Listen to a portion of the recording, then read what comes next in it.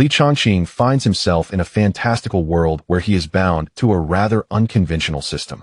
While others train through hardship and battles, his unique cultivation method, dragon summoning scripture, requires him to seek talented female companions for training exchanges. The deeper the exchanges, the more outrageous the rewards. With an infinite energy body gifted at the start, he is clearly straying from the traditional path. As his cultivation skyrockets, he contemplates the unorthodox method that not only strengthens him, but also brings unexpected joy and camaraderie. With every enchanting encounter, be it with a junior sister, fiancée, saintess, or even a demonic queen, Li Chongqing's journey is filled with delightful exchanges, each leading him closer to becoming an unparalleled powerhouse. Yet, amidst the growing power, he insists, "I swear, we are just discussing cultivation methods. You have to believe me." In the realm of Tianxiandelu, within the confines of Fengtian City and the esteemed Qingyun Zone, at the outer sect disciplinary hall, Li Chongqing reclined languidly in a rocking chair, his eyes closed, exuding an air of nonchalance as though he were detached from worldly affairs. Yet, only he understood the profound frustrations that lay beneath this facade of tranquility. It had been 2.5 years since he found himself in this bizarre locale, and despite the passage of time, he remained incapable of even the most rudimentary practice of channeling energy into his body. Cursing the heavens in silence, he reflected on his peculiar fate as a transmigrator, having met an absurd end. A massive truck had collided with him head-on, and as consciousness faded, he recalled the driver blaring music from his phone, the haunting lyrics echoing in his mind. "We are all striving to live. Go discuss it with my insurance," he had thought. Yet, he accepted his transmigration with resignation. Arriving in a world dominated by sex, fraught with peril, where strength reigned supreme, he found himself cursed with a useless physique, unable to cultivate, and devoid of any fortuitous gifts. What was he to do? Where was the system? Where was the wise elder? Was this not the very definition of a disastrous beginning? He had shouted at the screen, "Esteemed ancestors, I have brought shame upon you." Nevertheless, a glimmer of solace existed in the fact that his father was a grand elder of Qingyun Zone and his mother the head of the alchemy pavilion. This formidable lineage allowed him, despite being a cultivation failure, to be assigned to the outer sect disciplinary hall, where he managed the distribution of resources to outer disciples and the rewards for task completion. Overall, his days were relatively comfortable, and none dared to offend him. Suddenly, a gentle and timid knock echoed through the air. Li Chongqing, moving at a leisurely pace, rose to answer the door. As it swung open, a waft of delicate fragrance greeted him. Standing outside was a young girl clad in a flowing white dress, her long, lustrous black hair cascading over her shoulders, her features charming, and her doe-like eyes anxiously fixed upon him. Li Shixiang, she stammered. Li Chongqing's brow twitched imperceptibly. "Lin Shui? What brings you here?" "I wish to request a favor." Her voice trembled slightly. "What is it?" "I would like to advance my cultivation resources for next month. If it is permissible, Shixiang." With each word, her voice diminished, her head bowed in a manner that evoked pity in anyone who beheld her. Li Chongqing fell silent for a moment, his brows knitting together. "I have already stated previously, according to sect rules, outer disciples are not qualified to advance their resources." His tone was cold. "Last time, I helped you as a gesture of camaraderie among peers. This time, no matter how much you plead, I will not grant it. Shixiang, I implore you. Just this once, truly the last time." Lin Shui's desperation surged as she grasped the sleeve of his robe, tears welling in her eyes, her voice a plaintive whisper. An unbidden surge of ire ignited within Li Chongqing. Did this woman not know when to stop? A single act of kindness had led her to take it for granted? Such audacity! Just as he was about to shake off her hand and scold her, an icy, emotionless voice unexpectedly resonated within the depths of his mind. Ding. Suitable host detected. System binding in progress. Binding successful. Welcome to use. Li Chongqing froze, an overwhelming joy flooding his heart. The system? His golden finger had finally come online. Truly, it had not deceived him. Though delayed, it had arrived. He promptly focused his mind, swiftly comprehending the functionalities of the system.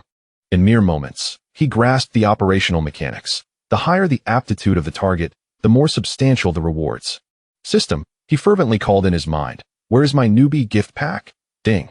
Host's demand detected. First binding. Reward. God-level gift pack. Would you like to open it? Open it. Immediately. Ding. Opened successfully. Congratulations. Host has acquired. Special physique ancient sacred body X1. Imperial level technique Yinlong Jinjing X1 automatically fused. In the next instant, before Li Changqing could fully process the information, a torrent of profound knowledge surged into his consciousness. It was the complete inheritance of the Yinlong Jinjing, esoteric and intricate, yet seamlessly resonant with his newly acquired ancient sacred body, as if it were meant to be his by birthright. After a brief moment, he slowly opened his eyes, a fleeting glimmer of golden light flashing within. His vital energy surged, dispelling the stagnation that had plagued him due to his inability to cultivate. Meanwhile, Lin Shui remained grasping his sleeve, her tear-laden, pitiful face gazing up at him. It seemed as though the binding of the system and the fusion of the technique had transpired in an instant of his days. Suppressing the tumult of emotions within, when he turned his gaze back to Lin Shui, his expression had shifted entirely. According to the information from the Yinlong Jinjing, it was an exceedingly formidable imperial technique. While cultivating, it absorbed the energy of others, enhancing his own cultivation level, and could even reciprocate energy to others without any adverse effects. The choice to take or to give lay entirely in his hands. What a remarkable technique, Shi Xiao. Lin Shui persisted, her resolve unwavering. I beg of you. Li Changqing's earlier irritation and anger dissipated in an instant, replaced by a fad of reluctant contemplation. Lin Shimmy, he sighed, his tone considerably softened. It is not that I lack compassion, but the sect's regulations are stringent, and I have my own difficulties. However, if you are in urgent need, there are indeed alternative methods at my disposal. Chapter 2. The villain turns out to be myself? What method? Lin Shui's eyes sparkled with sudden realization as she eagerly gazed at Li Changqing. With a beaming smile, Li Changqing leaned closer to Lin Shui's ear and slowly uttered a phrase. What? Lin Shui was taken aback, taking a moment to process his words. Her cheeks instantly flushed crimson, stepping back twice, a mix of shock and anger evident on her face. No, this. Noticing Lin Shui's hesitation, Li Changqing appeared to have thought of something exceedingly amusing. Your reluctance stems from your man, doesn't it? That servant disciple named Xiaoyan? After 3 years of cultivation, his realm has not only stagnated but regressed, now trapped at the first layer of body refinement, a complete waste? With each word he spoke, Lin Shui's complexion grew paler, her fingers tightly clutching the hem of her skirt, her nails almost digging into her flesh. Yet she merely bowed her head in silence, too intimidated to retort. She was acutely aware that this senior brother, Li, had been an ordinary outer sect disciple like her 3 years prior, even more inept than Xiaoyan. Yet, through some twist of fortune, he had transformed into a steward of the disciplinary hall, his status and background far beyond what a mere outer sect disciple like her could fathom. Li Changqing, observing her submissive demeanor, found it all the more amusing and took his time. He concentrated, commanding the system. Show me Lin Shui's panel. Name, Lin Shui. Age, 18. Realm, body refinement 5th layer. Comprehensive qualification rating, green, below average. Recent events. Her partner Xiao Yin has inexplicably lost his cultivation, falling to the 1st layer of body refinement, and is unable to progress. Lin Shui, in her quest to help him regain his cultivation, is willing to offer all her resources and even attempts to prepay next month's resources for his continued support. Oh, so that's the case, Li Changqing realized, understanding her urgency for resources was solely for that worthless individual. He stepped closer, towering over the bowed Lin Shui, his voice dripping with a seductive mockery. TSK, truly profound loyalty.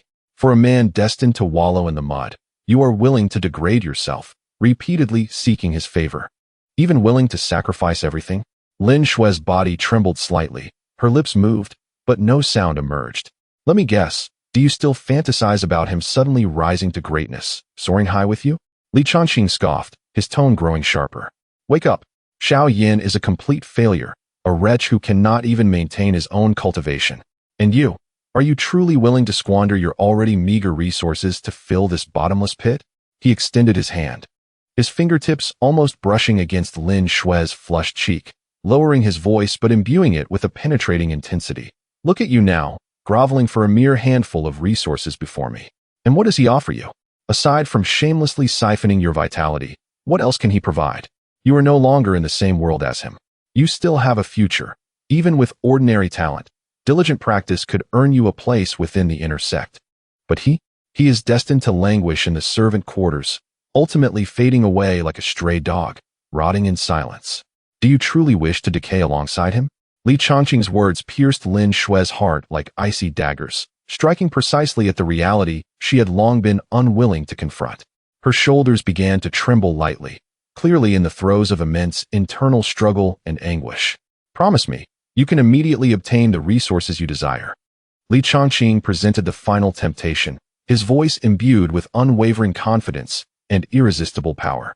I can offer you even more, far beyond what you can imagine. At the very least, I can show you the true, higher vistas, rather than dragging you toward the abyss of that waste. After delivering this speech, Li Changqing himself was momentarily taken aback. What a quintessential villainous demeanor. Had he immersed himself in this role a bit too quickly? Yet, this sensation seemed rather pleasant.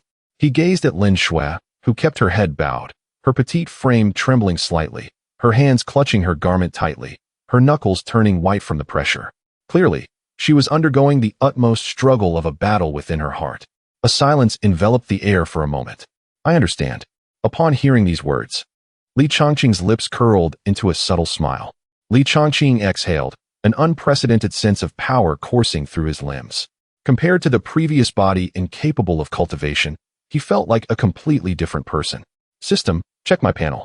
Host, Li Changqing. Age, 18. Realm, body refinement second layer. Technique, dragon induction true canon. Initial understanding. Comprehensive qualification, white, waste. Item, ancient sacred body, not integrated. Hiss. So this is the second layer of body refinement? A glimmer of excitement flashed in Li Changqing's eyes, his heart swelling with joy. Truly, the system is unparalleled in its prowess. While he reveled in his accomplishments, Lin Xue remained silently standing in place, her head bowed, too apprehensive to meet Li Changqing's gaze. After a moment's hesitation, she timidly extended her hand, her voice barely above a whisper. Senior brother. Spirit stones.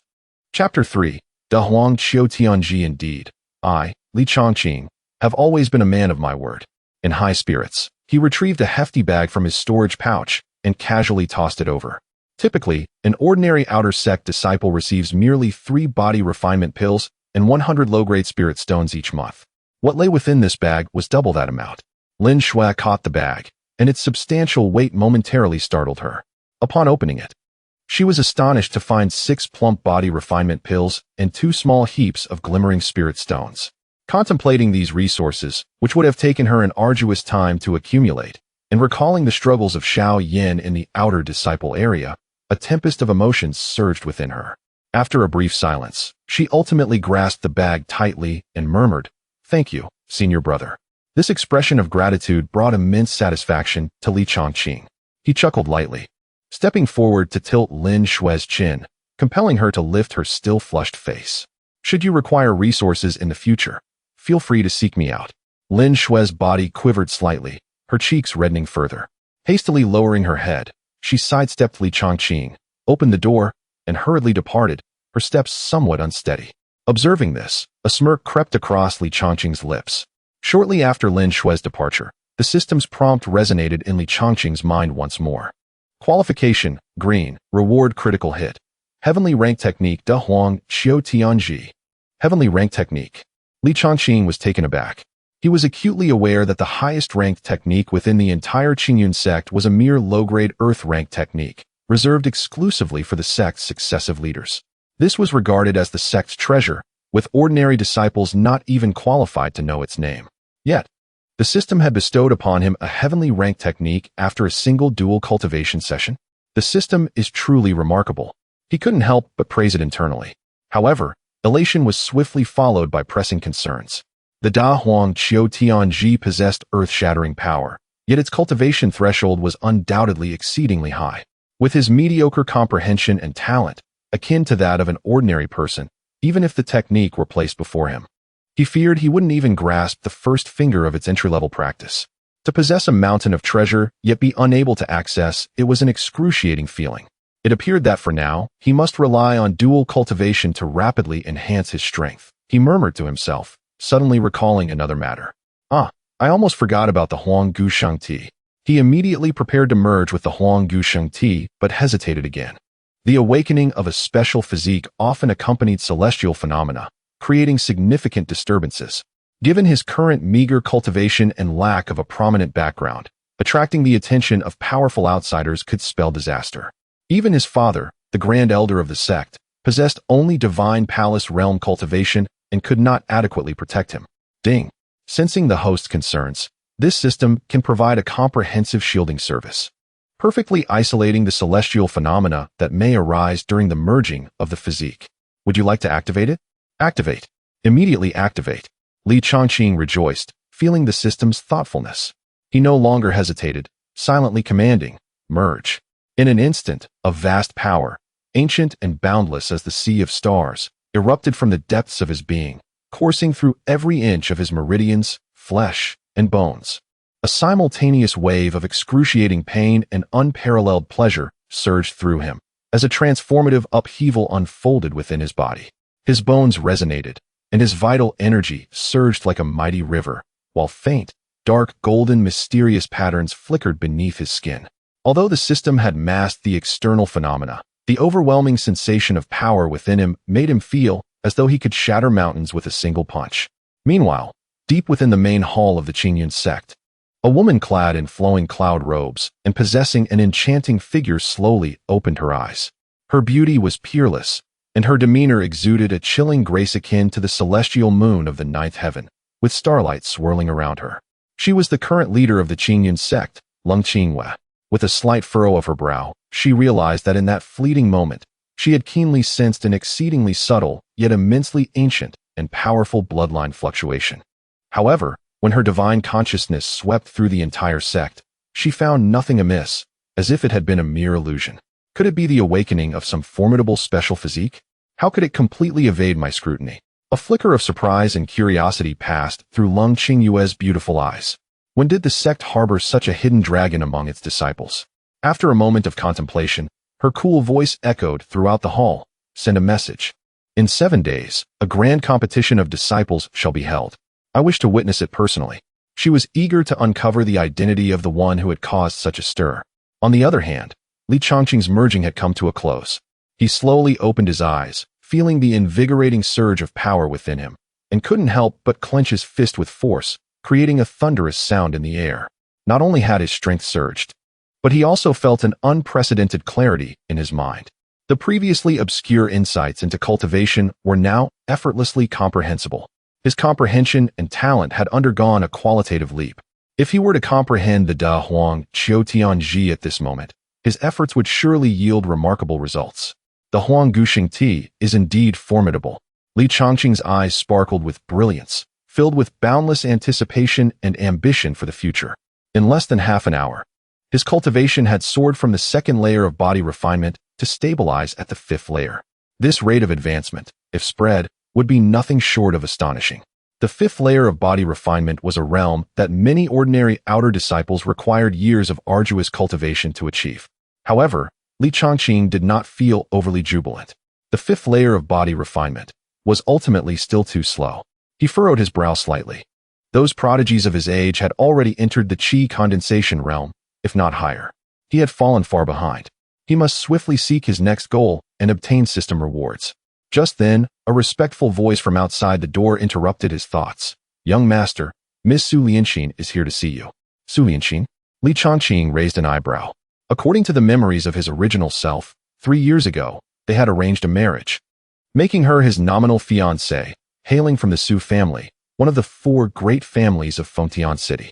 However, that was ancient history. The Su family had long since fallen from grace, their power diminished, barely maintaining the facade of a noble family. What could she possibly want? In his recollection, this fiancée had harbored a deep disdain for him, a waste, and had never looked upon him favorably. They had scarcely met even a handful of times. Let her in. Understood. The door swung open, and a graceful figure glided in. The visitor donned a fitted long dress adorned in shades of blue and white, her silhouette alluring and well-proportioned, her beauty captivating and transcendent. Yet, her exquisite visage appeared to be shrouded in a veil of frost, her gaze icy, exuding an air of aloofness that seemed to repel others from a distance, mingled with a hint of barely concealed disdain. Following her closely was a dutiful maid, her demeanor submissive and compliant. What brings you here? Li Changqing inquired calmly, his tone devoid of any tremor. Su Lianxin was evidently taken aback by his unexpected reaction. In the past, whenever Li Changqing encountered her, he was either subservient and timid or overly flattering. He had never been so composed. She momentarily hesitated, but swiftly regained her frosty demeanor, as if the earlier surprise had merely been an illusion. Her crimson lips parted slightly, her voice as frigid as her expression. I come on my father's behest to inform you that the wedding date has been set. It will take place in 3 days. As she spoke, the disdain in her eyes was unmasked and unmistakable. Chapter 4. Fiancé Su Lianxin. This scene did not escape Li Changqing's keen observation, yet he remained composed, silently invoking System. Display Su Lianxin's panel. Name Su Lianxin. Age 20. Realm Qi condensation level 3. Physique Xian Yin spirit body. Comprehensive aptitude Purple excellent. Recent events the Su family is gradually declining. In search of a resurgence, the family head, Su Xiong, is determined to marry his daughter to Li Changqing for a strategic alliance, hoping to leverage his influence. Recently, the other 3 prominent families in Fengtian City appear to be conspiring to completely engulf the Su family, putting it in a precarious position. Thus, Su Xiong intends to expedite the wedding date, attempting to use the name of Qing Yun's sect to temporarily quell the crisis, or even counter the 3 families. Upon reviewing the panel, understanding dawned upon Li Changqing. So it was for leverage. They intend to use him as a shield? Even attempting to exploit the connections he possesses? A barely discernible smirk tugged at the corners of his mouth as he regarded Su Lianxin, his gaze taking on a playful quality. Miss Su, he spoke with a calm demeanor, yet an undeniable authority laced his words. Before we discuss the wedding date, I wish to clarify one matter. Do not misinterpret the situation. Su Lianxin cast a cold glance in his direction, her brows knitting together. This marriage was only reluctantly established because your family sought my father with an ingratiating attitude, Li Changqing stated leisurely. Therefore, the initiative has never resided with your Su family. You cannot dictate how matters unfold. Impudent. Before Su Lianxin could respond, her maid unexpectedly interjected, pointing an accusing finger at Li Changqing and scolding him sharply. My lady's marriage to a waste like you is already a tremendous honor. How dare you silence? Bang. Before the maid could finish her tirade, Li Feng, who had been stationed like a shadow outside the door, sprang into action. The onlookers barely registered a blur when a dark figure darted past like a specter. The next instant, a profound thud resonated, accompanied by the faint sound of cracking bones. The arrogant maid was sent flying, crashing violently against the solid wall. The wall instantly caved in, forming an indentation in the shape of a person, with spiderweb-like cracks radiating outward. The maid seemed almost embedded within it, her eyes rolling back, her life hanging by a thread. The entire assembly hall fell abruptly silent.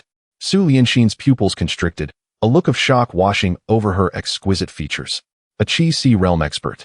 She herself was at Qi condensation level 3, and only a master above the Qi Sea realm could move so effortlessly beneath her very nose.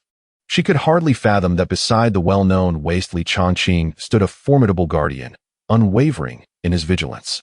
Moreover, this individual concealed his aura so effectively that he appeared no different from an ordinary disciple, rendering his true depth imperceptible. Li Feng's expression remained impassive, his gaze icy. Young master is conversing with your master. How dare a lowly maid interject? This is merely a light reprimand. Should you dare to act insolently again, you may find yourself permanently residing here. A palpable aura of menace enveloped the room, causing even Su Lianxin, with her Qi condensation level 3 cultivation, to feel a constriction in her breath. It was as if an invisible hand were gripping her throat, overwhelming her with an immense sense of oppression stemming from absolute dominance in realm. Her complexion paled slightly as she forcefully suppressed her rising fear and humiliation, her gaze snapping back to Li Changqing, who remained leisurely seated in his rocking chair. Damn it, what is going on with Li Changqing today?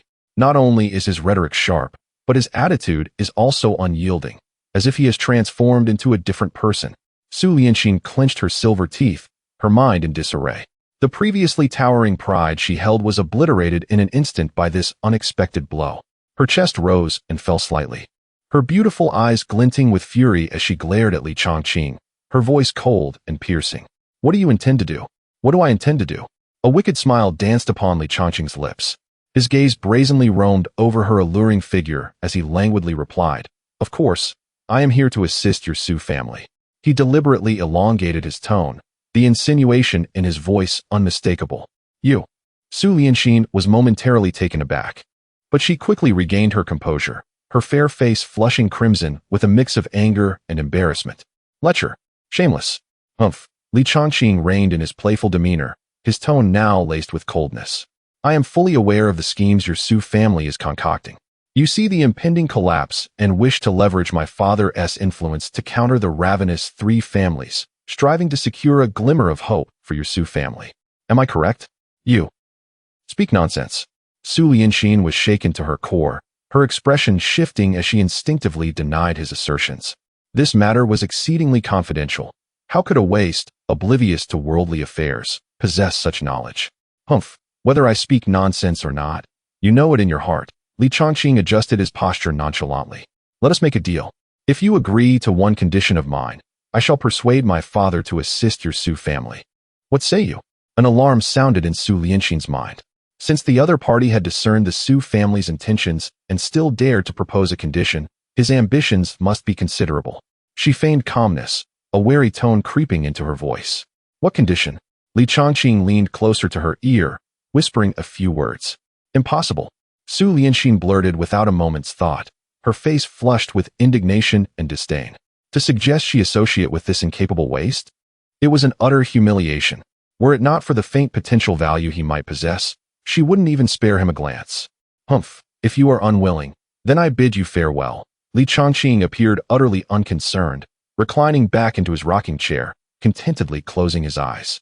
"However, allow me to remind you, should you step out of this door today, the fate of the Su family, whether they thrive or perish, will have nothing to do with my Li family or the Qinyan sect. You. Despicable. Shameless." Su Lianxin trembled with rage, her cheeks flushing from a combination of fury and embarrassment. She could hardly believe that Li Changqing would so brazenly threaten her with the very existence of the Su family. Should she refuse, the foundation of the Su family could be obliterated. Yet if she acquiesced, a faint, elusive smile lingered on Li Changqing's lips as he showed no urgency to press further. The finest hunters always await patiently for their prey to unwittingly walk into their trap. After a while, observing that she remained still, he slowly opened his eyes, his gaze resting upon Su Lianxin, who was embroiled in a fierce internal struggle. He issued an ultimatum. "I shall grant you one final opportunity to choose. Will you acquiesce, or will you refuse? Remember, the fate of your entire Su family hangs in the balance of your decision. Do not forget that the patriarchs of the three prominent clans are formidable beings of the Shengong realm. And what does your Su family possess to withstand such power?" Chapter 5. The pinnacle of the ninth layer of body refinement. As the words fell, the atmosphere descended into a suffocating silence. Li Changqing's declaration struck like a heavy hammer, relentlessly assaulting Su Lianxin's final psychological defenses. She bit her lower lip, her mind embroiled in an internal struggle. At that moment, the maid, who had been slumped against the wall and seemingly on the brink of death, unexpectedly stirred awake. Summoning her last ounce of strength, she rasped a desperate plea. "Mississippi. Don't agree to this waste. You'll be courting death." Outside the door, Li Feng's gaze sharpened, a murderous intent rekindled. He moved slightly, poised to eliminate her entirely. "Stop." Su Lianxin suddenly closed her eyes, as if all her strength had been drained away, her voice trembling with despair. I agree to your terms." Li Changqing's lips curled into a triumphant smile as he raised his hand, signaling, "Stand down, Li Feng. Take her away to recover. Do not let her perish." "Yes, young master." Li Feng complied, swiftly extracting the gravely injured maid from the wall and departing the assembly hall. With the door closed once more, only Li Changqing and the pale-faced, icy-eyed Su Lianxin remained in the room. "Have you made up your mind?" Li Changqing inquired, a smile playing on his lips. Su Lianxin took a deep breath, striving to maintain her composure, and replied coldly, "I can agree to your request. But how can you ensure that your father would risk offending the three great families of Fengtian City to assist the Su family for the sake of someone who cannot cultivate?" This was her last shred of doubt, the sole point she could grasp to counter his proposition. Was a son deemed worthless truly worthy of such a high price from a grand elder of a sect? Ha. Li Changqing chuckled softly, slowly rising from his rocking chair. "Who told you that I cannot cultivate?" Before his words had fully escaped his lips, a wave of energy, not overwhelmingly strong but imbued with an ancient and profound aura, began to emanate from his body. The aura of the fifth layer of body refinement was unmistakable.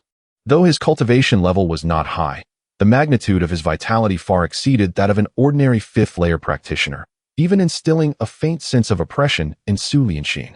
You, the fifth layer of body refinement. How is this possible?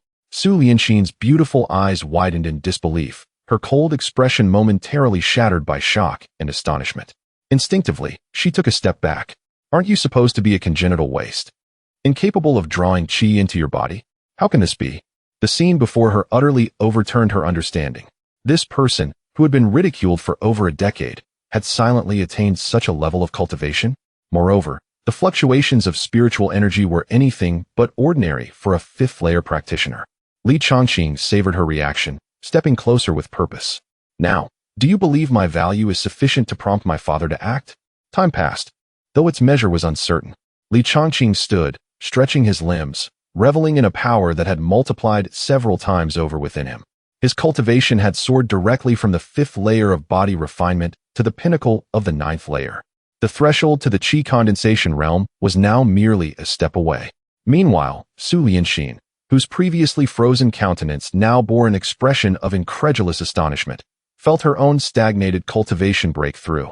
Not just a single layer, but a leap of 2 minor realms, from the third layer of qi condensation to the fifth layer. Furthermore, she sensed a cool and potent force deep within her, seemingly awakened, flowing through her limbs and enhancing her spiritual energy to an unprecedented level. She quickly composed herself, striving to regain her usual aloof and icy demeanor. Facing away from Li Changqing, she maintained an intentionally cold tone, albeit with a barely perceptible tremor. I hope you will keep your promise and assist the Su family. With that, she awkwardly lowered her head and hastily departed the premises. Upon reaching the doorway, she paused, not turning back, her voice dropping to a complex whisper. Also, what transpired today must remain between us. No third party must know. Before the words fully escaped her lips, she swiftly opened the door, her figure disappearing in a flurry of urgency. System. Check the rewards for this event. Qualification. Purple. Reward. Earth Grade Supreme, Transforming Puppet. Transforming Puppet? Li Changqing's heart stirred. In the next instant, detailed information regarding this puppet flooded his mind. Transforming Puppet. Earth Grade Supreme Creation. Lacks independent consciousness. Exhibits absolute loyalty. Capable of perfect transformation into any form. With impeccable aura simulation. Its strength corresponds to a practitioner at the peak of the Divine Palace realm. Requires no additional spiritual stones for energy, as the puppet's core can autonomously absorb the world's spiritual energy to maintain operation and combat expenditure. Activation Method, Blood Oath. Chapter 6, Xiao Yin. Let us part ways. Upon reading the introduction, Li Changqing inhaled sharply, his heart brimming with elation. The pinnacle of the Shin-Gong realm. It is worth noting that within the entirety of Fengtian City, including the 4 great families and the City Lord's Manor, the most formidable figures publicly acknowledged are merely at the Shin-Gong realm's zenith. Such individuals possess the power to dominate a region and command respect, their numbers exceedingly limited. And he, through merely a couple of strokes, had acquired an utterly loyal, shape-shifting puppet bodyguard. Remarkably, it required no spiritual stones for energy. It could recharge itself. System, extract the ever-changing puppet. He fervently intoned in his mind. A flicker of light danced before him, and a puppet, roughly the size of a palm, emerged in his grasp. It shimmered in a dark golden hue, its ancient and intricate design appearing to consist of countless minute components. The touch was chilling, exuding a faint, unsettling energy. Without hesitation, Li Changqing pressed a drop of his blood onto the puppet. The blood was absorbed instantaneously, establishing a wondrous mental connection. He sensed he could command this diminutive figure entirely. With a mere thought, it could transform and unleash the terrifying prowess of a Shin-Gong realm master. Haha, excellent. Truly splendid. Li Changqing could not suppress his jubilant laughter, his heart swelling with ambition. With this versatile puppet in hand, he could traverse Fengtian City with unparalleled confidence. Initially, he had planned to cautiously rely on his father's influence, but now he possessed the absolute strength to overturn the tables. The troubles posed by the Su family, the 3 major families, Before the might of a Shingong realm master, they were akin to mere chickens and dogs. However, amidst his exuberance, Li Changqing quickly regained his composure. He must not become overly complacent. Should an unforeseen event occur, it could lead to disastrous consequences. He reminded himself that although the versatile puppet was powerful, its strength was confined to this small territory of Fengtian City. It is essential to remember that Fengtian City is but a remote corner of the vast Tianxian continent, teeming with beings of greater strength than the Shingong realm, including the legendary saints. For now, he must bide his time and focus on enhancing his own strength. External resources are ultimately just that. He carefully stored the versatile puppet away, his gaze deepening once more. As night descended, at the foot of Qingyun's sect, within a secluded bamboo grove, a somewhat tattered youth sat upon a cold boulder, repeatedly attempting to operate the sect's most fundamental qi gathering technique. Yet, the spiritual energy of heaven and earth seemed to have utterly abandoned him, failing to flow into his body. And even the meager spiritual power that lingered in his meridians began to dissipate. This 1T do. It's still 1T work. Why is this happening? Why? The youth, Xiao Yan, suddenly opened his eyes, bloodshot and filled with intense frustration, letting out a low roar as he struck the nearby boulder with a fierce punch. Instantly, his fist was torn open, blood gushing forth. Yet, he appeared oblivious to the pain, consumed instead by boundless despair and rage. Once a renowned genius of Qingyun's sect, and even Fengtian City, he had come from a remote village and was brought back by the elders due to his extraordinary talent. Within just 6 months of joining the sect, he broke through to the Qi condensation realm, basking in glory, even attracting the attention of inter-sect elders who wished to take him as their personal disciple. At that time, he believed the path ahead was paved with celestial opportunities.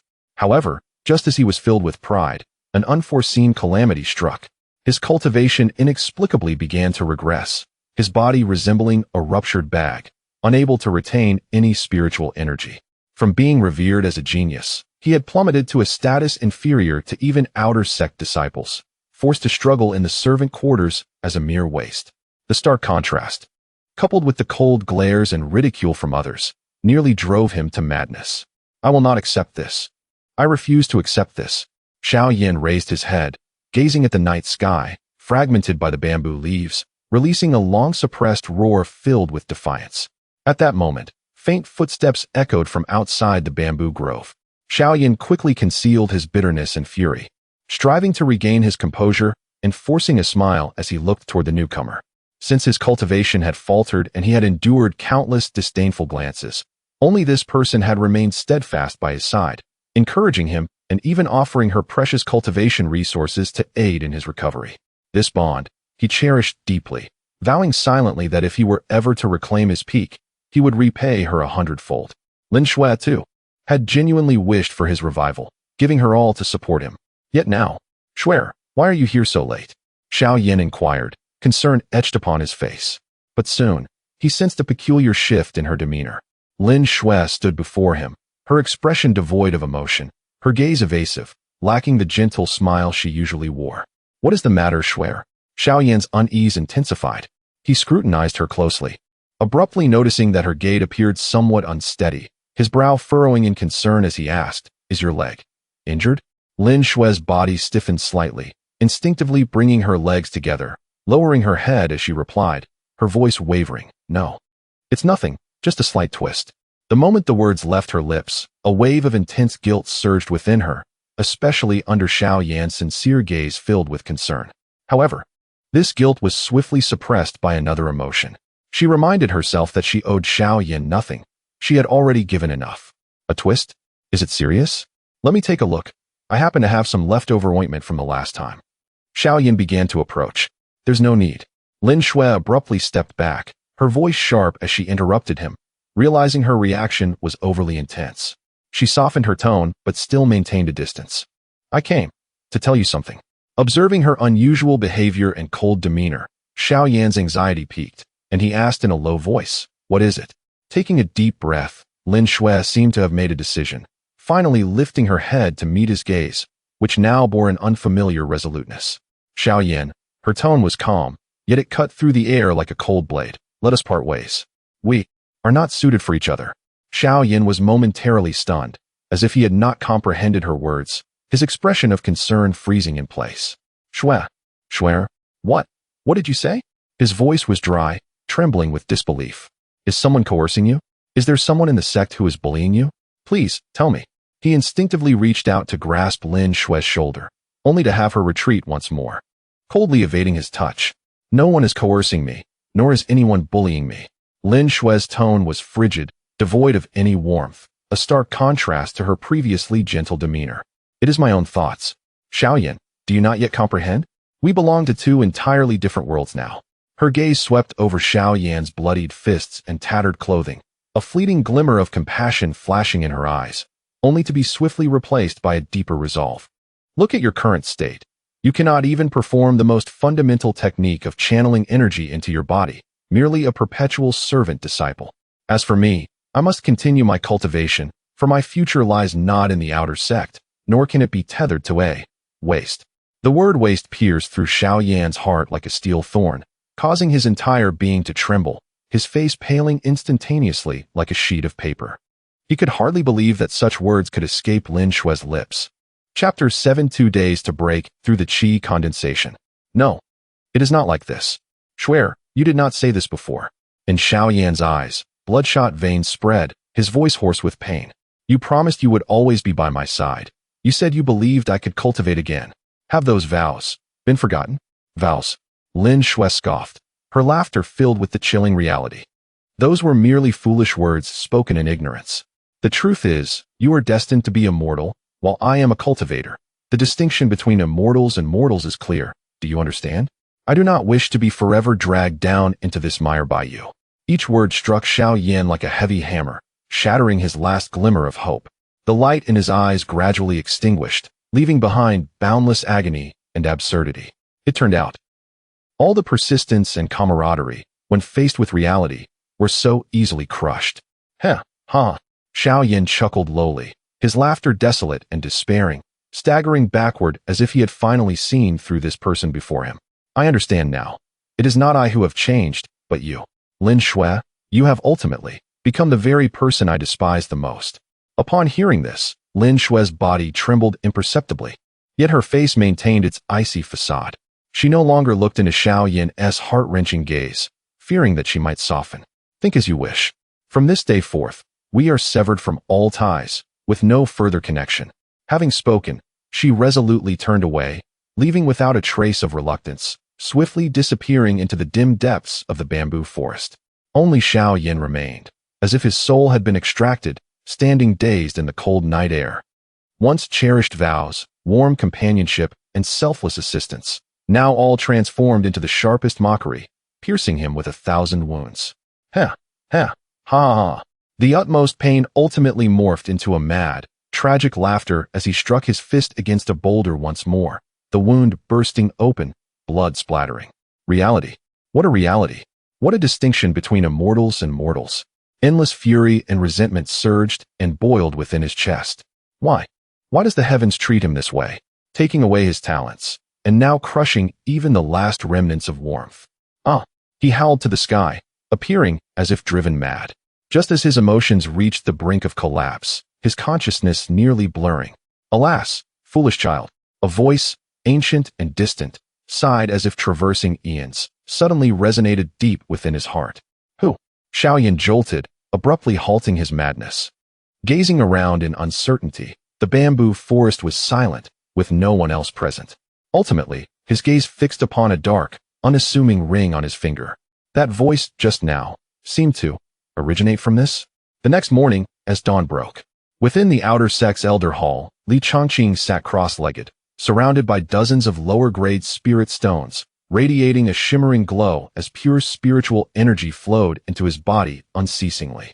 Though he had been unable to cultivate in the past, as the son of the sect's grand elder, he lacked for nothing in advanced techniques. At this moment, he was practicing a mid-tier mysterious technique known as Qingyun Lianqiju, far surpassing the basic Qi introduction technique cultivated by outer sect disciples. Under the domineering refinement of the Yulong Jinjing, the spiritual energy rapidly transformed into pure spiritual power, continuously battering against an invisible barrier. Break! Li Chongqing silently commanded in his heart. In an instant, The spiritual energy around him surged violently, rushing into his body at an even more furious pace. An aura several times stronger than that of the body refinement stage exploded from within him, causing his robes to flutter without wind. Qi condensation stage achieved. In the shadows, Li Feng, lurking like a specter, widened his eyes in shock, his normally cold expression betraying an unmistakable astonishment. The young master. He has actually begun to cultivate. Furthermore, he has broken through to the Qi condensation stage? This utterly shattered his understanding. He had been tasked with protecting the young master for many years, fully aware that his physique could not store spiritual energy, yet this scene before him. Just then, outside the elder hall, a middle-aged man in blue elder robes, with a dignified demeanor and bearing a resemblance to Li Chongqing, approached. He was Li Chongqing's father, Li Jinyue, the grand elder of the Qingyun sect.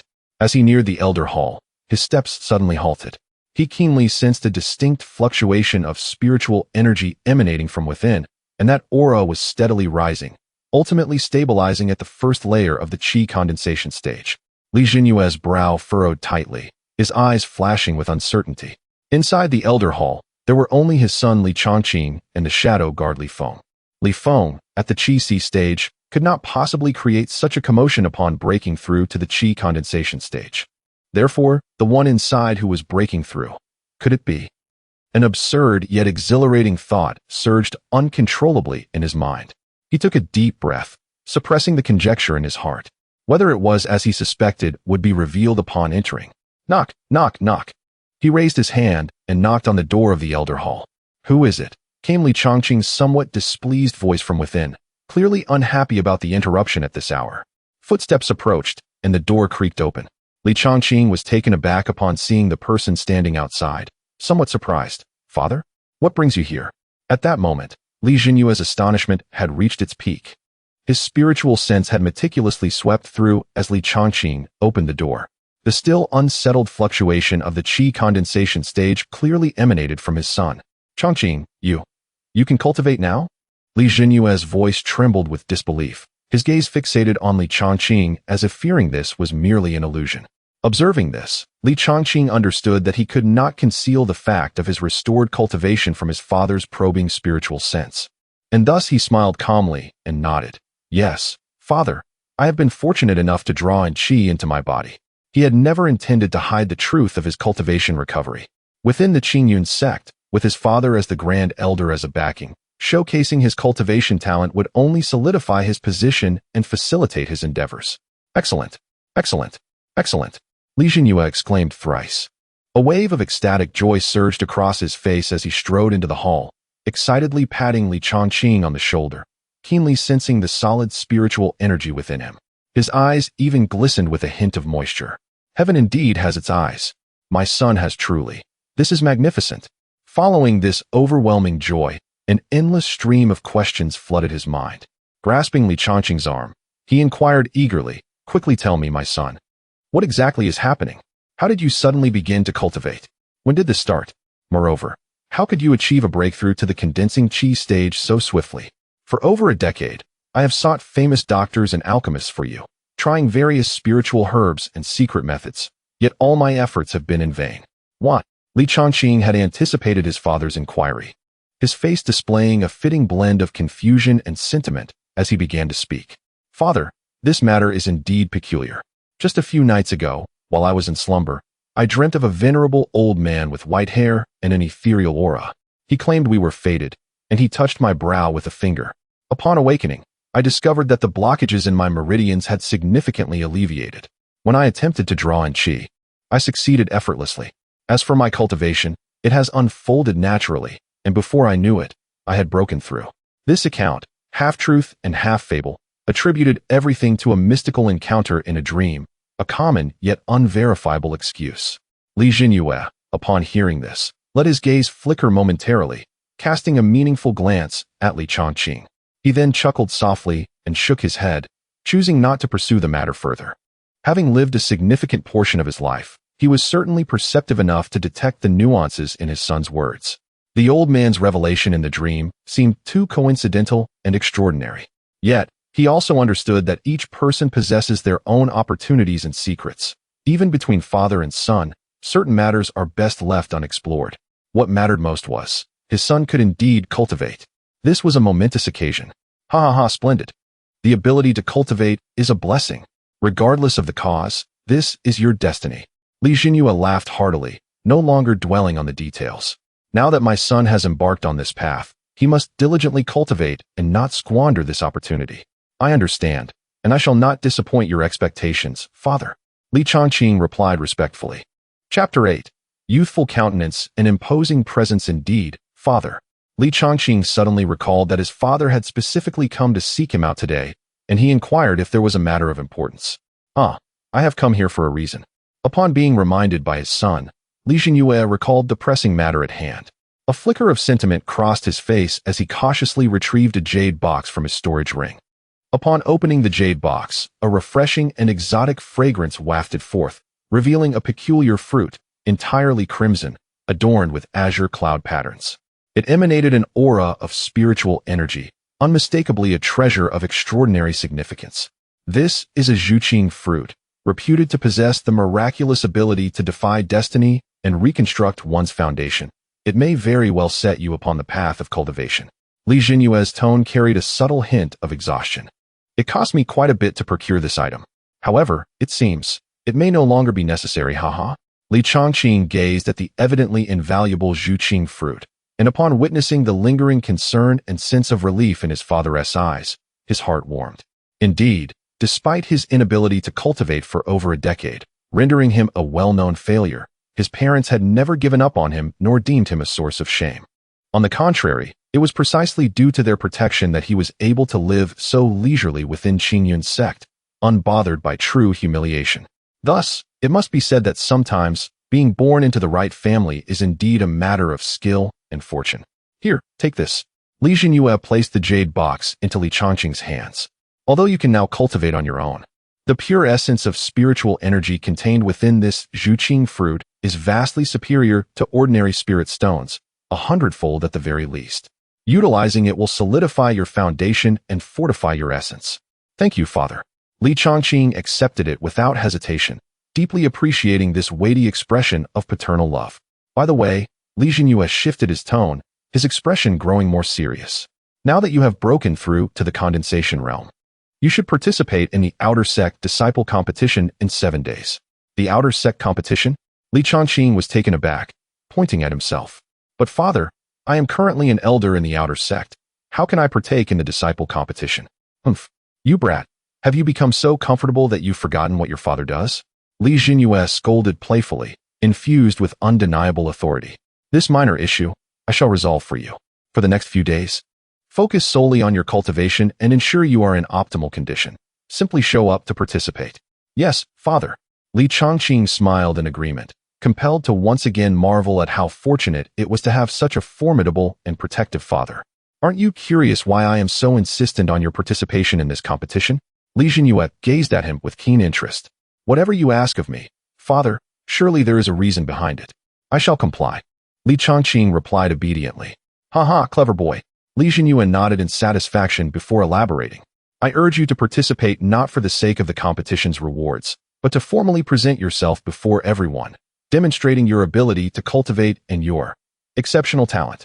His gaze deepened as he continued. The true purpose of this is to rouse the attention of those old-timers within the sect, so they may witness it firsthand, perhaps even gain their recognition. With the astonishing speed of your cultivation, among the younger generation in the sect, only the sect leader's direct disciple, Nangong Wan, may rival you. The rest are hardly worth concerning yourself with. Consequently, when I grow old and retire, it will be only natural for you to inherit the position of Grand Elder, or even higher. Upon hearing this, Li Changqing was momentarily stunned, internally exclaiming in surprise. Just having begun to cultivate, his father had already mapped out a clear plan for him to inherit the position of Grand Elder in the future. Truly, paternal love is as steadfast as a mountain, with far-reaching aspirations. Yet, this arrangement is indeed beneficial. As his father stated, making a formal appearance in the Outer Sect competition to showcase his strength and talent would alleviate many future complications and provide considerable convenience for his grand plans. After all, a promising genius is far more appealing than a well-known failure, wouldn't you agree? Well then, I must return now to promptly share this momentous news with your mother. She will be overjoyed to hear it." Li Jinyue's face radiated with uncontainable joy, and before he finished speaking, his figure vanished without a trace. Li Changqing carefully stored the jade box containing the Zhuqing fruit, took a deep breath, and prepared to commence a new day's work. Indeed, within moments, disciples began to arrive at the outer sect hall, and the once tranquil hall quickly transformed into a bustling scene. "Elderly, good morning. Have you had breakfast yet? I have freshly made spirit vegetable buns. Would you care for some?" "Elderly, hello? I have steaming hot milk here. If you don't mind, might I offer you a taste in private?" "Elderly, I am here to accept the task of hunting the condensation realm's steel-maned wild boar." "Elderly, may I inquire about the contribution point exchange?" "Elderly."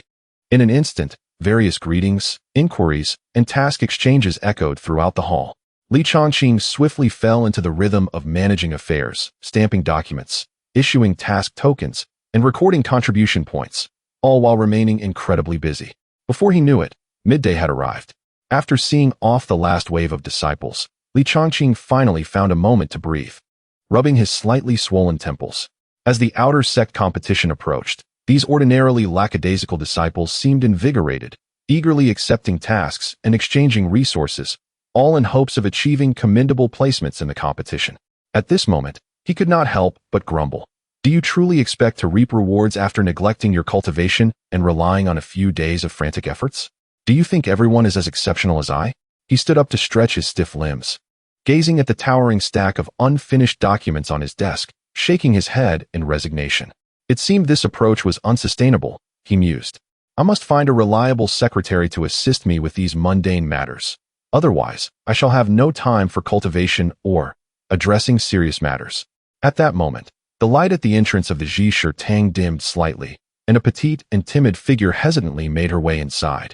Her voice as faint as a whisper, laced with palpable anxiety. Excuse me, elderly. May I request an advance on next month's cultivation resources?" Upon hearing the phrase advance on resources, Li Changqing instinctively refrained from raising his head. While organizing the documents in his hands, he coldly and resolutely declined. According to the sect's rules, outer disciples are strictly prohibited from advancing cultivation resources. This regulation should have been conveyed to you upon your entry into the sect. Is it incomprehensible? I'm sorry, elderly. I will leave now. My apologies for the disturbance." The voice instantly became more flustered, tinged with a sob, followed by hurried footsteps as she turned to flee. Bang! Ouch! Immediately, a dull thud accompanied by a pained exclamation echoed from the entrance. Li Changqing furrowed his brow and finally lifted his gaze toward the sound. He beheld a petite figure, clad in the garb of an outer disciple, sprawled awkwardly outside the threshold. Clearly, in her panic to depart, she had tripped over the not-so-high threshold, appearing both clumsy and pitiable. Li Changqing couldn't help but twitch the corner of his mouth. Can one truly stumble over such a triviality? With a sense of resignation, he set the documents down and approached her, instinctively reprimanding. You are a cultivator, after all. With spiritual energy circulating within you, basic awareness should be a given. Can you not even see this threshold? As he spoke, he reached her side, grasping her delicate arm, and, with a gentle tug, lifted the dainty figure from the ground. I'm sorry, elderly. It's all my fault for not paying attention to the path. The petite figure, rubbing the spot where she had fallen, repeatedly apologized, timidly turning to face him. However, when her features and form were fully revealed to Li Changqing, the words he had prepared to continue reprimanding her with lodged in his throat, and a glimmer of astonishment flickered in his eyes. The girl before him barely reached his chest, her round and exquisite face framed by large, watery eyes, radiating youthful innocence and alarm. Resembling a startled porcelain doll, indeed, she possessed a youthful visage. Yet, as his gaze drifted slightly downward, the chest, tightly encased within the standard attire of an outer disciple, was unexpectedly ample and striking. This stark contrast with her delicate, youthful face and proportionate figure created a jarring visual impact. Li Changqing's gaze instinctively flickered between the threshold she had tripped over and her bosom, stroking his chin as he murmured to himself, It seems one might indeed struggle to see the path beneath their feet. Chapter 9. A talent of extraordinary proportions. The secretary is acquired. Thank you, elderly. If there is nothing else, I shall take my leave now. Chu Linger's delicate face flushed crimson, her voice barely above a whisper as she cautiously lifted her leg, preparing to step over the threshold that had caused her so much distress. Ahem. Wait a moment. Li Changqing coughed lightly to halt her progress. Chu Linger froze, turning her head timidly, her large, watery eyes filled with confusion and trepidation. Elderly, what is your name? Li Changqing endeavored to maintain a calm demeanor. I am Chu Linger. Nodding, Li Changqing's gaze subtly traversed her figure, which contrasted sharply with her youthful appearance, before returning to the matter at hand. You mentioned wanting to advance next month's cultivation resources? What is the situation? Ordinarily, the resources provided by the sect should suffice for daily cultivation as long as they are not squandered. Upon hearing this, Chu Linger lowered her head further, nervously twisting the hem of her garment. After a moment's hesitation, she finally spoke in a voice laden with sorrow. Because my aptitude is too poor, my progress in cultivation has been exceedingly slow. According to sect regulations, if a new outer sect disciple fails to break through to the qi condensation realm within 5 years, they will be demoted to a servant disciple. As her voice dwindled, filled with grievance and reluctance, she continued, I have less than a month left in my 5-year term. Yet I am still at the 7th layer of body refinement. I simply do not have enough time. Thus, I was hoping to advance some resources for a final attempt. Li Changqing raised an eyebrow slightly. It is indeed the rule of Qingyun sect that disciples who cannot break through to qi condensation within 5 years face demotion, a policy designed to eliminate those with truly inadequate talent. He looked at the childlike yet formidable Chu Linger, who appeared on the verge of tears, and his thoughts stirred. System. Display Chu Linger's profile. Name, Chu Linger. Age, 19. Realm, body refinement 7th layer. Constitution, Xianxia Lingti, awakening pending. Overall talent rating, green, below average. Projected talent post-awakening, red, extraordinary talent. Recent events. Due to mediocre aptitude and slow cultivation, facing the crisis of demotion to servant disciple within 5 years. Less than a month remaining. Anxious and helpless, attempting to advance resources for a final effort. Xianxia Lingti. If awakened, her talent could reach. Red, extraordinary talent. Upon reviewing the information on the system panel, Li Changqing's heart was immediately set ablaze with astonishment. Although he endeavored to maintain a tranquil facade, the shock in his eyes was unmistakable. He never anticipated that this seemingly timid and clumsy girl, who nearly stumbled over the threshold and faced demotion due to her poor aptitude, harbored such formidable potential within her. Xianxia Lingti. This is one of the top-tier spiritual physiques recorded in ancient texts. While it may not be as heaven-defying as his own primordial sacred body, once awakened, her cultivation speed would undoubtedly soar, rendering the notion of extraordinary talent far from empty rhetoric. Red aptitude is a rarity, worthy of the sect's utmost cultivation efforts. The stark contrast before him momentarily left Li Changqing in a daze. A seedling with the potential for extraordinary talent was on the verge of being ruthlessly discarded by the sect's regulations due to the unawakened manifestation of mediocrity, destined for obscurity? This was an utter waste. Simultaneously, a thought sprouted wildly in his mind. If he could engage in dual cultivation with this future talent, the rewards bestowed by the system would surely be unimaginably rich. Seeing Li Changqing staring at her in silence, his expression shifting, Chu Linger grew increasingly anxious. Clenching her small hands until they turned pale, she feared she had angered the elder again and spoke in a trembling voice. Elderly. If it is not feasible, I shall leave now. Li Changqing snapped back to reality, observing this soon-to-be dim gem before him, his lips curling into a meaningful smile. Leave? Who said you could go? What you just mentioned. I can assist you with. However, I have one condition. Upon hearing that Li Changqing could help her, a glimmer of hope ignited in Chu Linger's previously dim eyes. Yet, upon hearing the word condition, her demeanor shifted to one of wariness, and she timidly inquired, "H. What is the condition?" "Become my secretary," Li Changqing stated flatly, introducing this unfamiliar term. Secretary? Chu Linger was momentarily taken aback. Her almond-shaped eyes filled with confusion and bewilderment. She had never encountered such a word before. What could it possibly mean? A secretary, Li Changqing stroked his chin, deliberately explaining in a simple and somewhat ambiguous manner. In essence, it means to stay by my side, assisting me with various tasks. Whatever I ask you to do, you must comply. Do you understand? No, absolutely not. Upon hearing this, Chu Linger's face paled in an instant. Her head shaking vigorously like a rattle drum, her hands instinctively shielding her chest as she retreated repeatedly. What if you ask me to commit murder or to engage in other nefarious deeds? I cannot agree to such terms.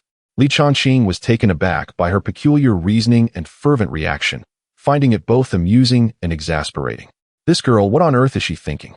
A quintessentially naive and innocent soul. He helplessly rubbed his forehead and softened his tone to clarify. I mean, strictly within the confines of the Elders' Hall. Given your meticulous nature, albeit somewhat clumsy, you would assist me with daily affairs here, such as task registration, resource distribution, and organizing documents. You would learn alongside me until you can handle all these matters independently. That is what a secretary entails. Do you understand? It does not involve engaging in illicit acts. He intentionally omitted certain deeper implications regarding future dual cultivation plans. After hearing this explanation, Chu Linger's tense posture relaxed slightly, her hands lowering from her chest, revealing a skeptical expression. Is it really just about handling the affairs of the Elders' Hall? Like an apprentice? That is roughly the idea. Li Changqing nodded. So what do you say? Will you agree to this condition? If you do, I can assist you with the matter of advancing resources and your breakthrough to the Qi condensation realm. He deliberately elongated his tone, casting a glance towards the door. Chu Linger bit her lower lip, her heart in tumultuous conflict. On one side lay the final opportunity and invaluable resources, while on the other was the prospect of serving as a secretary to this seemingly stern, yet perhaps not so malevolent young elder. Ultimately, her yearning to remain in the outer sect prevailed over all else. With a resolute nod, as if she had made a monumental decision, she declared, "All right, very well. I shall accept your offer. Elderly, I will be your secretary." Chapter 10. The Unexpected Concubine? Excellent. This shall serve as your cultivation resource. A smirk graced Li Changqing's lips as he casually retrieved a hefty pouch from his storage ring and tossed it to Chu Linger. The resources contained within far exceeded her requested advance, yet for him, as an elder in charge, it was merely a trifling sum, insignificant in the grand scheme of his daily gains. To exchange this paltry resource for the preliminary loyalty and goodwill of a future prodigy was an astute bargain indeed. He cast a glance at Chu Linger, who held the pouch with a mix of astonishment and joy, somewhat at a loss. He chuckled inwardly, thinking there was no rush. This naive girl, having promised to remain by his side, would inevitably become his possession. There was ample opportunity for further cultivation. When her physique awakened and her value reached its zenith, he would reap the rewards. However, the foremost concern now was how to awaken her mysterious xianxia. Just then, a timely notification from the system echoed in his mind. Ding. System reminder.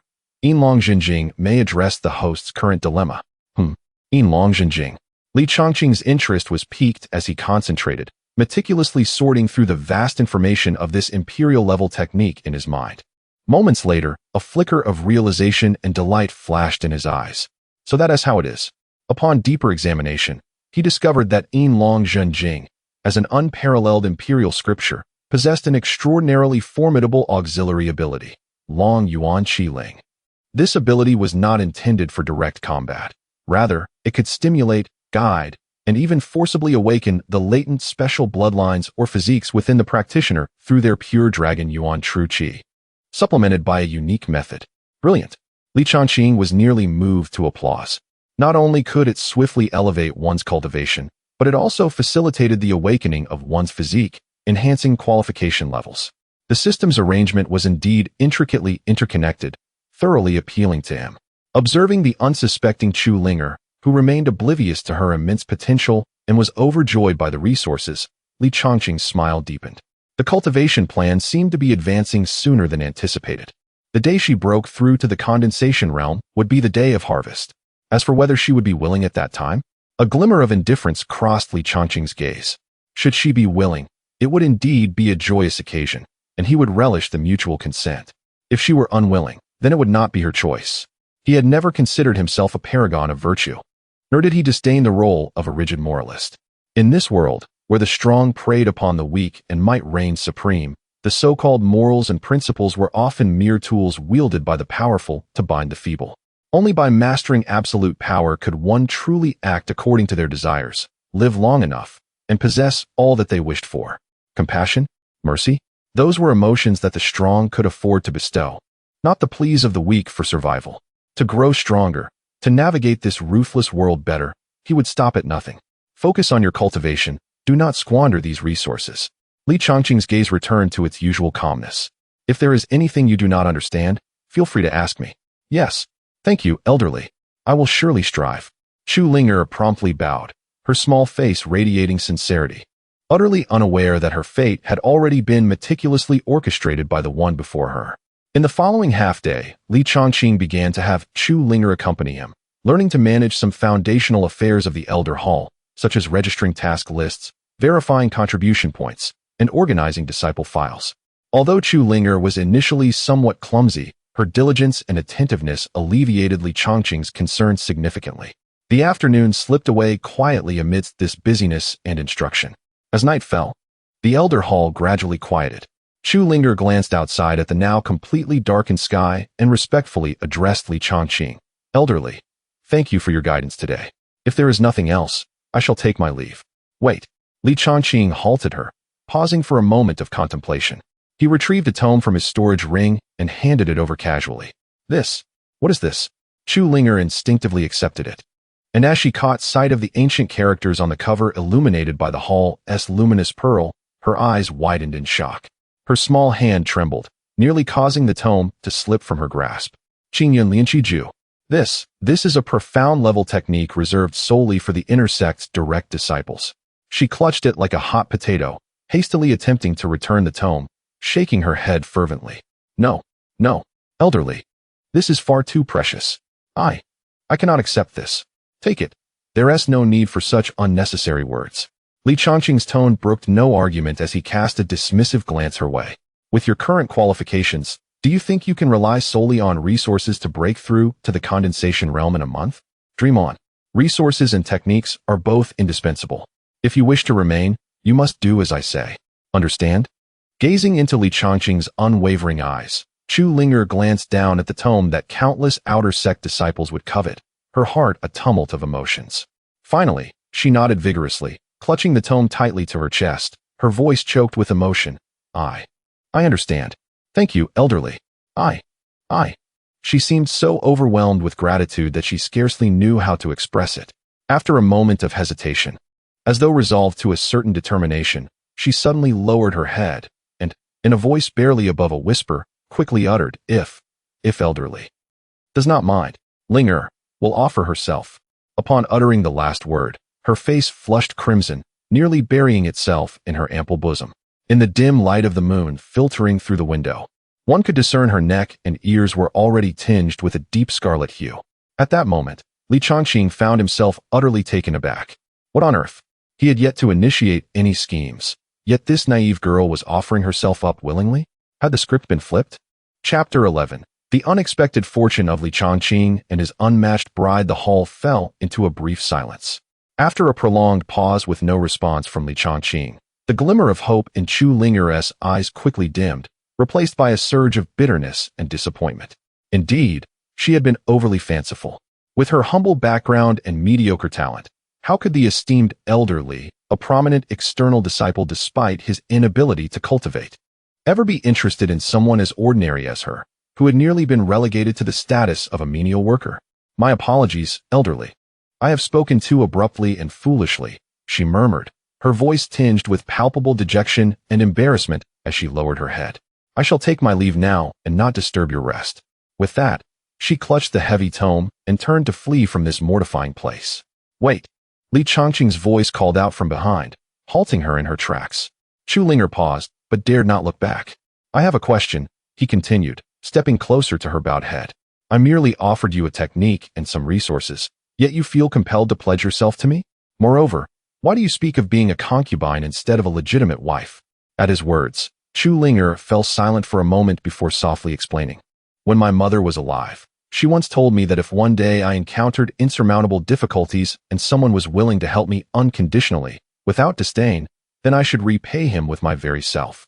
With my lack of talent and slow progress, I have never been truly noticed by anyone throughout these years. Only you, elderly, offered assistance in my time of need, provided me with vital resources. and granted me a chance to remain among the external disciples. You even bestowed upon me such a precious technique. Thus, I recalled my mother's words and felt that you are indeed the person she spoke of. Her voice grew softer, tinged with emotion, yet filled with sincerity. Upon hearing this, Li Changqing could not help but support his forehead in exasperation. Truly, she was naive. Such a simplistic mindset. Fortunately, she had encountered him. Despite not being the most virtuous of individuals, had she fallen into the hands of someone with ulterior motives, she might have been sold off and forced to count her losses. The world of cultivation was far more treacherous than the peaceful realm he once inhabited. With such innocence, she was bound to face hardships in the future. And another thing, he pressed, why a concubine? I am fully aware of my humble status and mediocre abilities, she replied, her voice imbued with a humble plea yet remarkably clear. Thus, I could only dare to aspire to be a concubine, hoping that you, elderly, would treat me kindly in the days to come. But if you are unwilling, I shall not take the technique, she added, genuinely attempting to return the volume of Qing Yun Lianqiju. Absolutely willing. Most certainly willing, Li Changqing nearly exclaimed in his heart. How could he find such a sensible, self-aware, and exceptionally gifted beauty asking to be a concubine? Such a fortune was rare indeed. The thought of her understanding was almost heart-wrenching. Suppressing his elation, he maintained an outward calmness, even adopting a semblance of reluctance as he placed his hand over hers, which held the returning tome, and spoke in a deep voice, very well. Since your mind is made up and you wish to honor your mother's wishes, let it be as you desire. Chu Linger abruptly lifted her head, her tear-streaked face blossoming with disbelief and joy. Elderly, you have agreed? Indeed, Li Changqing nodded slightly, pushing the tome back into her embrace. Take care of this technique. Practice diligently, and do not disappoint the expectations I hold for you and your mother. Yes, I will certainly strive to do my best. Thank you. Thank you, my lord. Chu Linger stammered in excitement, her cheeks flushed. The final word, my lord, was barely a whisper. Clutching the tome, she darted away like a startled rabbit, forgetting even to bid farewell. Watching her diminutive figure vanish into the night, Li Changqing stroked his chin, a triumphant smile finally breaking free. This investment was undoubtedly a lucrative one. In high spirits and devoid of any fatigue, he resolved to seek an isolated spot to test the power of the newly acquired celestial level technique, De Huang Qiutianji. Li Feng, you need not accompany me. I shall take a stroll, he declared. Yes, my lord, came the respectful reply from the shadows. Stepping out of the elder hall, the night breeze was refreshing. With a flick of his fingers, a crimson flying artifact named Liuhua emerged from his storage ring, hovering before him. Previously unable to cultivate, he had only been able to envy others soaring through the skies. Now, he could finally experience this thrill himself. With a swift leap, he landed firmly on the sword, and with a mere thought, it transformed into a streak of red light, carrying him swiftly upward. The powerful currents whipped his robes, and as he gazed down at the rapidly shrinking sect buildings, an unparalleled sense of freedom and exhilaration surged within him. Was this the sensation of flight? How intoxicating! Unable to contain himself, Li Changqing let out a triumphant roar that echoed through the night sky. His heart soared as he accelerated towards a secluded valley in the sect's rear mountains. After a brief moment, he descended deep into the valley. Gathering his focus, Li Changqing recalled the methods of Da Huang Qiutianji. With his fingers poised like a spear, the spiritual energy within him surged wildly, emanating a desolate, ancient, and domineering aura from his fingertips. First finger of Da Huang Qiutianji, capturing heaven and earth. With a single thrust, there was no grand display of power, yet the space within several dozen feet before him seemed to freeze instantaneously.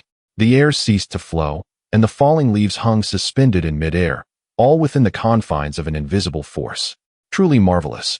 An excellent technique for ensnaring foes unexpectedly. A gleam of brilliance flickered in Li Changqing's eyes as he dissipated the energy. Then, with a shift in his aura, the energy gathering at his fingertips turned ferociously violent. Second finger, shattering mountains and rivers. With another thrust, a dark golden ray, incredibly condensed and imbued with terrifying destructive power, surged forth from the body, akin to a lightning bolt tearing through the night sky, fiercely hurtling towards a small hill 100 zhang away. A thunderous roar erupted in the stillness of the night. Debris scattered, and dust enveloped the air.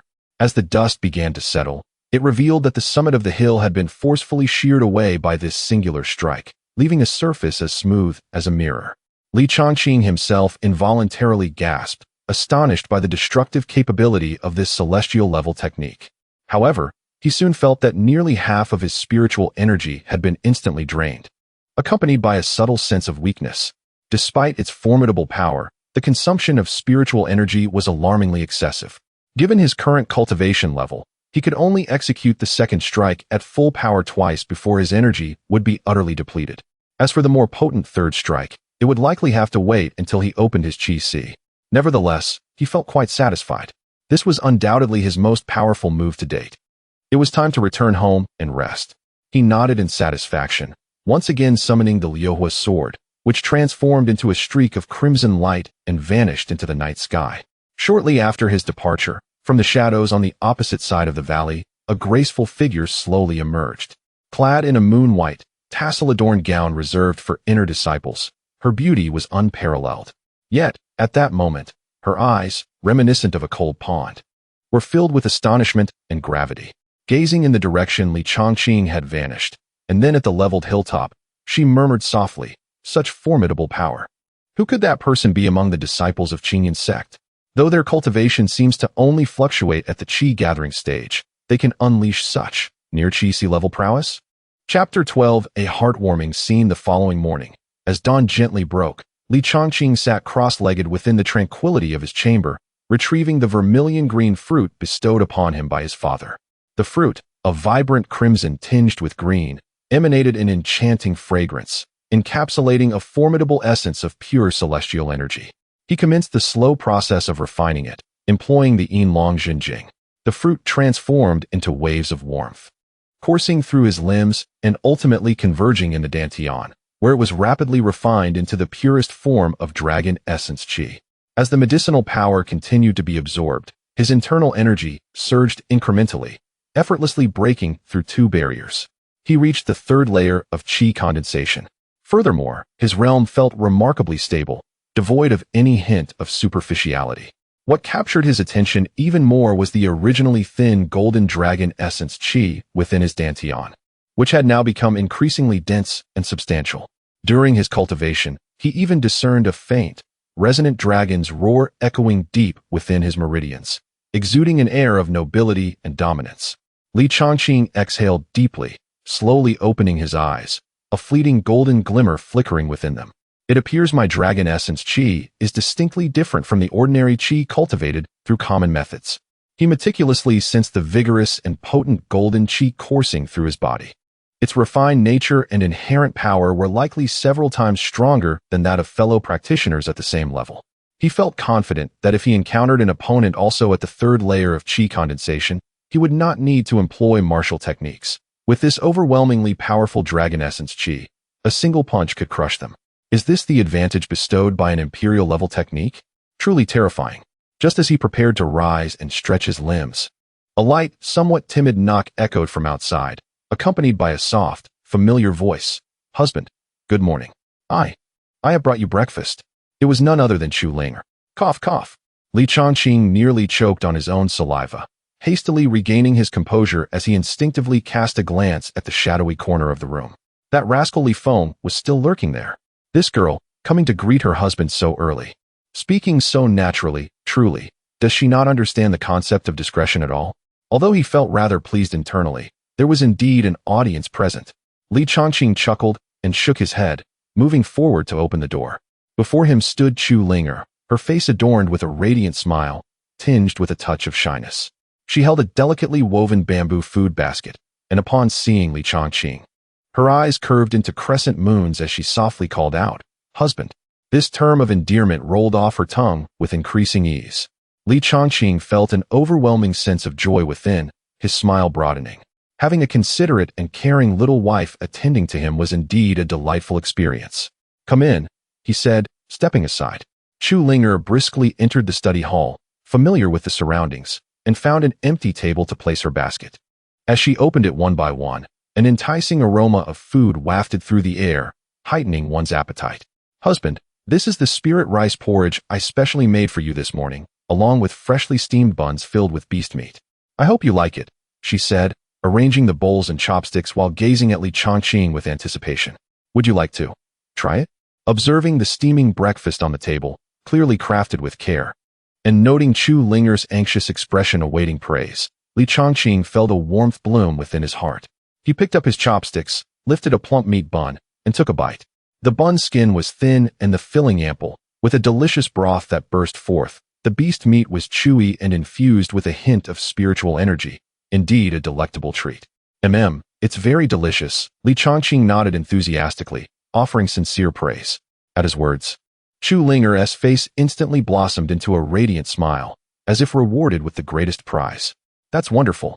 I'm glad you like it. All right, Linger, let us sit down and eat together, Li Changqing said, pulling out a chair for her. Can I eat with you, husband? Chu Linger asked, slightly taken aback. Of course, I can't finish all of this, Li Changqing chuckled, completely disregarding Li Feng in the corner, inadvertently feeding him a mouthful of dog food. The two sat across from each other, enjoying this warm breakfast.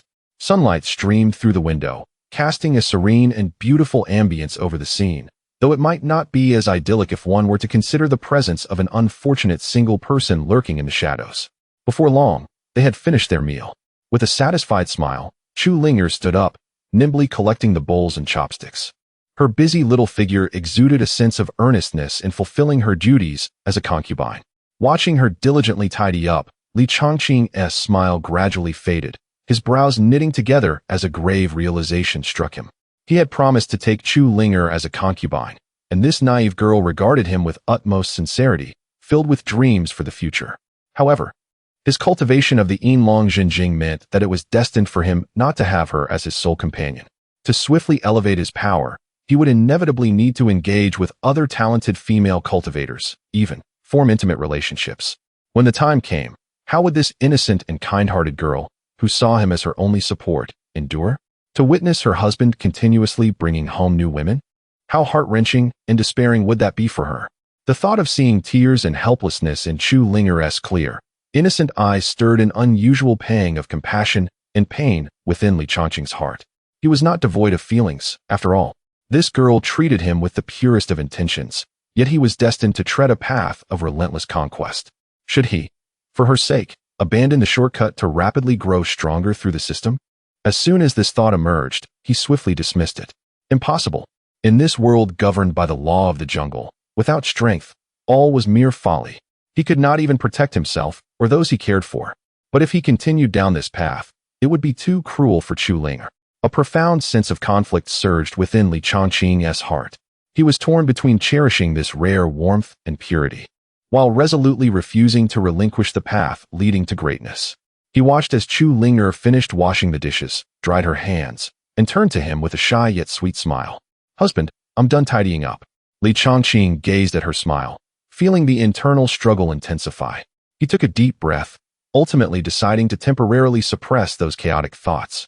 Now was not the time to contemplate these matters. He would take it one step at a time. At least, until he possessed sufficient strength, the entanglements of romance might be a luxury he could afford to set aside. Well done, he forced a smile, though his tone was less natural than before. Chapter 13. Su Lianxin's urgent message. The Su family is in danger. Li Changqing shook off the chaotic thoughts and inquired, Did you practice the cultivation technique I provided you last night? Chu Linger immediately nodded vigorously, her face radiating a hint of pride. Yes, thanks to my husband. I have even broken through to the 9th level of body refinement. Seeing her expression, a flicker of genuine delight crossed Li Changqing's eyes as he affectionately ruffled her hair. Oh, quite impressive. It seems my dear Linger has been working diligently. Chu Linger squinted her eyes in enjoyment, resembling a contented kitten being petted, her face filled with reliance and happiness. The more she exhibited such innocent satisfaction, the stronger Li Changqing's feelings of guilt and reluctance grew. Yet, this reluctance only fortified his resolve. He must become stronger.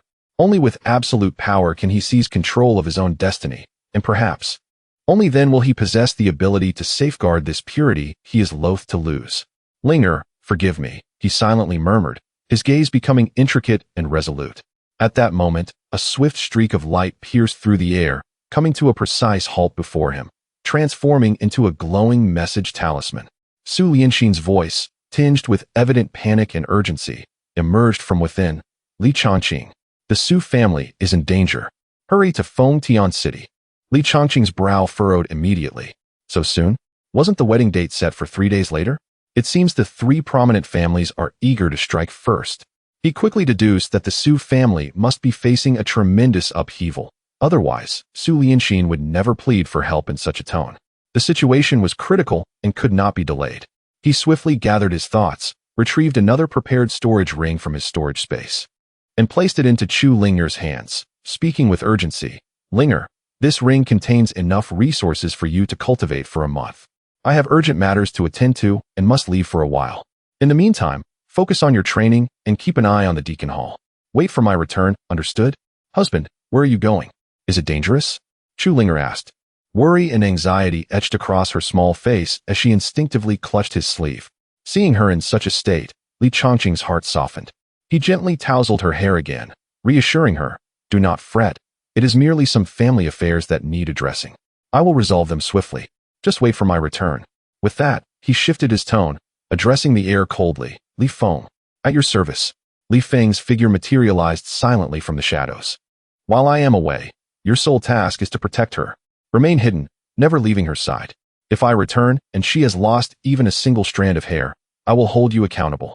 Yes, young master, I shall protect Miss Chu with my life. Li Feng knelt on one knee, solemnly accepting the command. Li Changqing cast a final glance at the reluctant Chu Linger before turning to leave.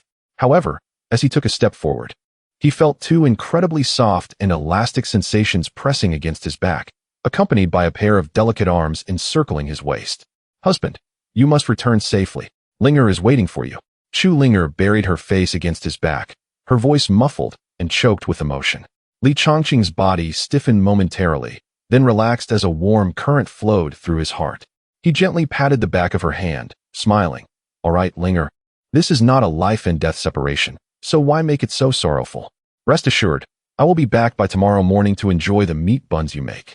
With that, he gently extricated himself from Chu Linger's embrace, no longer hesitating. With a thought, he summoned his weapon. Clang!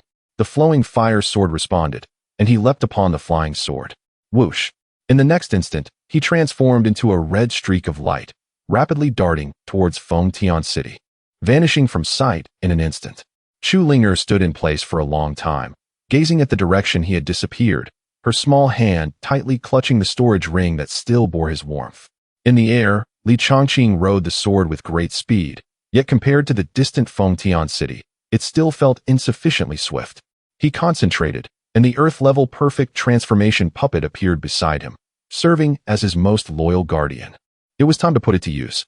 A smile crept onto Li Changqing's lips as he commanded the puppet, imitate my father, Li Jinyue.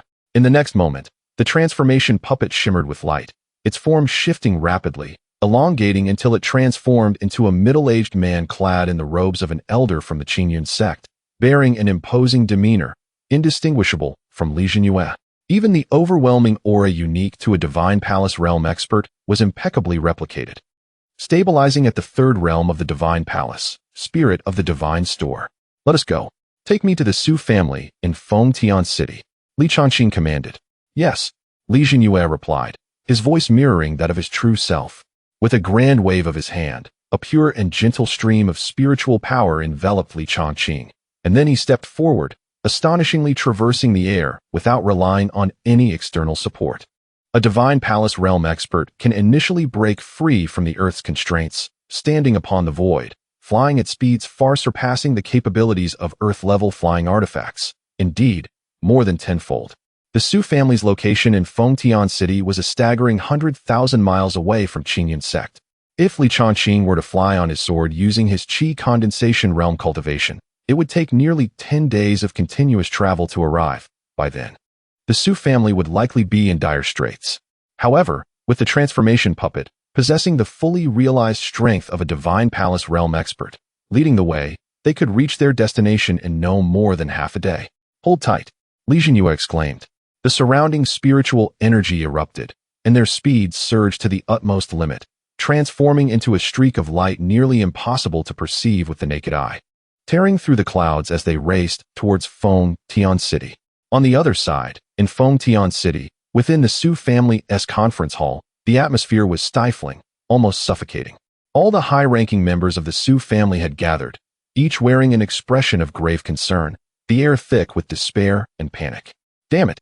Who leaked the information? How could the Zhao, Wang, and Lin families be so eager to annihilate the Su family? An irritable elder slammed his palm on the table, his eyes blazing red as he shouted. He was the fourth elder of the Su family, Su Quan. Fourth brother, now is not the time to ponder who leaked the information. An older elder beside him spoke in a deep voice. The urgent matter is to find a way to resist the joint assault of the three families. Indeed, fourth brother, calm down, another chimed in. Calm. What nonsense. Su Kuang abruptly rose to his feet, his hair and beard bristling with agitation. The three prominent families had allied, and there were no fewer than 3 venerable ancestors in the Shengong realm. The number of Yuan Dan realm experts exceeded 10. What can our Su family use to resist? Are we to sacrifice our lives in vain? Can we truly fill the void? Silence. The patriarch of the Su family, Su Xiong, father of Su Lianxin, thundered with a voice like rolling thunder, forcefully quelling Su Kuang's agitation. With a great adversary looming, to disrupt our ranks is utterly disgraceful. If you continue to speak recklessly and shake the morale, do not blame me for forgetting our brotherly bond. Su Kuang's chest heaved violently, yet upon meeting the patriarch's icy gaze, he reluctantly sank back into his seat, his fists clenched tightly, making a crackling sound. Taking a deep breath, Su Xiong suppressed his own rising anxiety and turned his gaze towards the pale-faced Su Lianxin, his voice tinged with a barely perceptible hope. Lianer, has the message been conveyed to Li Changqing? Has he, or his father, offered any response?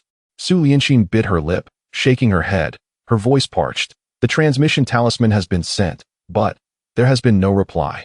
Alas, what a calamity! Truly a calamity.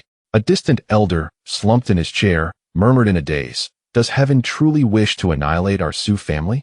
Patriarch. The elder who had earlier urged Su Kuang to remain calm spoke again, his face etched with struggle. If it comes to it, shall we migrate as a whole clan? Abandoning our foundation in Fengtian City is surely better than allowing our entire family to perish here. Enough of your nonsense. At that moment, a cold and venomous voice echoed from outside the hall. Chapter 14 Arrival of the 3 prominent families. The crowd gasped in astonishment as they turned to follow the sound. A young man, clad in black attire, appeared before them, his travel-worn visage marred by a fresh scar, and his gaze sharp as that of an eagle. He exuded a potent scent of blood and a fierce aura, clearly having just emerged from a brutal battle. Second uncle, you truly are regressing with age. His eyes, piercing like daggers, fixed upon the elder who had suggested their relocation. My Su family has been rooted here for millennia, with our ancestral hall and family shrine established in this very place. How can we simply abandon it?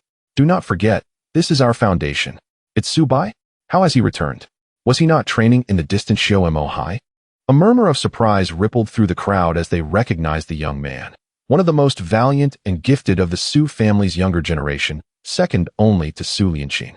You insolent wretch. The second elder, Su Qinghai, was infuriated, his face turning ashen as he surged to his feet. Do you even acknowledge me as your second uncle? How dare you show such disrespect to your elders and speak so boldly? If my brother does not discipline you today, I shall take it upon myself.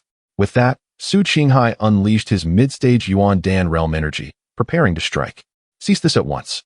Su Xiong, seated at the head of the table, slammed his hand on the armrest with a force that unleashed an overwhelming pressure that far exceeded Su Qinghai's, quickly quelling his rising aura. You are the second son. I am the head of the family. Su Xiong's gaze was icy, his tone leaving no room for dissent. With great peril looming, we cannot afford internal strife. The clan rules dictate your punishment. The pressure from the family head left Su Qinghai shaken, his complexion shifting several shades as he begrudgingly sat back down, though his eyes remained filled with fury directed at Su Bai.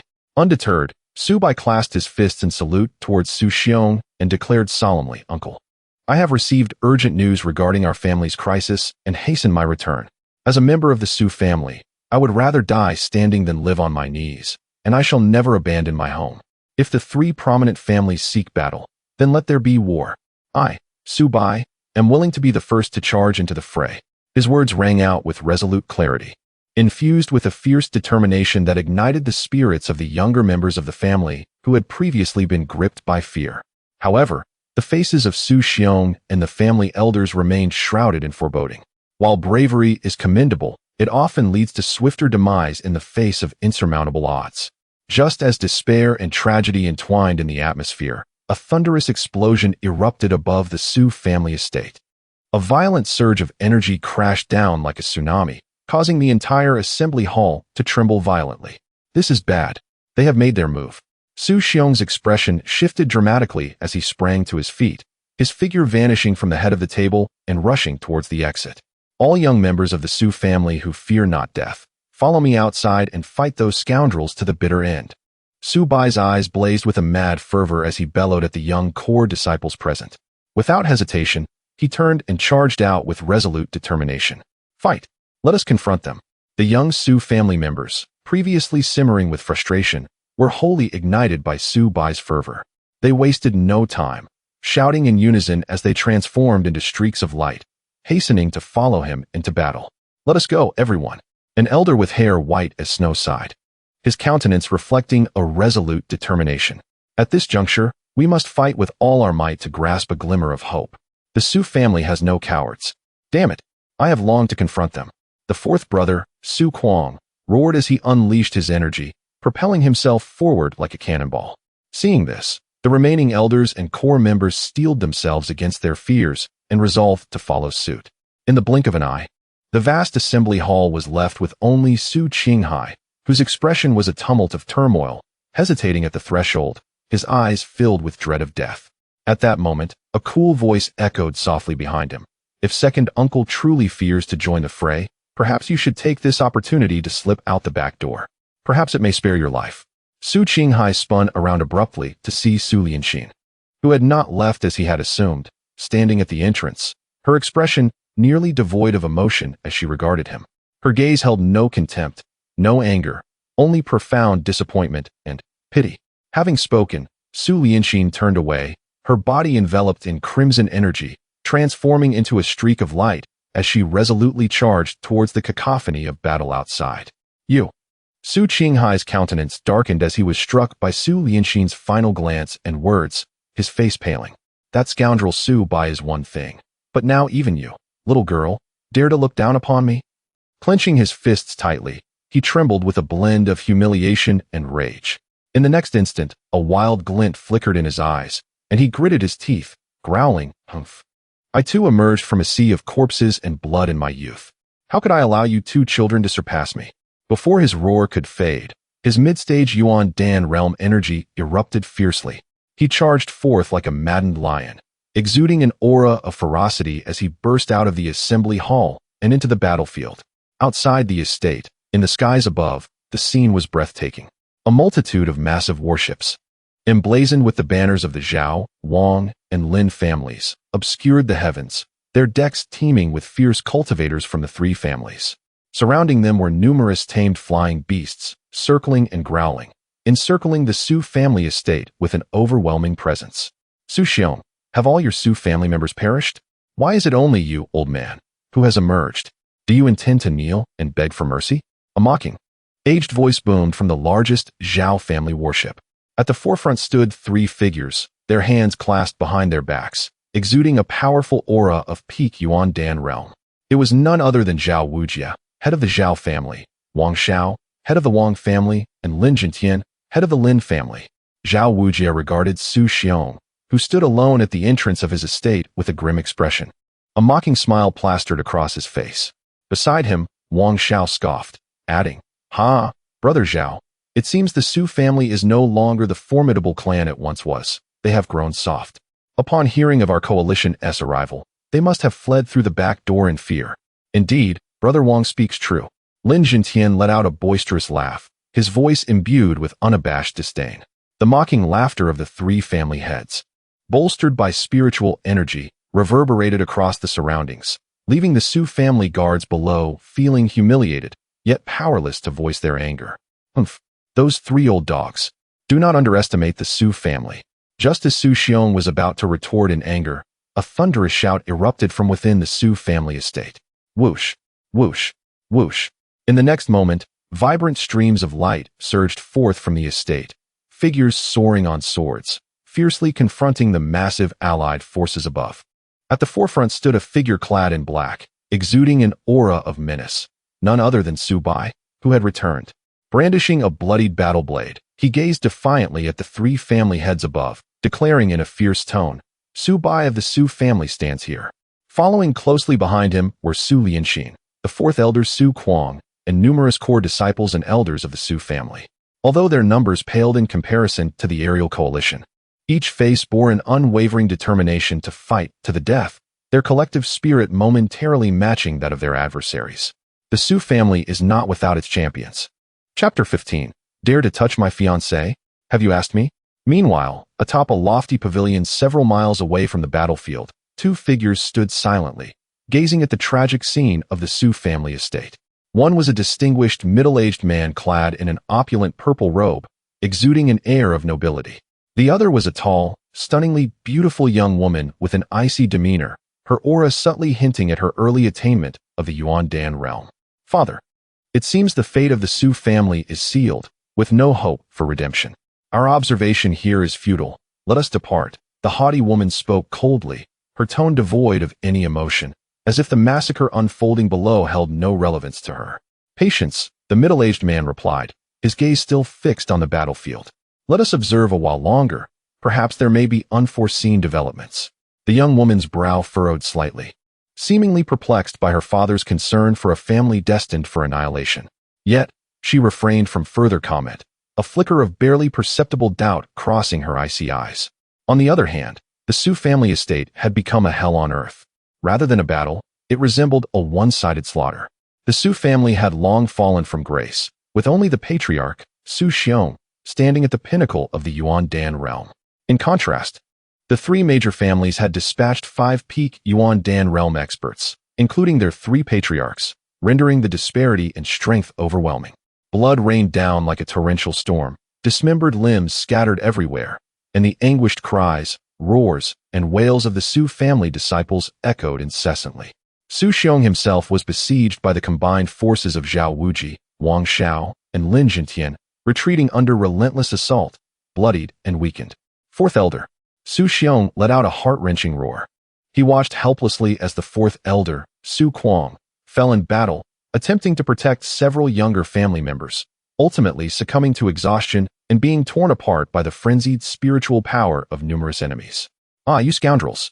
Consumed by extreme sorrow and fury, Su Xiong's eyes turned blood-red as he unhesitatingly ignited his own soul, trading it for a brief surge of power. Madman! Zhao Wuji and the others' expressions changed. They had not anticipated Su Xiong's desperate resolve. They quickly shifted to a defensive stance. "We must wear him down. He cannot endure for long." The situation for the other elders of the Su family was equally dire. Most were injured and struggling to hold on. Particularly, the second elder, Su Qinghai, valiantly held his ground against 2 opponents of equal rank, his body battered yet fiercely fighting on, blood spilling from his mouth as he battled like a madman. This was no fair fight. Moreover, the true heavyweights of the 3 major families, the terrifying ancestors of the Shengong realm, had yet to make their appearance. Elsewhere, Su Lianxin and Su Bai stood back to back, both possessing a cultivation level of the 5th layer of qi gathering, making them stand out among their peers. At this moment, they were encircled by dozens of young elites from the 3 major families. Their swords flashed with deadly precision, and they fought back with remarkable synergy, managing to injure several opponents.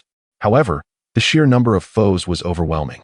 Soon, Su Bai suffered a deep gash on his arm, and Su Lianxin's shoulder was grazed by sword energy, staining her attire with blood.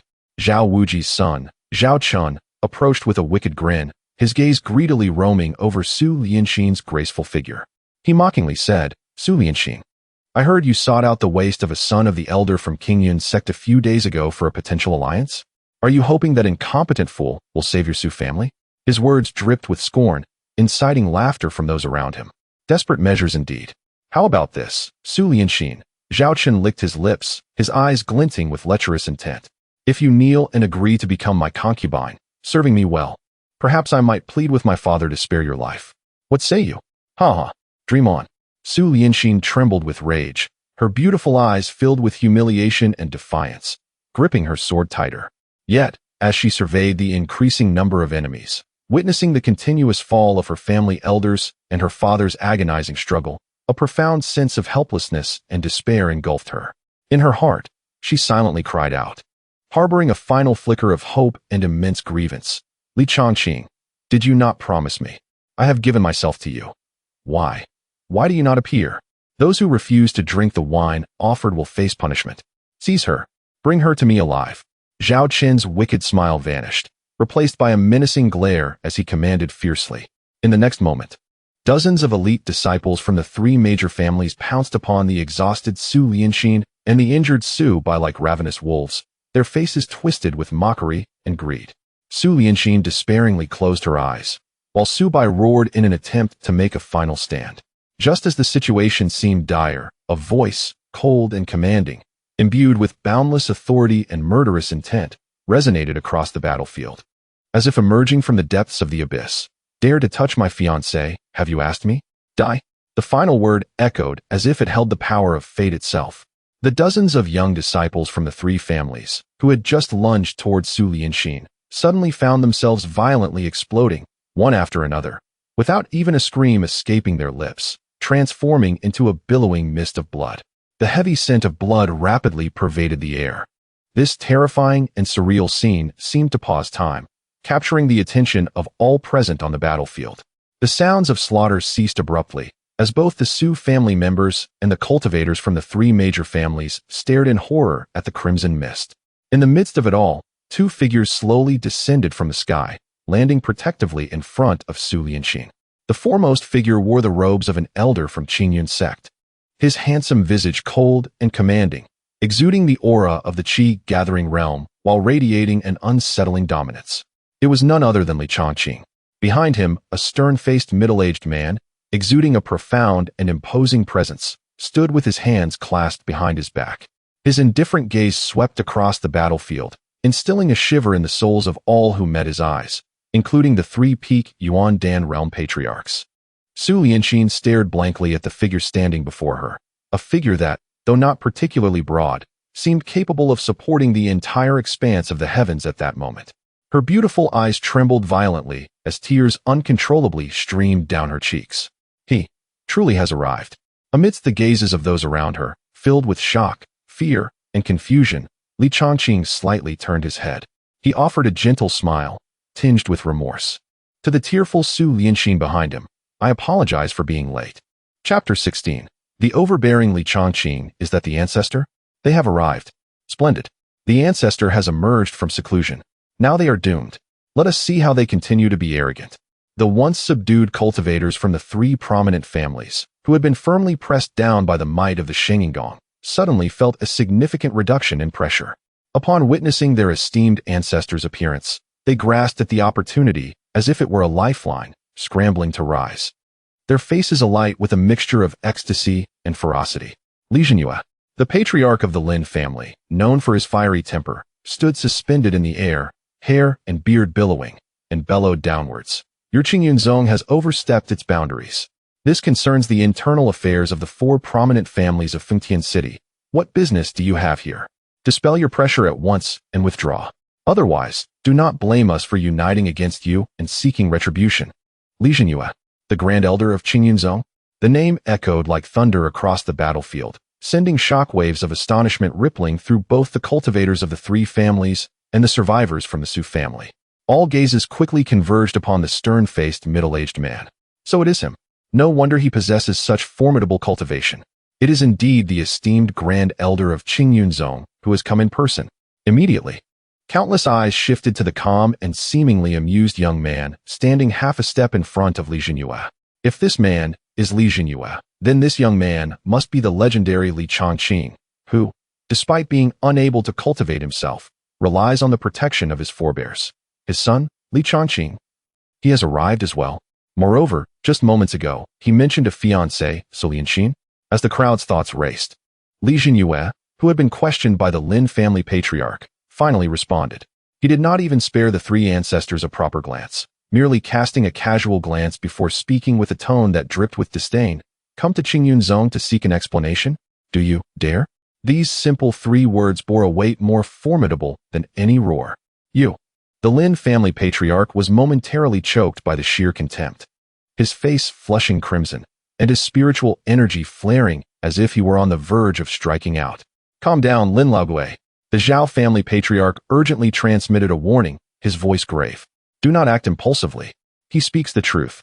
Qing Yunzong is far too powerful for our three families to contend with at present. To confront him now would be to invite disaster. The Wang family patriarch, his expression dark, slowly nodded in agreement, secretly transmitting. What Brother Zhao said is indeed correct. Li Jinyue's cultivation is unfathomable, and he represents the face of Qing Yunzong. If we were to strike first, we would provide Qing Yunzong with a perfect excuse to intervene in the affairs of Fengtian City. By then, it would not just be him coming from the Shinggong. The three ancestors exchanged glances, each seeing the deep-seated trepidation and frustration reflected in the other's eyes. Despite having three powerful figures in the Shinggong, they were rendered motionless by a single utterance from their opponent. This is the confidence that comes from being backed by a major sect.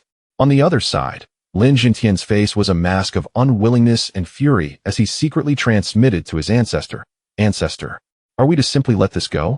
After years of preparation, we are on the verge of success, and yet we must retreat, due to Li Jinyue? This is an outcome I cannot accept. What sacrifices and efforts have our three families made for this day? The Zhao family patriarch and the Wang family patriarch shared similarly grim expressions, their eyes flashing with conflict. The sudden appearance of Li Jinyue had indeed thrown their plans into disarray, turning their certain victory into defeat. After a moment of silence, the Zhao family patriarch sighed heavily and transmitted, alas, circumstances are against us. With Li Jinyue present, there is no chance we can eradicate the Su family today. To force our hand would only bring catastrophe upon our three families. We must withdraw and reconsider our strategy later. Thus, it had to be. Although the Wang family patriarch was filled with discontent, he understood this was the most rational choice at this moment. They could not afford the consequences of a direct conflict with Qing Yunzong, reaching a consensus. The Zhao family patriarch took a deep breath, clasped his hands towards Li Jinyue below, and forced a somewhat stiff smile, proclaiming, Dao friendly, it appears to be a misunderstanding. We truly did not know that the Su family is the family of your esteemed fiancé. We have wronged you, and we hope you can forgive us. His words were artfully phrased, providing an avenue for the other party while clarifying that their retreat was due to the marriage alliance with Li Changqing, rather than a mere fear of Qing Yunzong. Since that is the case, we shall take our leave. We apologize for the disturbance today, the Zhao family patriarch continued. Should your esteemed son and the young lady from the Su family be wed in the future, we shall prepare generous gifts and come to toast the occasion. Farewell, dear friend. With that, he made no further delay, gesturing towards his family's worship. Zhao Wuji, Wang Xiao, and Lin Jintian, upon hearing their patriarch's words, felt a profound sense of frustration but dared not defy him. Through gritted teeth, Zhao Wuji nearly forced out the command, everyone, retreat. The order was given, and although the cultivators from the three families were equally unwilling, they felt as if a great weight had been lifted as they sheathed their weapons and swiftly retreated towards their respective warships and flying beasts. The massive fleet began to change course, preparing to withdraw. However, at that moment, a cold voice abruptly pierced through the eerie calm. Wait. All eyes turned towards the speaker, none other than Li Changqing. He slowly raised his head, his gaze bypassing the three family heads and precisely locking onto Zhao Chun, who was attempting to blend into the crowd, a cold smirk gracing his lips. Patriarch Zhao, your son has openly insulted my fiancée in front of so many people, uttering vile words that are intolerable to hear. Li Changqing's voice was not loud, yet it resonated throughout the gathering, carrying an undeniable challenge. And now, you wish to simply walk away? Do you not regard my father and Qing Yunzong at all? As his words fell, the atmosphere fell into a profound silence.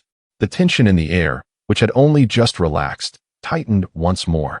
Zhao Chun felt countless gazes piercing through him like arrows, especially the icy stare from Li Changqing, which made him feel as if he had plunged into a frozen abyss, causing him to shudder involuntarily, his face paling to a ghostly white. He was greatly frightened, hurriedly rolling and crawling out from the crowd, continuously bowing in apology towards Li Changqing and Su Lianxing. His voice trembled with a hint of tears. Li, young Master Li, please forgive me. Su, Miss Su, please pardon me. It is I who am blind and spoke thoughtlessly. I was wrong. I truly understand my mistake. I beseech your magnanimity to spare me this once. Zhao Wujia's expression also changed dramatically, as he stepped forward anxiously, cupping his hands in respect. Young Masterly, please quell your anger. My son has acted inappropriately and offended Miss Su. The Zhao family is willing to make amends. Here are 100,000 spirit stones, along with 3 bottles of 4th-grade solidifying essence pills, as a token of our regret. I implore you, young Masterly, to show mercy. As he spoke, he hastily retrieved a bulging bag and 3 jade vials from his storage ring. Li Changqing did not even glance at the offerings, merely shaking his head gently. Not enough. Zhao Wujia's face stiffened, inwardly cursing but refraining from expressing his frustration. Standing behind Li Changqing, Su Lianxin watched him stand up for her, unyieldingly confronting the 3 great families. A wave of indescribable warmth and excitement surged within her. All her previous grievances and anxieties seemed to dissipate under his resolute demeanor. Instinctively, she straightened her back, her gaze becoming resolute. The Zhao family's ancestor in the air furrowed his brow and spoke in a deep voice. Young Masterly, one should spare others when possible. Chun'er has already realized his mistake, and the Zhao family is willing to offer compensation. What must be done for you to let him go? Hearing this, Li Changqing finally turned his gaze towards the Zhao family ancestor in the air, his tone calm, yet imbued with an undeniable authority. Let him slap himself. He must strike himself until my fiancé is satisfied. Chapter 17, The 3 Great Families Depart in Fury. What? The expression of the Zhao family's ancestral elder darkened instantly. Young Masterly, it is understandable that the youth are competitive, but this act is utterly excessive, is it not? What face does the Zhao family have left? Excessive? Li Changqing scoffed, his gaze suddenly sharp.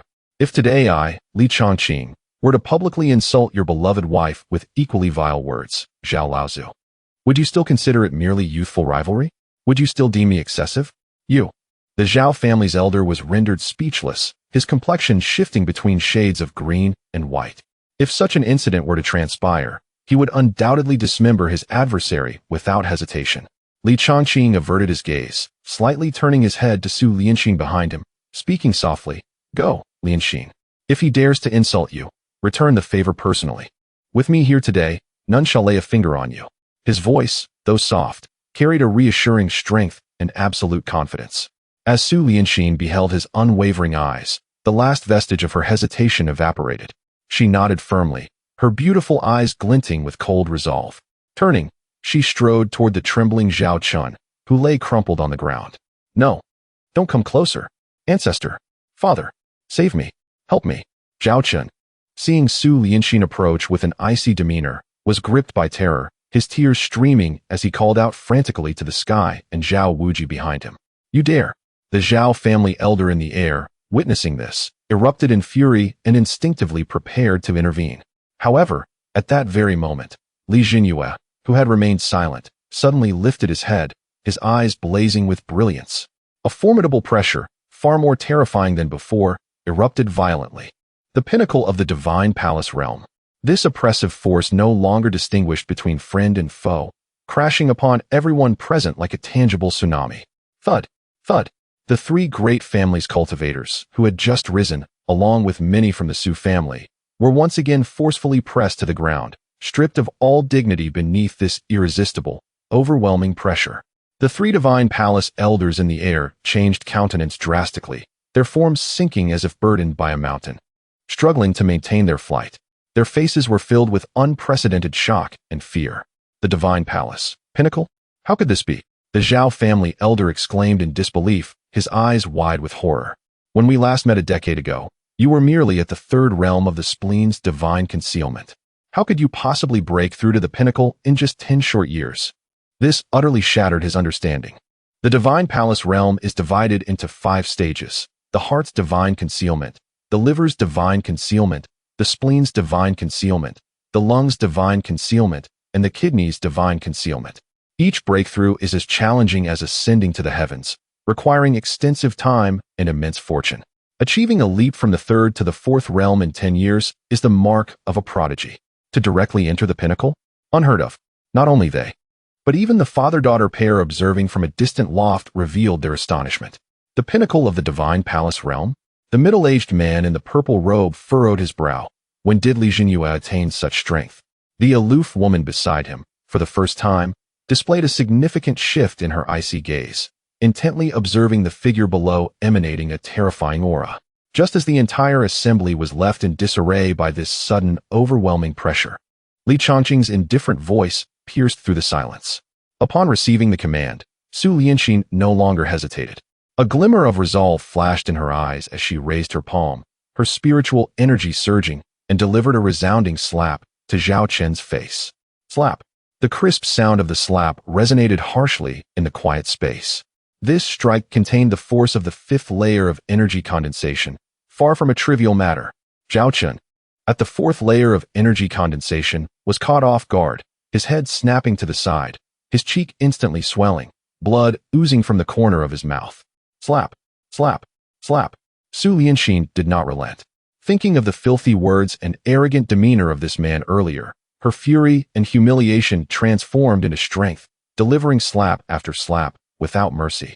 Zhao Chun cried out in agony, his teeth mingling with blood as they splattered forth. His face soon became a grotesque mask, unrecognizable. He attempted to struggle and evade, but found himself utterly immobilized beneath the oppressive weight of the Divine Palace's pinnacle. He was like a fish on a chopping board, at the mercy of his assailant.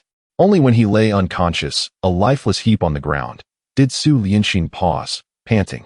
As she gazed at his pitiful state, the anger within her finally subsided somewhat. Throughout this ordeal, the three Divine Palace elders in the air had faces ashen, their fists clenched so tightly that they cracked with strain, their eyes aflame with fury, yet under Li Jinyue's terrifying pressure, they dared not utter a sound. They could only watch helplessly. Ultimately, the Zhao family elder, in utter humiliation, squeezed out a single word through gritted teeth. Leave. The cultivators of the three great families felt as if a great reprieve had been bestowed upon them. Hastily, they lifted the unconscious Zhao Chun and other injured members, resembling frightened strays, disappearing into the distance under the grim gaze of the three elders. The imposing aura they had arrived with had completely dissipated. Meanwhile, in the distant loft, the aloof woman withdrew her gaze, a lingering shock evident in her icy eyes as she turned to the man in the purple robe. Father, is this what you meant by an unexpected turn of events? It seems this turn of events has exceeded both our expectations. The man in the purple robe's gaze was profound as he nodded slowly, his tone imbued with unprecedented gravity. Indeed, it far surpasses expectations. I never anticipated that in just 10 short years, Li Jinyue could break through to the pinnacle of the Divine Palace realm. I cannot fathom what fortuitous encounter he must have experienced. From this day forth, the dynamics of Fengtian City and its surrounding areas shall undoubtedly shift due to this individual. After a moment of contemplation, he waved his hand. Let us depart. There is no longer any spectacle to behold here. We shall return home. At the Su family estate, the survivors were busily tidying up the aftermath, each face marked with fatigue, yet more so with relief and joy. The esteemed patriarch Su Xiong, with the assistance of his disciples, approached Li Changqing and Li Jinyue, bowing deeply in a gesture of profound gratitude. His voice resonated with sincerity as he expressed, "The preservation of the Su family is entirely attributable to Elder Li and young Master Li's benevolent intervention. This kindness and virtue shall be etched in the memories of the Su family for generations." Li Changqing responded with a subtle smile, his tone unassuming yet laden with implications. Uncle Su need not be overly formal. This was a promise made to Lianxin, and it is only right that I uphold it. As he spoke, his gaze briefly flickered towards Su Lianxin, who, upon hearing his words, felt a blush grace her cheeks. She lowered her head, her heart swelling with sweetness. Su Xiong, wise in his years, discerned the nuanced atmosphere between the two and felt a sense of reassurance. He promptly exclaimed with warmth, "You have traveled from afar and endured this fierce battle. You must be weary. If it is not too much trouble, please stay at the Su residence tonight. Allow me the honor of extending hospitality and properly expressing our gratitude for your life-saving assistance." Li Changqing initially intended to decline, considering that the Sex Affairs Hall awaited him, and the naive Chu Linger was expecting his return the following day. Yet, as his gaze shifted, it met Su Lianxin's eyes, which sparkled with a hint of anticipation. The words he had prepared to utter were swallowed back, replaced by a teasing smile. "If that is the case, then I shall impose upon Uncle Su." Chapter 18: The Relentless Farewell. As night descended, the Su family hosted a lavish banquet to entertain their esteemed guests. The atmosphere was vibrant, with cups raised and toasts exchanged, as the members of the Su family regarded Li Changqing and his companion with utmost reverence. Once the banquet concluded, Su Lianxin took the initiative to guide Li Changqing to a delicately adorned, elegant chamber. "Young Master Li, I hope you will find this place suitable for your rest tonight," Su Lianxin said softly, her tone considerably gentler than usual. "I truly appreciate your help today." Li Changqing surveyed the room, finding the serene ambience quite satisfactory. He turned to her with a hint of playful mockery, his gaze sweeping over her increasingly radiant beauty under the soft glow of the lanterns. Is mere verbal gratitude truly sufficient? Su Lianxin abruptly grasped the deeper implication of his words, her face flushing with embarrassment, her heart racing. As the night deepened, the lights in the chamber flickered back to life. Leaning against the headboard, Li Changqing reveled in the surging power within him, feeling an unparalleled sense of exhilaration. He had once again transcended his previous realm, advancing from the third to the fourth layer of qi condensation. Unfortunately, this enhancement was not as pronounced as the first. It appeared that as one's cultivation deepens, the benefits of each breakthrough diminish gradually. Nonetheless, such progress already far surpassed the arduous efforts of ordinary practitioners, and he deemed himself fortunate. He pondered quietly, gaining a clearer understanding of the system's efficacy. Meanwhile, Su Lianxin lay on the bed, breathing heavily. Glancing at the faint light emerging from the window, Li Changqing swiftly adjusted his attire before rising. Speaking in a neutral tone, "I must take my leave." "So soon?" At his words, Su Lianxin struggled to prop herself up, her eyes reflecting a profound sense of reluctance and emptiness. "Indeed," Li Changqing acknowledged with a nod, his tone unvarying. "I am responsible for all affairs at the Outer Sect's Elders' Hall, and I cannot afford any delays. I must return before dawn." "Very well," Su Lianxin replied, her gaze dimming slightly as she reclined back onto the bed. An unexpected silence enveloped the air. After a few moments, she seemed to summon the courage to speak once more. "Before you go, may I ask you a question?" "Speak." Li Changqing took 2 steps forward without turning back. "Regarding what you said today," she hesitated, yet her voice brimmed with cautious anticipation. "Is it truly sincere?" Li Changqing paused momentarily in the act of fastening his clothing. He turned around, an expression of perfectly measured confusion gracing his features as he countered. "What does Miss Su refer to?" The detached address of Miss Su extinguished the last flicker of hope and expectation in her eyes, akin to a cold splash of water. Observing his feigned ignorance, she suddenly comprehended everything. It was all merely a fleeting performance. His promises and warmth were but illusions, devoid of substance. A wave of profound disappointment and bitterness surged within her, accompanied by a sense of humiliation at having been toyed with. She gradually closed her eyes, and when she reopened them, a haunting calmness replaced the earlier passion and allure. Turning her head away from Li Changqing, her voice devoid of emotion, she stated, "It is enough, you may go. From this day forth, the debt of gratitude you owe to the Su family and my feelings for you shall cancel each other out. We shall have no further ties." Li Changqing regarded her icy profile, fully aware that she referred to the matter of their betrothal. His pretense of ignorance stemmed from the fact that in his future plans, Su Lianxin might be one of many companions, yet she would never be the sole one. She certainly would not hold the title of a legitimate wife. His cultivation method necessitated the continuous pursuit of new challenges to enhance his strength. Providing her with a definitive commitment would only lead to greater complications in the future. Better to let her relinquish her hopes entirely, thus maintaining clarity. As for whether she would harbor resentment from love turned to hate, Li Changqing was indifferent. In this world where strength reigned supreme, as long as he possessed sufficient power, all emotions would ultimately yield to strength. "Take care, Miss Su." He uttered no further words, decisively turning away and pushing open the door, his figure swiftly vanishing into the dim light of dawn. Leaving Su Lianxin alone, staring vacantly at the empty doorway, a solitary tear slipped down her cheek in silence, soaking into her pillow.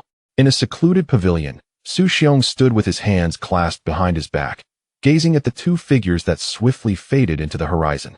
He then glanced at the chamber where Su Lianxin remained, a complex expression adorning his face. How astute he was! How could he not discern his daughter's burgeoning feelings for Li Changqing? He also perceived the resolute manner in which Li Changqing departed. It seemed that the young man's heart was as unyielding as iron. A multitude of words lodged in his throat ultimately manifested as a long, helpless sigh, dissipating into the night breeze. The affections between children are, after all, not to be compelled. That the Su family could remain intact was already a great fortune. Chapter 19. The five-tailed celestial fox of the divine palace realm. Meanwhile, amidst the radiant streaks soaring through the sky, Li Jinyue, transformed into a myriad-changing puppet, was racing back to Qingyunzong at an alarming speed, embodying the pinnacle of the divine palace realm. Li Changqing, with a stoic expression, gazed down at the rapidly retreating mountains and rivers, the chilling, hollow gaze of Su Lianxin flashing through his mind, yet his heart remained largely unperturbed. That fleeting episode was of little consequence to him. In truth, before awakening his system, and while still the original Li Changqing, the relationship he shared with Su Lianxin was devoid of genuine emotions. On the contrary, the proud Su Lianxin harbored a profound disdain for him, a mere waste incapable of cultivation. Had it not been for his father being the esteemed elder of Qingyunzong, it was unlikely that the Su family would have consented to the original owner's proposal. Since his transmigration, having replaced the original Li Changqing, their interactions had been minimal, and their encounters could be counted on one hand. Thus, how could one speak of any emotional foundation? There were no profound bonds to speak of. The events of yesterday, in his eyes, were merely a clear-cut transaction. He rescued the Su family from peril, and in return, she offered herself as recompense. A fair exchange, leaving neither party indebted to the other. As for Su Lianxin's subsequent apparent affection, it was beyond the scope of his obligations, and he need not account for it. The pursuit of strength remained the eternal path. While traversing a vast expanse of beast-infested mountains, the violent sounds of combat and the turbulent fluctuations of spiritual energy below caught Li Changqing's attention. Driven by curiosity, he signaled for the puppet to change course and stealthily approached the source of the commotion. Upon nearing the battlefield, the scene before him caused his gaze to sharpen. Two celestial kings of the divine palace realm were engaged in a life-or-death struggle. One, a snow-white fox with 5 fluffy tails, and the other, a massive black dragon with a scaly armor extending over 100 meters. Despicable fox, hand over the holy crystal or face death, roared the dragon, its voice echoing across the land. Humph, you dream, retorted the five-tailed celestial fox defiantly. The two beasts clashed once more, unleashing terrifying attacks that caused the very ground to tremble, leaving devastation in their wake. Li Changqing and the puppet concealed themselves in the shadows, observing the confrontation. System, analyze their profiles. Name, Bai Li, female, realm, first stage of the divine palace realm. Bloodline, celestial fox, thin, can be enhanced. Comprehensive qualification, red, peerless talent. Can be elevated to gold. Recent events. Fortuitously acquired a holy crystal in an ancient ruin, rumored to be the essence of a fallen sage, containing fragments of laws. Refining it could establish a foundation for humans and purify the bloodline for beasts, returning them to their ancestral origins, currently being pursued by the Dragon King for theft. Name, Mou female, realm, second stage of the divine palace realm. Bloodline, dragon, thin. Can be enhanced. Comprehensive qualification, red, peerless talent, can be elevated to gold. Recent events. Since the aura of the holy crystal, relentlessly pursuing the five-tailed celestial fox to seize the treasure and purify her dragon blood, with hopes of transforming into a true dragon. A jolt of realization struck Li Changqing. The holy crystal? Such a miraculous artifact. No wonder they were battling fiercely here. On the other side, as the fight raged on, the five-tailed celestial fox began to falter, recognizing that continuing would surely lead to her demise. A flicker of determination ignited in her eyes as she resolutely ignited her soul, her aura surging dramatically. Have you lost your mind? Mo Jiao cried out in terror, compelled to burn her own soul in response. In the end, both were left gravely wounded. Following two anguished cries, their colossal forms vanished, leaving behind only two diminutive creatures, an unconscious white fox and a black dragon, both barely alive, alongside a floating, alluring diamond-shaped holy crystal radiating golden light and waves of law. Li Changqing cautiously waited a moment longer. System, check again. Bai Li, realm dropped to the 5th layer of qi condensation, burned soul, severely wounded. Mou, realm dropped to the 5th layer of qi condensation, burned soul, severely wounded. What a fortunate turn of events. Li Changqing mused, delighting in the information displayed on the panel. Watching the spectacle had not only entertained him, but also provided a serendipitous opportunity. Is this the halo of a protagonist? Go capture them. The puppet swiftly acted, bringing back the unconscious creatures and the holy crystal. As he gazed at the two fallen celestial beings, a bold thought emerged in his mind. Celestial kings, female, perhaps this could work? He wondered whether the system would accept this. Regardless, it could wait for another day. He then turned his attention to the holy crystal. Its energy fluctuations were far too potent to expose lightly, or it would attract deadly calamity. He quickly stored the holy crystal and the two creatures within the system space to shield their auras, transforming into a streak of light as he made his rapid exit. As dawn broke, casting a gentle light on the horizon, Chu Linger sat by the window, cradling her chin in her hands, gazing longingly at the sky that gradually brightened. Her small face was painted with anticipation and a hint of unnoticeable worry. Why hasn't my husband returned yet? She murmured softly. Her eyes frequently darted towards the steaming meat buns and spiritual rice porridge she had meticulously prepared on the table. What could her husband be doing? It had only been a day, and she found herself missing him already. She whispered to herself, a sweet smile unconsciously gracing her lips. Just a little longer, he should be back soon. At that moment, a familiar streak of red light streaked across the brightening sky, precisely descending towards the Deacon Hall. Chu Linger sprang to her feet, her eyes instantly lighting up, a joyful smile blooming on her face. It's my husband. He is back. In the air, Li Chongqing also noticed the petite figure eagerly waiting by the window, warming his heart. That silly girl, so thoughtful. As the flying sword touched down, Chu Linger bounded over, unceremoniously throwing her arms around him, her small face nuzzling against his chest, her voice soft and brimming with joy. Husband, you're back. Li Chongqing distinctly felt the delightful touch of two soft, plump forms pressed against his abdomen, a secret delight blooming within him. Maintaining a gentle smile, he skillfully ruffled her hair. Yes, I'm back. Chu Linger, like a contented kitten enjoying a gentle stroke, closed her eyes blissfully. Come, let us eat, husband. You must be starving. I've prepared breakfast. All right, let us eat together. Hom. Two individuals sat across from each other, sharing a meal in a warm atmosphere. Li Chongqing casually inquired, so, during my absence, has the Ji Shirtang encountered any issues? None at all, my husband. Everything has proceeded smoothly, Chu Linger responded, shaking her head. Suddenly recalling something. She added, however, yesterday afternoon, a certain Lin Shui, an outer sect senior sister, came looking for you. As per your instructions before you left, I informed her that you had urgent matters to attend to within the family, and she departed, appearing somewhat anxious. Lin Shui? Li Chongqing's motion of picking up a baozi momentarily paused. This woman sought him out. Could it be that her resources were depleted so swiftly? That seemed unlikely, given her green aptitude. It would take at least a month to absorb those resources. Was there something else at play? He decided to set aside his musings for the moment and would inquire further when they next crossed paths. At that juncture, as Chu Linger sipped her porridge, she seemed to suddenly remember something of utmost importance, her eyes widening in shock.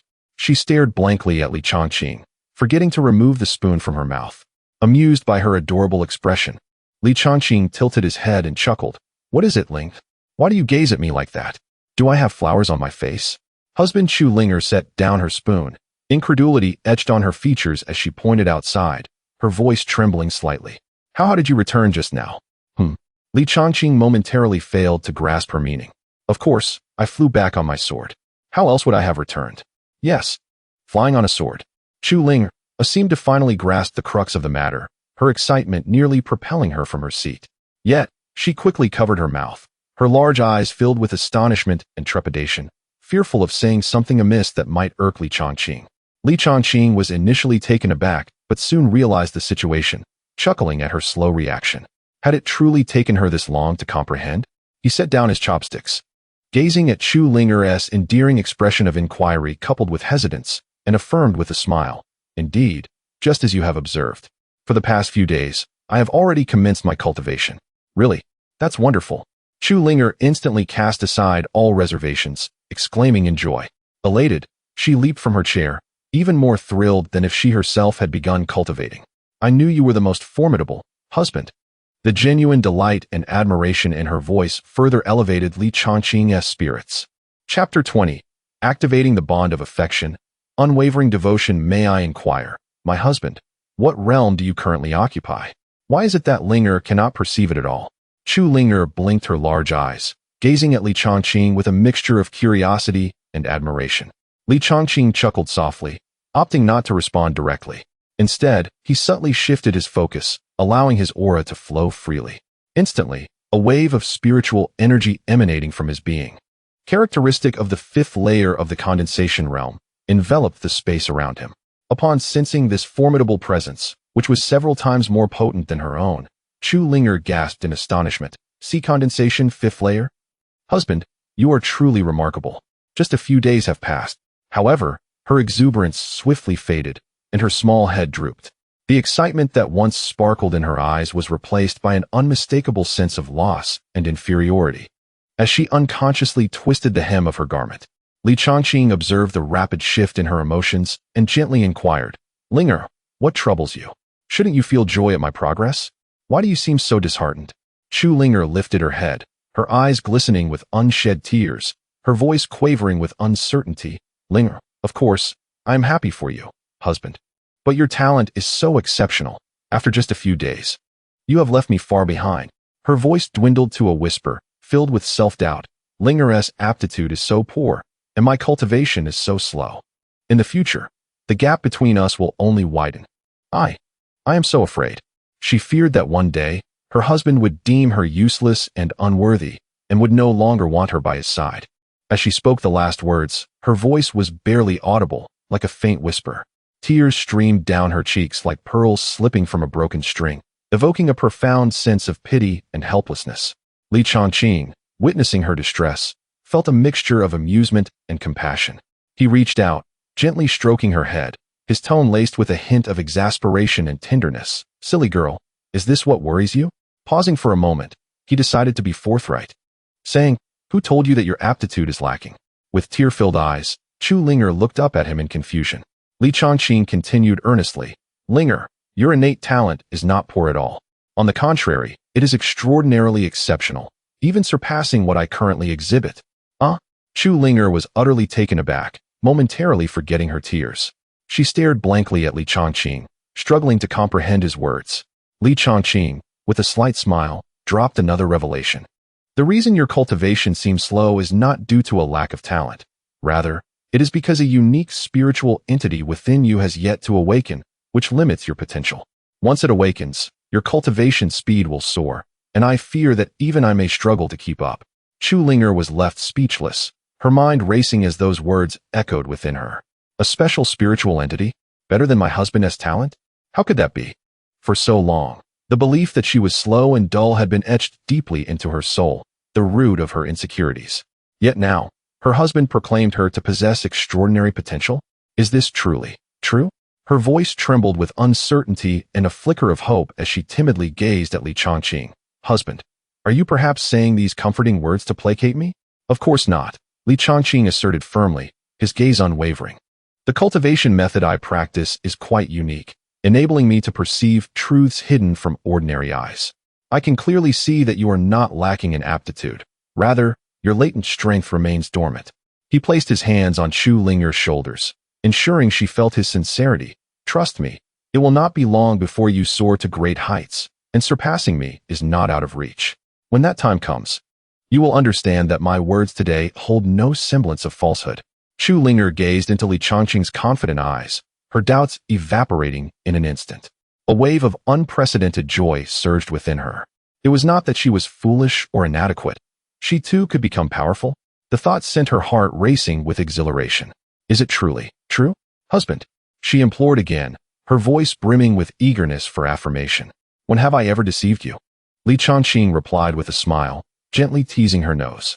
However, awakening the spiritual entity requires special circumstances and preparation. It cannot be rushed. What you must do now is focus on your cultivation, laying a solid foundation, and patiently await that day. Yes, yes, yes. Linger will heed your words. I will strive diligently in my cultivation. Chu Linger exclaimed, her excitement causing her to nod vigorously. No longer did she harbor any doubts. Her gaze towards Li Chongqing was filled with unprecedented trust and reliance. At that moment, a notification resonated in Li Chongqing's mind. Congratulations, host, for activating the hidden function, Bond of Affection. Detected that the target, Chu Linger has significantly surpassed the critical threshold in trust, dependence, and affection. Current bond level, unwavering devotion. Bond effect triggered upon engaging in dual cultivation with the target, Chu Linger, for the first time, due to her wholehearted dedication and unwavering bond. The system's aptitude reward will elevate from the original red, peerless talent, to gold, unparalleled throughout the ages. The system's notification felt like celestial music to Li Changqing's ears. Gold, unparalleled throughout the ages. A surge of elation coursed through him as he gazed at the trusting Chu Linger before him, knowing that the moment had arrived. After a brief contemplation, he organized his thoughts and decided to be forthright. With a gentle yet serious tone, he said, "Ling, I indeed know the method for awakening the spiritual entity within you." Chu Linger's eyes widened in anticipation, fully focused on his words, fearful of missing even a syllable. However, Li Changqing's tone shifted, revealing a hint of difficulty. This method is rather unique and cannot be achieved through ordinary pills or techniques. Please tell me, no matter how difficult it may be, Linger is willing to try, Chu Linger assured him, her determined expression reflecting her unwavering resolve. Chapter 21. If it is my husband, Linger is willing. Li Changqing gazed at her demeanor, suppressing a secret smile while maintaining a serious facade. This method requires the merging of our spirits and bodies, uniting our hearts and minds. By harnessing the unique cultivation techniques of my husband, we can evoke and awaken the dormant essence of your spirit in the ultimate resonance. Merging of spirits and bodies, uniting hearts and minds. Chu Linger first repeated these phrases in bewilderment, then suddenly grasped the profound implications behind them. In an instant, her delicate face flushed a deep crimson, as if it were about to bleed, with a charming pink hue adorning her ears and neck. She instinctively lowered her head, nervously twisting the hem of her garment, her heart pounding like a drum, murmuring almost inaudibly, "So, this is how it is. If it is my husband, Linger is willing." Upon uttering the final words, she nearly buried her head into his proud chest, too bashful to look up. Her bashful demeanor, inviting yet coy, would leave any normal man breathless. What more could be said of Li Changqing, who had been single for 20 years in his past life? Especially with that soft, sweet declaration of Linger being willing. He felt a surge of desire rise sharply from his lower abdomen, yearning to savor this delectable little lamb immediately. However, he inhaled deeply, forcibly suppressing the impulse. The time is not yet ripe. Currently, Chu Linger has only reached the 9th layer of body refinement, still a hair's breadth away from the qi condensation stage. The initial dual cultivation, especially to assist her in awakening her spirit body, must occur when her foundation is most stable. In order to maximize the effect. "Very well, Linger's intentions are understood," my husband replied, his voice slightly hoarse. He gently lifted Chu Linger's chin, gazing into her watery, bashful eyes. "However, this matter cannot be rushed. You have now reached the 9th layer of body refinement. The priority is to solidify your realm and break through to the qi condensation stage. Once your foundation is stable, I shall assist you in awakening your spirit body. Is that agreeable?" Linger will follow my husband's arrangements." Chu Linger nodded obediently, her voice as delicate as a thread. Her heart was filled with anticipation for the awakening, mingled with extreme shyness over the special method, and a sweet sense of being cherished by her husband. Observing this, Li Changqing pondered carefully. To help Chu Linger break through to the qi condensation stage in a short time, relying solely on her absorption of spirit stones and consumption of body refinement pills would be too slow. It is essential to have higher grade, more potent pills to assist her. Although he was the son of the sect's grand elder and, theoretically, should have ample resources, the original owner had been unable to cultivate for over a decade, rendering the precious resources provided by the sect and his father useless to him. Most had been squandered on indulgent pleasures. Now, what he had at his disposal, aside from some life-preserving artifacts and low-grade body refinement pills and spirit stones, were merely a few valuable 4th-grade solidifying yuan pills compensated by the Zhao family yesterday. Yet, while solidifying yuan pills are of a high grade, their properties lean towards stabilizing realms, making them unsuitable for Chu Linger's current need to break through her bottleneck. Eureka! Li Changqing's eyes suddenly brightened, recalling the 2nd-grade qi condensation pills. These pills are specifically designed for peak body refinement cultivators aiming to break through to qi condensation. They can significantly enhance the speed of true qi condensation, perfectly suited to Chu Linger's current situation. Although he did not have any qi condensation pills on hand, one must not forget who his mother is. Yin Wanqing, the head of the alchemy pavilion of Qingyun sect, a true 5th-grade alchemy master. Crafting 2nd-grade qi condensation pills would be a mere trifle for her. Furthermore, his father, Li Jinyue, had departed yesterday morning and would have certainly informed his mother of his ability to cultivate. Visiting now would save the need for explanations and provide her with genuine reassurance. It is time to pay a visit to the alchemy pavilion. Li Chongqing made his decision, also intending to see his mother. Knowing that I can cultivate would surely bring her immense joy. The thought of his mother, breathtakingly beautiful, of esteemed status yet distressed over her son's inability to cultivate, stirred something within him. Linger, continue your cultivation at the Elders' Hall. I shall visit the alchemy pavilion to seek a breakthrough opportunity for you, Li Chongqing said gently. Thank you, husband. Chu Linger nodded obediently, her eyes brimming with happiness and anticipation. Li Chongqing smiled, no longer delaying, and stood up, heading toward the alchemy pavilion located in the core area of the sect. The alchemy pavilion lay nestled within the valley of Qingyun sect, where spiritual energy was most abundant. Several grand pavilions were built against the mountains, adorned with flying eaves and intricate brackets, the air filled with a faint medicinal aroma. Disciples in medicinal robes hurried about, the atmosphere solemn yet bustling. As Li Chongqing approached the main entrance of the pavilion, he was stopped by 2 guarding disciples. Halt! This is a crucial location for alchemy. Unless you are an alchemist of this pavilion or possess a hand token, no outsiders are permitted to enter. One of the disciples stated sternly. Li Chongqing, uninterested in quarreling, simply replied, I am looking for Pavilion Master Yun. The other disciple revealed a hint of impatience upon hearing this, saying, the Pavilion Master is currently busy with important alchemical work. It is not so easy to see her. Do you have an appointment or a hand decree? No, Li Chongqing replied nonchalantly. No appointment, yet you still dare to come? Leave, do not hinder us here. The disciple insisted, waving his hand dismissively, as if shooing away a fly. Li Chongqing frowned slightly, realizing that he had been away for too long, and some people no longer recognized him. Just as the atmosphere grew tense, a middle-aged man in management attire emerged from within the pavilion, looking displeased. What is all this commotion? Do you not know that within the pavilion? Before he could finish, his gaze fell upon Li Chongqing's face, and he paused momentarily. His expression then shifted dramatically as he hurriedly stepped forward, bowing respectfully. Ah, it is the esteemed arrival of young Master Li. My underlings are new and lack discernment. They failed to recognize your esteemed presence and have offended you. I implore you to forgive their transgressions. The 2 guarding disciples turned pale upon hearing the title young Master Li and witnessing the manager's respectful demeanor. Li Chongqing waved his hand dismissively. It is nothing. Is my mother within the pavilion? Yes. The manager replied quickly. The pavilion master is currently in the top-level alchemical chamber crafting pills, and she has instructed that no disturbances be made. The subordinate promptly conveyed the message, but Li Chongqing interrupted him, stating that he would seek her out himself. With that, he disregarded the others and strode directly into the alchemy pavilion. It was only after Li Chongqing's figure vanished around the corner of the staircase that Steward Wang let out a long sigh of relief, wiping the cold sweat from his forehead. The 2 disciples on duty dared to lift their heads, their hearts still trembling with apprehension and curiosity, and quietly inquired, Steward Wang, who exactly is he? Why do you? Humph.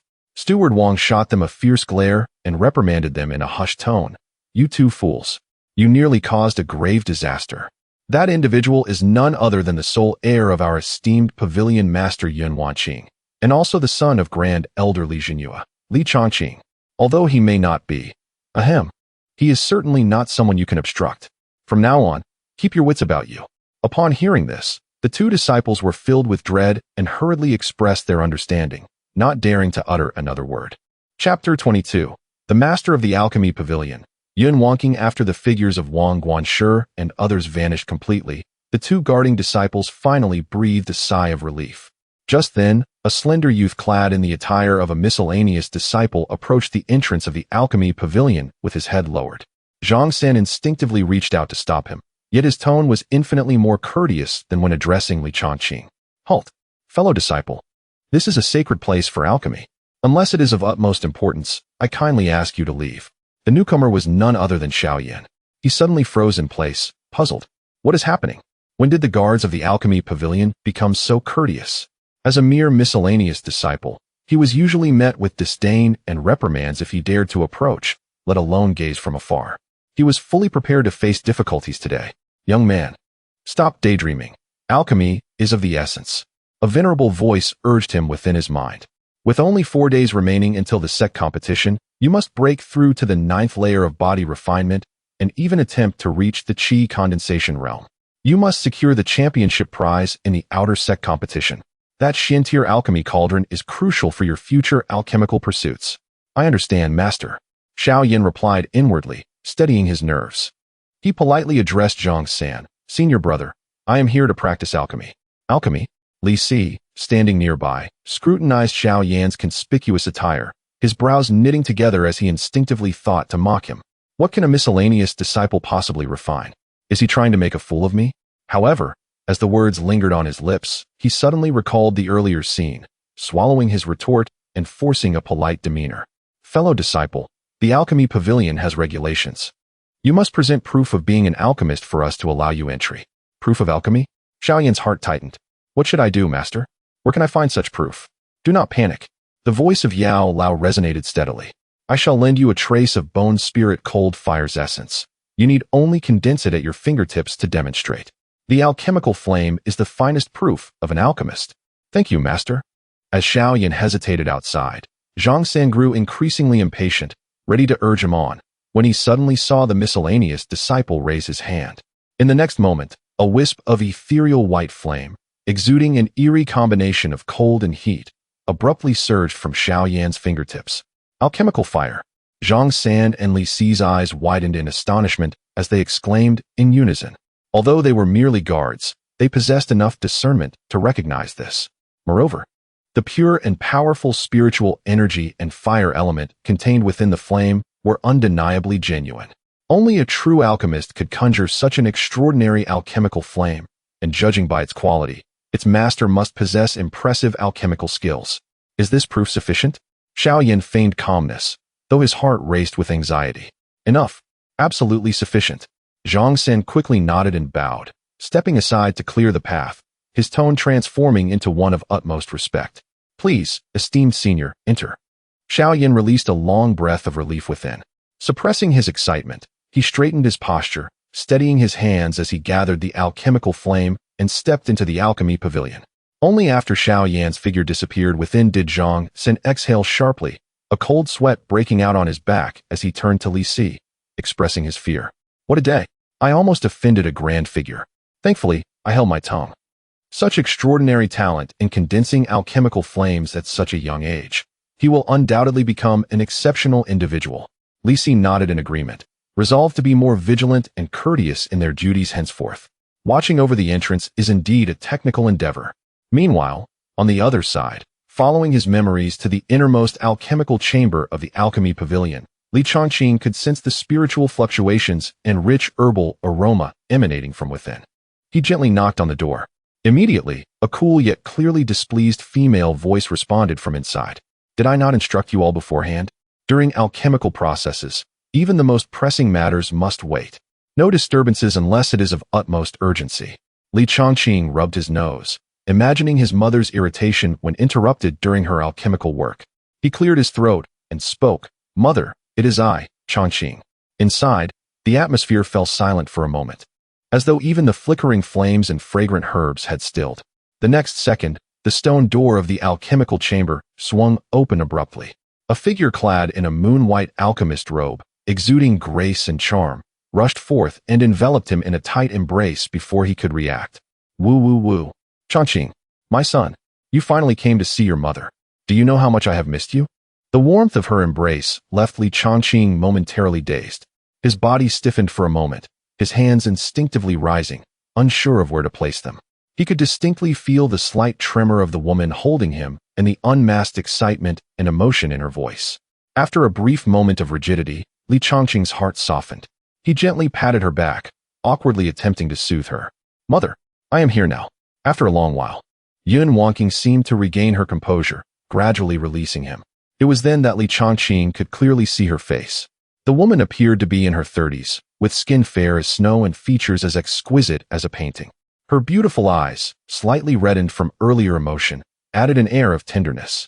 Her beauty was not that of youthful innocence, but rather the charm of maturity, refined through the passage of time, exuding an elegant and noble demeanor, yet carrying a cool and ethereal quality from years of alchemical practice. However, at that moment, her cool demeanor was wholly replaced by profound maternal love and joy. This was his mother, the master of the alchemy pavilion of Qingyun sect, a fifth-rank alchemist, Yun Wanqing. Come, let me have a good look at you. Yun Wanqing pulled Li Chongqing, examining him from head to toe with eyes full of love and concern. Have you lost weight? Has anyone bullied you in the elder hall? Are you running low on resources? Tell your mother, I have everything you need. A barrage of questions flowed, suffused with genuine care. Li Chongqing gazed at the stunning woman exuding pure maternal love, and an inexplicable warmth surged within him. Mother, I am well. No one has bullied me, he replied with a smile. I just missed you and wanted to see you. Chapter 23. Are you certain you are not in Versailles? Spare me this nonsense. Upon hearing these words, Yun Wanqing shot him a flirtatious glance, her eyes filled with a mix of playful reproach and understanding. Since childhood, has there ever been a time when you sought me out without an ulterior motive? Speak up, what treasure or elixir have you set your sights on this time? Li Chongqing, caught in the act, awkwardly rubbed his nose. Indeed, a mother knows her child best. She is well aware of the original owner's character. By the way, your father hurriedly came to inform me yesterday that you are able to cultivate? Yun Wanqing's tone suddenly turned serious, her beautiful eyes fixed intently on Li Chongqing. Is this true? Do not deceive me for the sake of pleasing me, nor conspire with your father to pull a fast one. Indeed, mother. Li Chongqing suppressed his playful demeanor, a thought crossing his mind. The aura of the fifth level of qi condensation no longer concealed, it revealed itself. Fifth level of qi condensation. Feeling the robust spiritual energy emanating from her son, Yun Wanqing gasped in astonishment, her eyes widening in disbelief. How is this possible? Grabbing Li Chongqing's wrist, she gently probed with a sliver of her spiritual energy, confirming her suspicions without a doubt. She abruptly lifted her head. A mix of shock and joy, but more so confusion. When your father informed me, he clearly said you had just broken through to the first level of qi condensation. How is it that in just one day you have reached the fifth level? As if a thought struck her, her brows furrowed slightly, muttering to herself.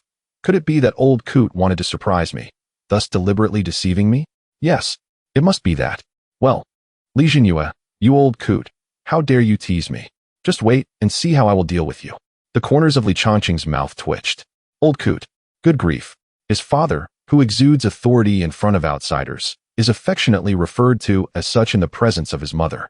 Seeing that his mother did not press for more details, he chose to remain silent.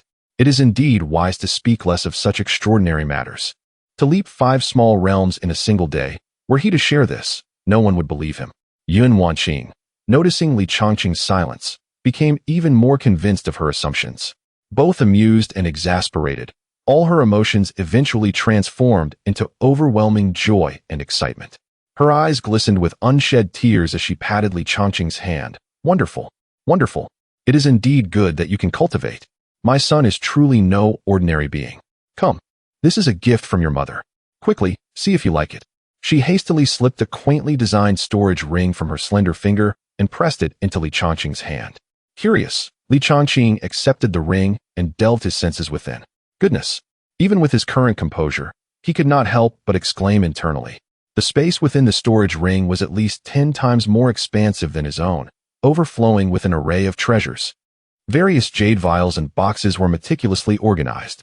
From the most basic first-grade recovery pills and body-tempering pills to second- and third-grade medicinal pills for healing, detoxification, and assisting cultivation. Even fourth-grade solidifying essence pills and barrier-breaking pills were prominently displayed, the quantities so vast they could stock a small pharmacy. Nearby lay a pile of shimmering spirit stones, roughly estimated to be in the hundreds of thousands. And the target of his visit, second-grade qi condensation pills. There were over a dozen bottles, each containing no less than 10 pills. This amount, not only would it assist Chu Linger in breaking through, but it would also suffice for a considerable, while even if consumed like candy. Indeed, seeking out his mother was undoubtedly the right choice. This trip was not in vain. While Li Chongqing reveled in his excitement, he suddenly heard his mother lower her head. gently sighing with an unmistakable trace of melancholy and self-reproach. Alas, Changqing, you know, your mother is of little use. Unlike your father, who is capable of combat, I do not understand profound techniques. All day long, I merely tend to this alchemy furnace, tinkering with these rather insignificant vials. Aside from the medicinal pills I have refined and the spirit stones allocated by the sect, I truly have nothing of value to offer you. As her voice grew softer, she seemed genuinely remorseful for only being able to provide these ordinary items. If you can use these medicinal pills and spirit stones, then please do. If not, feel free to trade them for something you fancy. It is merely a token of your mother's affection. Li Changqing. He stared at the storage ring in his hand. A treasure that would undoubtedly make countless inner disciples and even elders envious. Listening to his mother's self-reproach, which seemed utterly out of touch with reality, he found himself at a loss for words. If these insignificant vials and trinkets were deemed of little worth, what then were the contribution points those disciples outside earned through arduous tasks? Trash? Indeed, the disparity in levels breeds a vast gulf in understanding. He stifled his desire to scoff, promptly grasping his mother's hand, sincerely saying, "Mother, your words are unwarranted. These medicinal pills and spirit stones are indeed a timely boon for me. I cherish them dearly. Thank you, mother." Upon hearing this, Yun Wanqing lifted her head, her face radiating with relief and a brilliant smile. "Really? As long as you like it. In the future, if you require any medicinal pills, do not hesitate to tell your mother. There will be plenty." After exchanging pleasantries with his mother for a while, Li Changqing finally departed the top-level alchemy chamber under Yun Wanqing's reluctant gaze. In high spirits, he toyed with the weighty storage ring in his hand as he made his way towards the entrance of the alchemy pavilion, preparing to return to the disciplinary hall to assist Chu Linger in her breakthrough. However, as he approached the grand entrance, a heated argument suddenly caught his attention. Not far away, at the entrance of a communal alchemy room, a throng of disciples had gathered to witness the commotion. Among the disputants was none other than the recently arrived Xiao Yan. The other party was a young man adorned in the distinct robe of a second-grade alchemist, chin slightly raised, exuding an air of arrogance. This alchemy room was clearly mine first. When I entered, there was no one inside. Xiao Yan clenched his fists, arguing vehemently, his face betraying suppressed anger. The second-grade alchemist scoffed, his tone dripping with disdain and mockery. "You arrived first? Who saw you? The entrance to the alchemy chamber bore no inscription of your name. I assert that what is mine is indeed mine." He scrutinized Xiao Yan's attire as a mere servant disciple, disdain evident in his gaze. How dare a trivial servant disciple come forth to the alchemy pavilion, proclaiming a desire to concoct elixirs? Such absurdity is unparalleled. Do you recognize all herbs? Can you manage the flames? Have you not thought to gaze into a mirror and reflect upon your own status? Is this truly a place for you? From the surrounding disciples, a few low chuckles of agreement echoed, clearly indicating that many shared the same disdain for Xiao Yan's servant status. Infuriated by these belittling remarks, Xiao Yan's face flushed crimson, his body trembling slightly, yet he restrained himself from retaliating immediately. At that moment, the previously mentioned Steward Wang hastened over, his expression grave. Within the alchemy pavilion, loud disturbances are strictly prohibited. What manner of conduct is this? What has transpired? Chapter 24, Xiao Yan? Xiao Yan? Upon encountering the steward, Xiao Yan promptly suppressed his fury, taking the initiative to recount the events that transpired. The second-tier alchemist, upon hearing this, exhibited a flicker of unease in his gaze but maintained his composure, asserting, "Steward Wang, do not heed the ramblings of this mere servant. I have consistently utilized this alchemy chamber, having only briefly stepped out to fetch some items." Steward Wang, having spent many years in the alchemy pavilion, was no stranger to such occurrences. It was not uncommon for those with a modicum of alchemical talent and status to bully the weak and monopolize resources. He could readily discern who was in the wrong. However, with both parties steadfast in their claims and lacking corroborative evidence, the situation proved to be rather tricky to resolve. After a moment of contemplation, Steward Wang recalled a rule within the pavilion and cleared his throat, proclaiming, "Since both of you are resolute in your assertions and cannot reach an accord, according to the regulations of the alchemy pavilion, we may engage in an alchemical contest. You shall each concoct the same type of pill, with the grade left to your discretion. Ultimately, I will assess the quality of the pills. The one who produces the superior pill shall claim the right to this alchemy chamber. while the loser shall forfeit their access to any public alchemy chamber henceforth. How does that sound? This proposal was both equitable and a direct measure of skill, prompting the onlookers among the disciples to nod in agreement, deeming it a commendable solution. Upon hearing this, the second-tier alchemist's face illuminated with confidence, for he hardly believed he would be bested by a mere servant disciple. Meanwhile, Xiao Yin, having received affirmation from someone in his mind, inhaled deeply and resolutely replied, "Very well. I concur." Steward Wang, witnessing both parties' agreement, proceeded to announce the next step. The second-tier alchemist, with an air of arrogance, cast a condescending glance at Xiao Yin and sneered, "Young man, judging by your disheveled appearance, you likely haven't even touched an alchemy furnace more than a few times. I shall not take undue advantage of you. How about we concoct the most fundamental first-tier Qi recovery pill? This way, you won't suffer too embarrassing a defeat and can claim I, a dignified second-tier alchemist, did not bully you." Although seemingly magnanimous, his words dripped with condescension. The surrounding disciples nodded in agreement, believing that while the second-tier alchemist was indeed brash, his proposal was fair. The first-tier Qi recovery pill was the most elementary of pills. Even if the servant disciple possessed some rudimentary skills, he would not utterly disgrace himself. However, Xiao Yin slowly raised his head, his gaze calm as he directed it towards Steward Wang and the second-tier alchemist. With a clear and resolute voice, he declared, "No need for that. The first-tier Qi recovery pill is far too simplistic to truly showcase one's abilities. If we are to engage in a contest, let us aim for the second-tier violent blood pill, shall we?" The mere mention of the violent blood pill rendered the entire hall silent. Everyone stood in stunned disbelief, almost questioning if they had misheard. The violent blood pill? That was a pill among the second tier that was notoriously difficult to concoct. Its medicinal properties were volatile, requiring exceptional control of heat and profound spiritual power. Even many seasoned second-tier alchemists would hesitate to attempt it, yet a mere servant disciple dared to propose its creation. After a brief silence, the hall erupted in raucous laughter. What did he just say? The violent blood pill? I must have misheard. A servant disciple intends to concoct the violent blood pill? Does he even comprehend what that entails? What utter nonsense. He probably can't even name the primary ingredients.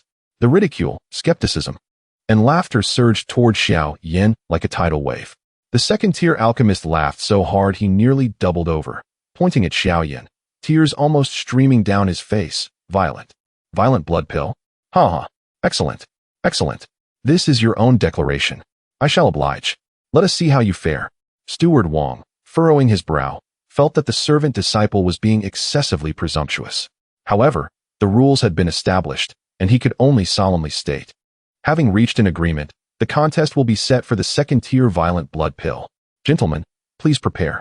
All eyes fixated on Xiao Yin, waiting for the moment of his disgrace. Meanwhile, not far away, Li Chongqing, observing the spectacle, instinctively stroked his chin, a flicker of confusion crossing his features. Hiss! He pondered inwardly, this scene. Why did it seem increasingly familiar? The identity of a useless servant? Publicly ridiculed by a senior? Compelled to participate in some form of contest, alchemy? And then the protagonist, against all odds, proposes a target that far exceeds his current capabilities?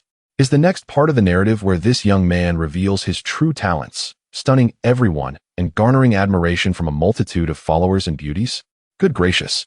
Li Chongqing's heart jolted, nearly exclaiming aloud, "Isn't this the quintessential protagonist template? A favored child of destiny."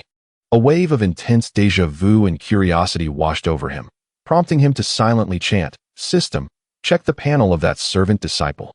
Name, Xiao Yin. Age, 19. Cultivation level, body refinement 7th layer. Comprehensive aptitude, golden, unparalleled in millennia. Recent events. 2 days ago, after experiencing betrayal from a romantic partner, in a fit of intense anger and despair, he inadvertently activated the mysterious remnant soul of a venerable being hidden within his ring. Receiving meticulous guidance and embarking on a renewed path of cultivation, he aims to seize the championship of this outer sect competition to obtain rewards that will aid his cultivation. After perusing the information on the system panel, Li Chongqing fell into silence. It was irrefutable. The elder within the ring, regression in cultivation, betrayal by a romantic partner, golden aptitude, aiming for the championship of the outer sect competition. This configuration, this experience, this template. Could it be anything other than a fated protagonist? Li Changqing's expression shifted to one of intrigue, a subtle smile gracing his lips. How fascinating. I never anticipated that beyond my own peculiar situation, this world genuinely harbors a favored child of destiny endowed with a protagonist template. The question remains, whose protagonist aura is more formidable, yours or my system's? He suddenly felt that this upcoming outer sect competition might prove far more intriguing than he had initially imagined. Li Changqing was suddenly taken aback as a crucial piece of information flashed through his mind. Xiao Yan, the ring's old man? Wasn't this precisely the classic protagonist configuration from the pen of a certain legendary potato deity in his previous life? Even the names bore an uncanny resemblance. Following this revelation, another thought crossed his mind. Miscellaneous roles. Dao partners? Xiao Yan, Lin Shui? What a coincidence. It was indeed him. In that moment, Li Changqing felt that the world was astonishingly small and fate was truly remarkable. By a twist of fate, he had unwittingly assisted Lin Shui in her moment of need, indirectly leading to her breakup with Xiao Yan, only to encounter the very subject of it all. How intriguing. Thus, this fellow, out of sheer rage and despair upon Lin Shui's proposal to part ways, had activated the old man within the ring and embarked on a path of vengeance? Truly, he was the child of destiny. This setback, this adversity, could be transformed into opportunity. Remarkable. Chapter 25. The awakening of the Demon King. Amidst the astonishment, a hint of trepidation surged within. The remnant soul of a revered being. In the hierarchy of this world, such an entity is the mightiest below the saints. Even a mere trace of its essence possesses capabilities and insights beyond the ordinary. What if one day, Xiao Yan discovers that I have adorned him with a metaphorical green hat, and in a fit of rage, allows that revered soul to possess him, leading to my demise? That would indeed spell disaster. The mere thought sent a chill down Li Changqing's spine. No, I must never underestimate any individual who bears the slightest resemblance to a protagonist. This burgeoning sense of crisis intensified his desire to become stronger, urging him to hasten his plans. It was imperative to seek out more prey, to acquire additional system rewards and trump cards to ensure absolute security. Only by amassing sufficient personal strength could he face any challenge or retaliation without fear. With this in mind, he found himself losing interest in the alchemy competition before him. The outcome was a foregone conclusion. It would undoubtedly be Xiao Yan dazzling the audience and achieving a resounding victory. Thus, he chose not to linger, turning away to quietly exit the bustling alchemy hall. The stage was set for the protagonist to perform. He needed to strategize his own ascension. Upon returning to the Hall of Stewards, Chu Linger immediately rushed towards him, embracing his arm and sweetly exclaiming, "Husband, you are back." Li Changqing chuckled, nodding in acknowledgement, and instinctively ruffled her hair. He then turned his palm over, revealing several exquisite jade vials, each radiating a delicate sheen. "Here, take these elixirs and cultivate diligently. With their aid, you should be able to break through to the condensation realm within 3 days." He handed her the jade vials, confident in their efficacy. Chu Linger gingerly accepted the vials, and as soon as they touched her hands, a rich and pure fragrance wafted through the gaps in the cork, invigorating her spirit. She peered closely at the inscription on the vial, and upon recognizing the words, she gasped, covering her mouth in astonishment. Condensation pill. A second-grade elixir. She recoiled as if burned, her face a portrait of panic and refusal. "Husband, no. This is far too precious. Please, take it back for your own cultivation. Using it for me would be such a waste." In her understanding, a second-grade elixir was the epitome of luxury. The usual outer disciples only had access to first-grade pills. Elixirs like the condensation pill, which could assist in breaking through bottlenecks, were reserved for the elders or those of affluent backgrounds. To acquire a single condensation pill, she would have to forego food and drink, laboring for months to accumulate contribution points. Yet here, her husband presented her with several vials.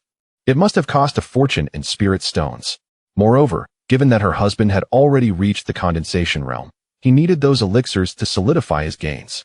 They should rightfully belong to him, she earnestly added, genuinely considering Li Changqing's well-being. Li Changqing couldn't help but chuckle, instantly perceiving her little thoughts.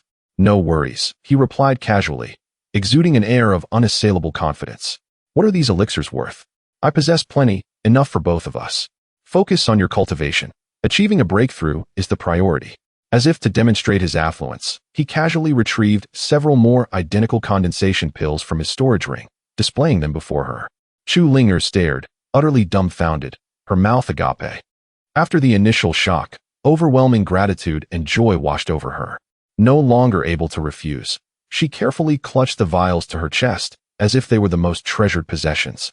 Lifting her gaze, her eyes glimmered with emotion, reddening slightly as she earnestly declared, "Thank you, husband. Linger will not disappoint your expectations." Before she could finish, she suddenly rose on her toes and, with a swift motion, planted a kiss on Li Changqing's cheek. Without a backward glance, she dashed away, her voice filled with bashfulness and delight as it echoed in the air. "Husband, I shall return to cultivate now." Li Changqing touched his cheek, still warm and slightly damp from her kiss, watching her petite figure retreating, unable to suppress a smile. That silly girl. At this moment, it was midday, and the hall of stewards was quiet, devoid of any interruptions. Li Changqing quietly made his way to a secluded room in the back, designated solely for him, and closed the door behind him. With a thought, he summoned the two unconscious little beasts from the system space. The white and black creatures lay peacefully on the ground, their breaths faint. Thankfully, the system space could accommodate living beings. Otherwise, bringing these two extraordinary entities back to the sect would have surely caused a commotion. "System, is there a method to awaken them?" Li Changqing inquired internally. They could not remain in this slumber indefinitely. It would hinder his forthcoming plans. Beep. The host can attempt to channel the dragon yuan true qi cultivated from the Yinlong Jinjing into their bodies.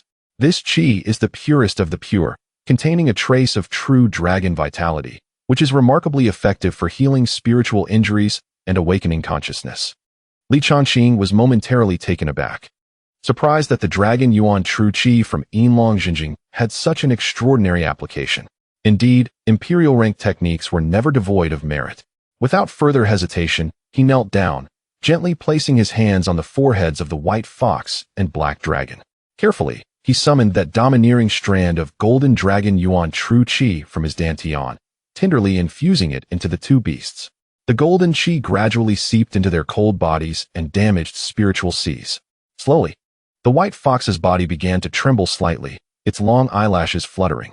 After a while, the white fox emitted a soft moan, gradually opening its eyes. Those were azure orbs as clear as glass, yet imbued with a hint of natural allure, now filled with weakness and confusion. It shook its head slightly, instinctively surveying the unfamiliar surroundings. "Where is this? Am I still alive?" Bai Li's eyes initially reflected bewilderment, then suddenly widened in realization. Struggling to rise, she stumbled due to her severe injuries, barely managing to lift her head and scan her surroundings warily. Upon seeing Li Changqing standing before her, exuding an unfathomable aura, alongside the still unconscious Mo Jiao, her memories flooded back in an instant. The fierce struggle, the burning souls, and the mutual destruction. "Is it you who saved us?" Her voice was tinged with a hint of hoarseness and wariness. She could sense a warm and domineering energy within her, slowly mending her injuries, and the source of this energy was none other than the human before her. Li Changqing observed her with a placid demeanor, nodding slightly, his tone unembellished. "I suppose so. Seeing you both in a state of mutual ruin, I simply took the opportunity to bring you back." Li fell silent for a moment. The worldview of the demon beasts allowed her to perceive the dynamics of power and hierarchy with acute clarity. Though the individual before her appeared youthful, the latent strength and the means by which he had rescued them revealed an unfathomable depth. She lowered her head, adopting a posture of submission as a demon beast would, and spoke softly. "Thank you for saving my life, esteemed sir. May I inquire your name? And where exactly are we?" "Li Changqing. This is Qing Yunzong." His response was succinct. Upon hearing this, Bai Li was taken aback. Qing Yunzong? One of the premier sects of Fengtian City? She had not anticipated that this individual was affiliated with Qing Yunzong, and his audacity to bring them back with such ease suggested a significant status. Bai Li's gaze towards Mo Jiao was complex, filled with both resentment and a shared sense of misfortune. After years of contention, they had ultimately met such a fate, only to be salvaged by the same person. "Esteemed sir, what do you require of us?" Bai Li was acutely aware that there is no such thing as a free lunch in this world, especially when it comes to the goodwill of powerful beings. The fact that he had rescued them surely implied ulterior motives. Li Changqing's lips curled into a knowing smile. Dealing with clever individuals is quite straightforward. Your current state is one of decline, and your essence has been compromised. It is likely that you have numerous enemies outside. Follow me and serve me, and I can provide the resources necessary for your recovery, and even, in the future, allow you to become stronger than in your prime. He paused, his gaze sweeping over Bai Li. Of course, you may choose to refuse. You can leave at this very moment. I shall not hinder you. Yet internally, he thought, if you dare to flee, I shall resort to force. Leave. Bai Li couldn't help but smile bitterly within. Given her and Mo Jiao's current state, coupled with their injuries, departing from the protection of this human would likely result in their swift demise at the hands of their former enemies. Moreover, the prospect of becoming stronger than in their prime was an irresistible temptation for her. She lowered her head once more. This time with heightened respect. Bai Li is willing to follow you, esteemed sir. However, what of Mo Jiao? No matter, when it awakens, let it make its own choice, Li Chongqing replied nonchalantly. Just then, Mo Jiao on the ground emitted a low groan, seemingly on the verge of awakening. Chapter 26 Contract Bai Li. Mou's heavy eyelids trembled a few times before finally slowly opening, revealing a pair of cold, dark golden vertical pupils. The first sight that met her eyes was an unfamiliar human male and a living white fox. She was momentarily taken aback for 2 seconds, seemingly not yet fully awakened from her severe injury-induced coma. Subsequently, an overwhelming hatred instantly submerged her reason. Bai Li, I will kill you. She let out a sharp shriek, suddenly wanting to spring into an attack. However, her severely injured body and the weakness brought on by her fall in cultivation left her utterly powerless. As she attempted to raise her upper body, she fell heavily back to the ground. A wave of excruciating pain surged through her, prompting an involuntary cry of agony. Ah, it hurts. Damn, Bai Li, it's all your fault. You brought me to this state. Mou grimaced in pain, her dark golden pupils fixed on Bai Li, filled with resentment. You just wait. Once I recover my cultivation, the first thing I'll do is tear you apart. Humph. Bai Li snorted coldly, her azure eyes flashing with a similar glint of frost, refusing to back down. Fool, you should first consider how to survive in your current state. After Bai Li's taunt, Mou abruptly came to her senses, suppressing her fury as she began to cautiously survey her surroundings. A strange room, a strong human scent, and this inscrutable human before her. Where's this? She asked hoarsely, tinged with unease. Qingyun Zone, the territory of human cultivators, Bai Li replied coldly. What? Qingyun Zone. Mou's vertical pupils abruptly constricted as she sharply looked at the previously silent Li Chongqing, a hint of fear flickering in her eyes. The name of Qingyun Zone was well known among the demon kings lurking nearby. It is an absolutely untouchable human power. What? What is going on? How did we end up in the territory of Qingyun Zone? Her voice trembled, unable to comprehend the situation. He saved us. Bai Li indicated Li Chongqing with her gaze, her tone complex. Mou was even more shocked, almost blurting out. Humans, upon encountering us demon beasts, typically have the intention of skinning us alive, extracting our demon cores. How could he possibly have the benevolence to save us? The relationship between humans and demon kind has always been one of enmity. It is either you kill me or I kill you. She found it utterly unbelievable that someone would show kindness to demon beasts, especially to demon kings like them, who are treasures in their own right. But the truth is as such. Bai Li's tone bore a hint of resignation. Enough, foolish serpent. Now is not the time to dwell on this. You must consider your next choice. She paused, looking at Mou, presenting 2 brutal options. First, leave this place. Given our current state, upon returning, it is highly probable that our old enemies will come seeking revenge and tear us apart. Second, she raised her paw, pointing at the composed Li Chongqing. Remain here, but you must pledge allegiance to him, exchanging it for protection and the chance to recover. Upon hearing this, Mou was utterly stunned. Her vertical pupils oscillated between Li Chongqing and Bai Li, the arduous choice plunging her into silence. Struggle, unwillingness, and anger intertwined, ultimately coalescing into a heavy despair and helplessness. In order to survive, and to fulfill the ultimate dream pursued by the Jiaolong clan for generations, to transform into a true dragon, she had no other choice. All right, this word seemed to drain all her strength, and she lowered her head with great difficulty, her voice subdued. Very well. Li Chongqing nodded in satisfaction. If that is the case, Then offer a drop of your life essence and sign the demon's servant contract with me. Bai Li, already resigned to her fate, showed no hesitation at his words. She opened her mouth and released a droplet of crimson blood tinged with a hint of icy blue luminescence, which floated in the air. Mou's inner struggle intensified. Life essence was crucial to her very existence. Once surrendered, her life and death would be entirely in someone else's hands. She instinctively glanced at Bai Li, her eyes carrying a final inquiry. Bai Li, having battled with her for many years, would certainly understand her concerns. Yet she merely returned a cold glance, conveying a faint mental message. If you wish to live and still aspire to become a dragon, you have no other choice. This phrase was like the last straw that broke the camel's back, crushing all of Mou's hesitation.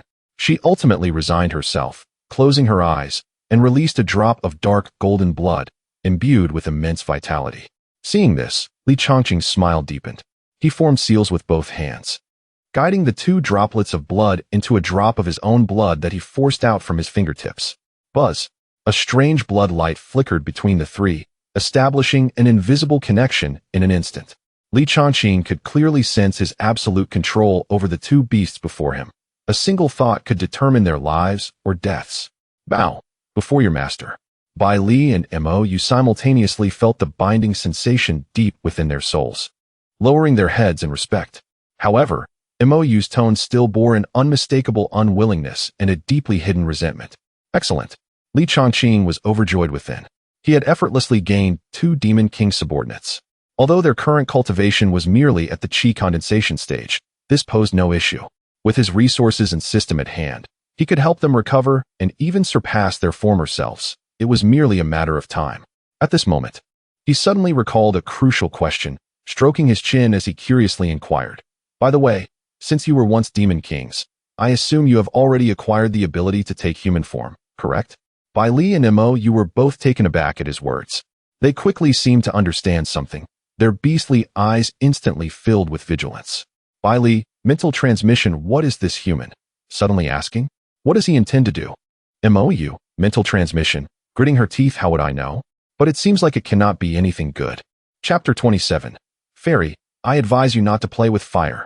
After a brief moment of silent communication, Bai Li lifted her head and respectfully responded, Master, we can indeed take on human forms.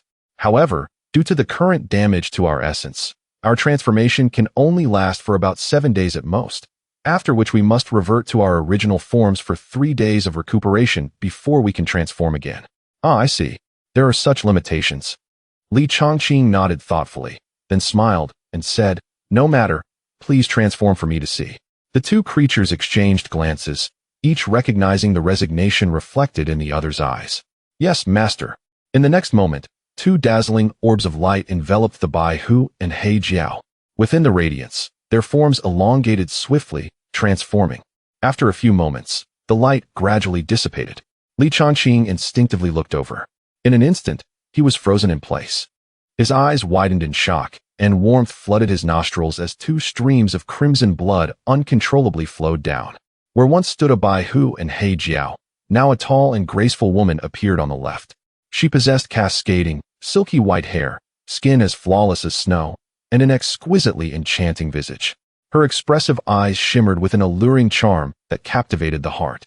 This was Bai Li. On the right stood a woman of an entirely different style. She had long, thick black hair that cascaded to her waist, her figure voluptuous, exuding the captivating allure of a mature woman. Her face bore a wild and cold beauty, and her dark golden eyes added an air of mystery and nobility. This was Mou. The stark contrast of their forms presented a visual impact of nuclear proportions. How could anyone withstand this? Li Chongqing felt his entire being surge with overwhelming emotions. The 2 women exchanged puzzled looks, bewildered by his reaction. Bai Li tilted her head slightly, a hint of unease in her azure eyes, and softly inquired, Master, is something the matter? Are you perhaps dissatisfied with our transformed appearances? Mou, with a more fiery and straightforward temperament, shrugged her shoulders, saying, If you find us displeasing, we can revert to our original forms at once. As she spoke, a glimmer of light flickered around her, as if she truly intended to change back. No. Please don't change. Absolutely don't. Li Chongqing, snapping back to reality, hastily waved his hands to stop them. Yet his gaze remained fixated on the two, his tone brimming with unabashed admiration. I am satisfied. Extremely satisfied. Truly, astonishingly beautiful. His heartfelt praise left by Li and Mo momentarily stunned. Yet a wave of relief washed over them. After all, whether human or beast, one always yearns for recognition of their beauty. Li Chongqing took several deep breaths, striving to calm the tumult within him, his gaze flickering uncertainly. He hurriedly rummaged through his storage ring and finally produced 2 sets of spare male robes. Awkwardly, he handed them over, attempting to sound as normal as possible. Ahem, you both should put these on. Observing Li Chongqing's flustered demeanor, where he seemed torn between wanting to look yet not daring to, Mo suddenly understood something. The earlier hint of displeasure evaporated, replaced by intrigue. Instead of immediately accepting the garments, she stepped forward slightly, covering her mouth with a tinkling laugh, her eyes glinting mischievously as she teased. What's this? Are you not going to look anymore, master? Did you not just say you were extremely satisfied, astonished even? Could it be? You are not sincere? Her voice, laced with a wild allure and her bold actions, reignited the smoldering fire within him. While Bai Li lacked Mo's audacity, the sight of Li Chongqing's embarrassment caused her lips to curl into a subtle smile. Standing nearby, she seemed curious to see how he would respond. Li Chongqing thought to himself, this snake demon is truly a handful. However, he slowly inhaled deeply, suppressing the tumult within him, and his gaze suddenly turned deep and assertive. He took a step towards Mo. Mo's laughter faltered as she watched him approach, a wave of unease washing over her. She had merely found the situation amusing, but she hadn't anticipated his direct response. What do you intend to do? She instinctively retreated a step, a flicker of panic flashing in her dark golden eyes. Bailey also shifted her focus, her azure eyes narrowing as she fixed her gaze on Li Chongqing. With each step forward he took, Mo's breath quickened, her chest rising and falling as the boldness she had possessed moments ago dissipated entirely. When Li Chongqing stood before her, their proximity less than a centimeter apart, his towering figure enveloped her entirely. Mo could distinctly feel the heat radiating from him, mixed with an indescribable dominating aura that rendered her mind blank. As a former demon king, she had never been so close to a male, especially not in such an unguarded manner. Panic surged within her, and she regretted ever provoking him. Li Chongqing leaned down, his lips near her slightly flushed ear, speaking in a low, magnetic tone that only they could hear. Fairy, I advise you not to play with fire. His warm breath brushed against her ear, sending a shiver through her. Otherwise, his voice carried a hint of danger. I would not mind taking you in advance. Chapter 28. The Imperial Stage Technique. The 9 Transformations of the Demon God. In truth, Li Chongqing's original plan was to await the restoration of the 2 beast god souls, so that they could return to the Divine Palace realm before embarking on his own cultivation. At that time, the energies of the 2 demon kings at the Divine Palace level would undoubtedly provide him with the greatest advantages, allowing his realm to surge dramatically and maximizing his benefits. However, if this audacious Black Flood dragon insisted on provoking him, he would not hesitate to advance his plans slightly. Meanwhile, Mo trembled at his words, her cheeks flushed with heat. Yet, due to her formidable pride as a demon king, she was unwilling to concede defeat easily. Steeling herself, she retorted with a facade of bravado. Who is afraid of you? Oh, is that so? A wicked smile curled upon Li Chongqing's lips as he took a half-step back, his thoughts stirring. In the next moment, Li Jinyue, transformed into a myriad of puppets, appeared in the room without warning. The terrifying pressure of a consummate Divine Palace expert enveloped the entire space like a tangible force. Divine Palace Realm Expert. Bai Li and Mo exclaimed in unison, their voices filled with astonishment and disbelief, mingled with a flicker of primal fear as they sensed an aura that far surpassed their peak states. Li Chongqing then turned his gaze back to Mo, who was paling and finally displaying fear in her eyes, and he approached her step by step. Now, let me ask you, are you afraid or not? Time passed, and Li Chongqing smiled with satisfaction, feeling the power within him that had multiplied several times over. A contented smile graced his lips. His realm had skyrocketed from the 5th layer of chi condensation to a stable 8th layer. Alas, he clicked his tongue in regret, feeling a tinge of disappointment in his heart. If he had waited for her to recover to the Divine Palace realm before proceeding, the enhancement could have potentially allowed him to break through to the Yuan Dan realm. That would have been the true maximization of benefits. However, achieving a 3-layer breakthrough to reach the 8th layer of qi condensation in one go was already extraordinary, far surpassing years of arduous cultivation for ordinary individuals, and he should be content. He then focused his thoughts once more, calling forth MOU's system panel.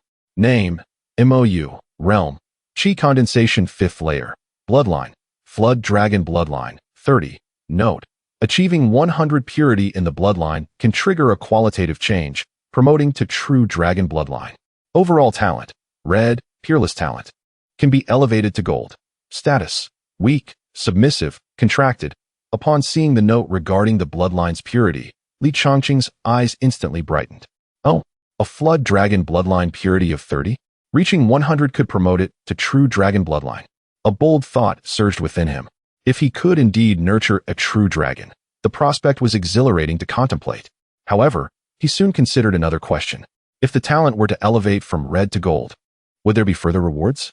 No, but the system's cold response shattered his fantasies. As expected, Li Changqing shook his head in resignation, feeling a twinge of regret despite having anticipated this outcome. This system truly left no room for loopholes. Then what about my reward? Ding. Talent rating, red, peerless talent. Reward issued. Imperial Stage Technique, the 9 transformations of the Demon God. Gasp. Imperial Stage? A reward for red talent. And it turned out to be an Imperial Stage Technique? Li Changqing inhaled sharply, unable to suppress his astonishment. He had initially estimated that a red talent could yield a Celestial Stage Technique at best. After all, Celestial Stage Techniques were legendary within the entire Qingyun sect and even in the city of Fengtian. Yet, he never expected the system to be so generous as to directly reward him with an Imperial Stage Technique. The Imperial Stage. That was a fabled tier, as far as he knew, throughout the vast and boundless Tianxian continent. Only those ancient imperial clans that remained hidden or a handful of transcendent powers at the pinnacle of the continent could possess the inheritance of Imperial Stage Techniques. However, upon reflection, it made sense. Even a system as extraordinary as this had such rewards. It was only natural for it to grant an Imperial Stage Technique. Quickly suppressing his shock, he regained his composure. He concentrated his mind to delve into the detailed information of the 9 transformations of the Demon God that resided in his mind.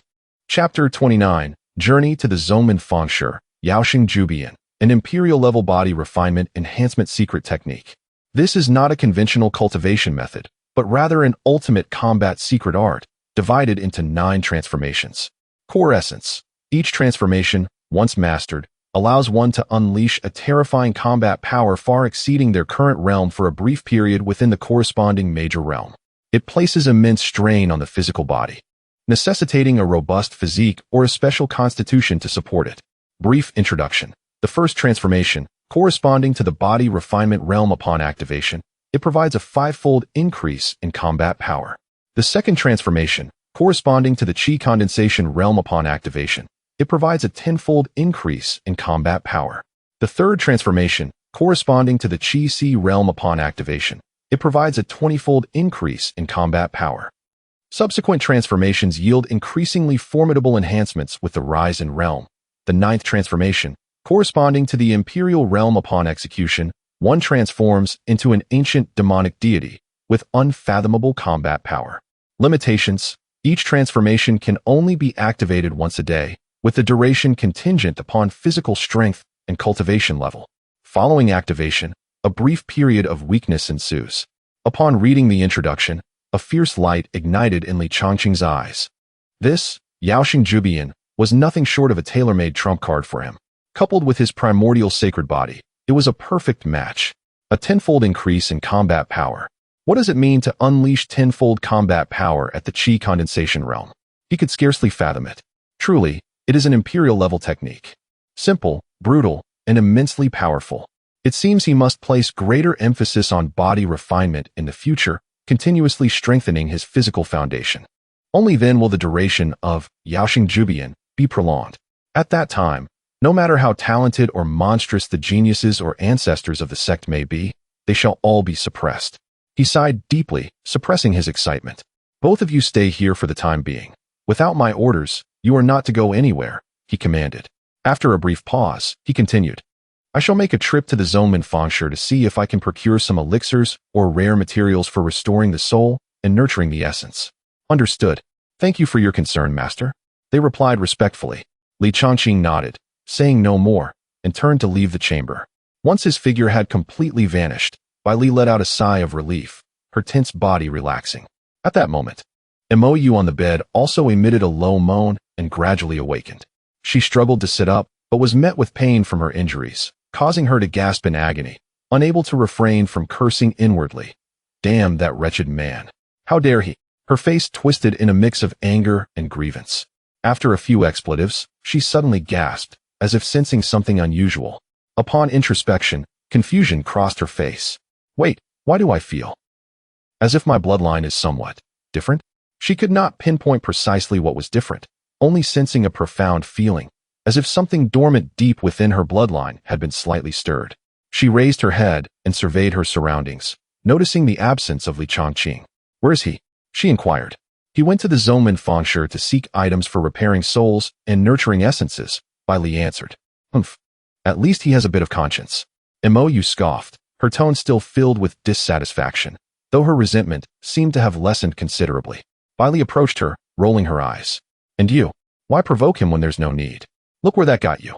You brought this upon yourself. Mind your own business. Mou shot back defiantly.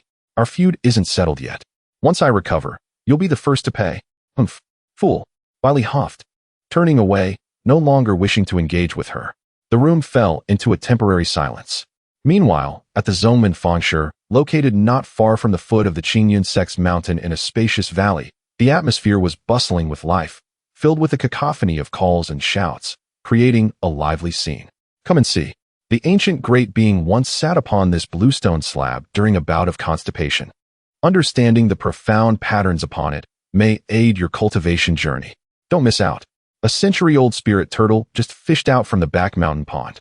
Brew it into soup for longevity. Its effects are remarkable. A blood-spitting clearance sale. A soap allegedly used by a fairy during her bath. Though only a fragment remains, its lingering fragrance is essential for enlightenment.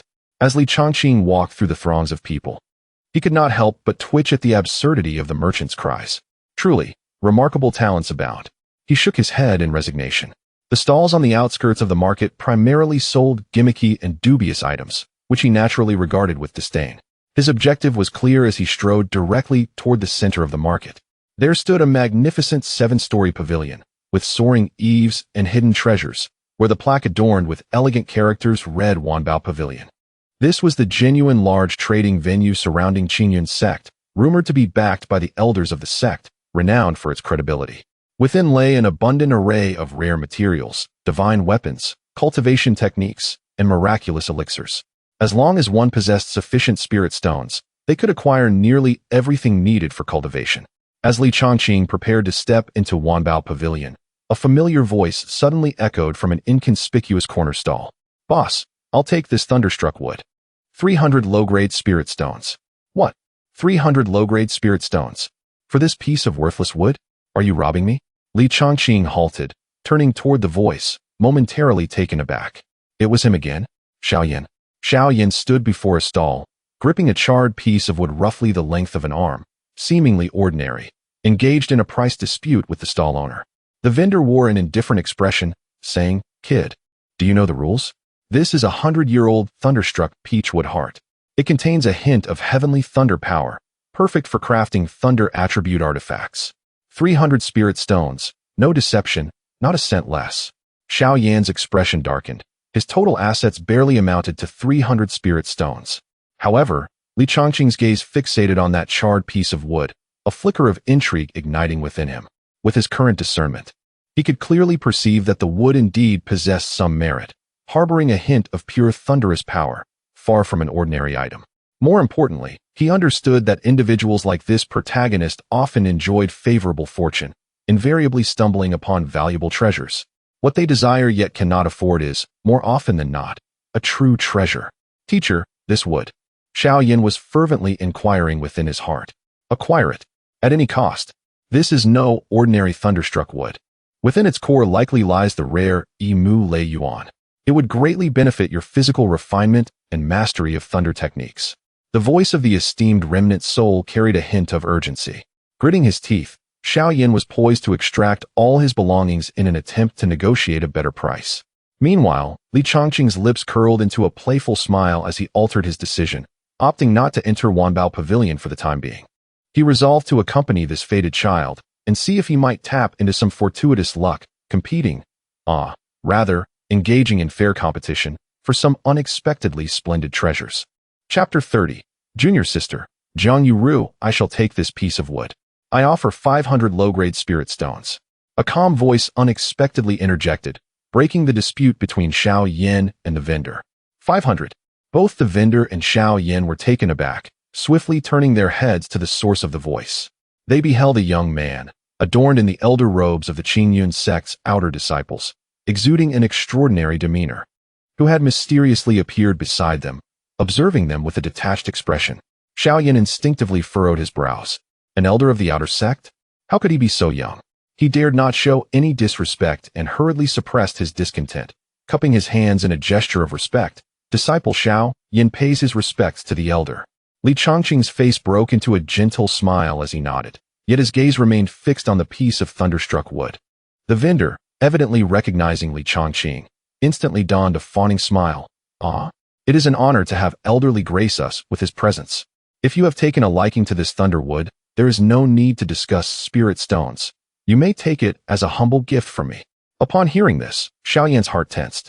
Forgetting the elder's status, he hastily protested, Boss, this seems rather inappropriate. Transactions should adhere to the principle of first come, first served. Even an elder cannot disrupt the rules of the marketplace, can they? His last words lacked conviction, yet he insisted on voicing them. The vendor's expression darkened as he prepared to rebuke, but Li Chongqing interrupted with a smile, gesturing for the vendor to remain silent, and looked at Xiao Yin with approval. What this young brother Xiao Yin states is indeed reasonable. It is essential to uphold the principle of first come, first served. This is the foundation of trustworthiness. Moreover, as an elder of the outer sect, I should set a good example and not leverage my status to vie for resources against my junior disciples. Would that not chill their hearts? His profound and principled statement left the vendor stunned, and even Xiao Yin was taken aback. Li Chongqing then shifted his tone to one of sincerity, addressing Xiao Yin. Xiao Yin, to be frank, this item is urgently needed for my cultivation of a particular secret technique. Might I persuade you to part with it? I am willing to offer 500 low-grade spirit stones in exchange. What do you say? Xiao Yin was utterly astonished. The elder's demeanor was unexpectedly gracious. Rather than pressuring him, he was courteous and even willing to offer a higher price for the exchange. This left Xiao Yin at a loss for how to respond. To refuse? That seemed rather ungracious. To agree? He was reluctant to part with what could be a treasure, the thunderwood. As he hesitated, the astute vendor spoke again, seemingly offering advice but carrying an undertone of pressure. I say, young brother, elderly has expressed such earnestness. You should quickly agree to his offer. He is the elder in charge of the outer sect's affairs. Should you enter the outer sect, all monthly allocations of cultivation resources and task assignments must go through him. Why jeopardize your future over a mere piece of wood? These words struck Xiao Yin like a hammer. His eyes widened in realization. This was the legendary elder in charge of the outer sect's affairs, the one who controlled the fates of all outer disciples. The elder could easily coerce him into surrendering the wood without any compensation. Yet, he did not do so. Instead, he was polite and even offered compensation, granting Xiao Yin both face and a way out. At that moment, he heard the solemn voice of Yao Lao in his mind. Enough, Xiao Yin. While this item is indeed valuable, it is not worth offending a powerful elder. Since he has offered a way out and is willing to compensate with spirit stones, it would be wise to acquiesce. Let him owe you a small favor. Perhaps that will prove more valuable than the wood itself. After a moment of internal struggle, Xiao Yin let out a helpless sigh. He cupped his hands respectfully toward Li Chongqing. Since elderly has a pressing need, I am willing to part with it. Li Chongqing's smile broadened, and he nodded in satisfaction.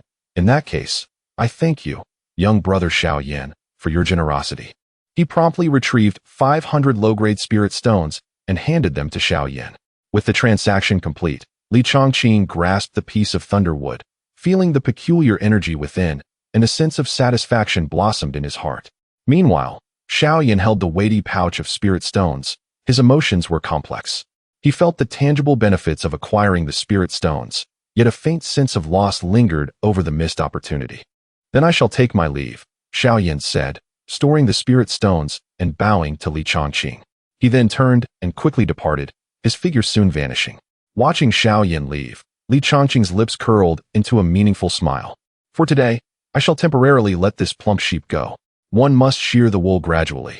To strip it all at once would be rather uninteresting, he murmured to himself, feeling quite pleased. As for the seemingly inconspicuous piece of thunderwood, its significance had been underscored by being so coveted by the fated one, to the extent of causing a dispute with the vendor. It was surely no ordinary item. Upon returning, he would thoroughly investigate it. Securing the thunderwood, he turned and stepped into the opulently decorated, spirit-rich Wanbao pavilion. A middle-aged man, resembling a steward, immediately approached him, evidently recognizing Li Chongqing's status, and greeted him with utmost respect. "Young Master Li, what brings you here today?" Li Chongqing stated his purpose directly. "I am in need of some elixirs or rare materials that can restore and nurture the soul. The higher the grade, the better." Upon hearing this, the steward's expression revealed a hint of difficulty. Items for soul restoration are notoriously scarce. "Young Master Li, unfortunately, just moments ago, the last piece of Qinghun wood in our inventory was purchased by another customer." Qinghun wood. Li Chongqing's brow furrowed. This was an excellent material for nurturing the soul, and he was dismayed to learn it had been snatched away. Indeed, the steward nodded. Then, as if struck by a thought, he gestured toward a section of materials and whispered, "You see, the buyer is still over there selecting other medicines. If you require it urgently, perhaps you could, given your status. You might approach that customer and see if they would be willing to transfer it." Li Chongqing followed the steward's finger and spotted a tall figure, clad in the garb of an inner disciple, carefully examining the medicinal materials at the counter. How does that figure look so familiar? A flicker of curiosity stirred within him, prompting him to take a step forward in pursuit of the truth. As if sensing an approach from behind, the tall woman halted her actions and slowly turned around. When their gazes met in midair, the atmosphere seemed to fall into a sudden silence for a few moments. Li Chongqing gazed upon the exquisite, yet somewhat aloof countenance before him, which bore an oddly familiar resemblance, and he momentarily froze, instinctively exclaiming, "Junior sister?" Upon recognizing Li Chongqing, the woman's cool eyes revealed a hint of surprise, and her red lips parted slightly. "Chongqing?" This woman, named Jiang Yuru, was the sole direct disciple of his father, Li Jinyue. By all accounts, she was indeed his senior sister.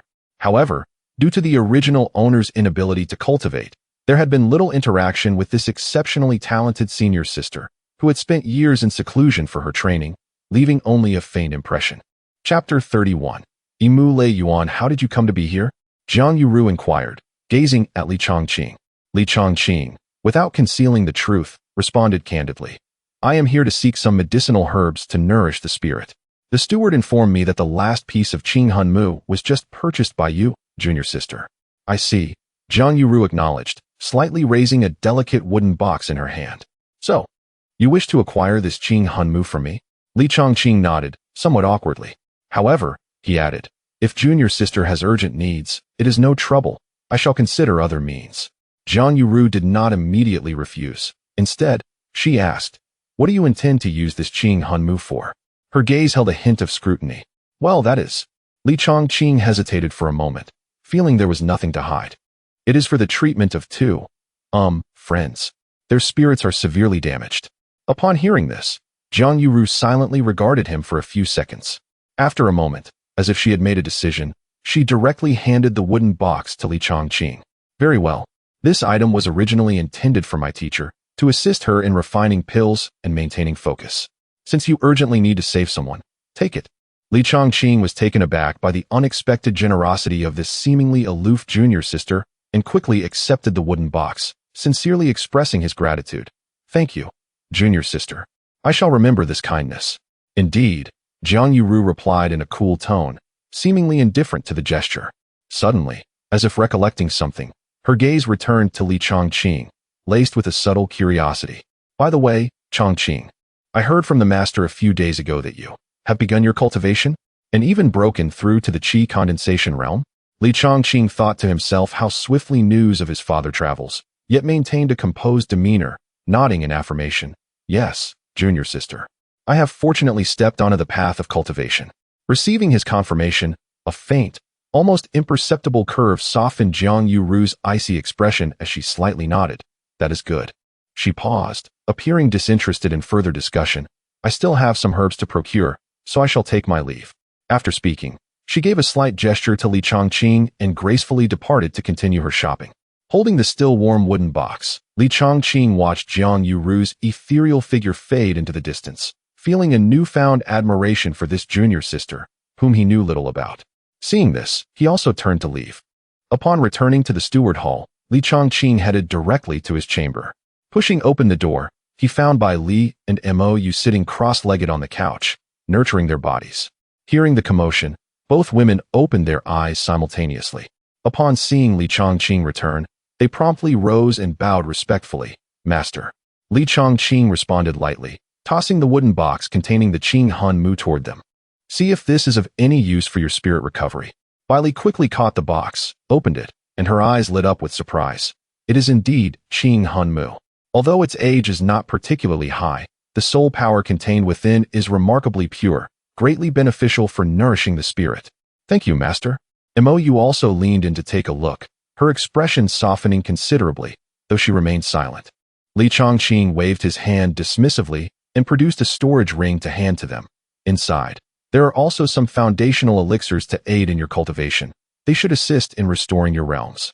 The two women accepted the storage ring, but had yet to examine its contents when Li Chongqing produced a piece of unremarkable charred wood.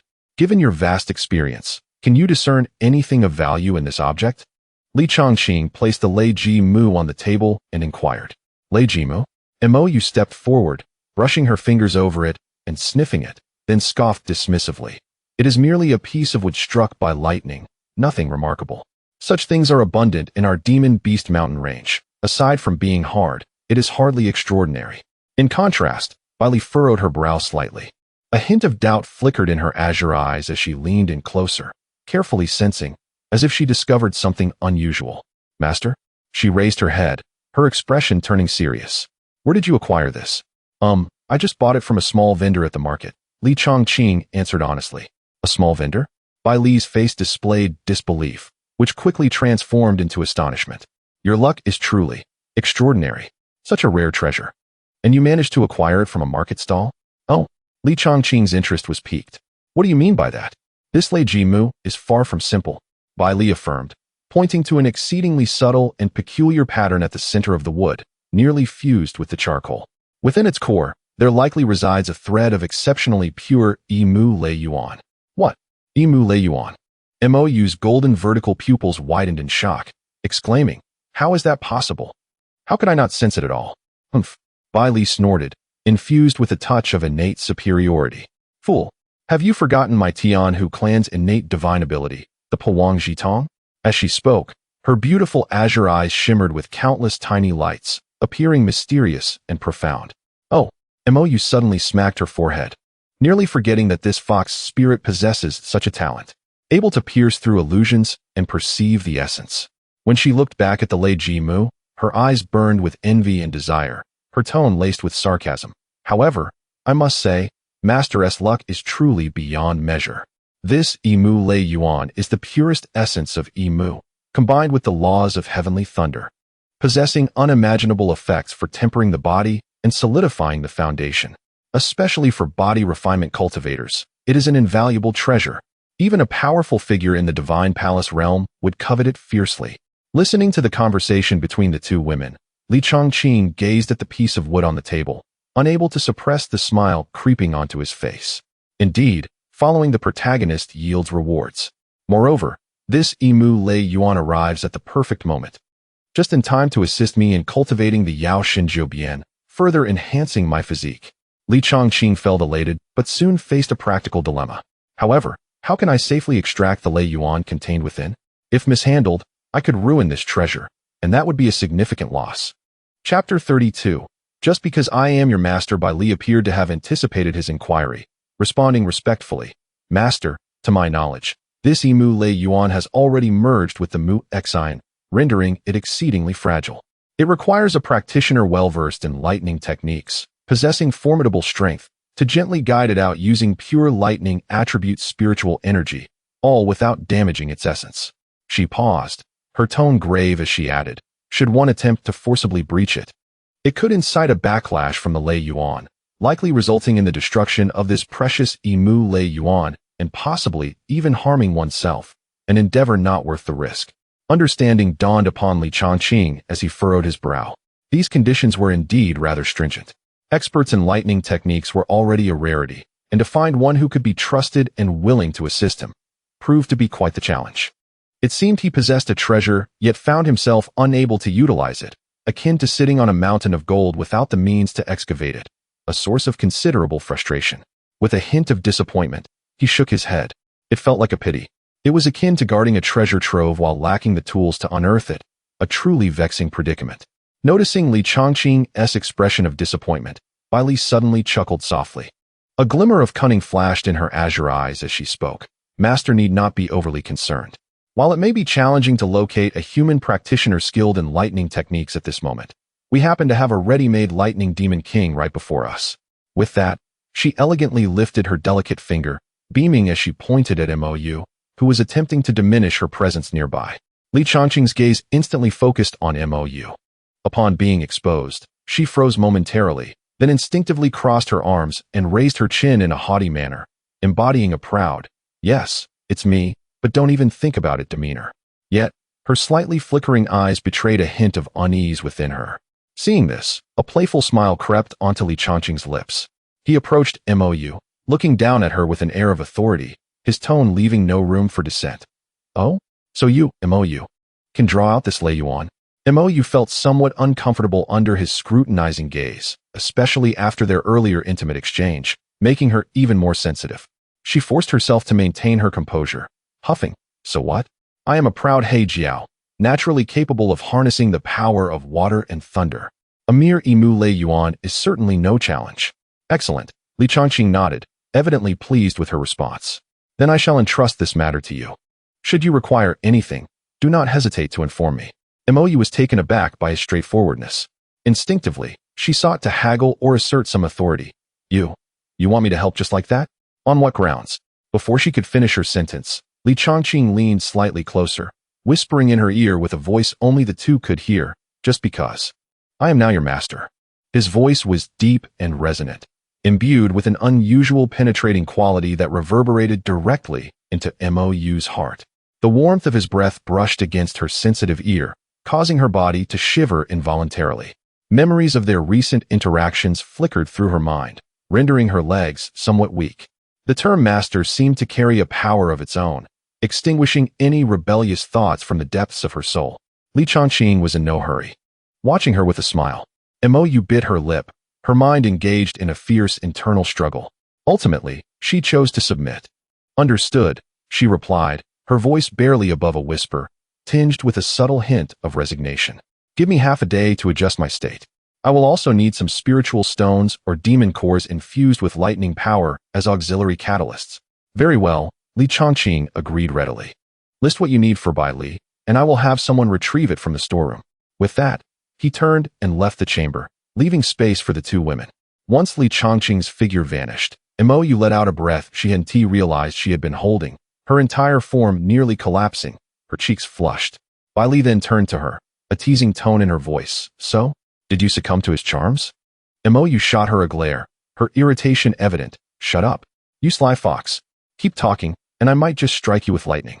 "Ah, so quick to take it out on me." Bai Li shook her head, ceasing to provoke her. "Now, quickly tell me what you need. I will go prepare it. The sooner we assist the master, the better chance we might gain some favor." Mou huffed, but began to meticulously recall the materials required to draw out the Imu Lei Yuan. As night fell, the stars and moon obscured, Li Changqing, accompanied by the two women, stealthily arrived at an abandoned cave on the back mountain of Qingyunzong. To ensure absolute security, he commanded Li Zhenyue, transformed into a myriad of forms, to guard the entrance of the cave. This location was chosen based on Mou's prior warning. The process of drawing out the Imu Lei Yuan would undoubtedly create a significant commotion, and to avoid unnecessary attention from the sect, a sufficiently concealed place was imperative. The cave had been hastily cleaned. In the central clearing, several stones shimmering with lightning energy and a few demon cores exuding a violent aura were arranged according to some profound trajectory, forming a rudimentary lightning summoning formation. Imoyu stood at the center of the formation, eyes closed in concentration, adjusting her state. Fine black arcs of electricity flickered around her, resonating subtly with the lightning energy in the formation. Bailey stood quietly beside Li Chongqing, her azure eyes curious and focused on the unfolding scene. "It can begin." Imoyu suddenly opened her eyes, the dark golden slits flashing with lightning. Her voice was serious. Drawing a deep breath, she swiftly formed hand seals.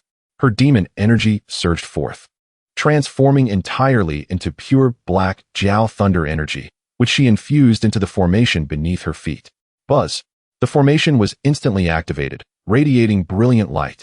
The stones and demon cores dimmed at a visible pace, their contained lightning power being frantically drawn into the center of the formation. Imoyu shouted, extending her right hand, covered in fine black scales, reaching for the charred lightning wood placed at the core of the formation. Crackle! The violent lightning energy surged forth, abruptly pouring into the lightning wood. The previously silent piece of wood suddenly erupted with a blinding azure-black radiance. The charred surface of the wood began to shed its burnt shavings, revealing a core intricately adorned with countless mysterious lightning patterns.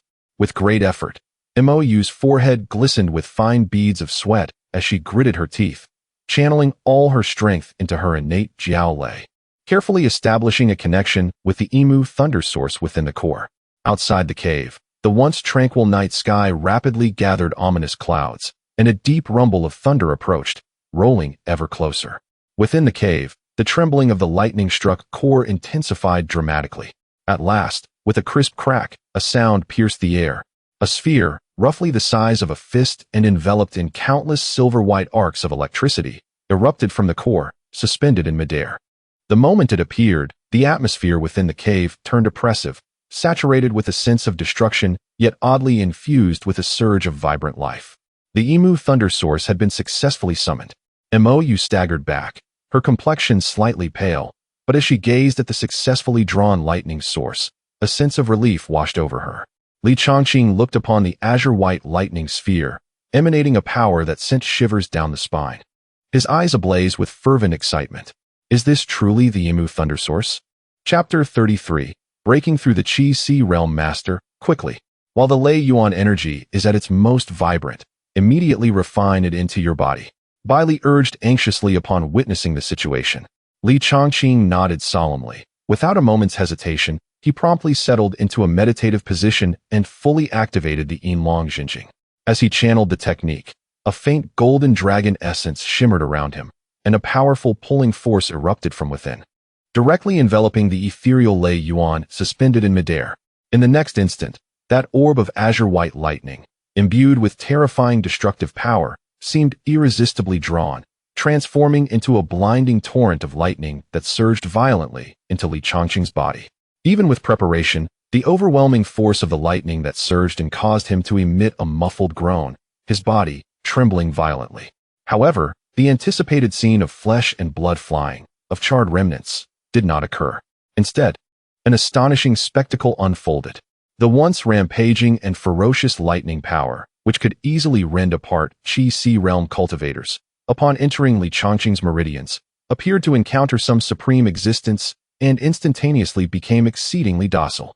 Not only did it inflict no damage, but it also obediently merged into his entire being, his meridians, flesh, and bones, like rivers converging into the sea. The dragon essence refined through Yinlong Jinjing swiftly guided and transformed it into an exceptional nutrient for refining his physique. How is this possible? Imoyu covered her mouth, her dark golden vertical pupils widened in disbelief, her face etched with incredulity. Such a violent Lei Yuan. Even a Yuan Dan realm cultivator specializing in lightning techniques would never dare to refine it directly into their body like this. How could he possibly emerge unscathed? She gasped in astonishment, her worldview profoundly shaken. Bai Li, though equally astonished, exhibited a deeper contemplation and reverence in her azure eyes. She vaguely sensed that the technique her master practiced was likely far more terrifying than they had imagined, its rank undoubtedly surpassing comprehension. At this moment, Li Chongqing was wholly immersed in the wondrous process of refining the Lei Yuan, oblivious to the astonishment of the two women. Time seemed to slip away, and eventually, The Lei Yuan was entirely refined, the last flicker of lightning merging into his limbs and bones, vanishing without a trace. Li Chongqing slowly opened his eyes, a fleeting silver arc flashing in the depths of his gaze, a powerful aura emanating from him. Peak of the Qi-gathering realm. He clenched his fist, feeling the terrifying power within, a slight smile curving his lips. He was confident that with his physique, tempered by both the Lei Yuan and Yinlong Jinjing, he could easily obliterate a first-layer Qi-Si realm cultivator with a mere ordinary punch. If he unleashed all his strength, augmented by the second transformation of Yao Shinjiubian for a tenfold increase in combat power, he even felt assured of facing a Yuan Dan realm expert head-on. Inside the cave, silence reigned. Bai Li and Mo Yu stared at Li Chongqing, their beautiful eyes filled with unmasked shock and confusion. They had been entirely focused on the process of Li Chongqing refining the Lei Yuan, only now realizing the profound truth of his presence. The powerful fluctuations of spiritual energy emanating from him were unmistakably at the peak of the Qi-gathering realm. Peak of the Qi-gathering realm? Mo Yu instinctively murmured, nearly doubting her own perception. A Qi-gathering realm cultivator had effortlessly refined the violent Lei Yuan, which even Yuan Dan realm cultivators regarded with trepidation. This was utterly illogical. However, after all they had witnessed, the feelings that arose within the two women were not of disdain, but rather a deeper sense of awe. They would never be foolish enough to judge their master's true strength by mere surface levels. Moreover, at the critical moment of refining the Lei Yuan, they had distinctly sensed a subtle, yet terrifying force emanating from the depths of Li Chongqing's being, one that sent shivers through their very souls. That power was supreme, ancient, exuding an invincible will. It was indeed this emergence of power that had transformed the once ferocious Lei Yuan into a docile entity, readily refined without a hint of resistance. Such an unfathomable phenomenon underscored a singular reality. Their master undoubtedly possessed an extraordinary physique, powerful enough to defy the heavens. His potential and foundation far exceeded their wildest imaginations. Exchanging glances, Mo Yu and Bai Li saw the same astonishment and realization reflected in each other's eyes. Even the holy sons and prodigies of the sacred lands of Tianxian continent could never exhibit such extraordinary performance at the Qi-gathering realm. Their master, his future was simply limitless. To follow such an individual might not be a misfortune after all. The lingering feelings of reluctance and grievance within the two women quietly dissipated, giving way to an ineffable anticipation and a hint of relief. Li Chongqing stretched his limbs, reveling in the surging power within, having long grown accustomed to the astonished gazes of the two women. With matters here concluded, it was time to return. 3 days later, in the early morning, within the chamber of the servants' hall, an overwhelmingly powerful aura erupted.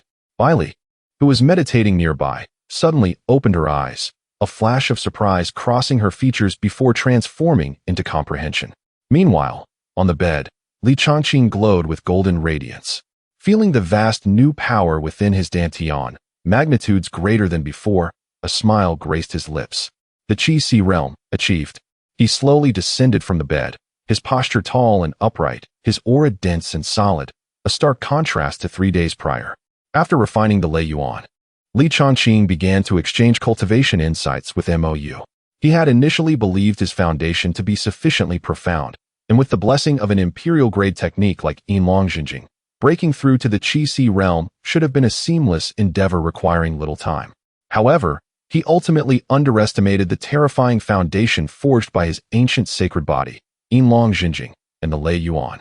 Ordinary cultivators breaking through to the Qi-Si realm might expand their sea of Qi akin to lakes and rivers. Yet for him, each attempt to breach the bottleneck required the expansion of an ocean. The difficulty and the energy accumulation required far surpassed that of his peers by 100-fold, 1,000-fold. Although the process has proven to be significantly longer than anticipated, the results are undoubtedly gratifying. Li Chongqing can distinctly perceive that the vastness of the Qi-Si he has cultivated at this moment far exceeds the imagination of an ordinary practitioner in the Qi-Si realm.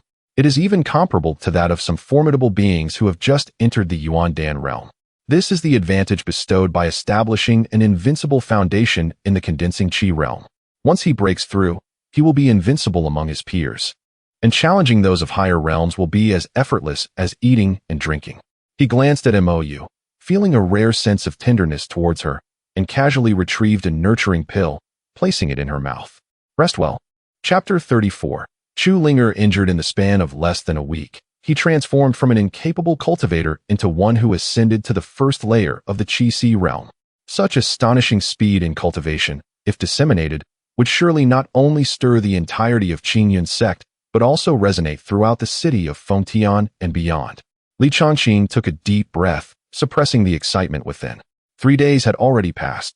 Tomorrow marks the grand competition of the sect. His gaze sharpened.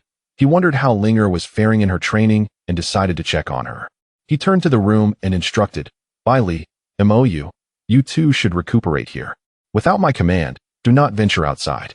"Yes, master," came the respectful responses from the two women inside, though MOU's voice still sounded weak. With that, Li Changqing vanished in a flash. Outside, in the disciples' living quarters. In a rather secluded dwelling, Chu Linger sat cross-legged on a mat, surrounded by swirling spiritual energy, her small face etched with a hint of anxiety and determination. Almost there. Just a little more, and she could break through to the condensation realm. When her husband finds out, he will surely be overjoyed. The thought of Li Changqing's approving smile filled her heart with motivation, compelling her to strive even harder in her cultivation. However, at that moment, a cacophony of footsteps outside interrupted her focused training. "Senior sister, this is the place. This is the residence of that useless Chu Ling," a sharp female voice exclaimed, laced with flattery and condescension. "Indeed," replied a slightly arrogant voice dismissively. 4 women stood outside the dwelling. Leading them was a girl clad in the attire of an inner sect disciple, her appearance rather charming, but her demeanor marked by a haughty disdain. Accompanying her were 3 outer sect female disciples, all of whom appeared to follow her lead. The inner sect disciple surveyed the modest dwelling with a flicker of contempt in her eyes, confirming, "Are you certain of what you spoke?"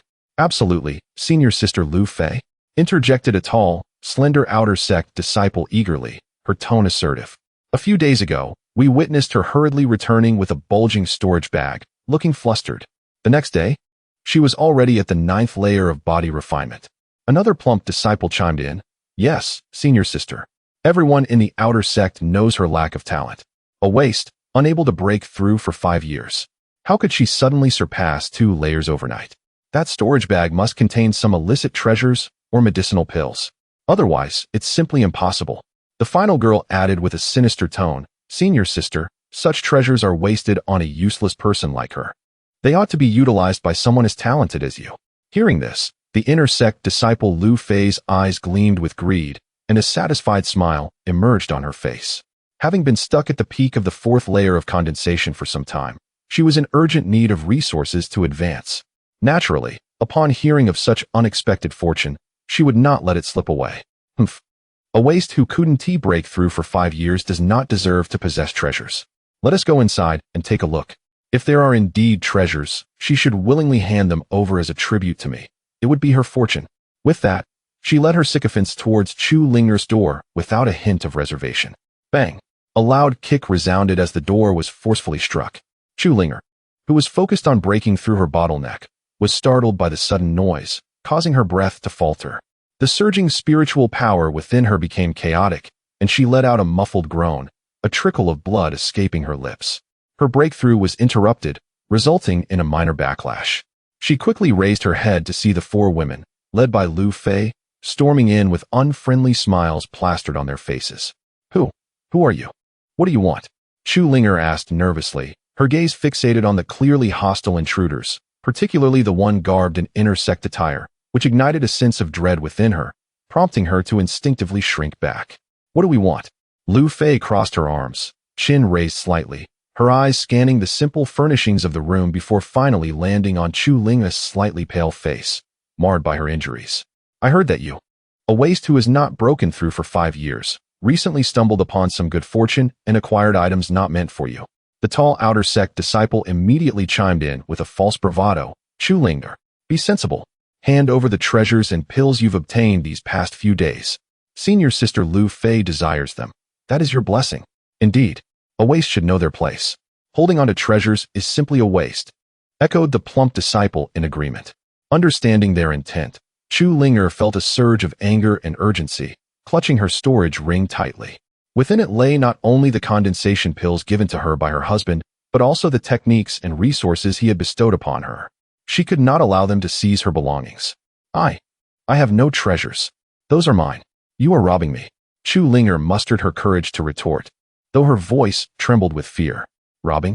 Lu Fei scoffed as if hearing a joke, taking steps closer to Chu Linger while unabashedly releasing the pressure of her cultivation at the peak of the 4th layer of condensation upon the trembling Chu Linger, who was merely at the 9th layer of body refinement.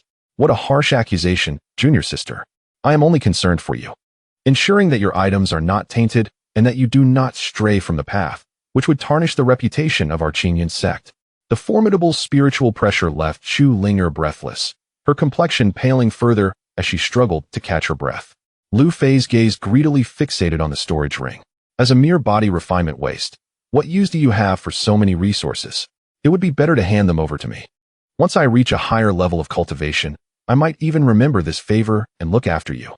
Otherwise, her tone shifted to a chilling threat. In this outer sect, I possess 100 ways to ensure you can no longer remain here, or even vanish without a trace. The other 3 female disciples from the outer sect also revealed sinister smiles, subtly blocking all avenues of escape for Chu Linger. As she observed their relentless advance, and sensed the unabashed malice coupled with the overwhelming disparity in strength, despair and helplessness flooded her heart. She bit her lip tightly, tears welling in her eyes, yet she stubbornly refused to let them fall, and even more so, she would not relinquish the item bestowed upon her by her husband. I won't give it, she said, her voice tinged with a sob yet remarkably resolute. If you refuse to drink the toast, you shall face the penalty. Lu Fei's expression darkened. Having completely lost her patience, she suddenly reached out her hand, intent on forcibly seizing the storage ring from Chu Linger.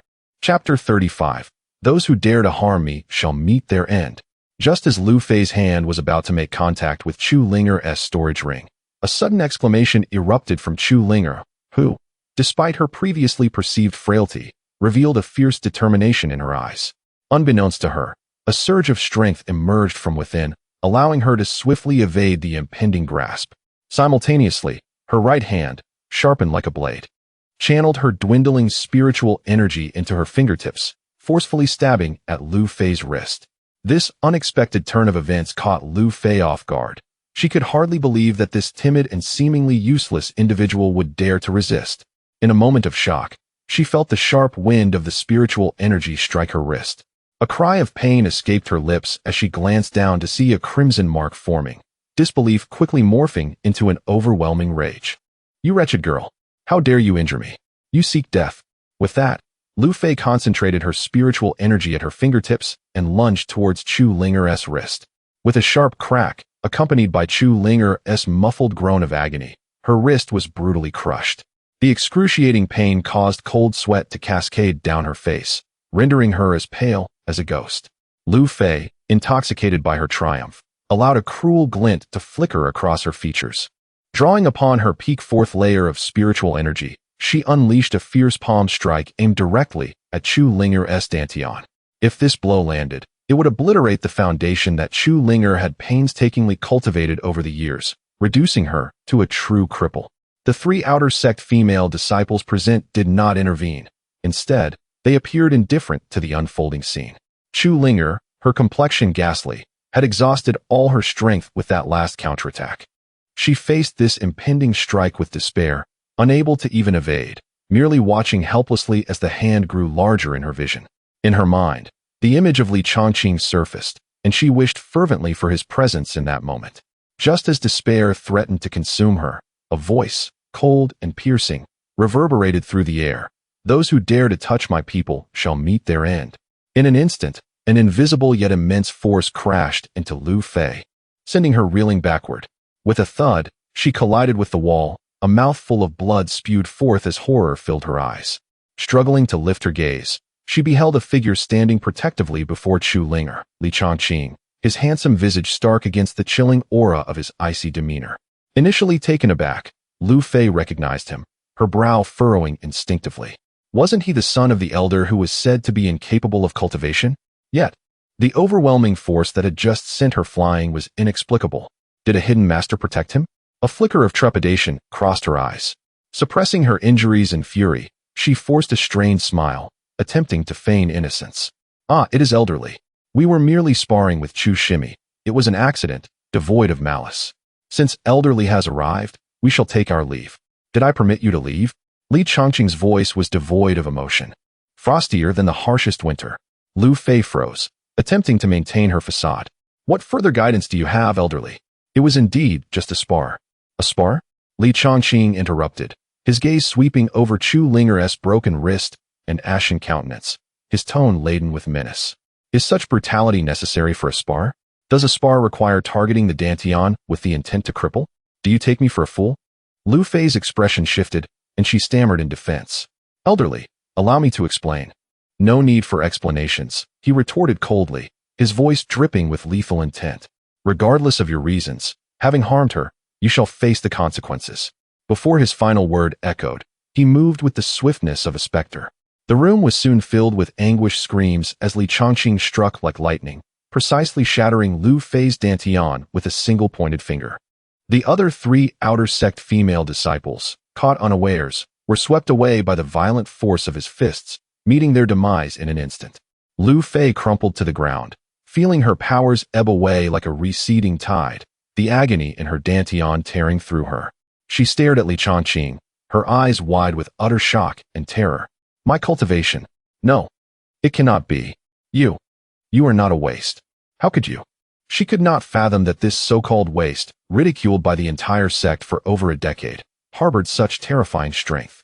With a mere flick of his hand, he had crippled her, sealing her fate. Li Changqing, disinterested in her plight, turned to gently lift the injured Chu Linger, his expression softening with tenderness. Linger, do not fear, your husband is here. Seeing him arrive like a divine savior, restoring hope, Chu Linger could no longer contain her emotions. She burst into tears, her sobs flowing like pearls strung loose. Husband, it hurts. They tried to take what you gave me. They wanted to cripple me. I am so scared. Her weeping echoed through the room, her small frame trembling from pain and sobs. The broken wrist dangled limply. A pitiful sight. Li Changqing, gazing at the tear-streaked face of Chu Linger, particularly noting her visibly dislocated wrist, felt his heart swell with rage, but more so with compassion and guilt. He carefully scooped her into his arms, his touch gentle as he consoled her softly. There, do not cry. Linger, be good. Your husband is here, everything will be all right. He sat beside the only chair in the room, allowing her to rest comfortably against him. With utmost caution, he cradled her injured wrist, his brow furrowing in concentration. Bear with me. It may hurt a bit, he spoke in a low, soothing tone. Chu Linger gazed at him through tear-filled eyes, nodding vigorously.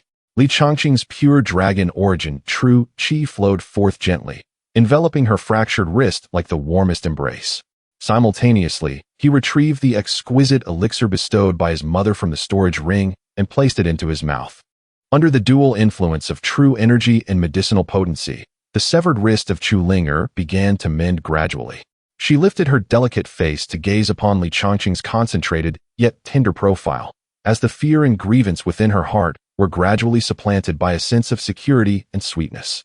Her husband is truly remarkable, and so gentle. She even dared to entertain the thought that if every injury could be soothed by her husband's embrace, perhaps it wouldn't be so intolerable? Of course, this fleeting notion quickly dissipated. She had no desire to endure such terrifying experiences again. Does it still hurt? Li Changqing inquired softly, meticulously securing her wrist. Chu Linger shook her head, her small face flushing, her voice still tinged with a hint of tears, yet considerably softened. No. It doesn't hurt as much anymore. Thank you, my husband. She gently leaned her head against Li Changqing's sturdy chest, listening to the steady rhythm of his heartbeat, feeling an overwhelming sense of reassurance. Observing her dependence, Li Changqing tenderly patted her back. No one will ever bully you again. Whoever dares to harm, you shall meet the same fate as they did. His tone was calm, yet imbued with undeniable determination and authority. Chu Linger nodded vigorously, responding softly. Linger believes in you, my husband.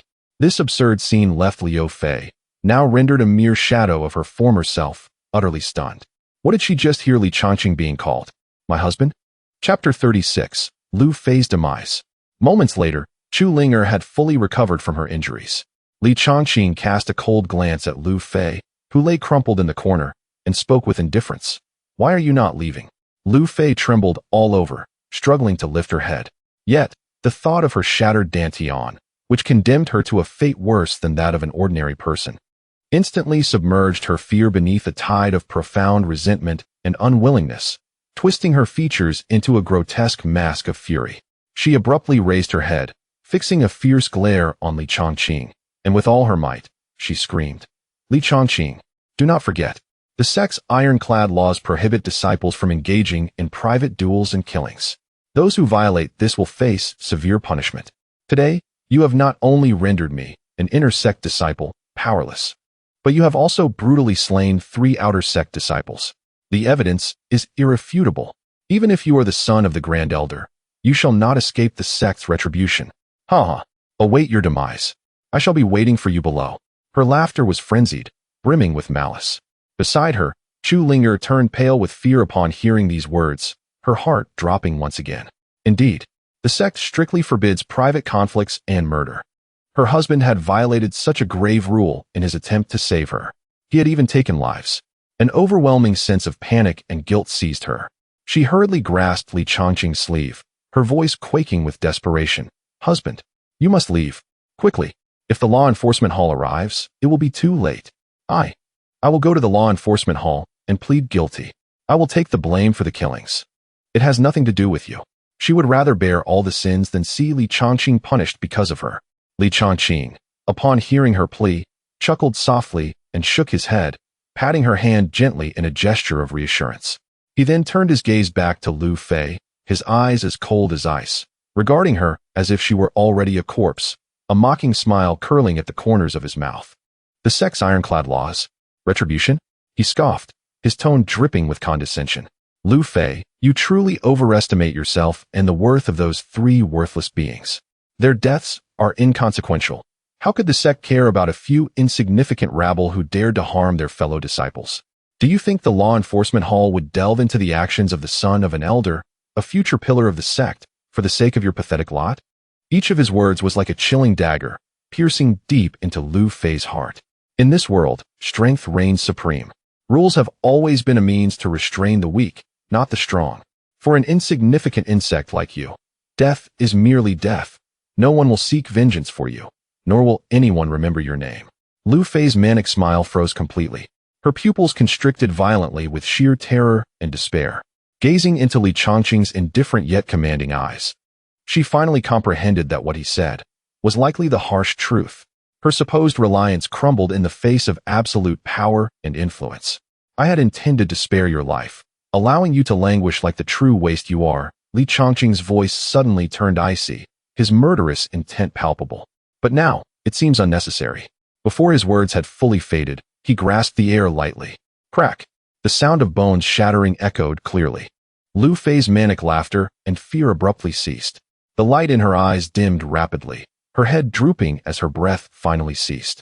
To her last moment, she could not accept that she would fall so easily in such a manner. Chu Linger was so startled by this scene that she covered her mouth in shock. Yet, more than fear, she was overwhelmed by Li Chongqing's decisive ruthlessness and formidable power. It seemed as though Li Chongqing had merely swatted a fly, his expression betraying no hint of emotion. He turned, gently wiping away the remnants of tears from the corners of Chu Linger's eyes. "All is well now. The trouble has been resolved. I believe no one will dare to bully you again." Chu Linger responded softly. The dread of having survived a dire ordeal instinctively made her bury her face deep into Li Chongqing's chest. Her delicate arms clung tightly around his waist, as if only in this embrace could she find the security she desperately sought.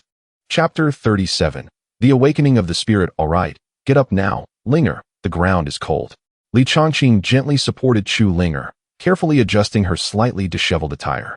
His gaze swept across the several increasingly cold corpses within the room, as well as the lingering faint scent of blood, causing him to furrow his brow. It was evident that this place was no longer suitable for habitation. He spoke in a solemn tone. "Linger, quickly gather your essential belongings. We shall relocate." Huh. Chu Linger was momentarily taken aback. Instinctively, she glanced around the modest abode where she had resided for several years, a flicker of reluctance crossing her eyes. However, the predominant sentiment was one of acquiescence to Li Chongqing's decision. "Husband, where shall we go?" Li Chongqing took her hand, his tone leaving no room for argument. To the Ji Shirtang. From now on, you will reside by my side. That is my territory. No one will dare to disturb us or seek trouble. Upon hearing the name Ji Shirtang, Chu Linger's eyes brightened slightly. Being able to remain by her husband's side was an opportunity she cherished immensely, and she nodded vigorously. Yes. Linger will listen to husband. With that, she obediently began to gather her few simple belongings. Li Chongqing discreetly conveyed to Li Feng, after we leave, I entrust this place to you to handle. Ensure everything is cleaned up. If the law enforcement hall sends someone inquiring, let them mind their own business. Understood, young master. Li Feng's cold voice responded immediately. Before long, Chu Linger completed her preparations. In truth, she possessed little, mainly some bedding and clothing. Li Chongqing took her hand, and with a swift motion, they departed, heading directly towards the Ji Shirtang. However, as they approached the Ji Shirtang, they discovered a bustling crowd of outer disciples gathered outside, seemingly awaiting something. Upon sighting Li Chongqing's arrival, the crowd erupted in commotion, with someone shouting, Elder Li, you've finally arrived. We have been waiting here for quite some time for you to distribute today's sect tasks and resource exchanges. Li Chongqing wore an apologetic expression and replied with a clear voice, My apologies, everyone. I was attending to some personal matters, which delayed me. We shall begin now. Time passed swiftly amidst the busyness, and before long, the afternoon arrived. With the disciples outside gradually dispersing, Li Chongqing turned his attention to Chu Linger, who was quietly meditating in a side room. Her aura had already reached the pinnacle of the body refinement stage, and she was but a step away from entering the qi condensation stage. It appeared that tonight was destined to be an insomniac night. A hint of anticipation curved Li Chongqing's lips. As night fell, the Ji Shirtang was illuminated brightly. Suddenly, a powerful aura erupted from within Chu Linger, successfully breaking through the barrier. She had reached the qi condensation stage. Chu Linger opened her eyes wide, filled with joy and excitement from her breakthrough. She rushed into Li Chongqing's embrace, tilting her face up with exhilaration. Husband, Linger has broken through to the qi condensation stage. Indeed, my Linger is remarkable. Li Chongqing chuckled, affectionately ruffling her hair and generously praising her. Her swift breakthrough demonstrated her extraordinary talent. Her future achievements would undoubtedly be limitless. Receiving her husband's commendation, Chu Linger beamed with delight. Yet, as if recalling something, her gaze flickered, and in a voice as soft as a whisper, imbued with shyness, she spoke. Husband previously mentioned that when Linger breaks through to the qi condensation stage, it would be the day of our rise. Husband, Linger is ready. Li Chongqing was momentarily taken aback, then chuckled softly. Time slipped away, and Li Chongqing keenly sensed a hidden power deep within Chu Linger stirring, prompted by the formidable effects of the Yin Long Jinjing. Was Linger's spirit body about to awaken? A surge of determination filled Li Chongqing as he decisively declared, Linger, focus and calm your mind. Allow me to assist you. He fully activated his cultivation method, willingly transferring a significant portion of his own power back into Chu Linger, aiding her in breaching the awakening barrier. Meanwhile, in a separate chamber of the Ji Shirtang, insulated by a barrier array, by Li and Mo you were peering through a water mirror spell, openly observing the events unfolding in the main chamber. TSK, what a scoundrel! Mo you scoffed, though a hint of jealousy flickered in her dark golden eyes. Bai Li, on the other hand, watched with keen interest, her azure eyes shimmering as she analyzed. It seems the master is assisting that girl in awakening her spirit body? Humph. Who knows what his true intentions are? Mou retorted defiantly, yet her gaze remained glued to the water mirror. Just as the two women were quietly critiquing, a peculiar and ancient wave suddenly emanated from within Chu Linger. Soon after, centered around the Ji Shirtang, the spiritual energy within several miles began to gather frantically, forming a visible whirlpool of spiritual energy in the sky. Radiant multicolored lights pierced through the roof, gently cascading upon Chu Linger, illuminating her as if she were a celestial being descending to the mortal realm. The air was filled with an ethereal resonance, as if celebrating the birth of a powerful constitution. This extraordinary phenomenon lasted for approximately the time it takes to burn a stick of incense before gradually dissipating. Meanwhile, Chu Linger's aura, bolstered by the pure power feedback and the awakening of her spirit body, soared dramatically, solidifying at the fourth layer of the qi condensation stage, and it continued to grow slowly. Though the extent of this celestial anomaly was not earth-shattering, it was sufficient to attract the attention of several powerful figures within the sect. Chapter 38. The astonishment of Long Qingyue, the sudden vortex of spiritual energy and the radiant hues of 7 colors above the Zhishi Hall, though not particularly vast in scope, possessed an unparalleled purity and ancient Taoist resonance that instantly stirred many formidable figures within the Qingyun sect. Waves of powerful consciousness immediately surged forth from various peaks and caves, converging upon the outer sect's Zhishi Hall. What a remarkable phenomenon! What kind of constitution has awakened? Looking at the location, it is indeed the Zhishi Hall of the outer sect? Could there be such a gem among the outer disciples? The 7-colored radiance and the harmonious sounds of the Tao. Could it be the legendary Xianxia? Several voices, filled with astonishment, exchanged thoughts in secret within the depths of the sect.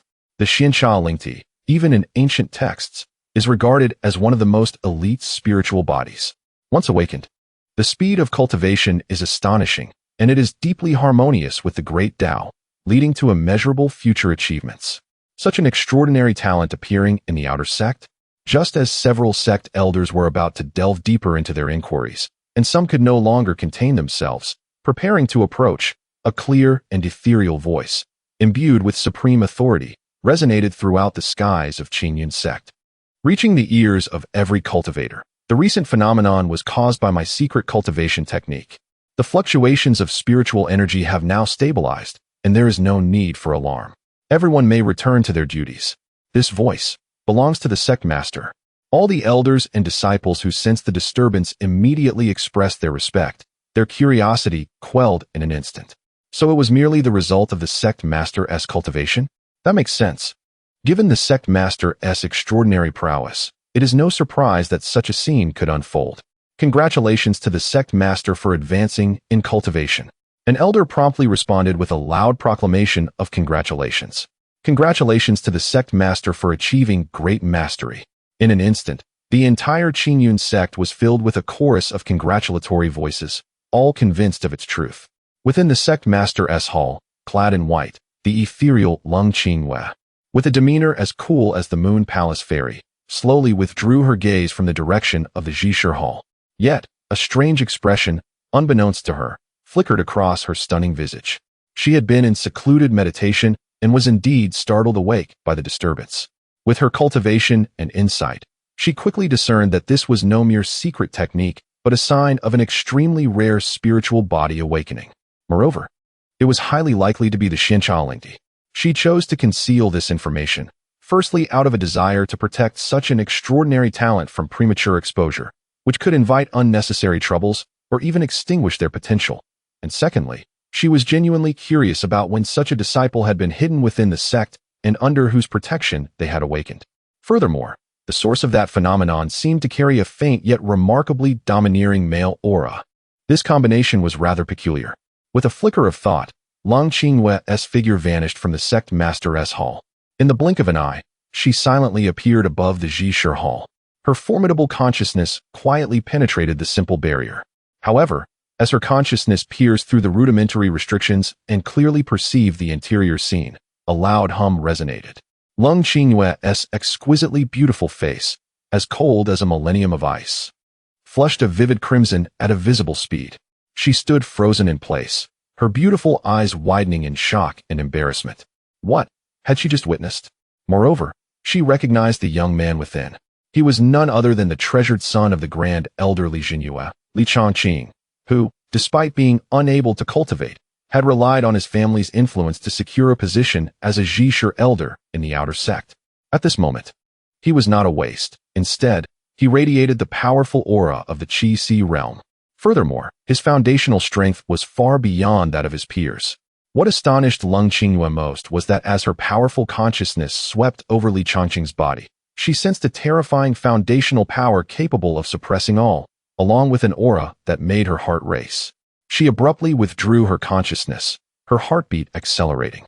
After nearly a century of cultivation, her mind had long been as tranquil as an ancient well. She had never witnessed such an absurd scene. She had never imagined that the greatest secret hidden within her sect would reveal itself in such a manner. Caught in a dilemma, she found herself at a loss for what to do. Li Changqing. Long Qingyue clenched her silver teeth, softly uttering this name, her tone imbued with a complex blend of embarrassment. astonishment, and a hint of curiosity that even she had not fully grasped.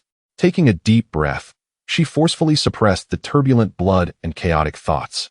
In a flash, like a startled fairy, she vanished from the spot. 2 hours later, the awakening of the spiritual body finally concluded. Chu Linger's eyes sparkled like waves as she felt the unprecedented strength within her. She had broken through from the first layer of qi condensation to the fifth. Not only that, but the spiritual energy of heaven and earth was converging towards her at an astounding tenfold speed. Is this the Xianxia? Indeed astonishing. She gazed at Li Chongqing, noticing the sweat beading on his forehead and his slightly labored breath. Her heart softened, and she gently said, "Husband, you have worked hard." Chapter 39, Golden Reward. Double pupils. The first light of dawn filtered through the window lattice, illuminating the room. Li Chongqing slowly sat up, a series of faint crackling sounds emanating from his bones as abundant power surged through his limbs and entire body. Third layer of the Qi Sea realm. He turned his gaze inward to his dantian, where vast, sea-like, true Qi surged and swelled. Had he not transferred half of his cultivation to Chu Linger the previous day to help her awaken her spiritual body, he might have already broken through to the fourth or even fifth layer of the Qi Sea realm. A faint smile touched the corner of Li Chongqing's lips as he looked at her. As his thoughts drifted, he silently called out in his mind, "System, where is my reward?" Aptitude, golden, reward, ancient double pupils, automatically integrated. The system's voice faded. Li Chongqing was utterly stunned.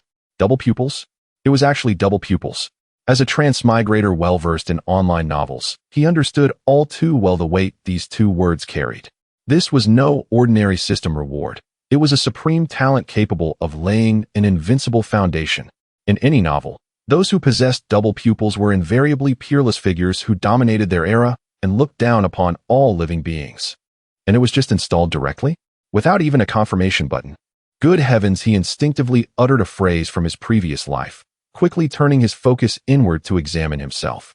Deep within his originally ordinary pupils, he could faintly discern a pair of even more profound, overlapping illusory pupils, flowing with an ancient and mysterious aura of the Tao. A stream of information flooded his mind, detailing the abilities of the double pupils. Primordial divine light, chaos vision. Seeing through illusions to perceive truth, glimpsing the essence of all things. Nothing in this world could remain hidden from his sight. Li Chongqing's heart swelled with excitement. These abilities were far too extraordinary. This meant that in future battles, every move and technique of his opponents would appear as slow as a snail to his eyes, riddled with flaws. When cultivating and comprehending the Tao, he could directly observe the workings of the heavenly laws, advancing tens or even hundreds of times faster than others. The system is absurdly generous, suppressing the surge of emotions within. He couldn't help but let a wild grin spread across his face. Possessing the primordial sacred body, coupled with his own unparalleled double pupils, this world was destined to be trampled beneath his feet. He slowly clenched his fist, feeling the vast, majestic power contained within his eyes. As a sense of pride that looked down upon the world naturally arose, the path to future invincibility had already unfolded before him. Li Chongqing gently closed his eyes, then opened them again. The phantom image of the double pupils within his gaze had already receded, yet the world appeared utterly different in his sight. The spiritual energy flowing in the air, the inner patterns of all things. Even the faint traces of the great Tao, nothing could escape his discerning vision. This power far exceeded anything he had ever known. The ancient double pupils, capable of piercing through illusions and directly perceiving the essence, were the supreme talent countless cultivators dreamed of but could never obtain. His gaze once again fell upon Chu Linger, still sleeping soundly beside him, his eyes growing deep and tender. This extraordinary opportunity had come to him entirely because of their dual cultivation. Calling her a lucky star might not even be enough. Gathering his thoughts, Li Chongqing leaned down gently, his fingertips brushing through her scattered hair as he softly called, "Ling-er, it's time to wake up." Chu Linger's eyelashes fluttered as she slowly stirred awake, a trace of drowsiness lingering in her eyes. But soon, she sensed the increasingly profound and robust aura emanating from Li Chongqing, now at the third layer of the Qi Sea realm, and her beautiful eyes widened in astonishment. Today is the day of the sect competition. Li Chongqing's tone was steady, carrying a calming strength. "Come with me." The plaza was bustling with noise and excitement. The massive training ground was clearly divided into two main areas, the outer sect and the inner sect. A dense crowd swarmed about, spiritual energy interweaving as clamor rose straight to the heavens. Li Chongqing, accompanied by Chu Linger, walked directly toward the outer sect registration area. Their appearance instantly caused a stir. Look, isn't that elderly? Why is he here? He couldn't possibly be here to register, could he? Everyone knows he can't cultivate, he's probably just here to observe. Before the discussions could settle, attention quickly shifted to Chu Linger. Huh. Isn't that Chu Linger next to him? The one stuck at the 7th layer of body tempering for 5 years, it's her. Could it be that she knows she's about to be expelled from the sect and wants to try her luck one last time? Haha, whispers and undisguised mockery drifted from all around. Chu Linger's fingertips tightened slightly. Linger, calm your heart. Li Chongqing's voice remained steady. The clamor of ants need not reach your ears. I know, husband. She gave a slight nod. The two approached the registration desk. The gray-robed elder presiding over registration looked up and, upon seeing Li Chongqing, was visibly taken aback. Elderly, the sect master didn't seem to assign you to assist with this competition. I am not here to assist, Li Chongqing replied indifferently. I am here to register as a participant. What? The elder's pupils contracted, nearly exclaiming aloud. You, a CRI, he abruptly covered his mouth, forcibly swallowing the rest of his words. Clearing his throat twice, he wore an awkward expression. Elderly, you should be aware of the sect's rules.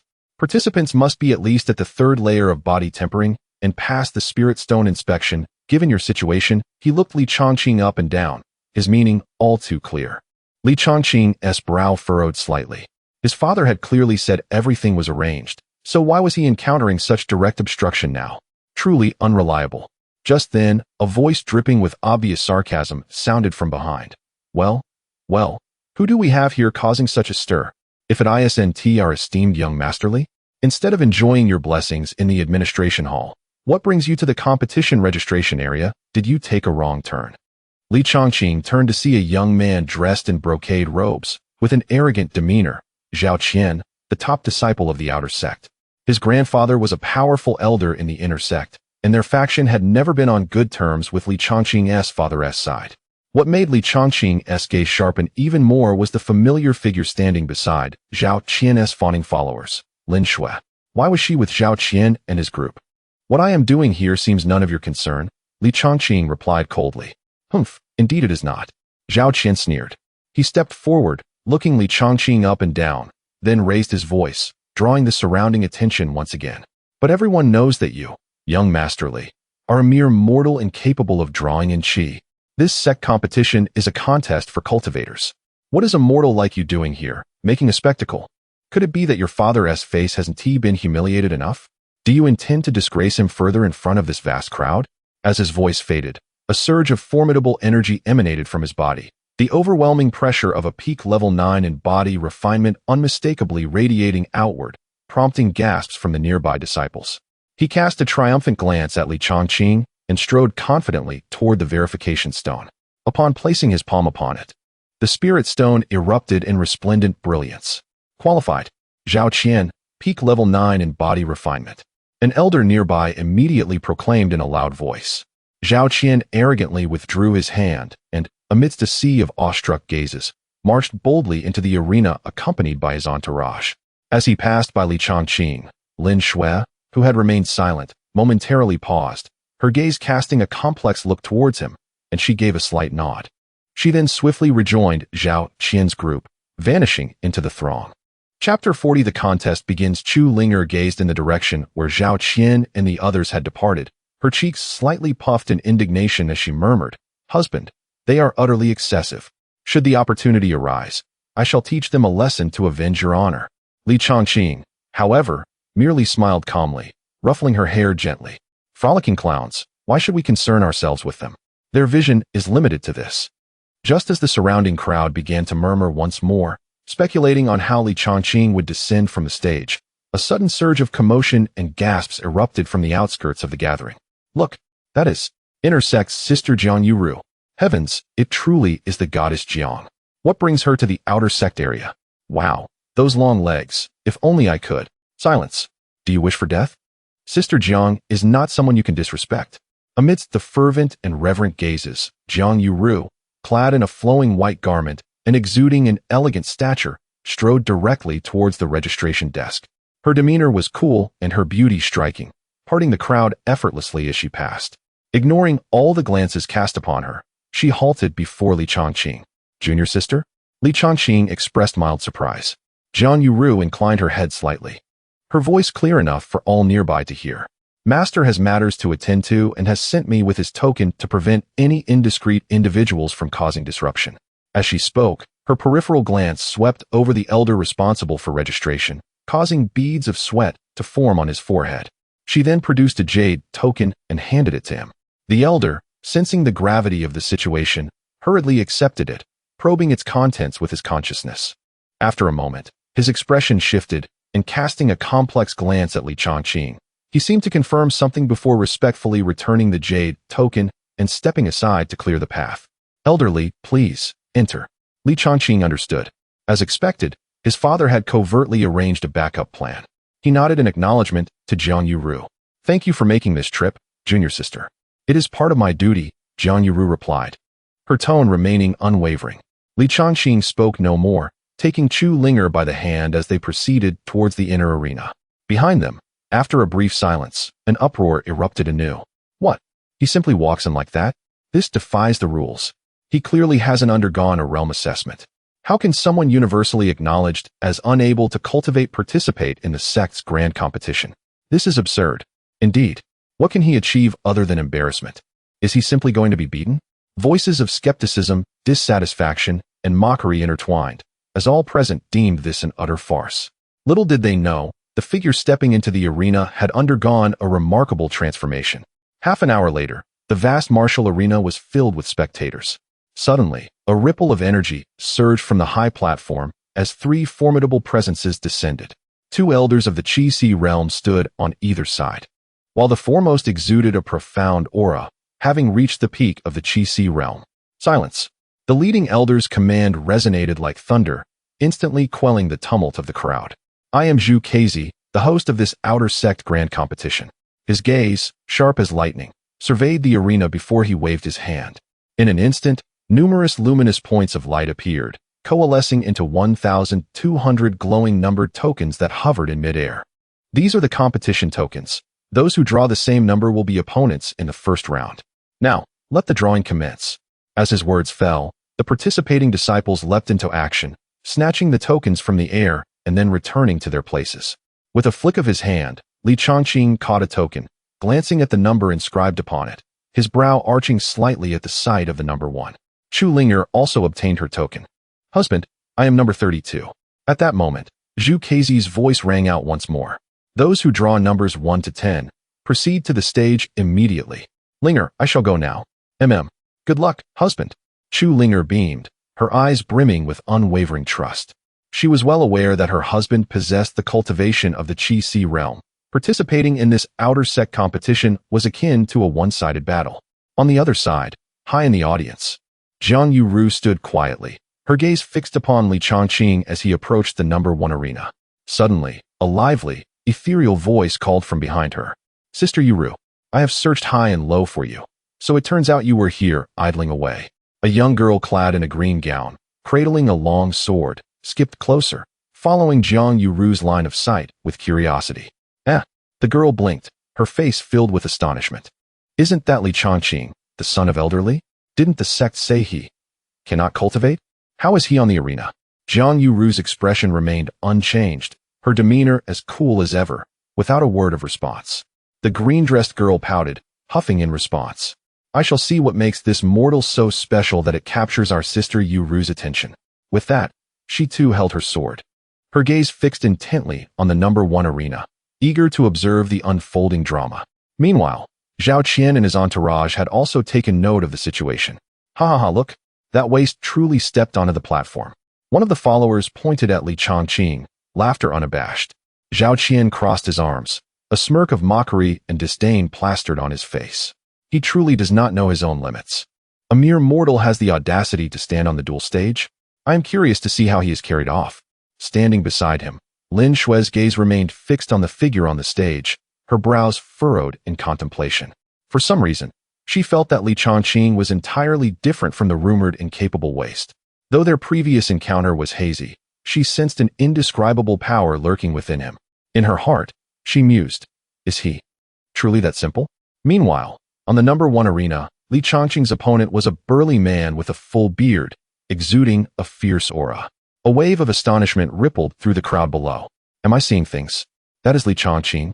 A mere mortal actually dares to step onto the stage? Is this not courting death? This is it. His opponent is Hu Biao, a master of the 7th layer of body refinement with a fearsome mountain-cleaving axe. Hu Biao glared at Li Changqing, his voice booming like thunder. Boy, state your name. Li Changqing was momentarily taken aback, not expecting someone in the outer sect to be unaware of him.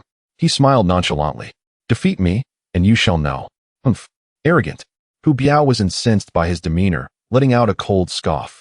A powerful aura erupted from his entire being, revealing the mastery of his 7th level of body refinement. In his hand, he wielded a mountain-splitting axe that shimmered with ethereal light. With a thunderous roar, he charged forward like a ferocious tiger released from its cage, propelled by a fierce gust of wind, aimed directly at Li Changqing with a devastating strike. The axe blade sliced through the air, producing a piercing whistle, as if in the next moment it would cleave his opponent in two. Outside the arena, Zhao Qian observed with a cruel smirk playing at the corners of his mouth. It was the end for him. On the platform, the girl in the green dress held her breath, her eyes wide with astonishment. Only Zhang Yuru remained expressionless, coldly gazing at the arena, as if she had already foreseen the outcome. Chapter 41. Dimensional strike. At the moment when the radiant axe, imbued with immense power, was about to cleave down upon Li Changqing's head, all onlookers, whether it be the mocking Zhao Qian, the anxious girl in the green dress, or the disciples below who believed the outcome was predetermined, foresaw a scene of carnage. However, Li Changqing merely raised his right hand with an air of tranquility. There was no earth-shattering eruption of spiritual energy, nor any intricate hand seals or incantations. He simply extended 2 fingers, the index and the middle. In the next instant, time appeared to freeze. That axe blade, which contained the full might of the 7th layer of body refinement and was capable of splitting stone, was effortlessly pinched between his 2 fingers. The ferocious gust of wind abruptly ceased, all force dissipating into nothingness. What? The sinister grin on Hu Biao's face instantly froze, his pupils constricting in disbelief. He felt as though he had struck not flesh and blood, but an ancient, immovable divine mountain. No matter how he urged the spiritual power within him, the axe could not descend by even a fraction. The cacophony of mockery from the crowd was silenced, as if their throats had been constricted, plunging the arena into silence. The derision on Zhao Qian's face was completely frozen. Then, a scene that sent chills down their spines unfolded. Li Changqing exerted a slight pressure with his fingertips. A crisp crack echoed through the profound stillness, rendering the sound piercing. Countless fissures instantaneously spread across the axe, centered around the point he pinched. With a resounding crash, it shattered completely, transforming into countless shards of spiritual light that scattered across the ground. Li Changqing slowly withdrew his hand, standing with his arms behind his back, as if he had merely brushed away a speck of dust. The entire arena was so silent that one could hear a pin drop.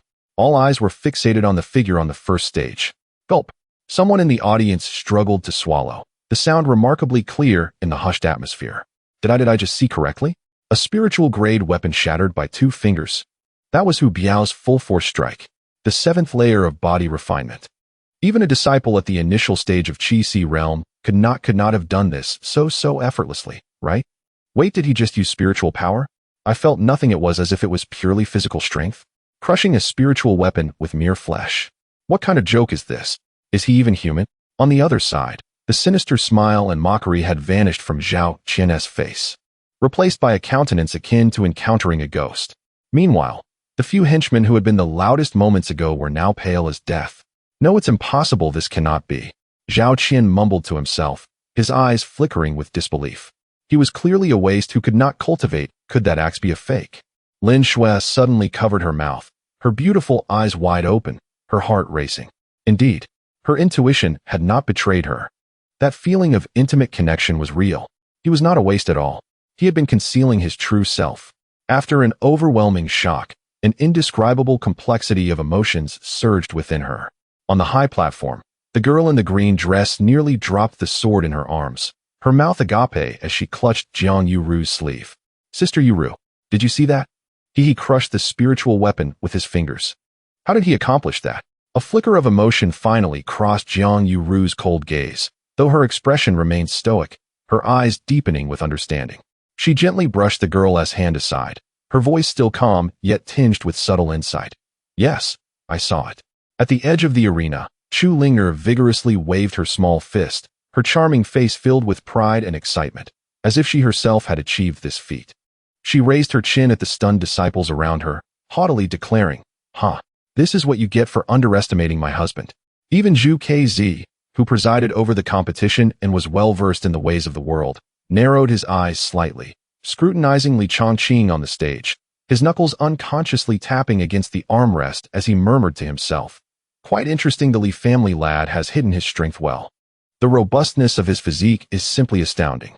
After a brief silence, the arena erupted in a cacophony akin to a volcanic eruption. The Outer Gates martial arts arena exploded with excitement. The scene shifted. Hu Biao stood frozen in place, his eyes wide and fixed on his empty hands, his lips trembling in disbelief. This is impossible, it cannot be. My axe, my spiritual weapon, how could it? Li Chongqing shook his head slightly, his voice devoid of emotion. This farce must come to an end. Before his words had faded, he suddenly vanished from his spot. There was no afterimage, no sound of wind, as if he had evaporated into thin air. In the next moment, there was a thunderous boom. Everyone felt a blur before their eyes, as Li Chongqing's figure reappeared, as if by teleportation at the spot where Hu Biao had just stood, maintaining a simple yet direct punching stance. Hu Biao, at that moment, was bent at an unnatural angle, his abdomen deeply concaved, his eyes bulging, blood and saliva spewing forth. He did not even have time to emit a scream before he was propelled like a human cannonball, hurtling backward with a sound like the breaking of air, crashing violently against the stone wall of the audience area several dozen meters away. Boom. Debris flew, dust clouded the air. The hard stone wall was smashed into a human-shaped indentation resembling a spider's web. Hu Biao was embedded within it, his head tilted as he fell unconscious, utterly unresponsive. The entire martial arts arena plunged once more into profound silence, the only sound being the faint patter of falling debris. All were utterly awestruck by the sheer brutality and directness of that punch. After a moment of silence, the elder referee seemed to snap back to reality from his shock, taking a deep breath before announcing loudly, on stage 1, Li Chongqing, victory. An hour had passed. When the elder referee called out number 32, Chu Linger, many eyes converged once more. Her opponent was an arrogant female disciple, her cultivation evidently reaching the 7th layer of body refinement. In the past, this level of cultivation would have been sufficient to overpower the universally acknowledged unbreakable Chu Linger. However, as the battle commenced, it abruptly halted. The crowd could only see a blur, as Chu Linger's figure floated like a wisp of smoke, her fingertips lightly raised, releasing a condensed breath of spiritual energy. Bang!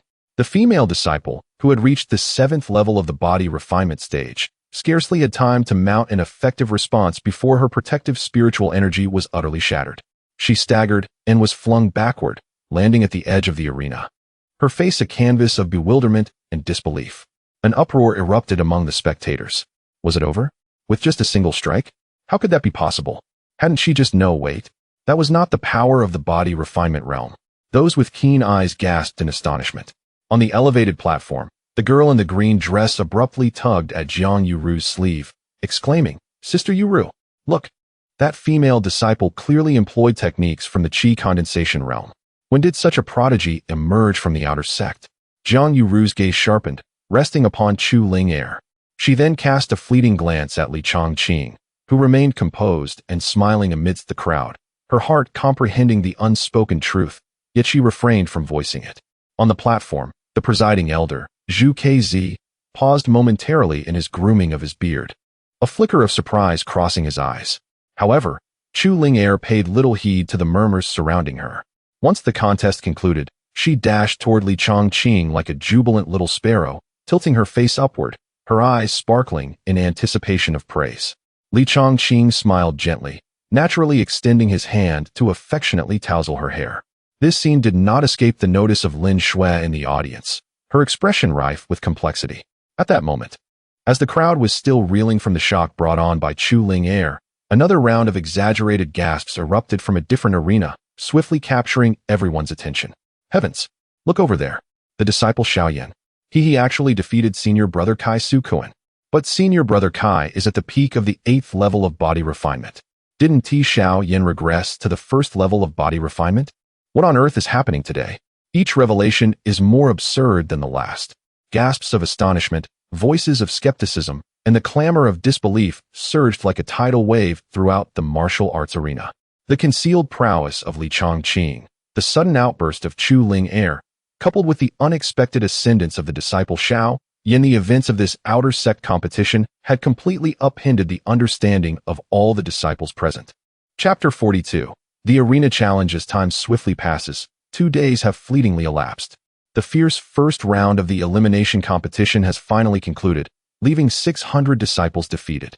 Following this, the second and third rounds of competition were also determined by drawing lots, maintaining a brutal contest format.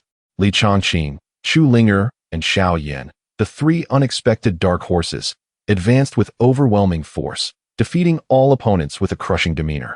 Their names rapidly spread throughout the outer sect, becoming the most noteworthy figures in this grand competition.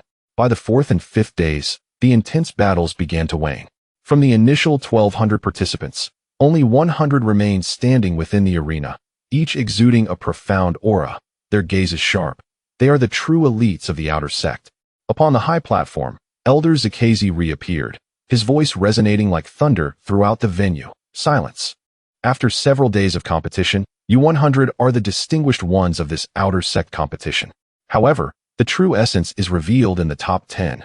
He scanned the anxious, excited, and confident faces of the 100 disciples below. Continuing, the final round is the Arena Challenge. With a sweeping gesture, he pointed to the 10 towering arenas that had risen in the center of the martial arts field, each inscribed with reinforced formations. These 10 arenas shall be your battlegrounds for the ultimate showdown. The rules are as follows. Those confident in their strength may ascend the platform to become the arena master. The remaining disciples below each have 2 chances to challenge the arena master of their choice. Victory means taking their place as the new master. Defeat results in elimination. You have 1 day's time. When the sun sets, the 10 arena masters still standing shall be the top 10 of this competition. At that moment, Elder Zuxi paused deliberately, raising his voice with an air of endless temptation. They will also receive the precious qualification to enter the Qingyun secret realm for training. Upon the utterance of these 4 words, the eyes of the remaining 100 disciples below erupted with an intense, fervent glow. It was an opportunity, a stroke of fortune, a chance to leap over the Dragon Gate. The atmosphere within the arena surged instantly. The final round of the Arena Challenge officially commenced. Almost as soon as Zakazi's words fell, several figures shot towards the arenas like arrows released from a bow, seizing the initiative. Li Chongqing made a slight movement, and in the blink of an eye, he calmly stood at the center of the highest arena, Arena 1. Chu Linger swiftly followed, gracefully leaping onto the adjacent Arena 2. Zhao Qian's eyes flickered as he rapidly occupied Arena 3. Meanwhile, the attention-grabbing servant disciple, Xiao Yin, silently settled upon Arena 10. The 10 arenas had, in an instant, found their masters. However, the anticipated fierce challenges did not occur immediately. Particularly on Arena 1, the remaining 90 disciples looked at each other in hesitation, none daring to step forward to challenge. Li Chongqing's fearsome image from the previous rounds, where he shattered spiritual artifacts and defeated opponents with a single punch, lingered too deeply in their minds. Standing on Arena 1 with his hands clasped behind his back, Li Chongqing found himself feeling somewhat bored. His gaze swept over the eager yet hesitant disciples below, and suddenly an idea struck him. He stepped forward, cleared his throat, and with a voice that was not loud yet clear enough for all to hear, he proclaimed, "Fellow disciples, I have a word to share. Please lend me your ears." Instantly, all eyes in the venue focused on him, curious about his intentions. Li Chongqing spoke in a calm tone, slowly continuing, "It is not arrogance on my part, but in my view." He deliberately paused, scanning the audience before leisurely concluding, "Each one of you present is, without exception, merely garbage." At his words, an uproar erupted below. All the disciples' faces flushed, their eyes blazing with fury, particularly those at the 8th and 9th levels of body refinement, who considered themselves the elites of the outer sect, trembled with rage. How could a mere servant disciple, who relied on connections to ascend, dare to insult them so? Had he defeated a few opponents at the 7th and 8th levels, and thereby deemed himself invincible? Yet, despite their anger, thoughts of Li Chongqing's powerful father momentarily silenced any retorts. They could only clench their fists, feeling both furious and powerless. Li Chongqing observed their reactions, a subtle smile curving his lips, and continued to stoke the flames. Oh, by the way, it is not that I look down on you. Even if you all came at once, you would only face defeat. Those with courage, come and try. You need not concern yourselves with my identity. Today on the arena, it is solely about victory or defeat. Regardless of rank, whatever the outcome, I, Li Chongqing, shall bear the consequences alone and will not pursue any matters afterward. These words fell like a spark igniting a powder keg. The fury of the crowd was fully unleashed. Arrogance. Utter arrogance. How outrageous. Did he truly believe we fear him? If they had previously hesitated due to his background, his bold promise to not hold anyone accountable, combined with the blatant humiliation, instantly ignited a collective rage. Countless furious gazes turned towards Elder Zakazi on the high platform, seeking his sanction for the challenge. Elder Zakazi frowned slightly, casting a deep glance at the troublemaker on Arena 1. After a moment of silence, he reluctantly conceded, aloud. The challenge is established. Boom. With permission granted, the disciples, who had been unable to contain themselves, erupted in a frenzy. Li Chongqing, do not be arrogant. I will battle you. Do you truly think you are invincible after defeating a few weaklings? Let me teach you a lesson. In an instant, over a dozen figures surged forward like hungry wolves, their spiritual energy flaring, rushing towards Arena 1. Among them, the leading few possessed the formidable aura of the 9th level of body refinement. Shouts of anger and battle cries rang out in unison. Li Chongqing, observing the throng rushing towards him, felt not fear but satisfaction, nodding in approval. Now this was becoming interesting. His deliberate provocation and incitement of hatred were not without purpose. Firstly, it was to crush all doubts in the most domineering manner, making these proverbial frogs at the bottom of the well recognize the vast chasm of difference. Secondly, it was to fulfill his father's covert instructions. There was no need to hide. He would display his brilliance fully. He must attract the attention of the true old monsters at the pinnacle of the sect. In simpler terms, he aimed to create a monumental spectacle, to engage in a thrilling battle. Moreover, his gaze seemed to inadvertently sweep towards the distant inner sect area. The title of champion in this outer sect competition had never been his final destination. His stage lay at a much higher realm. Chapter 43, The Stirring of the Sect's Powerful. Who was on the arena? On Arena 3, Zhao Qian, arms crossed, gazed at the chaotic scene unfolding on Arena 1, which could only be described as suicidal. A sardonic smile graced his lips as he openly mocked, "Humph. Fool, do you truly believe that mere brute force renders you invincible?" Provoking so many adept practitioners at the 8th and 9th levels of body refinement. Even I would not dare to be so arrogant. Li Chongqing, prepare to be pummeled off the stage, becoming the greatest joke. Meanwhile, on Arena 10, a relatively tranquil spot, Xiao Yan's aura was dense as an ancient and incredulous voice resounded within him. Young man, it seems you are destined to be far from the championship in this grand competition. Fully engrossed in his meditation, Xiao Yan's spirit jolted at the words, and he responded in bewilderment within his mind. Master, why do you say this? Although I am lacking in talent, I believe my foundation is not weak. Even against opponents new to the Qi condensation realm, I possess the strength to contend. Why? The ancient voice fell silent for a moment before resuming, now imbued with an unprecedented gravity and a hint of incredulity. Contend? With what will you contend? If my perception is not mistaken, that young man on Arena 1 possesses an ancient and rare dual pupil, capable of perceiving the very essence of myriad laws and commanding the order of the universe. That is, the true endowment of supremacy. To coexist with such a favored child of destiny in the same era is both your misfortune and your fortune. Yet to compete? The existence of this child itself constitutes an unparalleled unfairness to all his contemporaries. Upon hearing this, Xiao Yan's entire being trembled.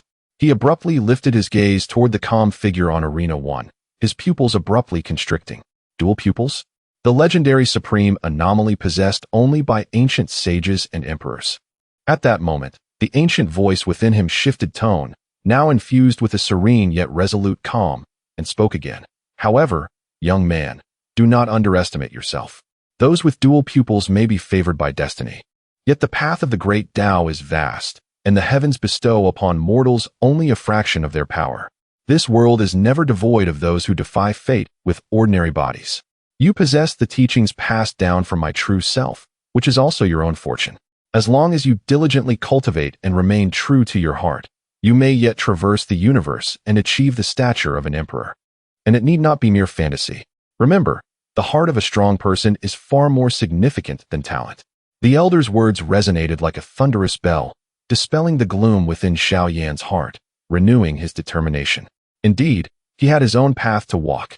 Meanwhile, on Arena 1, confronted by the furious assault of over a dozen 8th and 9th level body refinement disciples, as various spiritual techniques and weapons neared him, Li Changqing finally held nothing back.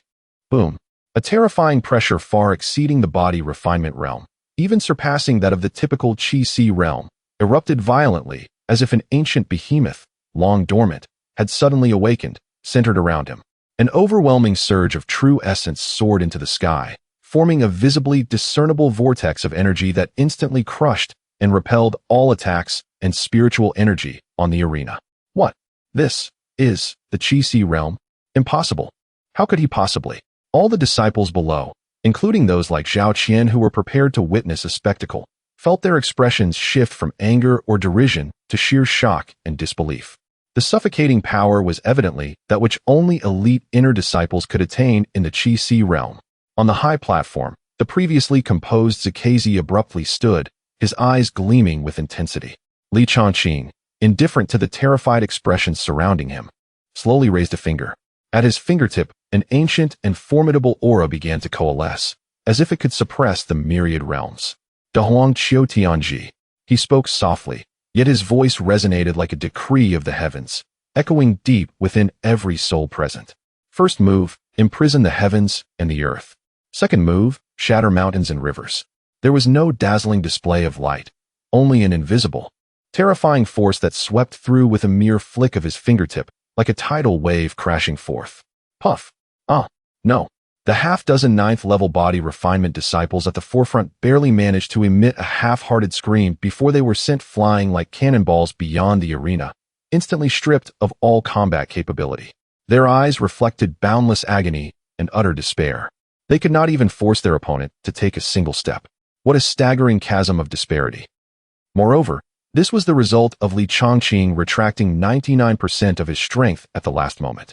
Otherwise, the ground below would already be strewn with corpses. Silence. A profound silence more complete than any before.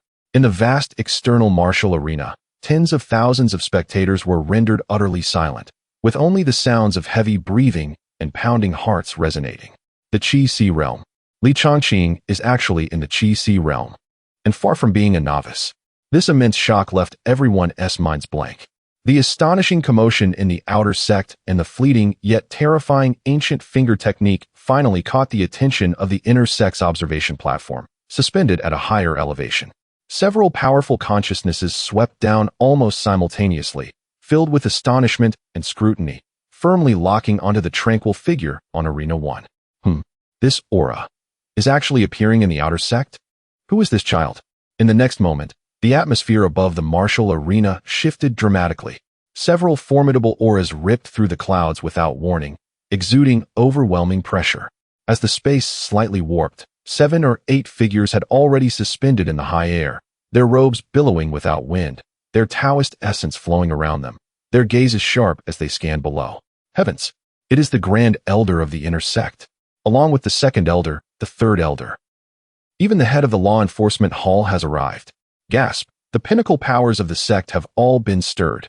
The disciples below gazed upwards at the usually elusive figures of authority gathered together, their faces pale with astonishment, trembling with excitement. Leading the way, the Second Elder of the inner sect, Elder Yang, spoke with a voice like thunder, imbued with undeniable authority, resounding throughout the entire martial arena. Who is on that arena? The presiding elder, Zakazi, immediately bowed deeply, reporting with utmost respect, reporting to Elder Yang and the esteemed elders, the source of the recent fluctuation in aura originated from Arena 1. It is the son of the Grand Elder, Li Changqing. What? The son of Li Jinyue. In the midst of the rumors, the gazes of several formidable figures in the air simultaneously shifted to the side, where Li Jinyue, who had initially come merely to observe, was floating as well. Each pair of eyes was brimming with astonishment and disbelief. At that moment, Li Jinyue himself wore a bewildered expression, his mind momentarily blank. My son, Chongqing, the one who just caused that terrifying commotion, is my dear son? He abruptly lowered his head, his gaze piercing through the distance, fixating intently on the young figure upon the first arena. Upon confirming that it was indeed his son, Li Chongqing, exuding a palpable aura of Qi-Si realm cultivation, Li Jinyue's eyes nearly bulged out of their sockets. Good heavens! Just a few days prior, he was merely at the first layer of Qi gathering realm. How much time has passed? The third layer of Qi-Si realm? Is this a performance beyond belief? Yet, he was ultimately a seasoned elder who had weathered numerous storms. Although waves of astonishment surged within him, he quickly regained his composure after a brief moment of shock. Clearing his throat, he adjusted his non-existent beard and forced a smile that attempted to convey nonchalance. Facing the astonished gazes of his peers, he slowly began, cough, cough. Indeed, it is my son, Chongqing. This mischievous lad has occasionally made breakthroughs in his cultivation, and in a moment of inattention, he startled you esteemed elders during your tranquil cultivation. I sincerely apologize, and I assure you, I shall educate him properly upon our return. His words, though casually spoken, belied the pride and elation that could not be suppressed, evident in the slight lift of his chin and the gleam in his eyes. Congratulations, elderly. Congratulations, elderly. A tiger begets no dog. Your son is indeed a hidden dragon in the depths. Elderly has kept this from us for far too long. Instantly, several elders in the air reacted, their inner turmoil masked by smiles as they clasped their hands in congratulations to Li Jinyue, their words laced with admiration and envy. To cultivate a son of such tender age to the Qi-Si realm, mastering such formidable techniques, it seemed that Li Jinyue's lineage was poised for a grand ascent. Only the second elder of the inner sect, Elder Yang, wore a countenance of fluctuating emotions. Chapter 44. My son at 18. As the congregation of elders extended their congratulations to Li Jinyue, creating an atmosphere seemingly filled with harmony, the second elder of the inner sect, Yang Xiao, let out a cold snort. His voice, chilling to the bone, instantaneously shattered the facade of tranquility.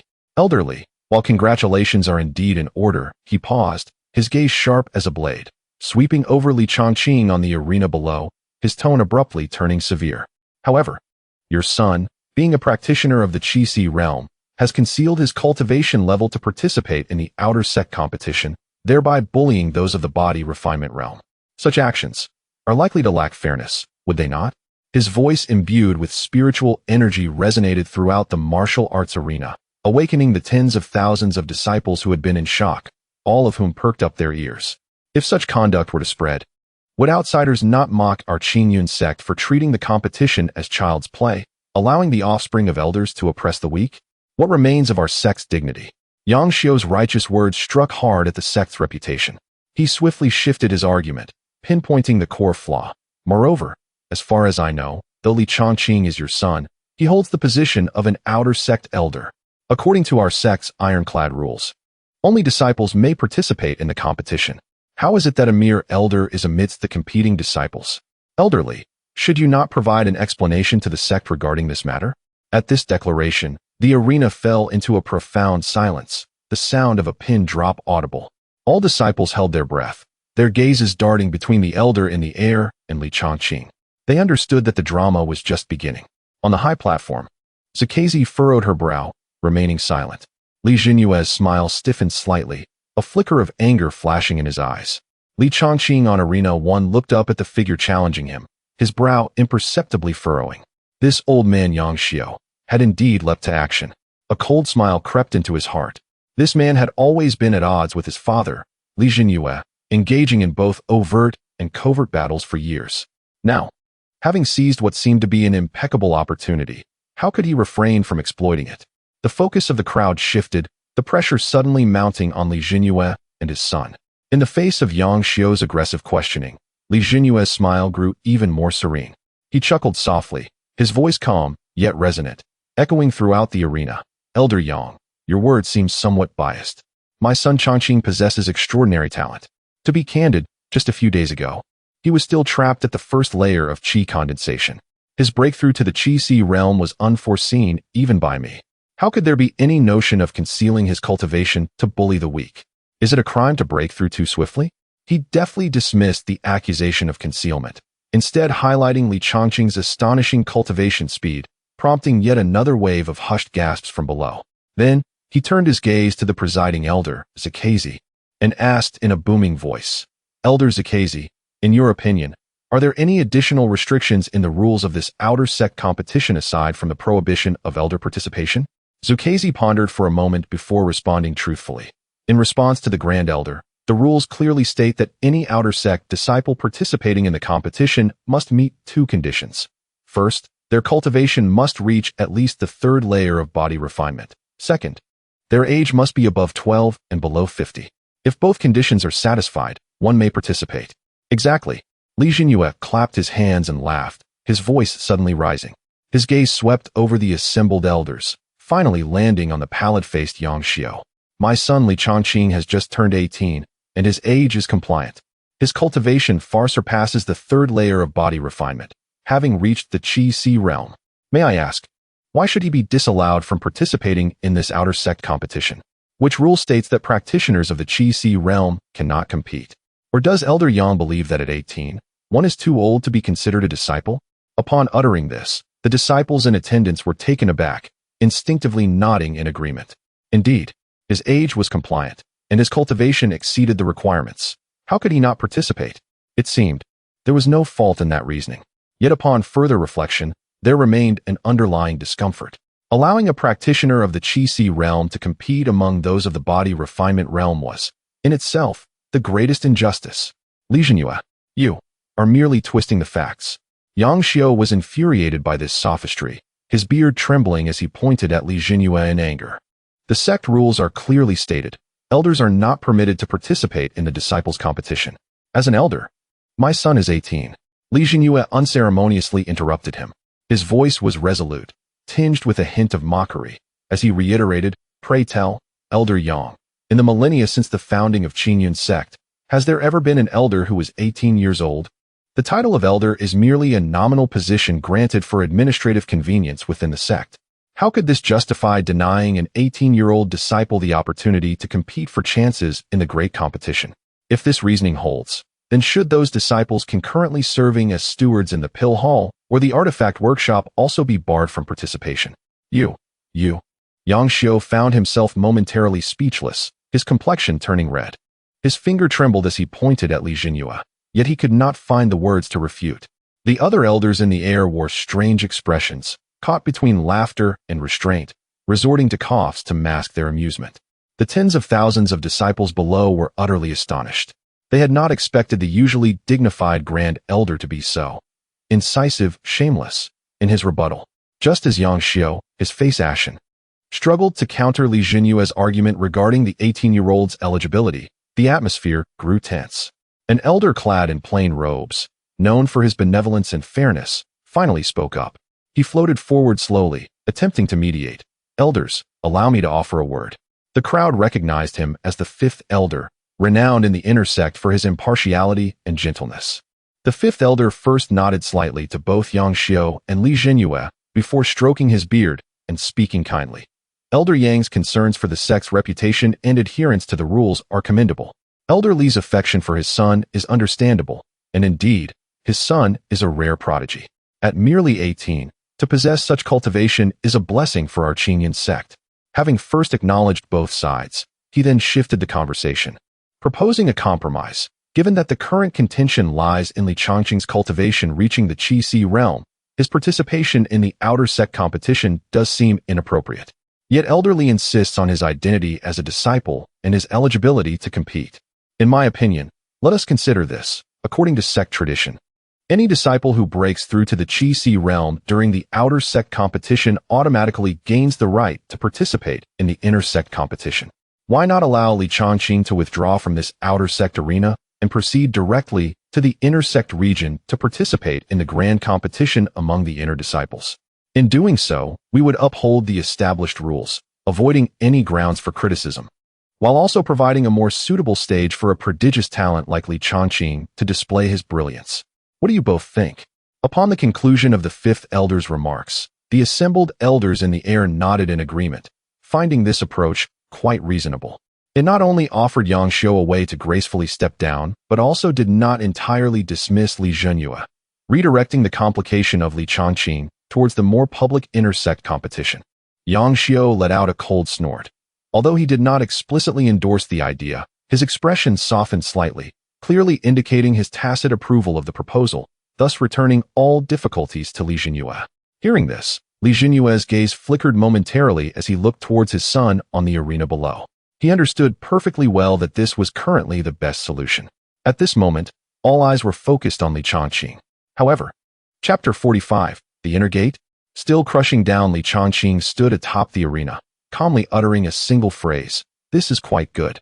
The fifth elder stroked his beard and smiled, nodding in satisfaction. Li Changqing no longer cast a glance at the outer arena. With a slight movement, he swiftly approached Chu Linger, quietly conveying, "Linger, wait here for a moment. I shall return shortly." Chu Linger nodded obediently, her eyes brimming with absolute trust in her husband. In the next instant, Li Changqing formed a sword with his fingers, and a resplendent flying sword levitated behind him. He stepped onto it, soaring forth like a streak of light, hastening after his father, Li Zhenyue, toward the inner gate area. During their flight, Li Zhenyue glanced at his son, whose profound aura matched his own. He felt both gratified and contemplative, teasing, "You rascal. You've managed to keep this from your old man. When did you break through? What on earth happened?" Li Changqing smiled gently, his tone relaxed. "Just a fortuitous opportunity, merely luck." Li Zhenyue shook his head with a chuckle, choosing not to delve deeper. Everyone has their own secrets and chances, and given his son's astonishing talent, he was merely elated. However, his expression soon shifted to one of seriousness as he cautioned, "Changqing, the inner gate is unlike the outer gate. It is a gathering place for prodigies and extraordinary talents. There are even disciples at the mid and late stages of the Qi realm, whose abilities far surpass those of outer gate disciples. Exercise utmost caution and do not overreach." "Understood, Father," Li Changqing nodded, but his gaze had already shifted toward the inner gate's martial arena, where powerful energy fluctuations resonated. As they approached the inner competition area, a surge of spiritual energy far more violent than that of the outer gate assailed them. The deafening sounds of clashes and the sharp cries of swords filled the air, clearly indicating that the battles here were of a significantly higher caliber. The fifth elder took the lead in making arrangements, and soon, a disciple approached to guide Li Changqing, assigning him to a designated arena.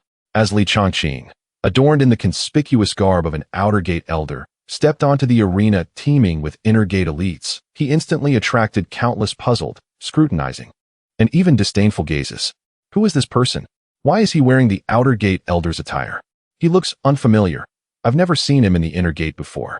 Wait, I seem to recall. He is the son of the outer gate's grand elder, Li Changqing, right? Li Changqing, the rumored incapable cultivator? What a joke. How could the elders permit him to participate in the inner gate grand competition? Surely, he must have taken some backdoor route. It is utterly absurd.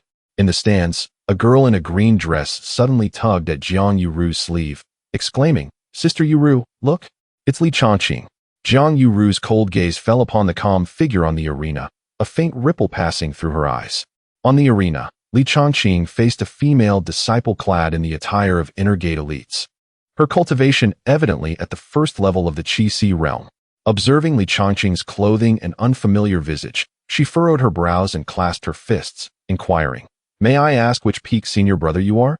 Li Changqing calmly returned her gaze, his tone unwavering. "Outer gate elder, Li Changqing." "Outer gate elder? Li Changqing?" The female disciple's brow tightened further.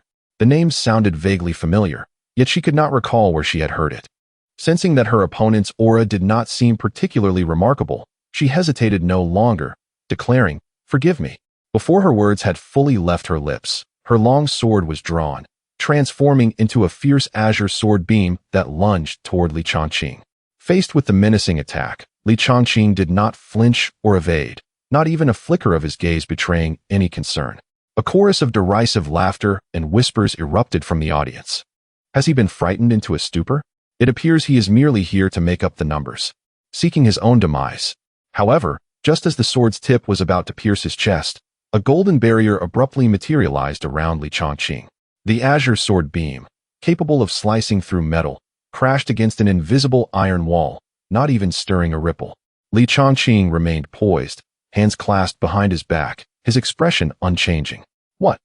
The female disciple's pupils constricted sharply, her face reflecting shock and disbelief.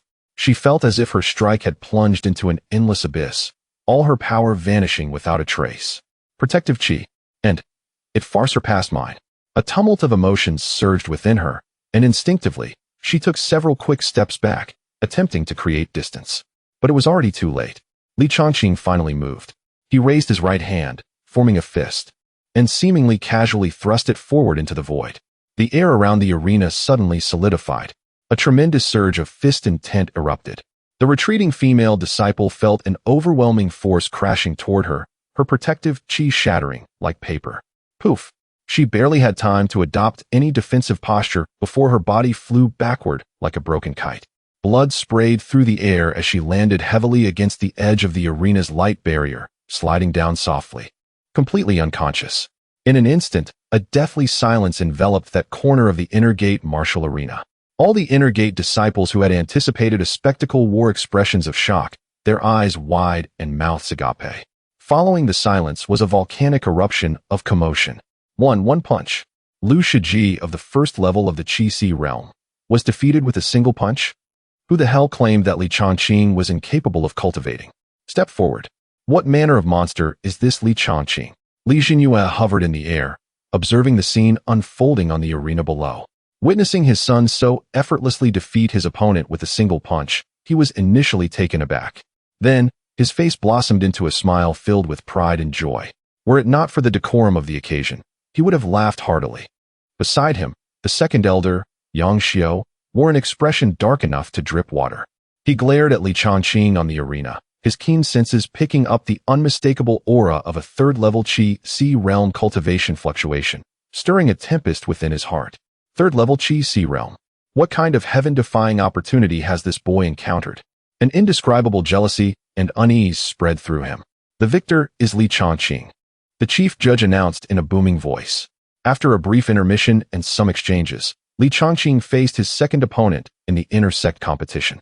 A man clad in resplendent attire, exuding an air of arrogance, leaped onto the stage, revealing himself to be at the third level of the Qi-Si realm. Clearly, he had heard of Li Chongqing's previous performance, yet his expression bore not a trace of seriousness, but rather a hint of disdain and scrutiny. I wondered who it was. Turns out to be the illustrious outer sect steward, Li Chongqing, the man remarked with a mocking tone, his gaze sweeping over Li Chongqing's attire. Winning a single match has led you to believe that the inner sect is akin to the shallow waters of your outer sect? You merely vanquished a worthless novice of the first level of the Qi-Si. He flexed his wrist, the joints cracking audibly as his aura surged. Remember, the one who defeats you is an inner sect disciple, Wang Long. Allow me to demonstrate what a true master is. No sooner had the words left his lips than Wang Long sprang into action. The red spiritual energy surged from his palms, transforming into two fierce fire pythons. With searing heat and a violent momentum, they lunged toward Li Chongqing from either side, their ferocity far surpassing that of the previous female disciple. Many intersect disciples who recognized Wang Long nodded in acknowledgement. Brother Wang's fiery dual python palm had reached perfection. Li Chongqing was in trouble now. Although both were at the third level of the Qi-Si, Wang Long's foundation was far deeper, making the outcome uncertain. However, in the face of this seemingly ferocious assault, Li Chongqing merely shook his head lightly. At the very moment the two fire pythons were about to close in, he raised his hand once more. Without the complexity of intricate techniques, he simply pointed forward with his fingers, akin to a sword. Break. A refined gust of energy surged forward, striking precisely at the intersection of the two fire pythons 7 inches. Uft, uft. Like balloons bursting, the two ferocious fire pythons instantly dissipated, transforming into a shower of sparks that scattered into the air. The gust continued unabated, and in the face of Wang Long's terrified gaze, it lightly tapped his chest at the Danzhong point. Wang Long's forward momentum abruptly halted, his surging spiritual energy doused, as if splashed with icy water, instantly losing its vigor. His face was a canvas of confusion and disbelief. He opened his mouth, but could utter no sound. Soon, darkness enveloped his vision, and he toppled backward, crashing onto the stage with a thud. Unconscious, the entire arena was once again enveloped in an eerie silence. Instant kill. Another instant kill. To be of the same third level of the Qi Si, yet unable to withstand even a single move. This time, all the inner sect disciples looked at Li Changqing with transformed expressions. The previous disdain and skepticism vanished without a trace, replaced by profound shock and trepidation. Chapter 46. Instant kill at the fifth layer of Qi. Li Changqing's consecutive and decisive victories, particularly his second triumph over Wang Long, who is also at the third layer of Qi, have finally captured the attention of the true elite within the inner sect. After a brief moment of silence, a composed figure slowly ascends the stage. Clad in simple gray attire, this individual possesses an unassuming visage, yet his gaze is as sharp as that of an eagle, exuding a formidable aura of spiritual energy that unmistakably reaches the fifth layer of Qi. He is Chun Feng, a disciple of the inner sect. He bows respectfully, his voice calm and devoid of arrogance or disdain, embodying pure seriousness. Junior brother Li's strength is unfathomable. I, Chun, have come to seek guidance. A murmur ripples through the audience below. It is senior brother Chun Feng. He has personally entered the arena. Senior brother Chun Feng is a master at the fifth layer of Qi, renowned for his formidable breaking cloud sword technique, and it is said he has previously challenged opponents at the sixth layer without defeat. At last, we shall discern the depth of Li Changqing's abilities. Chun Feng's solemn demeanor prompts Li Changqing to adopt a more serious attitude. He nods slightly, please, without unnecessary words. Chun Feng's eyes sharpen as he draws his long sword from its sheath with a resounding clang, transforming it into a remarkably condensed streak of silver light. Before the sword even arrives, a piercing intent, sharp enough to rend the clouds, locks onto Li Changqing. This strike, in terms of speed, power, and profundity, far surpasses the previous two encounters. On the high platform, Li Jinyue's smile diminishes slightly, a trace of seriousness flashing in his eyes. Yang Xiao, on the other hand, subtly curls his lips, seemingly anticipating that Chun Feng might temper Li Changqing's fervor. Faced with a strike that would compel any mid-stage Qi practitioner to prepare earnestly, Li Changqing no longer simply raises his hand to block or points with a finger. He steps forward with his right foot, and his aura undergoes a sudden transformation, as an ancient, vast, and terrifying pressure, seemingly derived from the primordial chaos, descends abruptly. With his right hand slightly open, palm facing upwards as if to lift the sky itself, he slowly presses forward. Da Huang Qiu Tianji, crushing mountains and rivers. There is no dazzling brilliance, only an invisible yet weighty force, heavy enough to crush mountains and seal rivers, erupting with his press. Buzz. That unparalleled silver sword light, merely a distance of 10 feet from Li Changqing, becomes ensnared in an invisible mire. Its speed drastically diminishes. The blade trembles violently, emitting a mournful cry under the unbearable burden. Chun Feng's expression changes drastically, realizing that the sword intent and spiritual power he had once taken pride in are reduced to mere fireflies before the bright moon, completely obliterated by that primal oppressive force. He exerts all his strength to wield the long sword, yet finds himself unable to move even a finger. In the next moment, that invisible power gently sweeps over his body. Thud! Chun Feng is unable to mount any effective resistance. His knees buckle, and he collapses to the ground. The long sword clatters to the side. The overwhelming pressure pins him firmly against the arena floor, rendering him incapable of lifting his head. Another blow. The elite disciple of the fifth layer of Qi, Chun Feng, is defeated, even more thoroughly, and with even less suspense than the previous two. The entire intersect martial arts arena falls silent. If the previous two contests contained elements of luck, this one is an absolute display of crushing strength. At that moment, on the highest platform, shrouded in mist and seldom stirring, two piercing gazes are finally captivated, penetrating the clouds to rest upon Li Changqing. One, adorned in a moon-white robe, possesses an otherworldly beauty and an aura as cool as the celestial maiden, is none other than the sect leader of Qingyun's sect, Lung Qingwei. Beside her stands a similarly exquisite young woman in white, her direct disciple, the sect's universally acknowledged first talent of the younger generation, Nangongwan. A flicker of surprise flashes in Lung Qingyue's beautiful eyes as she softly murmurs, "It seems this young fellow harbors numerous secrets." Nangong Wan's serene, unfathomable gaze lingers on Li Changqing for the first time. Her cherry lips part slightly, her voice ethereal. Master, his true energy, is quite unique. Indeed. Lung Qingwen nods slightly. Her eyes, deep and penetrating, seem capable of discerning truth from illusion. His true energy is supremely young and robust, exceedingly pure, far surpassing that of his peers. More intriguingly, there is an echo of dragon's roar intermingled within, a foundation that is rarely seen. This young man is likely the recipient of some extraordinary, fortuitous opportunity. As she speaks, the scene from earlier unconsciously resurfaces in her mind. Even with her composure, a faint blush tinges her alabaster cheeks, which is quickly subdued by her magical prowess. Yet, that fleeting oddity does not escape the notice of her closest companion. Master, what troubles you? Nangong Wan perceptively senses the anomaly, her clear eyes revealing a hint of confusion. She has never witnessed such a demeanor from her master. Recovering her composure, Lung Qingyue feels a flicker of annoyance, but maintains her ancient, unyielding coolness. It is nothing, merely a recollection of a crucial point in a technique, which stirred some feelings.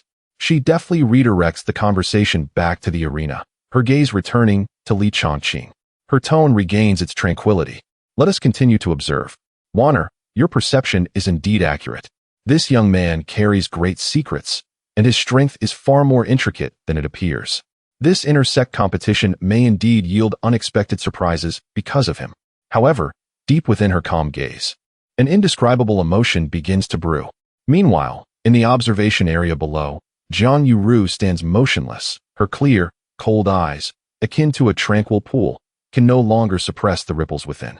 At the third layer of Qi Hai, to suppress Chen Feng, who is at the fifth layer, with a single strike?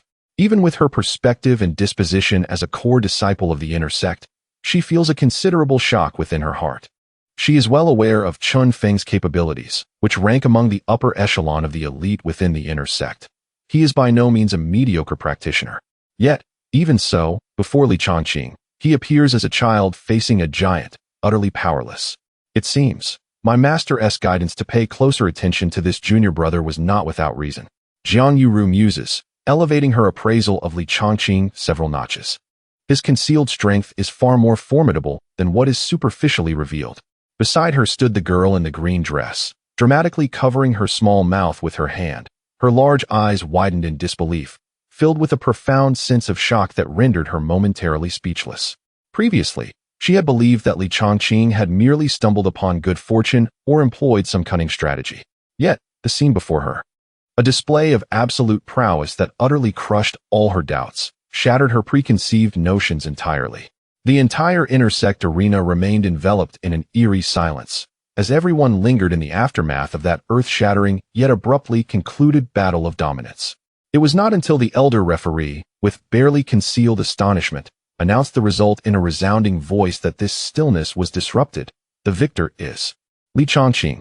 The announcement reverberated throughout the vast arena, awakening countless stunned faces. In an instant, a tide of murmurs surged forth, coalescing into a cacophonous sea of voices. All gazes directed towards the first arena were filled with awe, curiosity, and a deep desire to understand. Li Changqing, a name that had now indubitably asserted itself at the forefront of the inner sect disciples' consciousness. Chapter 47. Discovering the prey. Time flows like a fleeting shadow, and the intensity of the inner sect competition far surpasses that of the outer sect, progressing with remarkable rapidity. Li Changqing, wielding his unfathomable strength, swept through his opponents with ease. None could withstand his prowess, and he advanced to the final defending stage with an unblemished record. As the presiding elder announced the rules, 10 platforms were prepared for those confident enough to step forth, with the 10 successful defenders competing for ultimate rankings. In the blink of an eye, several formidable figures materialized upon the platforms like phantoms. Li Changqing surveyed the scene, noting that all 10 platforms were swiftly occupied. Among them, he recognized 2 familiar silhouettes. On the second platform stood his junior sister, Jiang Yuru. Her expression remained as serene as ever, yet she radiated an aura of peak Qi Si realm, just a step away from Yuan Dan realm. The most captivating presence, however, was on the central platform. There stood a woman clad in garments as white as snow, possessing an otherworldly beauty and an ethereal grace, akin to a celestial being untouched by the mundane world. She was none other than the most cherished disciple of the sect leader, Nangong. Numerous rumors swirled around Nangong, the most prominent being her breakthrough to Yuan-Dan realm several years prior, with her current cultivation seemingly unfathomable. Li Chongqing's thoughts stirred as he discreetly communicated with the system. System, please retrieve Nangong's attribute panel. Beep. Generating target attribute panel. Name, Nangong. Age, 25. Realm, third layer of Yuan-Dan realm. Physique, Xian Bingling T, great perfection. Overall talent, red, peerless. Recent events. 1. Bottleneck dilemma. Due to the profound compatibility of her cultivation method, Tai Shang Wangqing Lu, with her Xian Bingling T, her progress has been swift. However, the excessive accumulation of extreme cold energy has led to an imbalance of yin and yang, causing disturbances in her cultivation and hidden pains in her meridians. 2. Seeking resolution. She has secretly delved into ancient texts, realizing that only through acquiring the utmost yang and rigid energies or treasures can she restore balance and break free from her shackles. Such opportunities are rare and require extreme caution, as any misstep could provoke disastrous repercussions. 3. Secret realm opportunity. She harbors hopes for the heart of flame that may exist in the depths of the soon-to-open Qingyun secret realm, an ideal spirit object for harmonizing yin and yang. Yet, the depths of the secret realm are fraught with danger, making solitary exploration perilous. She requires reliable allies. Upon reviewing the panel, a flicker of understanding crossed Li Chongqing's eyes. It became apparent that this icy beauty, the sect leader's foremost disciple, was grappling with the backlash of her cultivation method and the imbalance of her energies. Withdrawing his gaze from Nangong, a subtle smile graced his lips. The presence of need is advantageous. It is the absence of desire that poses a challenge. Securing a position among the top 10 of the inner sect and obtaining qualification for the Qingyun secret realm would present the perfect opportunity to engage with this esteemed disciple. With her being at the third layer of Yuan-Dan and possessing red tier talent, forging a favorable connection with her, or perhaps even claiming her for oneself, would undoubtedly provide immense assistance. Just as he pondered this, the intense energy fluctuations emanating from the seventh platform drew his attention. There, a mature woman clad in a rose-colored gauze dress, her figure graceful and alluring, was fiercely engaged in combat with a cold-faced swordsman in blue robes.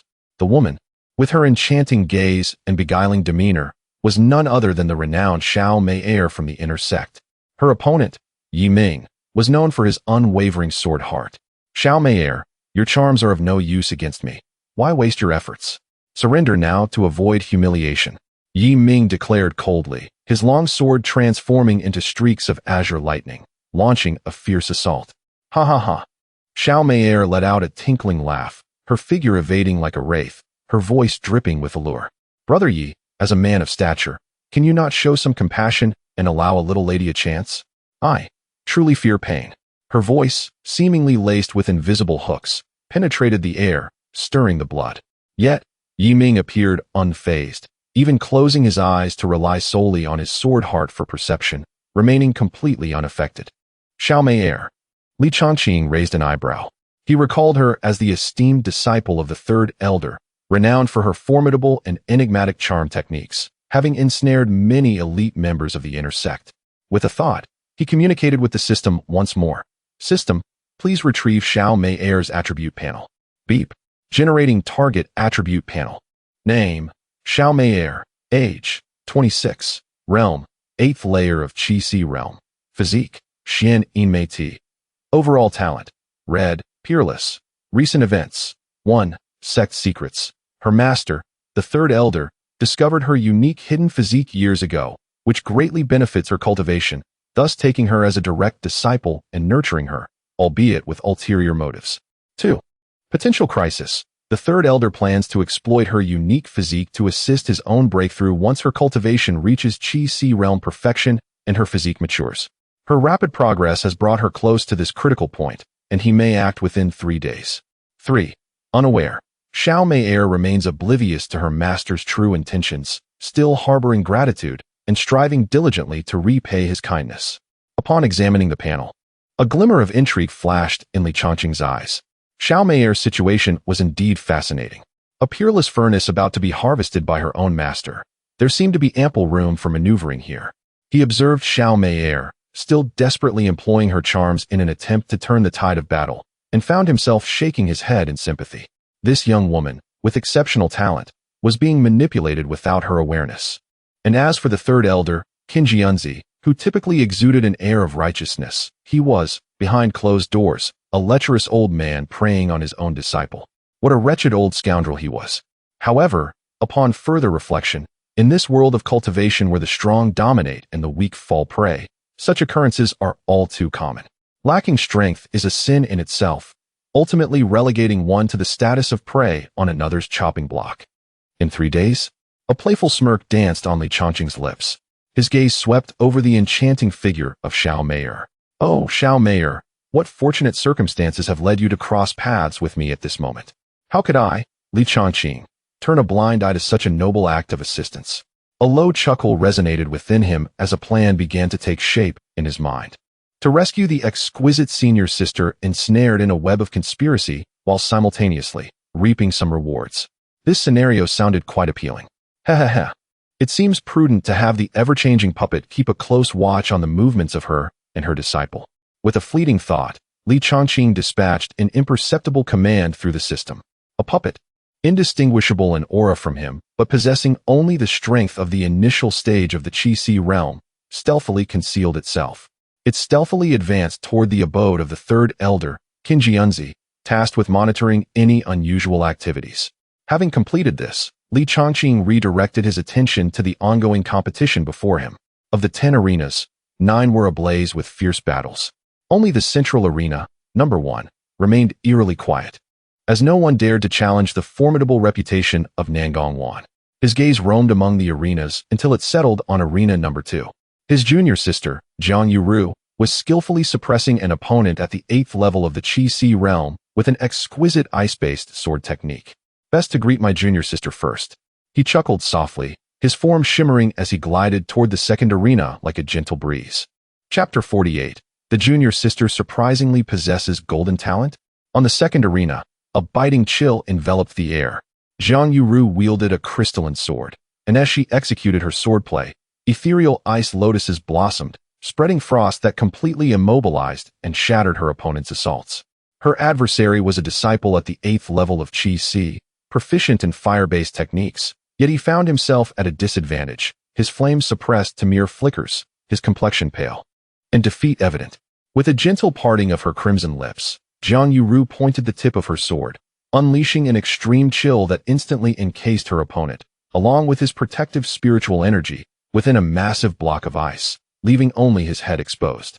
The outcome was indisputable. The judge promptly declared, "The victor is Jiang Yuru." The battle concluded with remarkable swiftness, eliciting gasps of awe. Li Chongqing stood below the platform, his gaze flickering with intrigue. System, display Jiang Yuru's attributes. Beep. Generating target attribute panel. Name, Jiang Yuru. Age, 22. Realm, peak of Qi-Si 9th level. Physique, 9 apertures exquisite sword heart. Comprehensive talent, golden, unparalleled through the ages. Recent events. 1.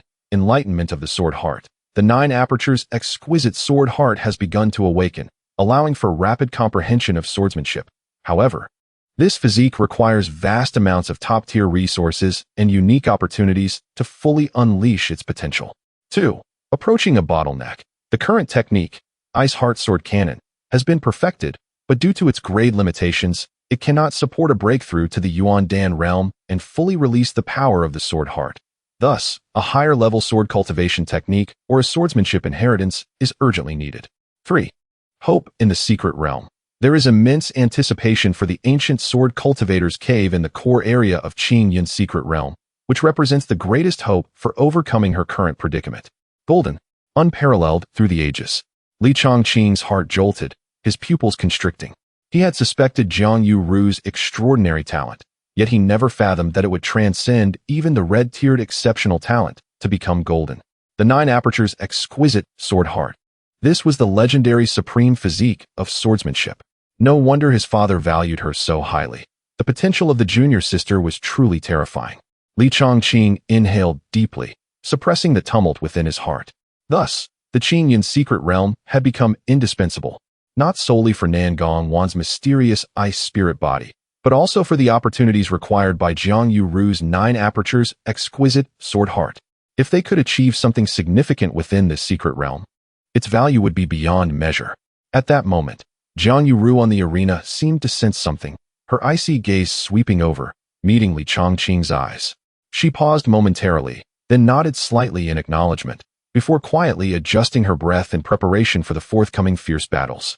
Li Chongqing withdrew his gaze, his expression growing increasingly profound. The depths of the inner sect were far greater than he had imagined, and the opportunities presented were far more substantial than he had anticipated. As time flowed by, the competition neared its conclusion. Although nearly 100 disciples remained who had not been eliminated, most were only at the mid or even early stages of Qi. They gazed upon the 10 figures on the arena, as immovable as mountains, their eyes filled not only with desire, but also with resignation and bitterness. The gap was too vast. Ascending the arena at this moment was akin to striking a stone with an egg, inviting humiliation. To them, these guardians of the arena had become figures to be revered. At that moment, the resounding voice of the presiding elder echoed throughout the venue. There is still 1 hour remaining until the end of the defense competition. Once the hour expires, the champions will be determined, marking the top 10 of this intersect competition. The final ranking match will then commence. The top 10 champions may challenge one another to determine their ultimate standings. The time limit is 6 hours. With the rules announced, a ripple of excitement surged through the crowd, quickly settling down again. For the vast majority of disciples, the contest for the top 10 had become irrelevant. They were now mere spectators. Li Chongqing stood calmly beneath the platform, his gaze sweeping across the 10 arenas. Finally landing on the 10th arena, the guardian, there was a strikingly beautiful and rather proud young woman, her cultivation at the peak of the 8th level of Qi, making her the lowest ranked among the 10 champions. 1 hour remained, ample time. Li Chongqing stroked his chin, a subtle smile gracing his lips. He disregarded the first 9 arenas and strode directly toward the 10th. His movement instantly captured the attention of the entire venue. Look, Li Chongqing is moving. Is he intending to challenge Senior Sister Huang Ying? Good heavens! Does he genuinely believe he can triumph over Senior Sister Huang, who is 5 minor realms above him? Such audacity! Senior Sister Huang is not like the previous opponents. She has been stuck at the peak of the 8th level of Qi for quite some time, possessing an abundance of practical experience. Nevertheless, the courage of Senior Brother Li to challenge a formidable opponent is something we can only admire from afar. Amidst the murmurs of the crowd, Li Chongqing had already ascended the 10th arena. Upon seeing him, the guardian Huang Ying initially froze in surprise. However, upon recognizing him, her brows furrowed in displeasure as she remarked, Li Chongqing, you wish to challenge me? Li Chongqing smiled, performing a respectful bow, his demeanor composed. Senior Sister Huang, I seek your guidance. Seeing his apparent lack of respect, Huang Ying's anger flared, and she scoffed, humph. Arrogant. Do not think that just because you have defeated a few early and mid-stage Qi disciples, you can underestimate me. Today, I shall demonstrate the true strength of the peak of the 8th level of Qi. No sooner had she spoken than her aura erupted violently, far more potent than any opponent Li Chongqing had previously encountered. With a flick of her sword, it sang a clear note, and her fierce sword intent instantly locked onto Li Chongqing. Huang Ying's furious strike was indeed extraordinary. The sword energy surged like a finely woven net of spiritual force, descending upon Li Chongqing with the overwhelming might of the peak of the 8th level of Qi. This pressure was undeniably far beyond any opponent he had faced before. However, within the realm of his already quietly functioning heavy pupil vision, the seemingly impenetrable sword net revealed a multitude of clear trajectories and weak nodes of spiritual energy flow. His movements were uncanny, allowing him to evade the sword's edge with minimal motion at critical moments. His actions flowed seamlessly, devoid of any hint of struggle. As Huang Ying's attacks repeatedly met with failure, failing even to graze the hem of Li Chongqing's garments, her expression gradually shifted to one of seriousness. She sensed that his evasions were not mere luck, but rather a near precognitive insight into her strikes. Li Chongqing, she let out a delicate reprimand, momentarily easing her assault, her tone imbued with a provocation. A stalwart man of 7 feet, will he merely cower before a mere woman? Is he truly afraid? Upon hearing this, Li Chongqing halted. Standing at the side of the arena, his face still adorned with that enigmatic smile. Senior Sister Huang's swordsmanship is formidable. It is only prudent for me to first evade its sharpness. Since you wish to experience a clash of strength, he paused, and an aura of profound weight enveloped him. Then let it be as you desire. Chapter 49. The third finger of annihilation. Huang Ying observed that Li Chongqing no longer evaded her, a glint of determination flashing in her eyes. Without reservation, she channeled her spiritual energy into her longsword. The blade hummed and radiated a dazzling brilliance. A crescent-shaped sword aura, seemingly capable of cleaving mountains, tore through the air, accompanied by a sharp, piercing howl as it was unleashed with ferocity. Faced with an assault formidable enough to make even an ordinary practitioner at the 9th level of the Qi realm brace themselves, Li Chongqing did not retreat. Instead, he advanced with resolve, his right fist clenched tightly, launching a straightforward strike. There were no extravagant displays of light, only a heavy, unrefined force, as if it emanated from the primeval chaos, erupting with overwhelming intensity. As the fist cut through the air, it produced a deep, thunderous boom, resonating with the weight of the strike. The collision between the fist and the sword aura was fierce. The violent energy rippled outwards, causing the protective barrier surrounding the arena to tremble fiercely. Disciples standing nearby were forced to stagger back, their faces pale with astonishment. The standoff lasted but a moment. That fierce crescent sword aura shattered visibly, piece by piece. Though Li Chongqing's fist momentum was significantly diminished, it still surged forward with indomitable force. Huang Ying's expression shifted, clearly caught off guard by the unexpected outcome of her full-force attack being so ruthlessly countered. In a hurry, she changed her approach, tracing arcs with her sword to create a swirling vortex of spiritual energy, attempting to dissipate the remaining force of the punch. The impact of the fist against the vortex produced a muffled thud. Huang Ying's body jolted, letting out a muffled groan as she staggered back several steps before barely stabilizing herself. Her hand holding the sword tingled, and her internal energy surged tumultuously. Looking up, she met Li Chongqing's steady gaze, his breath calm and unchanged. For the first time, disbelief flickered in her eyes. The quality of his true energy and his mastery over power were nothing short of monstrous. Li Chongqing casually flicked his wrist, offering a nonchalant assessment. The force is commendable, but alas, the refinement lacks a certain finesse. Upon hearing this, Huang Ying's expression darkened. His dismissive remark ignited her fury. Arrogant, let us see how you fare against my next move. With a fierce shout, she gracefully leaped back, her hands swiftly forming seals as her spiritual energy surged uncontrollably, creating a chilling wave of pressure. Above her head, a colossal sword of pure spiritual energy began to take shape, its tip aimed menacingly at Li Chongqing. This was Huang Ying's ultimate secret technique, the Xianguang Annihilation Sword. My heavens! She was compelled to resort to this move. The power of this strike was surely approaching that of the 9th level of the Qi realm. Could Li Chongqing withstand it? Gasps filled the arena as everyone held their breath, anxiously watching the stage. Faced with Huang Ying's all-encompassing strike, the casual demeanor in Li Chongqing's eyes finally receded. He slowly raised his right hand, bringing his index and middle fingers together. An oppressive force far more terrifying than before emanating from his fingertips. The third finger of the great wilderness, prisoning heaven, annihilation of life. He whispered softly, pointing forward. There was no earth-shattering roar.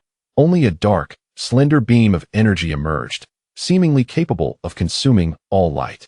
It traversed space silently, meeting the enormous light sword head-on.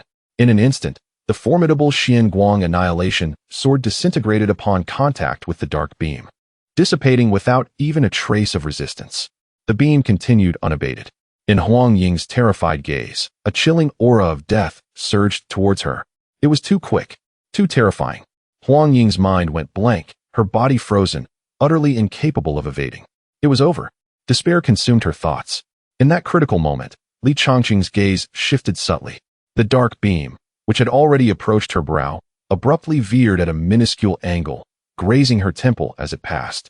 It ultimately pierced through the protective barrier at the arena's edge, creating a small hole that took a while to mend. The force of the beam severed several strands of Huang Ying's hair. She stood frozen, her face pale, pupils dilated, beads of cold sweat forming on her forehead as she gasped for breath, as if she had just returned from the gates of death. The shadow of that lethal strike lingered in her soul, causing her to tremble. the arena fell silent once more. Everyone was rendered speechless by the extraordinary display of power. The referee elder inhaled deeply, announcing loudly, "The victor is Li Changqing." As the words echoed, the arena remained eerily quiet, the sound of a falling needle audible. Everyone was still enveloped in the shock of that earth-shattering yet abruptly halted strike, which had transcended nearly 5 minor realms. Li Changqing had directly countered his opponent's most powerful technique, nearly delivering a lethal blow, only to precisely control his force at the last moment. This level of strength and control exceeded the understanding of the vast majority of inner disciples. Moments later, the silence erupted like a detonated powder keg, a cacophony of astonishment filling the air. I must be mistaken, right? Huang Ying has been defeated? What level of martial arts was that finger? It is utterly terrifying. A practitioner at the 3rd level of the Qi Si. Overwhelming an 8th level peak. Li Changqing is nothing short of a monster. He actually held back in the end. This level of control. On the arena, Huang Ying felt as though all her strength had been drained. Her legs gave way, and she collapsed to the ground, dazed and disoriented. Her pride in her cultivation and skills seemed utterly feeble before the overwhelming power of her opponent. The harrowing brush with death still haunted her thoughts. Li Changqing approached her slowly, extending his hand with a calm demeanor that betrayed no trace of a victor's arrogance. "Huang Ying, I concede." Huang Ying stared blankly, lifting her gaze to meet the tranquil depths of Li Changqing's eyes, her heart a tumult of emotions. After a moment's hesitation, she reached out for support to stand, her voice hoarse. "Thank you, Li Shidi, for your mercy." At the moment their palms touched, Li Changqing's mind stirred. The generation of the target attribute panel is in progress. Name, Huang Ying. Age, 28. Realm, peak of the 8th layer of Qi Hai. Physique, Qingmu Lingti, medium quality. Comprehensive aptitude, purple, excellent. Recent events. 1. Bottleneck difficulties. Stuck at the peak of the 8th layer of Qi Hai for 3 years. She struggles to sense the opportunity to break through to the Yuandan realm due to the inadequate compatibility of her cultivation method with her Qingmu Lingti, leaving her anxious. 2. Resource scarcity. Coming from an ordinary intersect family, she lacks a powerful background and sufficient resources to exchange for advanced cultivation methods or seek specialized guidance from elders. 3. Expectations for the grand competition. She regards this grand competition as her last chance, hoping to attain a reward in the top 10 to exchange for the low-grade, earth-level wood-based cultivation method Changchun Gong from the sect's scripture repository, in hopes of breaking the deadlock. With her purple aptitude and medium-quality spiritual body, trapped in a bottleneck. Li Changqing understood well. This woman possesses decent talent, but her opportunities are limited, and her path is fraught with obstacles. Nevertheless, her determination to pursue the Tao is unwavering. He released his hand, nodded slightly, said nothing further, and turned to walk towards the center of the arena. For him at this moment, Huang Ying's value was limited. Chapter 50. Entering the final ranking battle, however, as Li Changqing contemplated, although Huang Ying possessed limited potential, she was nonetheless at the peak of the 8th layer of the Qi Si realm, representing a formidable force among the inner disciples. In this world where strength reigns supreme, fostering connections and securing a potential ally can only be advantageous. It is easy to embellish a situation with luxuries, yet it is difficult to provide aid in times of need. At this moment, when she was at her lowest ebb, extending a hand might yield unexpected loyalty. As he brushed past Huang Ying and advanced towards the center of the arena, where the gazes of the crowd awaited him, a subtle yet clear transmission of sound reached Huang Ying's ears. "Huang Shiji, your resolve is commendable. It is indeed a pity to be hindered by a bottleneck. If you wish to advance further on your path, seek me at the Outer Sect's Deacon Hall after the competition concludes." With that, Li Changqing did not glance back, as if he had merely made a casual remark. Yet, this seemingly light transmission struck Huang Ying, who had just faced a crushing defeat, like a thunderbolt. She abruptly lifted her head, disbelief etched on her face as she gazed at Li Changqing's retreating figure, her eyes brimming with shock and confusion, along with a glimmer of hope in her dire situation. What could this mean? Did he perceive my plight? Could he truly assist me in breaking through? But he is merely at the 3rd layer of the Qi Si. No, his displayed strength and insight cannot be measured by ordinary standards. In that instant, Huang Ying's mind was a tempest. The once dim light in her eyes reignited with a spark of brilliance. Li Changqing's enigmatic presence grew even more mysterious and imposing in her heart. As the time for the defense of the arena drew to a close, the voice of the presiding elder boomed like a great bell, announcing the advent of the final phase. The defense has ended. The 10 champions are determined. The final ranking battle will commence immediately, lasting 6 hours. Champions may challenge one another freely to decide their final standings. With these words, the atmosphere atop the 10 arenas grew even more solemn. The gazes exchanged among them were rife with scrutiny and combativeness. As the champion of the 10th arena, the last rank, Li Chongqing naturally faced no challengers. However, the overwhelming strength he had previously displayed, particularly that fearsome, unparalleled finger strike, had instilled a sense of caution in the other champions, preventing them from viewing him as an easy target. At that moment, on the adjacent 9th arena, a man clad in a blue robe, exuding a calm demeanor, stood with his arms crossed, his gaze directed at Li Chongqing. He spoke in a voice imbued with friendliness and curiosity. Brother Chongqing, with the strength you just exhibited, it must be a trivial matter for you to breach the top 5. Why do you content yourself with the last position instead of challenging for a higher rank? Could it be that you are unaware of the specific rewards for placing in the top 10? Upon hearing this, Li Chongqing was momentarily taken aback. He had indeed focused solely on the qualification for the Qingyan secret realm, neglecting to inquire about the specific rewards for ranking. After all, his initial goal was merely to enter the secret realm. Now, questioned about it, he found himself intrigued and thus cupped his hands in gratitude. This esteemed brother possesses keen insight. I am indeed only aware of the qualification for the secret realm, but not the details of the rewards. Might you enlighten me? Seeing Li Chongqing's humble demeanor, the man in the blue robe smiled even wider. Haha, of course. I am Chen Xian, a disciple of the Danding Peak. The rewards for the top 10 are quite substantial. He extended a finger. Firstly, and most importantly, the qualification to enter the Qingyan secret realm. This realm opens once every 50 years and is filled with countless opportunities, ancient legacies, rare spiritual herbs, and even the potential inheritance from predecessors. Truly a land of fortune that cultivators yearn for. Next, he raised a second finger. Secondly, there are contribution points and spirit stone rewards based on the final rankings. The 10th place earns 50,000 contribution points and 1,000 high-grade spirit stones. With each step up in rank, the rewards increase significantly. It is said that the first place alone receives a staggering 500,000 contribution points, with high-grade spirit stones reaching 10,000. Such resources would make even core disciples envious. Then, he raised a third finger, his tone growing fervent. Thirdly, and perhaps the most enticing, is the opportunity to select a technique or divine ability from the 5th level of the Tsangjing Pavilion. The 5th level contains the sect's most treasured manuals, with the lowest being of the earthly grade, and there are even rumors of remnants of heavenly grade techniques. For ordinary disciples, even if they accomplish great feats, it is rare to gain access to such a place. Finally, he lowered his voice, revealing. Moreover, there are rumors that those who perform exceptionally well in this competition, especially the top 3, are likely to catch the attention of the sect master or several reclusive elders, who may take them as direct disciples. That would be a true leap to greatness. After Chen Xian finished speaking, he turned to Li Chongqing. So, Brother Chongqing, now do you understand that this contention for rankings is not merely for show? Each advancement in rank brings with it vastly different rewards. Upon hearing this, a glimmer of brilliance sparkled in Li Chongqing's eyes. In truth, these rewards held little significance for him, nor did he require them. However, one of his targets, Huang Ying, was in dire need of such an opportunity. If he could secure a place among the top 3 and acquire an earthly grade technique from the Tsangjing Pavilion to gift her, perhaps there would be unexpected rewards in store. Thank you, Brother Chen, for your insightful explanation, Li Chongqing expressed gratefully, yet his gaze unconsciously drifted toward the arenas ahead, lingering momentarily on the ethereal figure upon the first arena. It seemed that he had no choice but to engage in this ranking battle.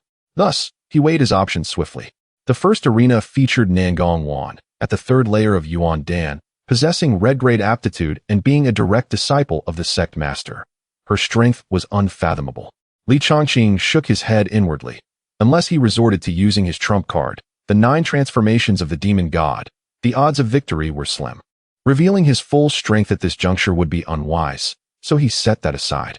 The second arena was occupied by his junior sister Jiang Yuru, at the peak of the 9th layer of the Qi Si, with golden grade aptitude and a heart of the 9 apertures Linglong sword. Her prowess was equally formidable. More importantly, she was one of their own, a trusted aide from his father's faction. It was neither the time nor the place to engage in internal conflict with her. He bypassed that option. His gaze ultimately settled on the third arena, where a man clad in a voluminous black robe stood. His face was obscured by the shadow of his hood, making it difficult to discern his features. An aura of chilling obscurity surrounded him, and he was unmistakably at the pinnacle of the ninth layer of the Qi realm, commonly referred to as half-step Yuandan. Chapter 51. The pinnacle of the ninth layer of Qi on the third arena. A figure cloaked in black seems to be Shi Jinglong from Gui Shafeng. Li Changqing recalls the memories of the original owner and finds his impression of this individual rather vague, knowing only that he is a mysterious and ruthless character within the inner sect. Although he is at the half-step Yuandan level and exudes a chilling aura, he does not seem invincible. Comparing his cultivation at the third layer of Qi with that of his opponent, the gap is indeed considerable. Yet, armed with his formidable skills like the Heavy Eye and De Huang Qiu Tianji, Li Changqing believes he possesses the capability to engage in battle. This presents itself as a fitting opponent to test his limits while striving for a higher ranking. With a surge of battle intent igniting in his eyes, Li Changqing hesitates no longer and swiftly moves towards the third arena, proclaiming his challenge. I, the 10th Arena Master Li Changqing, seek to battle the 3rd Arena Master. Upon hearing this, the previously calm martial arts arena erupts into chaos once more. Li Changqing dares to challenge the half-step Yuandan Shi Jinglong. This sudden challenge ignites a fervor among the inner sect disciples, who can scarcely believe their ears. Discussions surge like a tidal wave. Has he lost his mind? How dare he challenge senior brother Shi? Shi Jinglong is a half-step Yuandan, one of the most outstanding disciples of this generation at Gui Shafeng, known for his bizarre and ruthless methods. Is Li Changqing not courting death? While Li Changqing's prior performances were astonishing, the disparity between the third layer of Qi and half-step Yuandan is undeniably vast. Is there some hidden trump card he possesses? Perhaps recent victories have inflated his ego, and senior brother Shi will teach him a lesson in humility. Even those disciples who previously held high hopes for Li Changqing now shake their heads, deeming his actions overly presumptuous. After all, the chasm of realms is not easily traversed. On the high platform, Li Jingyue furrows his brow, a flicker of concern passing through his eyes, but he refrains from voicing any objections. He understands that his son has grown increasingly resolute. Having chosen to challenge, he must have some degree of confidence. Meanwhile, the second elder Yang Xiu wears a barely noticeable cold smile, seemingly pleased to see Li Changqing confront this formidable opponent, Shi Jinglong. On the third arena, the figure cloaked in black shifts slightly. From beneath the hood's shadow, two cold, serpent-like eyes gaze upon Li Changqing. A raspy, deep laughter, reminiscent of metal grinding, emerges from beneath the black robe. Interesting. A mere third layer of Qi Jr. dares to challenge me, Shi Jinglong? He slowly raises his head, revealing a pallid face devoid of color, with lips of an eerie dark purple hue, emanating a foreboding aura. Li Changqing, is it? I have heard of you. You have been quite the sensation lately. Shi Jinglong licks his dark purple lips, his eyes gleaming with a cruel excitement. Perfect. I shall use you to test the power of my newly mastered 100 Ghost soul-devouring spell. Your soul will surely be far more nourishing than those worthless ones. Before his words fade, a chilling and sinister aura radiates from him, causing the light on the arena to dim. The battle is on the verge of erupting. In the next moment, black mist swirls around Shi Jinglong, and several twisted, shrieking ghostly apparitions surge towards Li Changqing. Li Changqing activates his heavy eye, clearly perceiving the trajectories of the ghostly figures. With his fingers poised like a sword, he condenses his true yang energy at his fingertips and swiftly strikes. The ghostly figures disintegrate upon contact, emitting wails as they dissipate. Not bad. Shi Jinglong snorts disdainfully, forming seals with his hands. The black mist transforms into a colossal ghostly claw, chilling winds howling as it descends with great force. The pressure exceeds that of before. Li Changqing's expression tightens. He dares not be careless. With a fierce shout, he unleashes the second form of Da Huang Qiu Tianji, shattering mountains and rivers. The overwhelming force of his finger collides with the ghostly claw in a thunderous clash. The energy surges, causing the ghostly claw to tremble violently, shattering a significant portion, yet the residual force is also neutralized. Shi Jinglong sways slightly, surprise flickering in his eyes. Li Chongqing takes the opportunity to retreat a couple of steps, his vitality surging. The initial confrontation ends in a stalemate. Silence falls over the audience. No one anticipated this outcome. Having failed to gain the upper hand, Shi Jinglong's expression darkens further. He senses distinctly that Li Chongqing's true qi harbors an essence of supreme yang, which exerts a formidable restraining effect against his sinister ghostly techniques. Impossible. This fellow's true qi is peculiar. It can even erode my xian-yin ghostly energy. Shi Jinglong's brow furrows. This is entirely beyond his expectations. Typically, even ordinary yang techniques would struggle to counter him so easily. On the other side, Li Chongqing feels a stirring in his heart.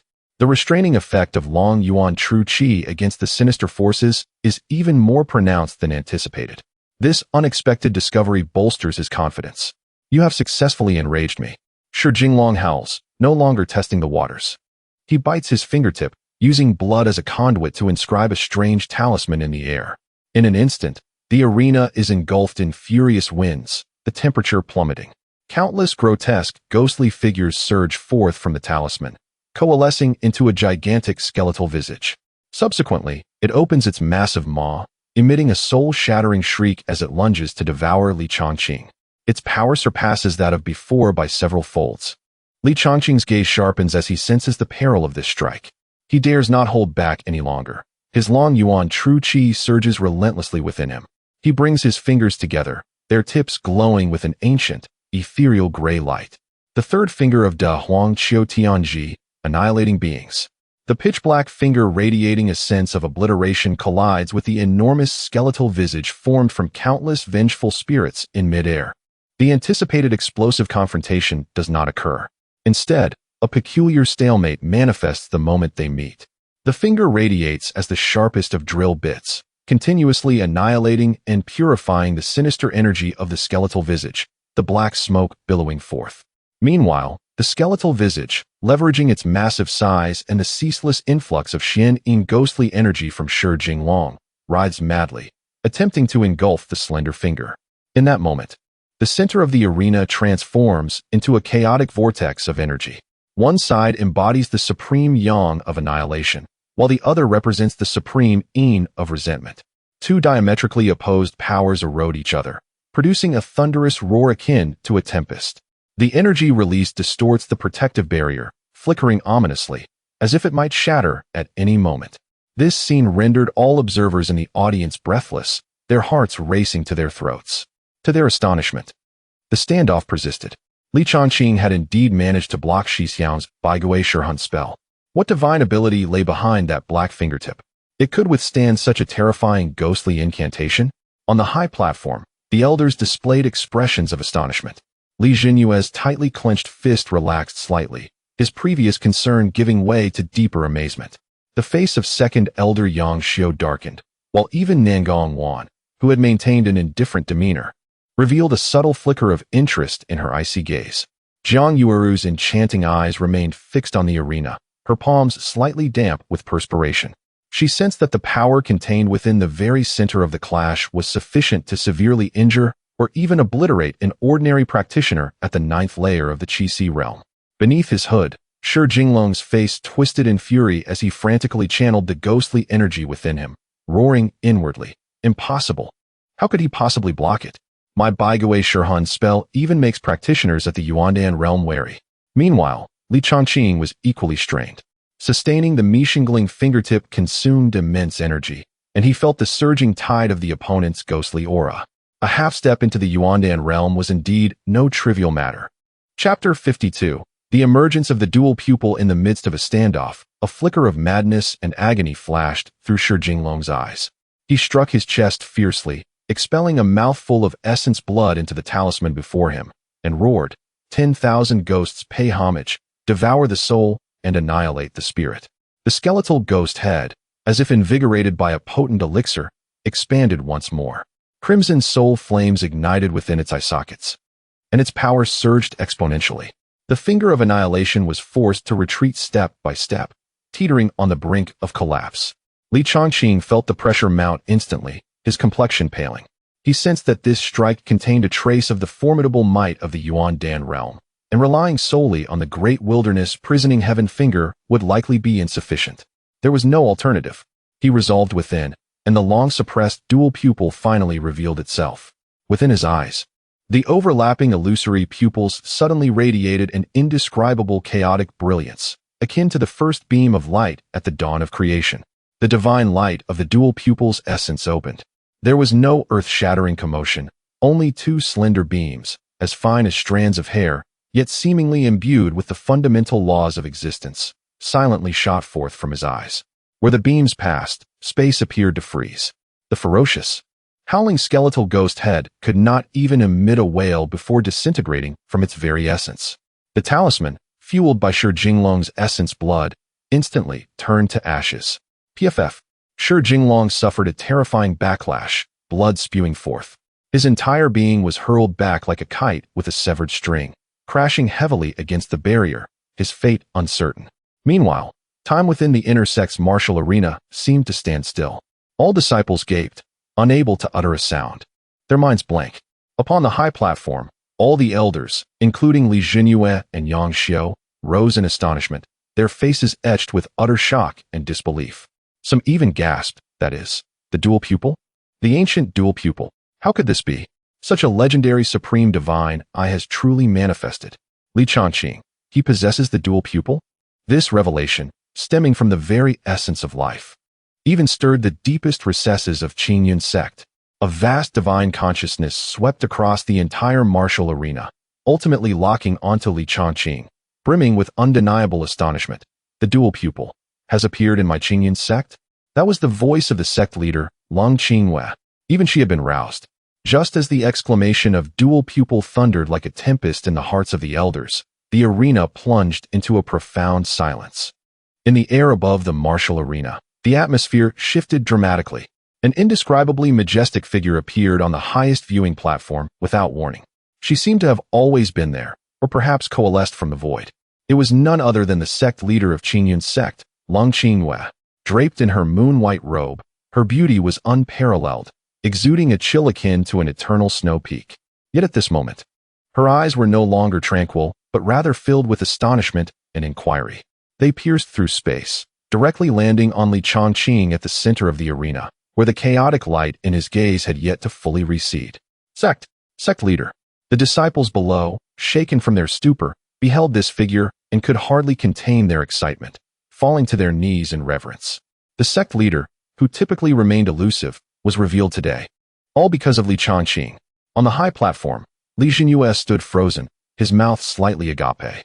He gazed at the fading illusory dual pupil in his son's eyes, his mind a blank slate.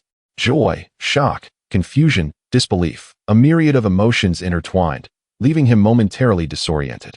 The dual pupil, Changqing, actually possesses the legendary supreme divine eye. Li Jinyue felt his heart tremble, the surprise overwhelming to the point of bewilderment. He abruptly glanced at the sect leader, then at his son, utterly at a loss for words. Meanwhile, the second elder, Yang Xiao, wore a countenance as dark as a storm cloud. He clenched his fists tightly, his nails nearly embedding into his flesh. The dual pupil. It was indeed the dual pupil. He understood better than anyone the implications of this. Li Jinyue's lineage had birthed an unparalleled prodigy. All his previous suppression and schemes had become mere jokes in the face of absolute destiny. A surge of profound jealousy and icy resentment spread from the depths of his heart. The other elders, including the fifth elder who had previously tried to mediate, displayed expressions of astonishment and complexity. Their gazes towards Li Changqing had irrevocably transformed, shifting from admiration and surprise to a near reverence. The emergence of the dual pupil signified that the fortunes of Qingyun's sect were destined to change. Furthermore, Li Jinyue's status would ascend to unparalleled heights. Long Qingyue's gaze lingered on Li Changqing for several moments, as if attempting to see through him entirely.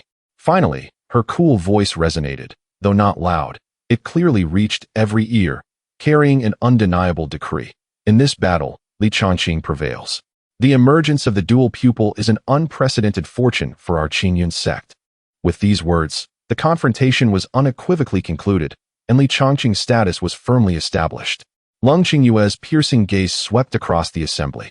Her voice, imbued with supreme authority, once again echoed, etching itself into the souls of all present. Today's events pertain to the sect's fortunes. What you have seen and heard must not be divulged. Those who violate this command, regardless of status, will face the sect's punishment, leading to annihilation of both body and spirit. Adhere to the sect leader's decree.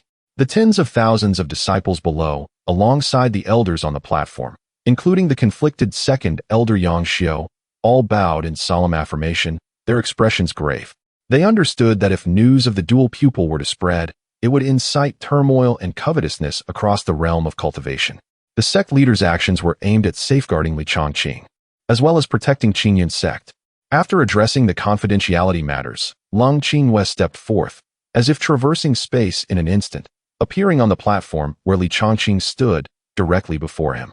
She regarded the youth, whose face still bore a hint of youthfulness yet harbored an extraordinary fate, her surprise now transformed into calmness, though her regard was unmistakably serious. Li Chongqing, she began slowly, her voice still cool yet imbued with an air of unassailable authority. You bear the double pupils, a blessing from heaven upon our Qingyun sect. I intend to take you as my personal disciple, ranking after Nangongwan, to be the second disciple under my tutelage. Are you willing?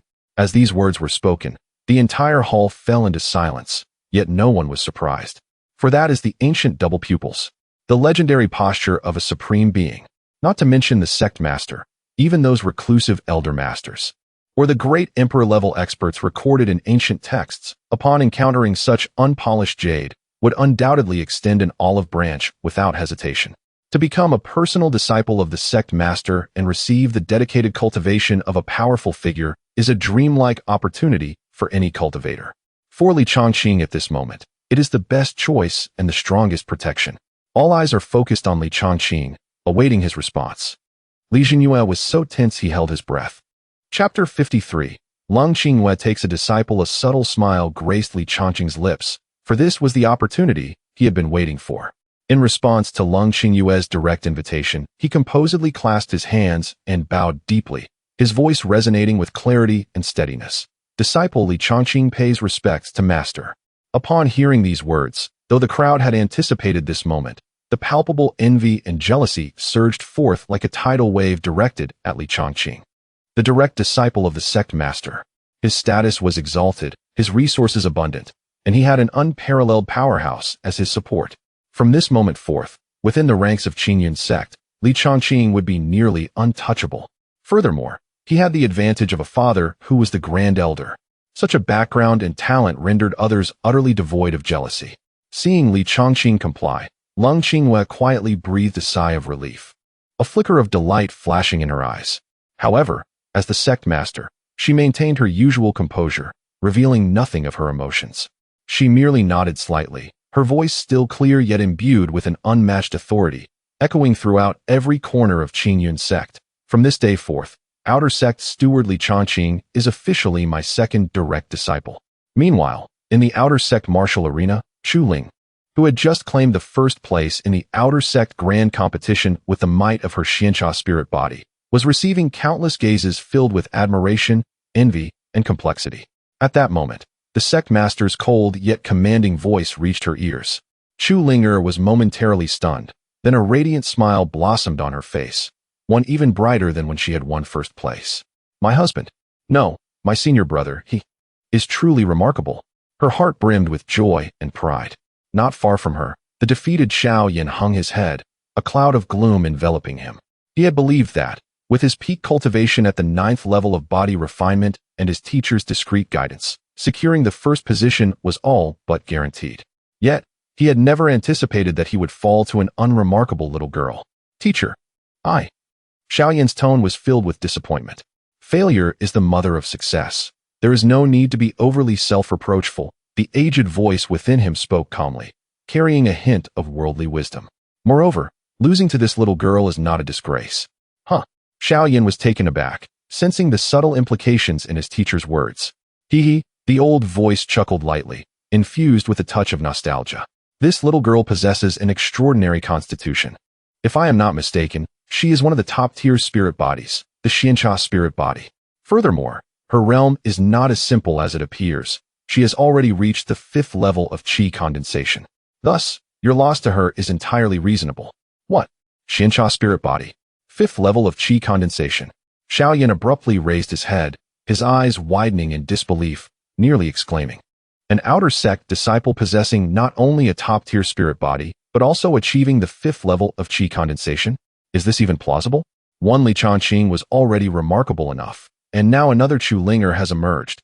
Xiao Yin gazed at the distant Chu Linger, her smile radiant, feeling as though his worldview had been shattered, his mind racing with incredulous thoughts. When did the outer sect become so extraordinary? Were they all fishing in a pond here? On the high platform, Lung Qingwei gracefully waved her hand, and a stream of light along with a smooth jade bottle floated before Li Changqing. As the light dissipated, it revealed a token neither of gold nor jade, inscribed with intricate cloud patterns. At its center, an ancient character for moon, subtly emanating a chilling yet dignified aura akin to Lung Qingwei herself. This is the identity token of your master. To see this token is to see me, she declared. With this token, you may traverse freely within the sect, barring the forbidden areas and the top level of the scripture pavilion. You may freely peruse the techniques and divine abilities below the 5th level of the scripture pavilion. Lung Qingyue's voice was clear, yet carried an undeniable weight. Ensure you keep it safe. Thank you, Master. Li Changqing respectfully accepted the token, feeling its coolness in his hand, sensing the immense power and authority it contained. Instantly, countless envious gazes were directed at him from below. The token represented an almost supreme privilege within the sect. Then, Li Changqing's gaze fell upon another jade bottle, its transparent body revealing a pill the size of a longan, surrounded by a kaleidoscope of colors.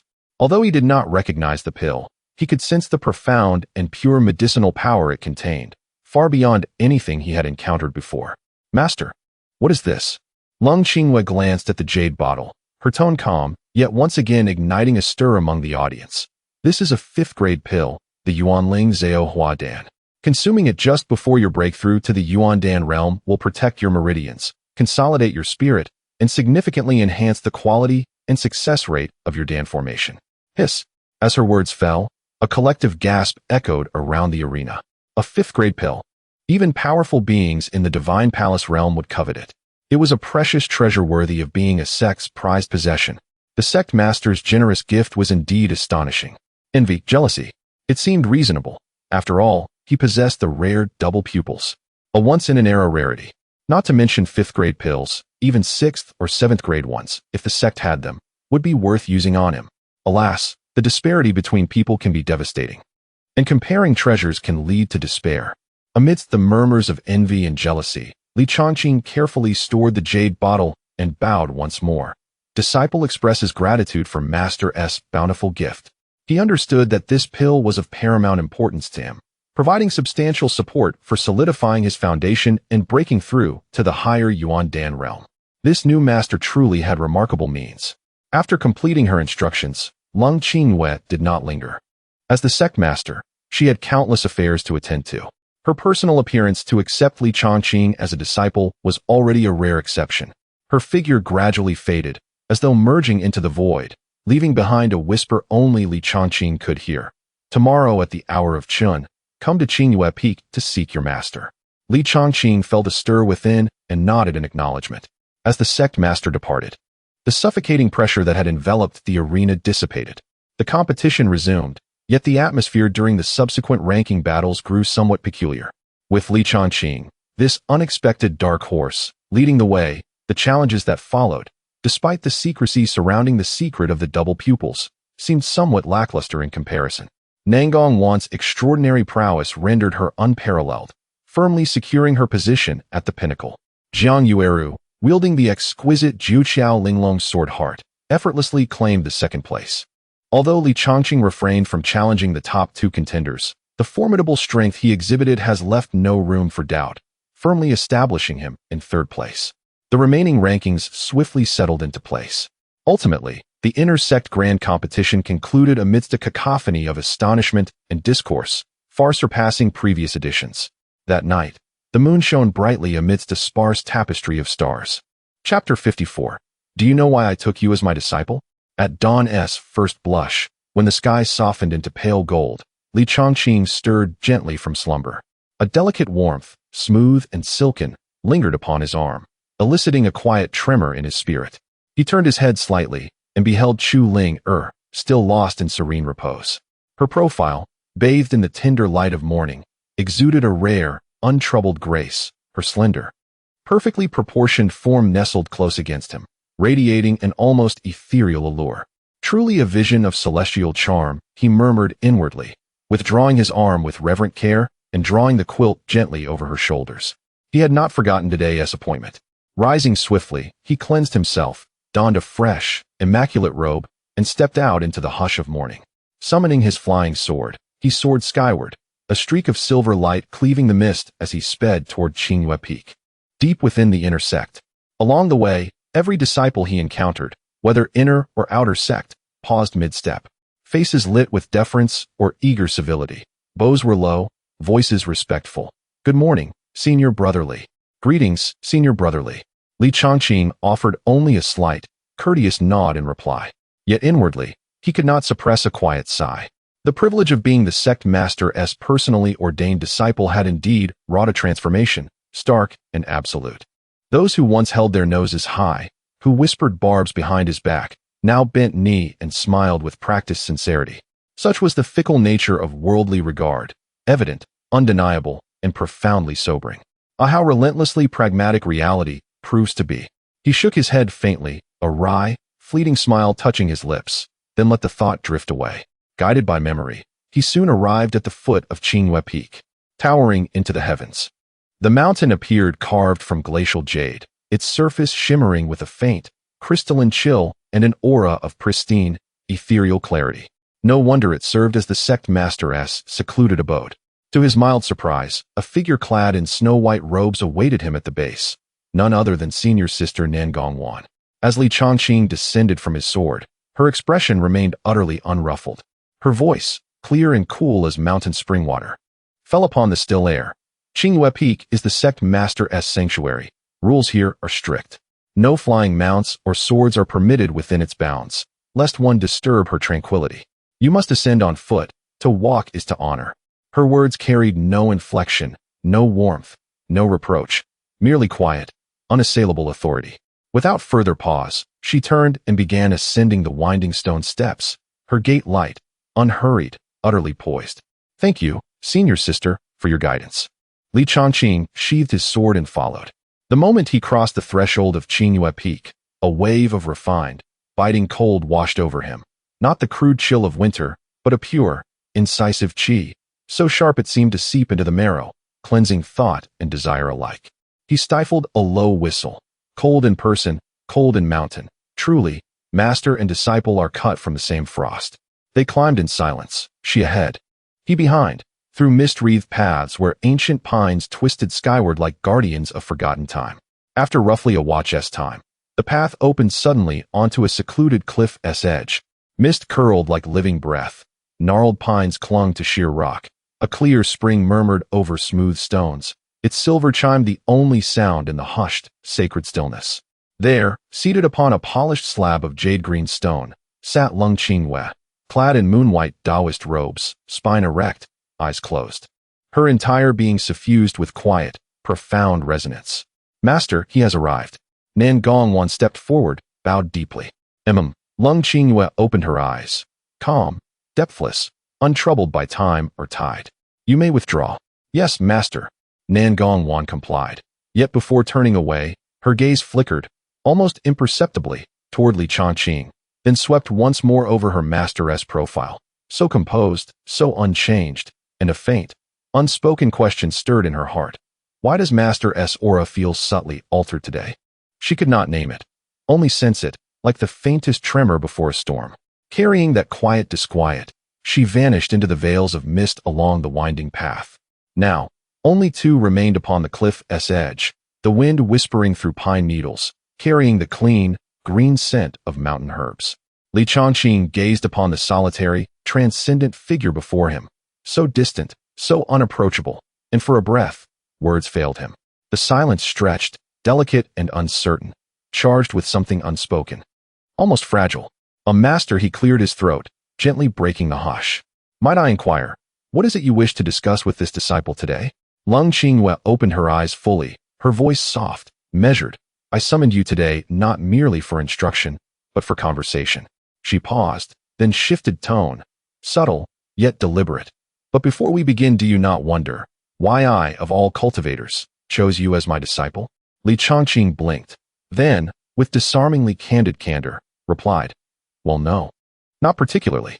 A faint, almost imperceptible furrow appeared between Lung Qingwe's brows, so slight, it might have been imagined.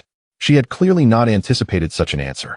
Her voice remained level, yet now carried an undercurrent of quiet, unyielding finality. Know this. I have never before taken a male disciple. This is known to every soul within the sect.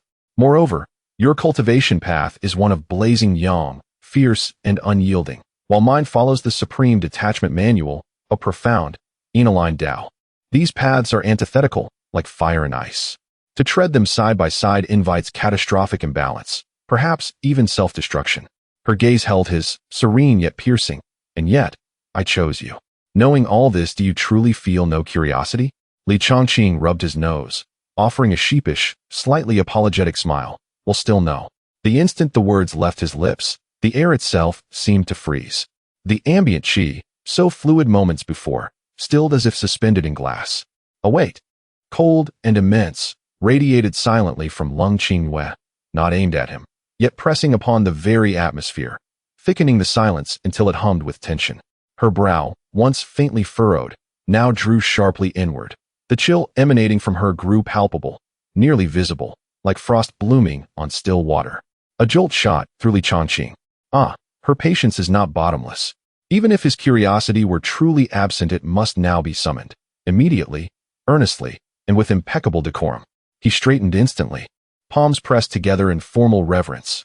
Master, I beg your indulgence. I am all attention. Please, enlighten this unworthy disciple. The oppressive stillness dissolved. Qi resumed its gentle flow, the mountain air exhaling once more.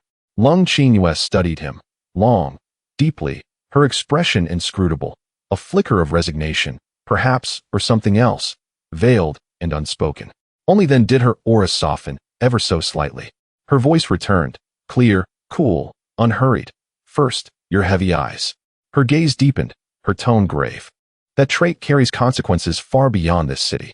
Should word escape, even beyond Fengtian City, across the entire northern realm, into the wider world, countless cultivators would descend upon you, not for mentorship, but for conquest, for annihilation. By taking you as my disciple, I lend you my name, my protection. Within these borders, no one dares lay a hand upon you, not openly, not without consequence. Li Chongqing nodded, comprehension dawning, reasonable, practical, and profoundly protective. And the second reason?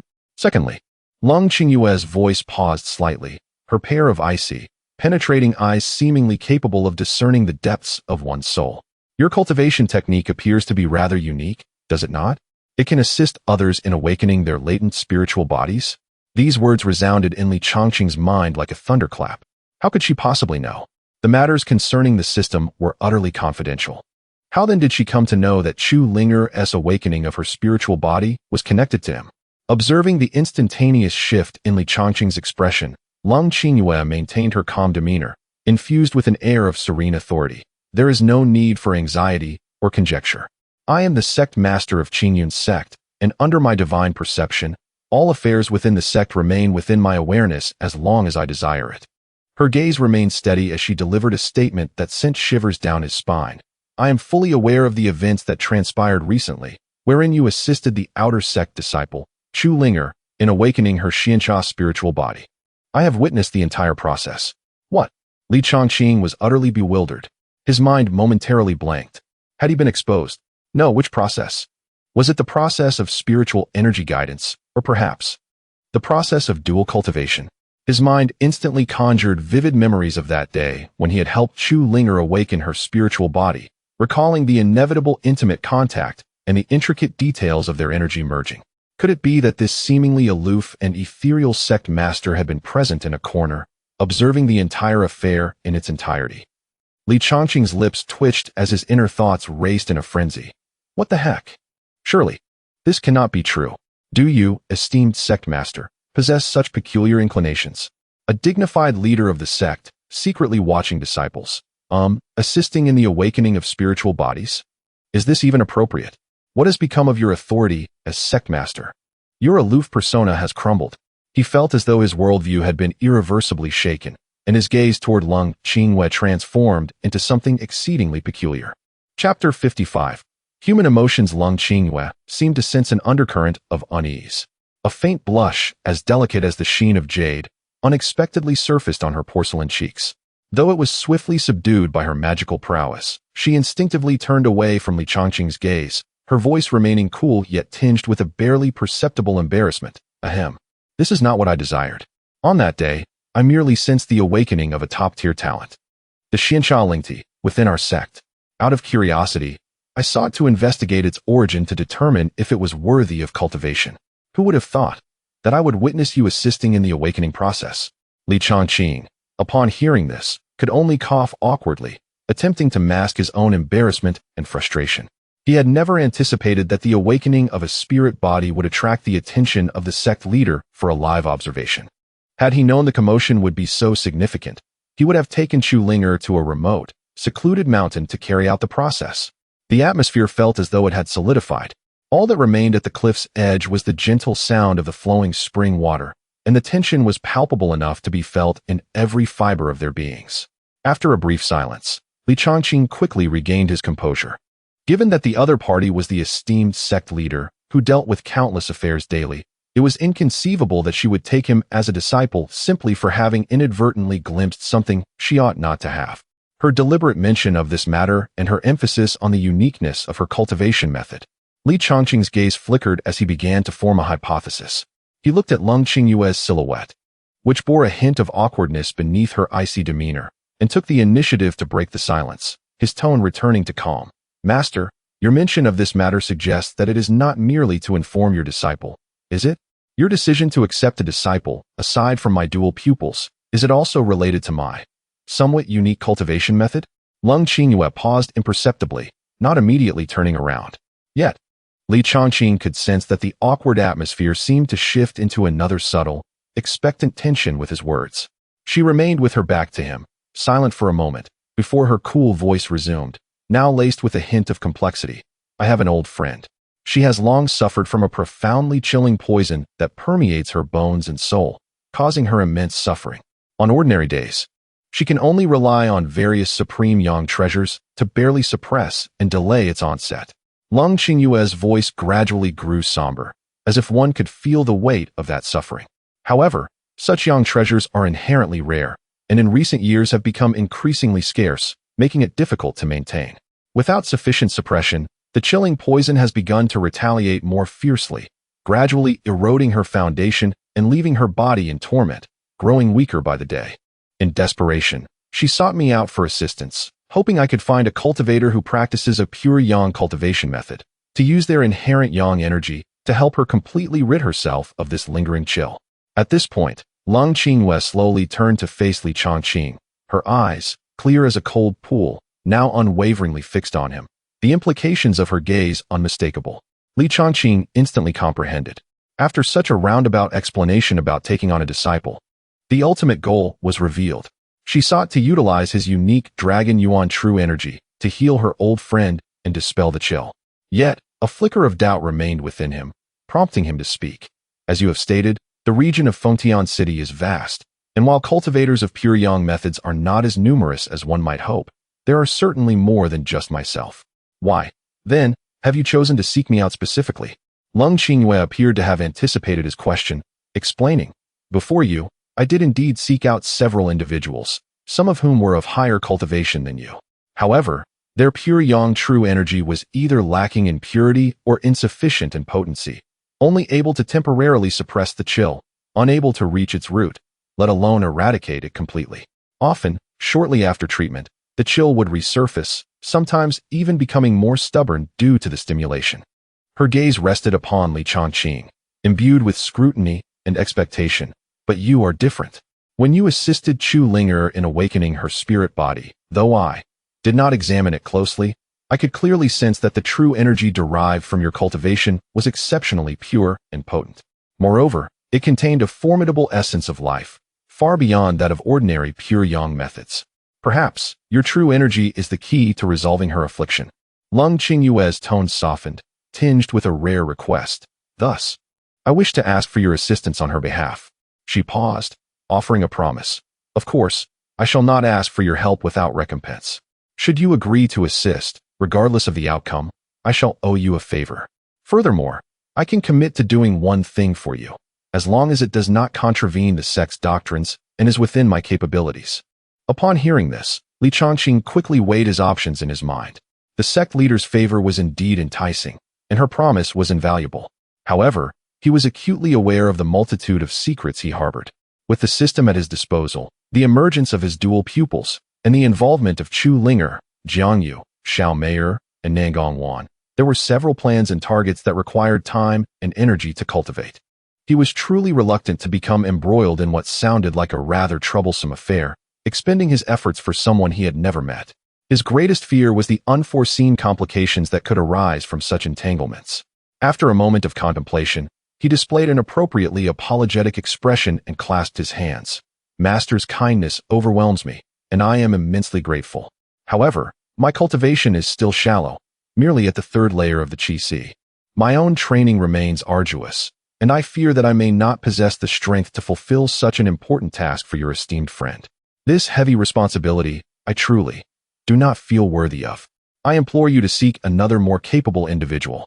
Lung Qingyue's brows furrowed in surprise. She had never expected that her direct request, accompanied by such a significant promise, would be met with refusal.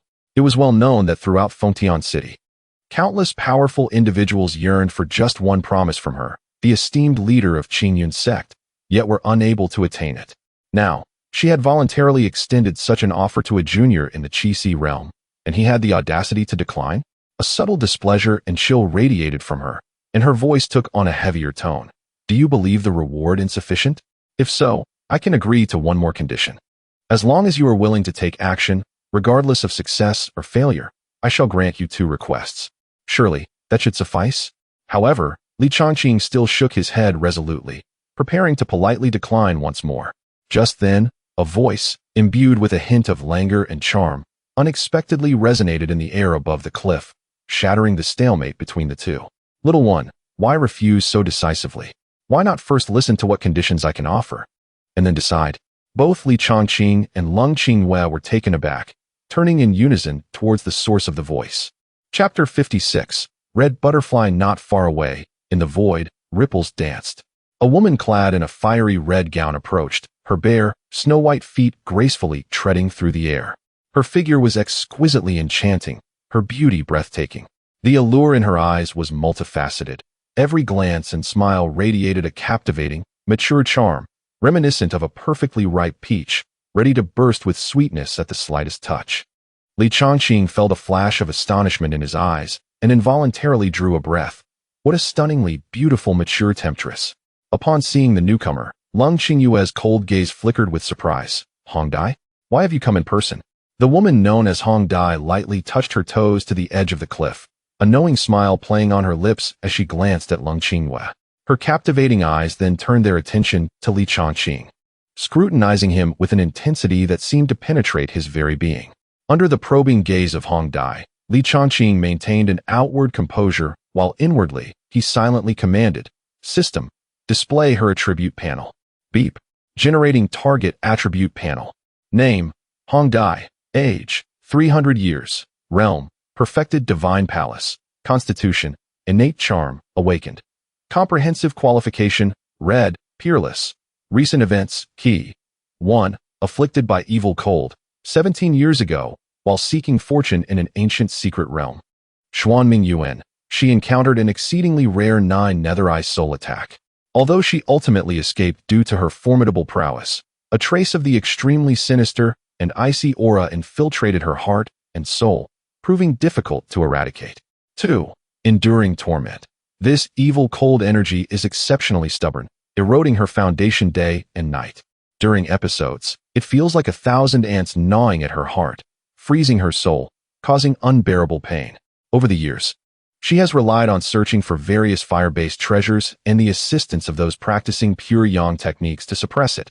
Yet this only addresses the symptoms, not the root cause, and with the passage of time, The suppression has become increasingly ineffective. 3. Seeking a lifeline.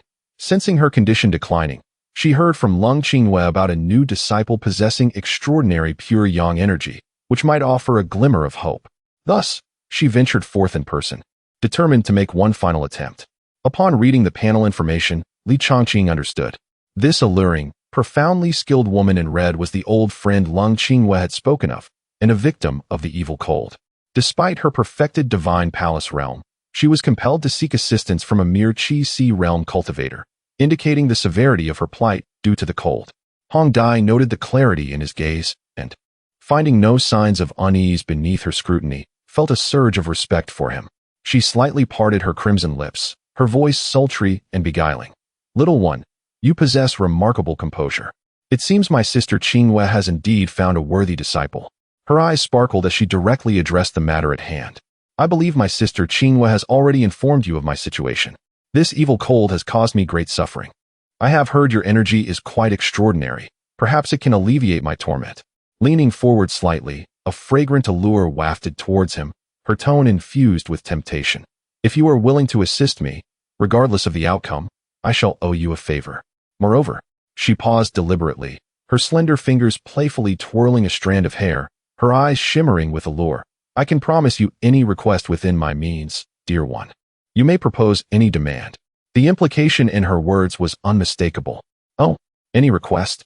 Li Chongqing's eyes gleamed with interest, a playful smile involuntarily gracing his lips. He gazed intently at Hong Dai's enchanting visage, confirming, "Senior, are you truly serious?" Seeing his intrigue, Hong Dai's smile grew even more beguiling. With a graceful motion, she raised her fingers and swore an oath, her voice sultry yet firm. "When I speak, I always keep my word. If you can help me eradicate this evil cold, I, Hong Dai, hereby vow by the heavenly Tao, I will grant you one request, provided it does not exceed my capabilities or boundaries, and I shall exert my utmost efforts to fulfill it. Should I violate this oath or attempt to evade it, may I perish and my soul be extinguished." An invisible wave of heavenly Tao rules descended with her words, signifying that the oath had been made. Li Chongqing was taken aback, a flicker of disbelief crossing his face. He had not anticipated her decisiveness in establishing such a stringent oath. This effectively placed the initiative entirely in his hands. Did she not fear that he might propose excessively unreasonable or even humiliating demands? Nevertheless, for a perfected divine palace realm expert to adopt such a humble stance and even swear an oath was indeed a significant concession. "Very well. Your straightforwardness is commendable, senior. I shall assist you," Li Chongqing declared, no longer hesitating. Upon hearing his agreement, Hong Dai's eyes sparkled with joy. Even the usually aloof Lung Qinghua displayed a barely perceptible smile, relieved for her friend. However, Li Chongqing's tone shifted, a peculiar expression crossing his face as he added, "Before we proceed, there are 2 points I must clarify with both of you. First, regarding my conditions, and second, the method by which my pure yang energy is transmitted may be somewhat unconventional." Hong Dai paused, puzzled. Yet Lung Qinghua seemed to grasp something instantly, her expression shifting subtly as she regarded Li Chongqing with an undertone of reproach and understanding. Hong Dai suppressed her curiosity and urged, "Speak freely, little one." Li Chongqing scratched his nose, carefully organizing his thoughts before articulating. "To be candid, the technique I practice is exceedingly young and vigorous, exceedingly powerful. Its most distinctive feature lies in the fact that the transmission and fusion of its energy cannot be perfectly achieved through ordinary means such as importation or guidance." He paused, steeling himself under their scrutiny, and continued, "This technique is, in fact, a top-tier dual cultivation method." "What? Dual cultivation?" Even Hong Dai, with her extensive experience and profound cultivation, was taken aback by this unexpected revelation, her expression shifting as disbelief washed over her. A rosy hue tinged her flawless countenance as she finally comprehended why Lung Qinghua had appeared so taken aback earlier. Chapter 57. The Oath of Heaven. As Li Chongqing's words fell, it seemed as though even the air atop the cliff had solidified. Dual cultivation. The enchanting gaze of Hong Dai widened in astonishment, a myriad of emotions etched upon her face. Having lived for 3 centuries, weathered countless storms, and witnessed myriad extraordinary techniques, she never imagined that the key to resolving her long-standing affliction would hinge upon the notion of dual cultivation. A stunning blush, uncontrollable, surged to her fair cheeks, creeping towards the nape of her neck. It was a complex amalgamation of embarrassment, absurdity, and a subtle yet profound sense of awkwardness. Instinctively, she glanced towards Lung Qinghua beside her, only to find the latter had turned her face away, revealing a beautifully chiseled profile that betrayed nothing. Yet, the faint crimson tinge in her ears revealed the turmoil beneath her seemingly calm exterior. In that moment, Lung Qinghua's heart was also tumultuous. Though she had vaguely surmised that the method might be akin to how Li Chongqing assisted Chu Ling'er in awakening her spiritual body, she was taken aback by his unabashed declaration of dual cultivation. This insolent brat, to dare speak so openly in front of her and her friend. A surge of indignation, intertwined with an indescribable embarrassment, ignited within her, making her yearn to storm away. Yet, reason prevailed. Hong Dai's condition was urgent. After a brief silence, Hong Dai inhaled deeply, suppressing the tumult within her heart. However, her voice no longer carried the previous grace and charm. It trembled slightly as she stammered, Little one, are you truly serious? Is there no other way?" A glimmer of hope lingered in her words. Li Chongqing shrugged, an expression of helplessness gracing his features, yet his gaze remained clear and sincere. "Senior, how could I dare to speak frivolously on such a matter? Were it not for the fact that this method is the only feasible path, would I willingly seek trouble by proposing such easily misconstrued conditions? Ordinary true qi cannot penetrate the icy essence intertwined with your very source. Only through dual cultivation can we invoke the convergence of life's essence, allowing my supreme Yang Dragon Yuan to eradicate it entirely." He fixed a calm gaze upon Hong Dai, his tone earnest. "Though this method may sound outrageous, it is indeed the only approach recorded in the scriptures to eliminate such extreme cold poison. The choice lies solely in your hands." Hong Dai fell silent, sensing that Li Chongqing spoke truthfully. She was acutely aware of the tenacity of that icy affliction. Conventional methods had proven ineffective. However, the notion of dual cultivation she regarded Li Chongqing with a complex expression. This youth, merely 18 years old and at the Qi-Si realm, was to become the key to resolving her long-standing ailment? Such a twist of fate felt utterly absurd. Lung Qinghua also redirected her gaze, her icy stare fixed upon Li Chongqing. Yet, the absence of her vocal opposition indicated her tacit acknowledgement of this being their sole hope. Atop the cliff, the atmosphere grew palpably delicate and tense. One was a tormented deity of the divine palace realm seeking life, while the other was a youth endowed with extraordinary powers proposing an unconventional solution. Beside them stood a master whose emotions were tumultuous, observing silently. Hong Dai's fingertips curled slightly, her heart torn in conflict. Noticing the two women ensnared in silence, their expressions shifting, Li Chongqing remained patient, awaiting their decision. The mountain wind billowed his robes, imparting an air of unhurried composure. In truth, he was acutely aware that with the supreme yang nature of his Dragon Yuan, combined with the insight from his wondrous eyes, he could dispel the so-called icy energy without the need for any dual cultivation. He deliberately exaggerated the severity of the situation, presenting dual cultivation as the only option, intending to secure his position firmly in this matter, ensuring that once healed, she would not simply depart, leaving him with nothing. As he pondered this, an intense mental exchange transpired between Hong Dai and Lung Qinghua. "Qinghua, what should we do now? Is it possible to truly agree to this young man's proposal?" Hong Dai's voice trembled with evident panic and embarrassment. Lung Qinghua paused for a moment before responding. "This concerns your own path and life. Ultimately, the decision rests upon your shoulders. However, though he is young, he possesses extraordinary insight and deep fortune. The technique he practices is indeed unique, with pure yang energy far surpassing the mundane. Perhaps he is genuinely your only hope for eradicating the icy affliction. Do you truly trust him? What if he cannot deliver, or has ulterior motives?" Hong Dai remained indecisive. Lung Qinghua sighed internally. Did she not share these concerns? Yet, circumstances were beyond their control. "Hong Dai, ask yourself, aside from him, can we find another method with greater assurance?" At those words, Hong Dai was rendered speechless. Indeed, had there been other options, she, a perfected divine being of the divine palace realm, would not have placed her last hope in a junior proposing such an outrageous condition. The icy energy was steadily encroaching. Her time was truly running short. Struggles and shame intertwined within her heart. Ultimately, her desire for life and her determination to escape suffering overshadowed all else. Hong Dai took a deep breath, seemingly expending all her strength. She lifted her gaze to meet Li Chongqing's, her cheeks still flushed. Yet her voice bore a resolute finality. Very well. I accept your terms. I will comply with your method. She shifted her tone, fixing her gaze intently upon Li Chongqing. However, I have one condition. You must swear an oath to the heavens, guaranteeing that this method is indeed the sole legitimate path to eradicate the icy affliction. Furthermore, during the process, there must be no acts of impropriety beyond healing. And you must not use this to threaten me. Otherwise, I would rather perish than allow you to succeed.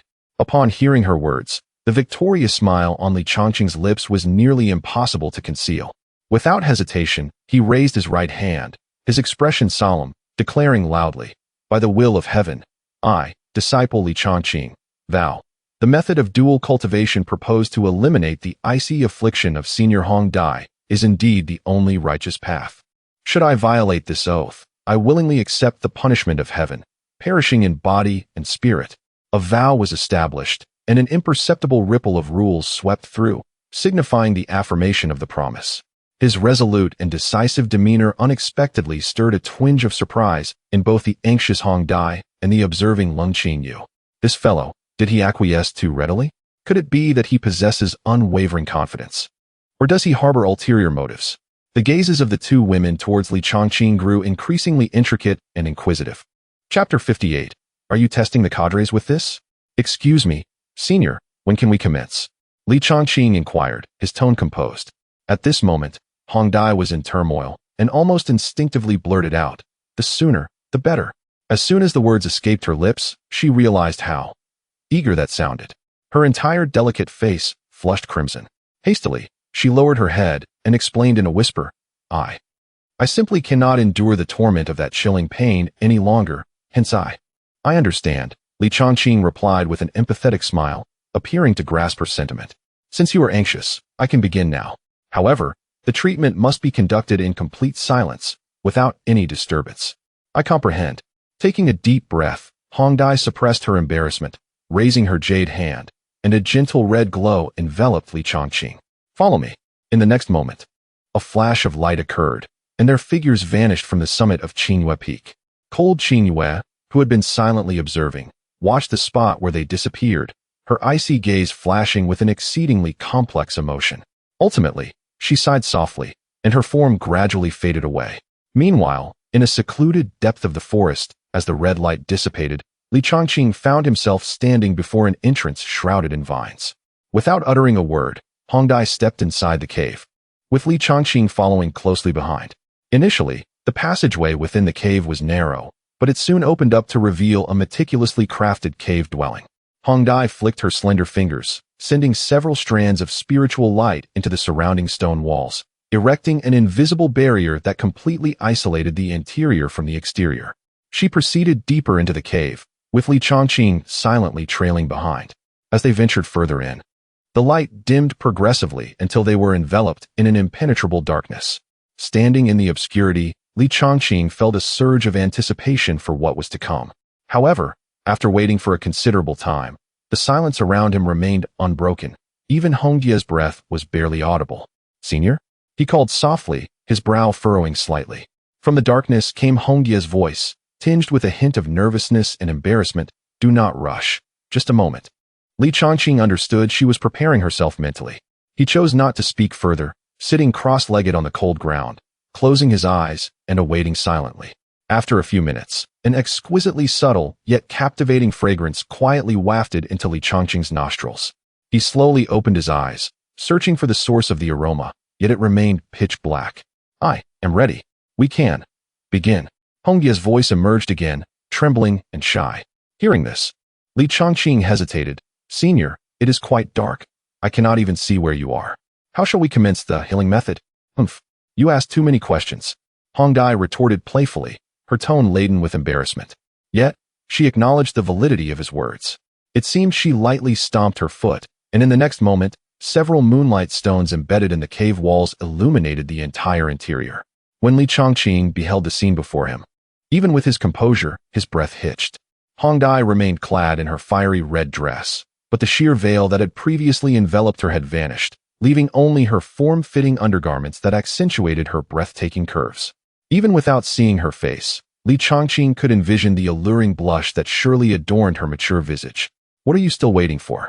Hongdia's voice, soft as a whisper, urged him, though she dared not turn around. Observing the delicate shiver of her figure, which was now poised for action, Li Changqing opened his mouth, momentarily at a loss for words. Senior, he attempted to clarify, "my method of cultivation. It may differ from what you understand." Hongdai lowered her head further, her voice laced with annoyance and impatience. "I know your method is unique. If it were not so, I would not be here. It is precisely because of its uniqueness that I shed this cumbersome outer robe to facilitate your energy manipulation. Do not prolong this any further. Begin at once." As her words echoed, Li Changqing's heart sank. This was a huge misunderstanding. She had completely misconstrued his intentions. What should he do now? Would clarifying only result in her perceiving it as an intentional deception, perhaps leading her to retaliate? A bead of sweat formed on Li Changqing's forehead. Sensing that this situation was more precarious than facing a formidable adversary, he gazed at Hongdia's alluring silhouette, glistening under the moonlight stones, feeling utterly trapped. "Are we not commencing yet?" Hongdai, still facing away, urged him again, her voice barely concealing a tremor. Li Changqing, confronted with this alluring yet delicate situation, could not help but draw a sharp breath. This was indeed a test of character. With the arrow drawn, he had no choice but to release it. Delaying any further could deepen the misunderstanding, potentially jeopardizing all that had been accomplished thus far. Resolutely, he steeled his resolve and spoke in a calm and clear tone. Senior, please remain patient. It is possible that I did not explain sufficiently earlier." He paused, noticing the sudden stiffness of her figure, and continued with difficulty. "The method I practice is fundamentally different from the common secret arts of this world. It does not merely rely on simple physical contact or the flow of energy to be effective. This technique requires a profound resonance at the level of life's essence to achieve true unity of spirit and flesh. Only then can my Zhiyang Long Yuan permeate your core essence, uprooting the long entwined chill within. It cannot be accomplished merely through palm contact or conventional energy guidance." As his words fell into silence, the cave was engulfed in an eerie stillness. Hongdia's previously trembling figure suddenly froze. She could distinctly hear the frantic beating of her own heart, the blood rushing to her head, creating a buzzing in her ears. What he said, could it be? All prior conjectures and mental preparations crumbled in that instant. An indescribable mixture of shame, anger, absurdity, and a feeling of being toyed with erupted within her like a volcano. Chapter 59. The reverse PUA of Hongdai impossible. She suddenly turned around, her beautiful eyes wide open, glaring at Li Changqing, her voice tinged with sharpness due to overwhelming emotion. "Li Changqing, how dare you deceive me like this? You have sworn an oath to the heavenly Tao. Do you wish to perish and vanish from existence?" In the face of her fury, Li Changqing remained remarkably calm, shaking his head. "Senior, please calm your anger. Everything I have said is the absolute truth, without a hint of falsehood. The cultivation method I practice necessitates this approach to draw upon the source and eradicate the sinister chill." His gaze was steady as he continued. "Moreover, when I swore the oath to the heavenly Tao, I only stated that I would employ the method of yin and yang to rid you of the sinister chill, promising not to use this undertaking for any form of coercion or degradation. The specifics of the procedure were not elaborated upon in the oath. I am merely conveying the facts now. How could this be considered a breach of the oath?" You are twisting the words." Hongdai, incensed, trembled slightly, pointing at him, but momentarily at a loss for words. Upon reflection, she realized that the contents of the oath were indeed as he had described, establishing only the outcome and the boundaries, without restricting the process. This scoundrel had cleverly embedded such a trap within the oath. Li Changqing shrugged, his tone carrying a hint of helplessness, yet he stood firm. "The course of action is entirely at your discretion, Senior. However, my method is unique. To eradicate the sinister chill, it can only be executed as I mentioned earlier. Beyond that, I am powerless." Hongdai's chest heaved violently, her heart torn in the utmost conflict. The only glimmer of hope lay before her, yet the proposed treatment was exceedingly outrageous, entirely beyond her limits. Yet, she understood that the oath had been established. Even if she were to retract her agreement at this moment, the constraints of the oath remained. If the other party insisted on this method, she would be utterly helpless. How could she accept that? Seeing her expression shift and her internal struggle, Li Chongqing recognized that the moment had arrived. No longer passively waiting, he decided to take the initiative, turning the tables. He spoke softly, his voice imbued with a peculiar allure that shattered the silence within the cave. I understand your concerns, Senior, that this method may seem too extreme, and you might even suspect ulterior motives on my part. He took a step closer, his gaze intensely focused on Hong Dai's beautiful eyes, filled with struggle and indignation. But why not consider it from a different perspective? I am but 18 years old, and already possess the ancient heavy pupil, a gift of supreme merit, exceedingly rare throughout the ages. The cultivation method I practice is profound and unfathomable, with limitless potential ahead. He paused, allowing his words to sink in. May I ask, Senior, with my talents and potential, what achievements may I attain in the future? Not only in this Fengtian city, but across the entire continent, when I ascend to the pinnacle, becoming the mightiest among all beings, and even surpassing those before me to glimpse the supreme path. Could this be mere folly? His voice, though not loud, resonated with an undeniable confidence and authority. Each word struck at Hong Dai's heart. If you were to acquiesce to this matter, it would undoubtedly relieve your immediate distress and eliminate the torment of the sinister chill. But would it not also serve as a bond? Should I one day reach the summit, looking down upon all beings, would there not be countless followers by my side? And you, Senior, would be the one with whom my life's essence has intertwined most profoundly. Such a connection is unmatched by anyone else. Li Chongqing's lips curled into a meaningful smile, his gaze deep. The choice before you today may seem forced upon you for survival. However, looking ahead, this could very well be the greatest opportunity of your life. Is it wise to cling to fleeting gains and forsake your life and boundless future? Or shall you set aside some biases and seize this chance that could alter your destiny? He cast the choice back to Hong Dai once more. But this time, it was not merely a question of treatment or not. It was a temptation concerning the future path and fate. Hong Dai stared at him, captivated by the depth and confidence in his eyes that belied his age, absorbing his seemingly audacious yet compelling words. Heavy pupil, supreme merit, pinnacle of the continent. These terms, combined with the youth's unwavering brilliance, oddly quelled her feelings of indignation and internal struggle, giving rise to a stirring sensation that startled even her. Perhaps what he said was not without merit. Within the cave, only the clear sounds of their breathing remained, alongside the silent undercurrents of ambition and opportunity. Hong Dai lifted her head, gazing at Li Chongqing, his prior words echoing uncontrollably in her mind. Indeed, this young man, at merely 18, had already reached the Qi realm and possessed the legendary ancient heavy pupil. Such a talent was nothing short of extraordinary. Furthermore, with her keen perception as a consummate practitioner of the divine palace realm, she vaguely sensed a more ancient and formidable power slumbering within him, far beyond surface appearances. Such depth, such potential. His future achievements were indeed immeasurable.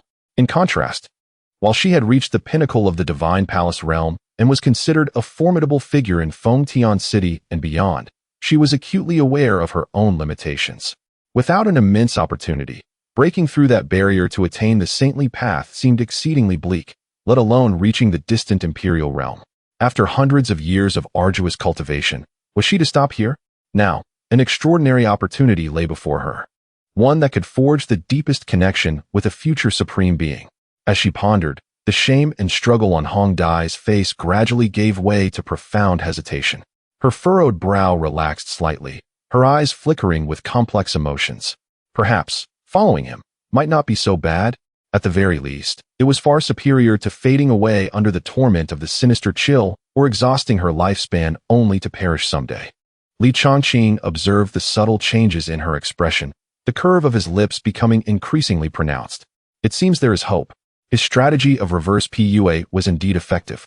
With a barrage of analysis and his unparalleled talent as the ultimate bargaining chip, who could resist the allure of ambition and the desire to ascend to greater heights? Of course, there might be exceptions of those with steadfast will or other resources. Yet, evidently, in this moment, Hong Dai, tormented by the sinister chill and lost in uncertainty, was not one of those exceptions. He no longer urged, merely standing there in silence. He understood that the seed had already been sown. All that was required was to await its natural rooting and budding. The breath of the red butterfly gradually steadied, and she slowly lifted her gaze, once more meeting Li Changqing's eyes. This time, her expression bore less of shyness and anger, accompanied instead by a sense of scrutiny and a trace of resolute determination. Chapter 60. The red butterfly accepts her fate within the cave. Time seemed to stand still for several moments. The final flicker of struggle in the eyes of the red butterfly was ultimately extinguished. In its place emerged a sense of acceptance, intertwined with a hint of complex anticipation for the future. Taking a deep breath, she seemed to relinquish centuries of pride and reserve. Slightly lowering her delicate head, her voice, though soft, distinctly reached Li Changqing's ears. "I have accepted." She lifted her gaze, her eyes resolutely fixed on Li Changqing, not only to alleviate the pain of the malevolent chill, but also for my own path in life. From now on, I, Hong Dai, am willing to follow you. Until you truly grow and possess the strength to protect yourself, I shall be your guardian. Upon hearing this, the corners of Li Changqing's mouth finally curved into a genuine smile. As everything fell into place, as anticipated, he replied calmly. "In that case, Senior, let us begin." During their cultivation, Li Changqing did not forget the pressing matter at hand. With a subtle shift of his mind, the dual shadows of his eyes quietly manifested, swirling with chaotic light. In an instant, the condition within the red butterfly's body became vividly apparent to him. He observed an intricate web of black veins nearly enveloping her limbs, bones, and organs, even subtly entwining and eroding her very soul. The intensity of the chilling energy far exceeded his previous estimates. TSK, how fortunate I am to have encountered this, Li Changqing thought with a shiver. Such severe malevolent cold would likely prove fatal if allowed to fester for another year or so. Even a Deluo Jinxian would find it difficult to save her. Resolving not to hesitate any longer, he fully activated his techniques. A surge of pure, unyielding dragon essence erupted from his being. The red butterfly's tightly furrowed brows instinctively relaxed. Within mere breaths, she distinctly sensed the icy pain that had tormented her day and night dissipating at a visibly rapid pace. Her body felt unprecedentedly light and warm. He truly did not deceive me. Simultaneously, as a result of this cultivation feedback, a torrent imbued with the essence of the red butterfly's 300 years of cultivation and the primal power of her divine palace surged back into Li Changqing's body. Li Changqing felt as though his dantian was engulfed by a blazing sun, the previously tranquil true essence instantly boiling. Peak of the third layer of the Qi Si. Fourth layer. The aura continued to rise wildly. Fifth layer. Sixth layer. The overwhelming power seemed limitless, propelling his cultivation to soar forward with unstoppable momentum. The red butterfly sensed the escalating energy within Li Changqing and was profoundly shaken. Simultaneously, her conviction in her choice deepened. Time passed, though she could not discern how long it had been. In that very moment, the tumultuous energy within Li Changqing finally reached a critical threshold. Boom! An aura far more formidable than before erupted from within him. Peak of the ninth layer of the Qi Si, achieved. Within the cave, the intense aura gradually subsided. The red butterfly experienced an unprecedented lightness within her, a sensation of fulfillment and contentment, as though her very soul had been cleansed and elevated. This feeling, she murmured softly, her exquisite visage blooming with an added allure. Why is this so peculiar? Instinctively, she turned her gaze inward, and to her astonishment, she discovered that the once invasive malevolent chill, which had plagued her meridians and soul, had now dissipated by nearly 1/3. The meridians, previously dimmed by the chill, shimmered anew with a lustrous glow. Could there truly be such miraculous efficacy? A wave of immense joy surged within the red butterfly, and her gaze towards Li Changqing grew fervently warm. Li Changqing, understanding her thoughts without the need for words, was fully aware of what lay unsaid. Chapter 61. The Chaos Creation Pill. 5 hours later, he slowly rose, feeling the immense power coursing through his body, his heart brimming with joy. His realm had surged from the 3rd level of Qi Hai to the pinnacle of the 9th level. Such a pace of cultivation was nothing short of astonishing, if it were not for the crucial threshold between the Qi Hai realm and the Yuan Dan realm, which required specific opportunities and preparations for the condensation of the Golden Dan. He would have soared even higher. With a thought, he silently called out, "System, where is my reward?" Ding! A crisp notification sounded at the perfect moment. Qualification, red. Reward, Chaos Creation Pill, X1. A stream of information flooded into Li Changqing's mind. Chaos Creation Pill, a treasure that seizes the essence of creation from heaven and earth, containing a trace of chaotic primordial energy. Consuming it during the breakthrough to the Yuan Dan realm can significantly enhance the quality of the Golden Dan, with a chance of condensing the supreme Chaos Golden Dan, forging an unparalleled foundation of Tao. The information was succinct, yet ignited a brilliant spark in Li Changqing's eyes. The Chaos Golden Dan. This was a legendary elixir, surpassing the 9-turn Golden Dan in supremacy. Once condensed, its formidable foundation and immense potential would far exceed those of the same tier, serving as an invincible cornerstone within the same realm. This reward arrived just in time. Glancing at the red butterfly on the ground, Li Changqing felt elated and could not help but give her a thumbs up in his heart. Well done. Were it not for her and the system's reward, how could he have achieved such an astonishing breakthrough? Sensing the remarkably solid cultivation within him, he recognized that the moment had come. It was time. He sat cross-legged, his expression solemn, and took out the Chaos Creation Pill, swallowing it without hesitation. As the pill entered his abdomen, it instantly transformed into an indescribable torrent of chaos, washing through his limbs and bones, as well as his qi hai.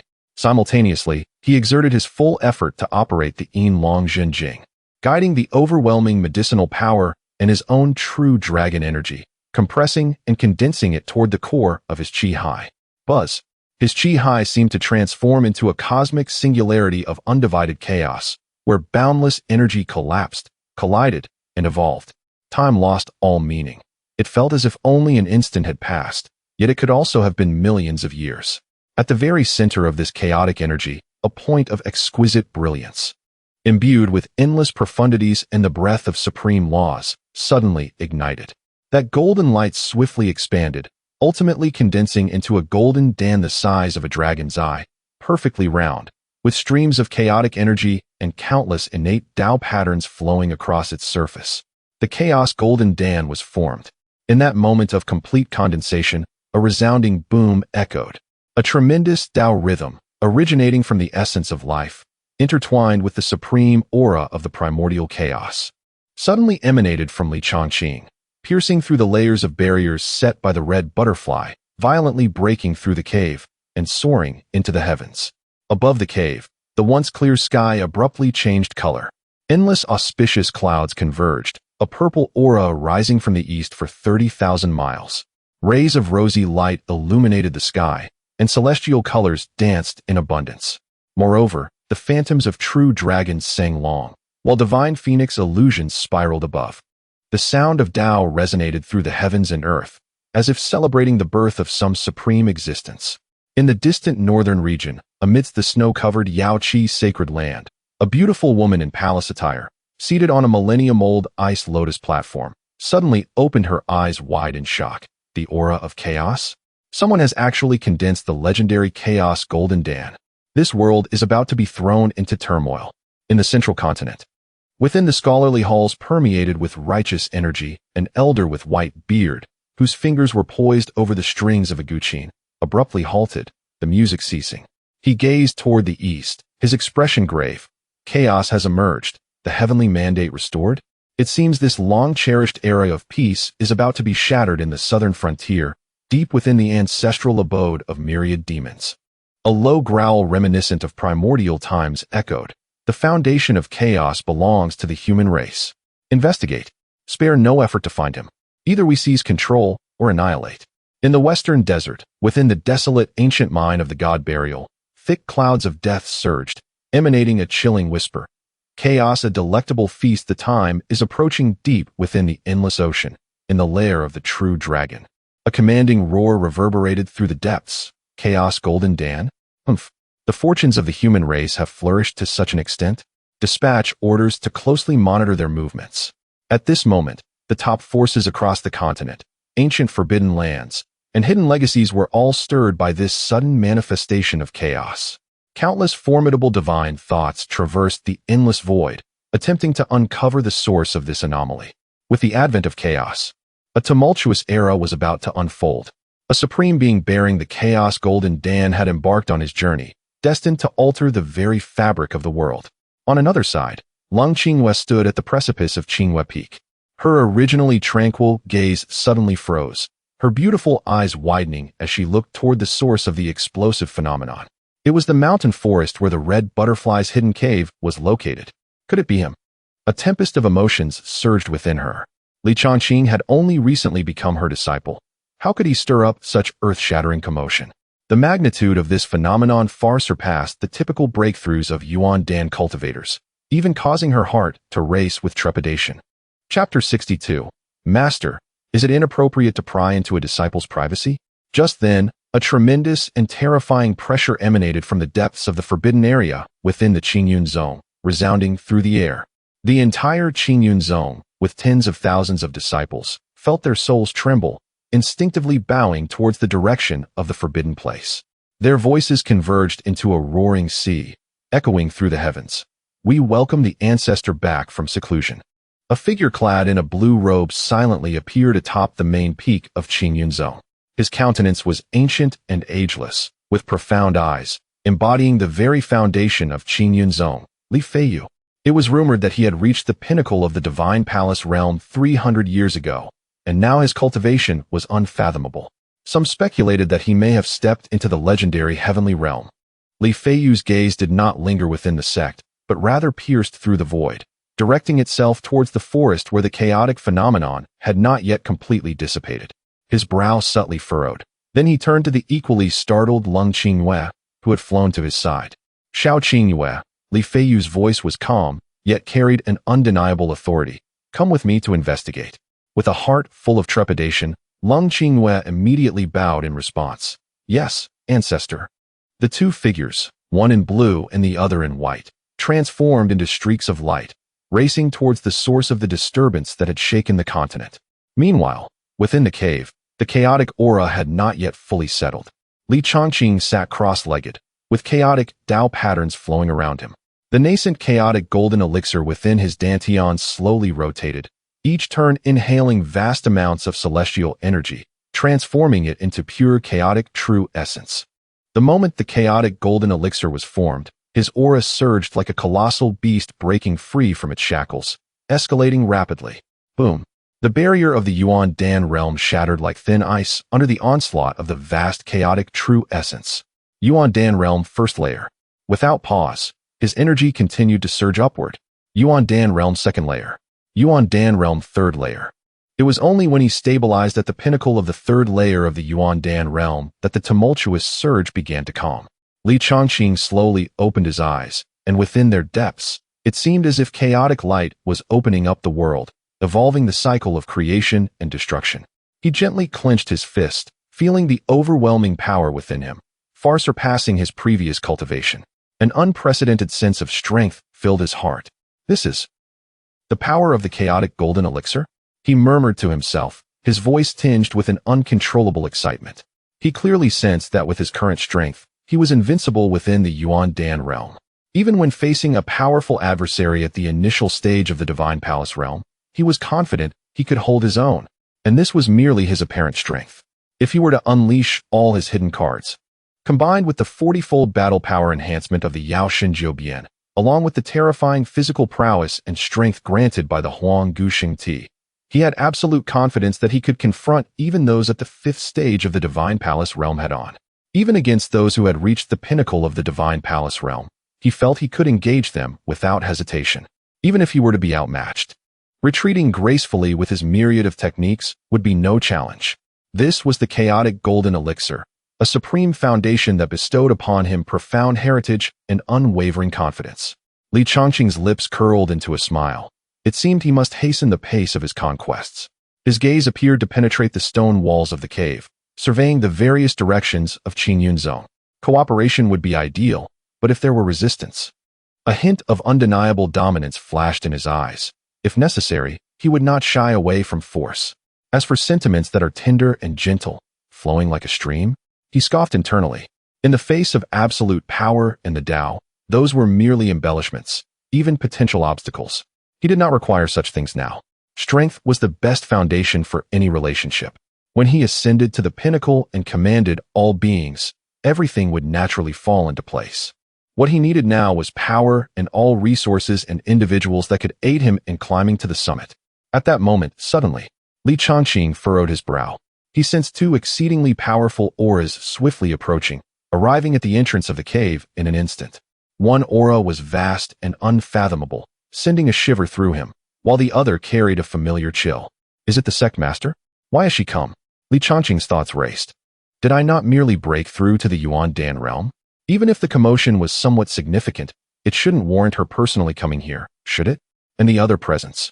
Without the luxury of contemplation, he quickly donned his garments and utilized his true essence to sweep through the cave, erasing any lingering ambiguous traces left from his cultivation. He enveloped the still unconscious and disheveled Hong Dai with a gentle spiritual force, making her appear as if she were in a meditative state. Almost as he completed all of this, the figures of Li Feiyu and Lung Qingyue silently materialized in the void outside the cave. Li Feiyu scanned the cave shrouded by a barrier below, stroking his snowy beard, with an assured tone. The source of the dissipating phenomenon is undoubtedly here.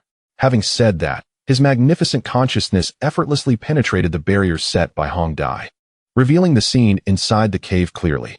Inside, a man and a woman sat facing each other. The woman exuded a mysterious aura, evidently possessing the cultivation of a perfected divine palace realm. She was Hong Dai. The young man, however, was at the third layer of the Yuan Dan realm, with striking features and a profound aura. One was at the perfected divine palace realm, while the other was a Yuan Dan cultivator. Li Feiyu subtly furrowed his brow. This combination seemed peculiar. Could that Yuan Dan lad be the one who triggered the phenomenon? Yet his cultivation appeared somewhat mismatched with the scale of the chaotic anomaly. Meanwhile, Lung Qingyue, upon the instant his consciousness delved in, had already confirmed Li Changqing's identity, and her heart surged with tumultuous waves. It was indeed him, Li Changqing. He had actually broken through to the Yuan Dan realm. What astonishing speed of cultivation is this? In just half a day, he went from the Qi realm to the Yuan Dan realm? What exactly transpired just now? Or rather, what had they been doing in the cave? Not only did the realm ascend with miraculous swiftness, but it also summoned terrifying celestial phenomena. At this moment of turbulence within the heart of Lung Qingyue, within the cave dwelling, Li Changqing sensed the probing consciousness. He slowly raised his head, his gaze seemingly penetrating the stone walls and barriers, and spoke aloud, his tone imbued with just the right amount of resignation and playful sarcasm. Master, to intrude upon a disciple's privacy through such undiscussed means. This may be somewhat inappropriate, wouldn't you agree? Upon hearing this, Lung Qingyue's delicate form stiffened slightly, as if caught in the act of wrongdoing. A faint blush unexpectedly crept upon her ethereal, unworldly cheeks, and she instinctively withdrew her consciousness. Master? At the same time, Li Feiyu, observing Li Changqing's address and Lung Qingyue's unusual reaction, displayed a look of confusion. Turning toward her, he inquired, Xiao Qingyue, is this individual your disciple? Chapter 63. The next successor to the sect leader Lung Qingyue steadied her mind and respectfully bowed to Li Feiyu, responding, Esteemed ancestor, the person within the cave is none other than my second disciple, Li Changqing, whom I accepted not long ago. Li Feiyu's eyes widened in astonishment. Oh, little Qingyue, I distinctly remember that you established a rule to only accept female disciples, never male ones. Could it be that this boy possesses some extraordinary quality that has compelled you to break this precedent? Upon hearing this, a subtle blush crept across Lung Qingyue's fair cheeks.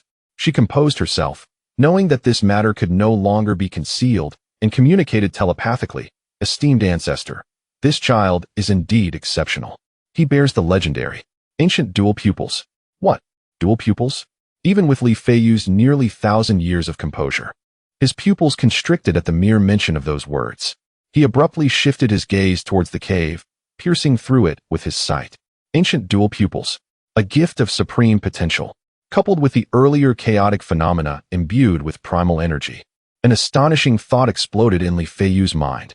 The emergence of the dual pupils, accompanied by chaotic signs. Could this child be the destined one? His voice carried a barely detectable excitement. Quick, let him come forth to meet me. Yes, ancestor, Lung Qingyue replied, preparing to transmit the message. No need, came a voice from the cave, as Li Changqing stepped out with measured steps, followed by Hong Dai, who was limping.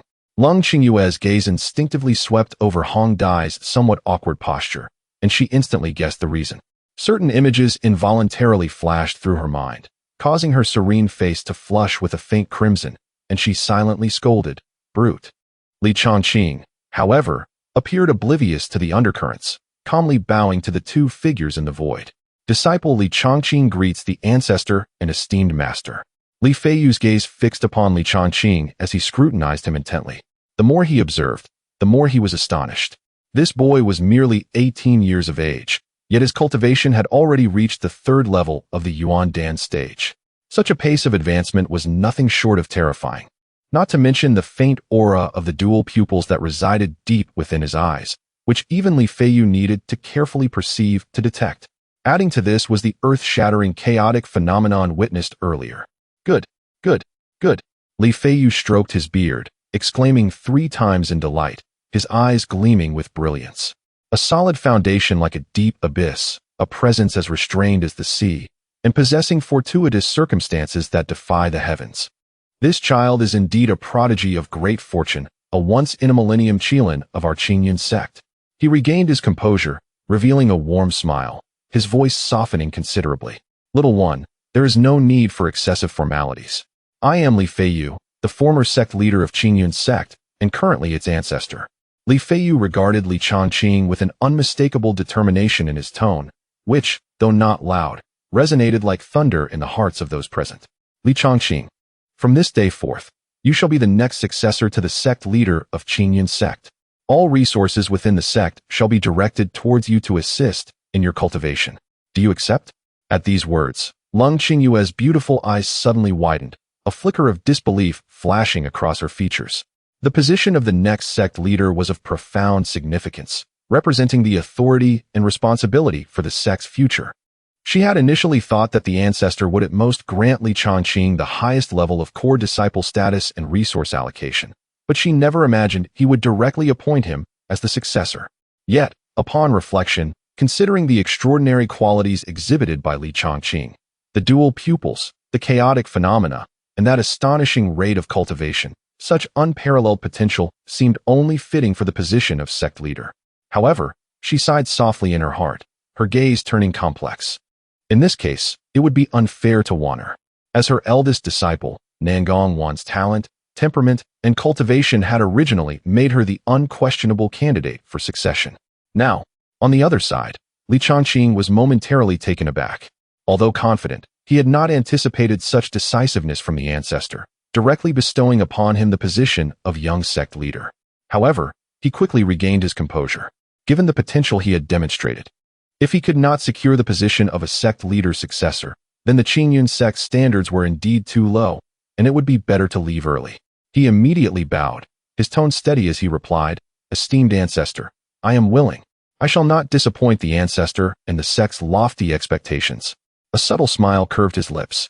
With the identity of sect leader's successor, future endeavors within the sect would undoubtedly be much more convenient, and many plans would encounter fewer obstacles. Haha, excellent. Excellent. Li Feiyu chuckled heartily upon hearing Li Chongqing's agreement, his face radiating satisfaction and joy, as if he could already envision the resplendent future of Qingyun sect. He promptly instructed Lung Qingyue, "Qingyue, you must return immediately and announce this matter to the entire sect." "Yes, ancestor." Lung Qingyue suppressed her complex emotions and departed, her figure vanishing in an instant. Only then did Li Feiyu turn his gaze to Hong Dai, who had been quietly standing behind Li Chongqing, her aura appearing somewhat unstable and her complexion slightly flushed, a hint of curiosity flashing in his eyes. "Chongqing, who is this?" Li Chongqing stepped aside, introducing, "Esteemed ancestor, her name is Hong Dai, and she is my follower." "Oh." A glimmer of interest sparked in Li Feiyu's eyes as he scrutinized Hong Dai once more, particularly upon sensing the fluctuations of her perfected divine palace realm cultivation. He was visibly moved. A follower of perfected divine palace realm? Quite impressive indeed. "Chongqing, your fortunes and charms are truly unparalleled." He beamed at Li Chongqing, his gaze filled with admiration. To have a willing follower of the same tier, this was the best testament to one's strength and potential. Meanwhile, Lung Qingyue's cold yet authoritative voice resonated clearly throughout every corner of Qingyun sect. Sect leader's decree. From this day forth, disciple Li Chongqing shall be appointed as the next sect leader of Qingyun sect, known as the Holy Sun Chongqing. To see the Holy Sun is to see this seat. All within the sect must do their utmost to assist him without fail. This decree reverberated like thunder from the heavens, instantly inciting an unprecedented uproar within Qingyun's sect. Li Jinyue, who was engrossed in handling affairs, suddenly rose to his feet. The jade slip in his hand fell to the ground with a soft thud, yet he remained oblivious to it. At first, he stared in disbelief, his mouth agape. Subsequently, an unparalleled euphoria and pride erupted within him like a volcano, causing this usually imposing grand elder to involuntarily redden his eyes and laugh heartily towards the heavens, exclaiming, "Ha ha ha! Excellent! Excellent! Excellent! Changqing, my son, you bring glory to our lineage." Chapter 64. Half-step imperial artifact in the courtyard of the outer sect's steward hall. Chu Linger, who was engrossed in consolidating her cultivation, was momentarily taken aback. However, her lovely face soon blossomed into a radiant smile, nearly making her leap with joy. "Husband. No, holy son. Incredible." Her eyes sparkled with admiration for Li Changqing. Elsewhere in the outer sect, Lin Shui, who was in closed-door cultivation striving to break through to a higher realm, was startled by the sudden announcement, her breath catching as she opened her beautiful eyes wide. Filled with an intricate mix of emotions and shock, she thought of the man with whom she shared a fleeting romantic encounter. How had he now ascended to the esteemed position of Holy Son, the future sect leader? The vast disparity in their statuses left her heart unsettled and perplexed.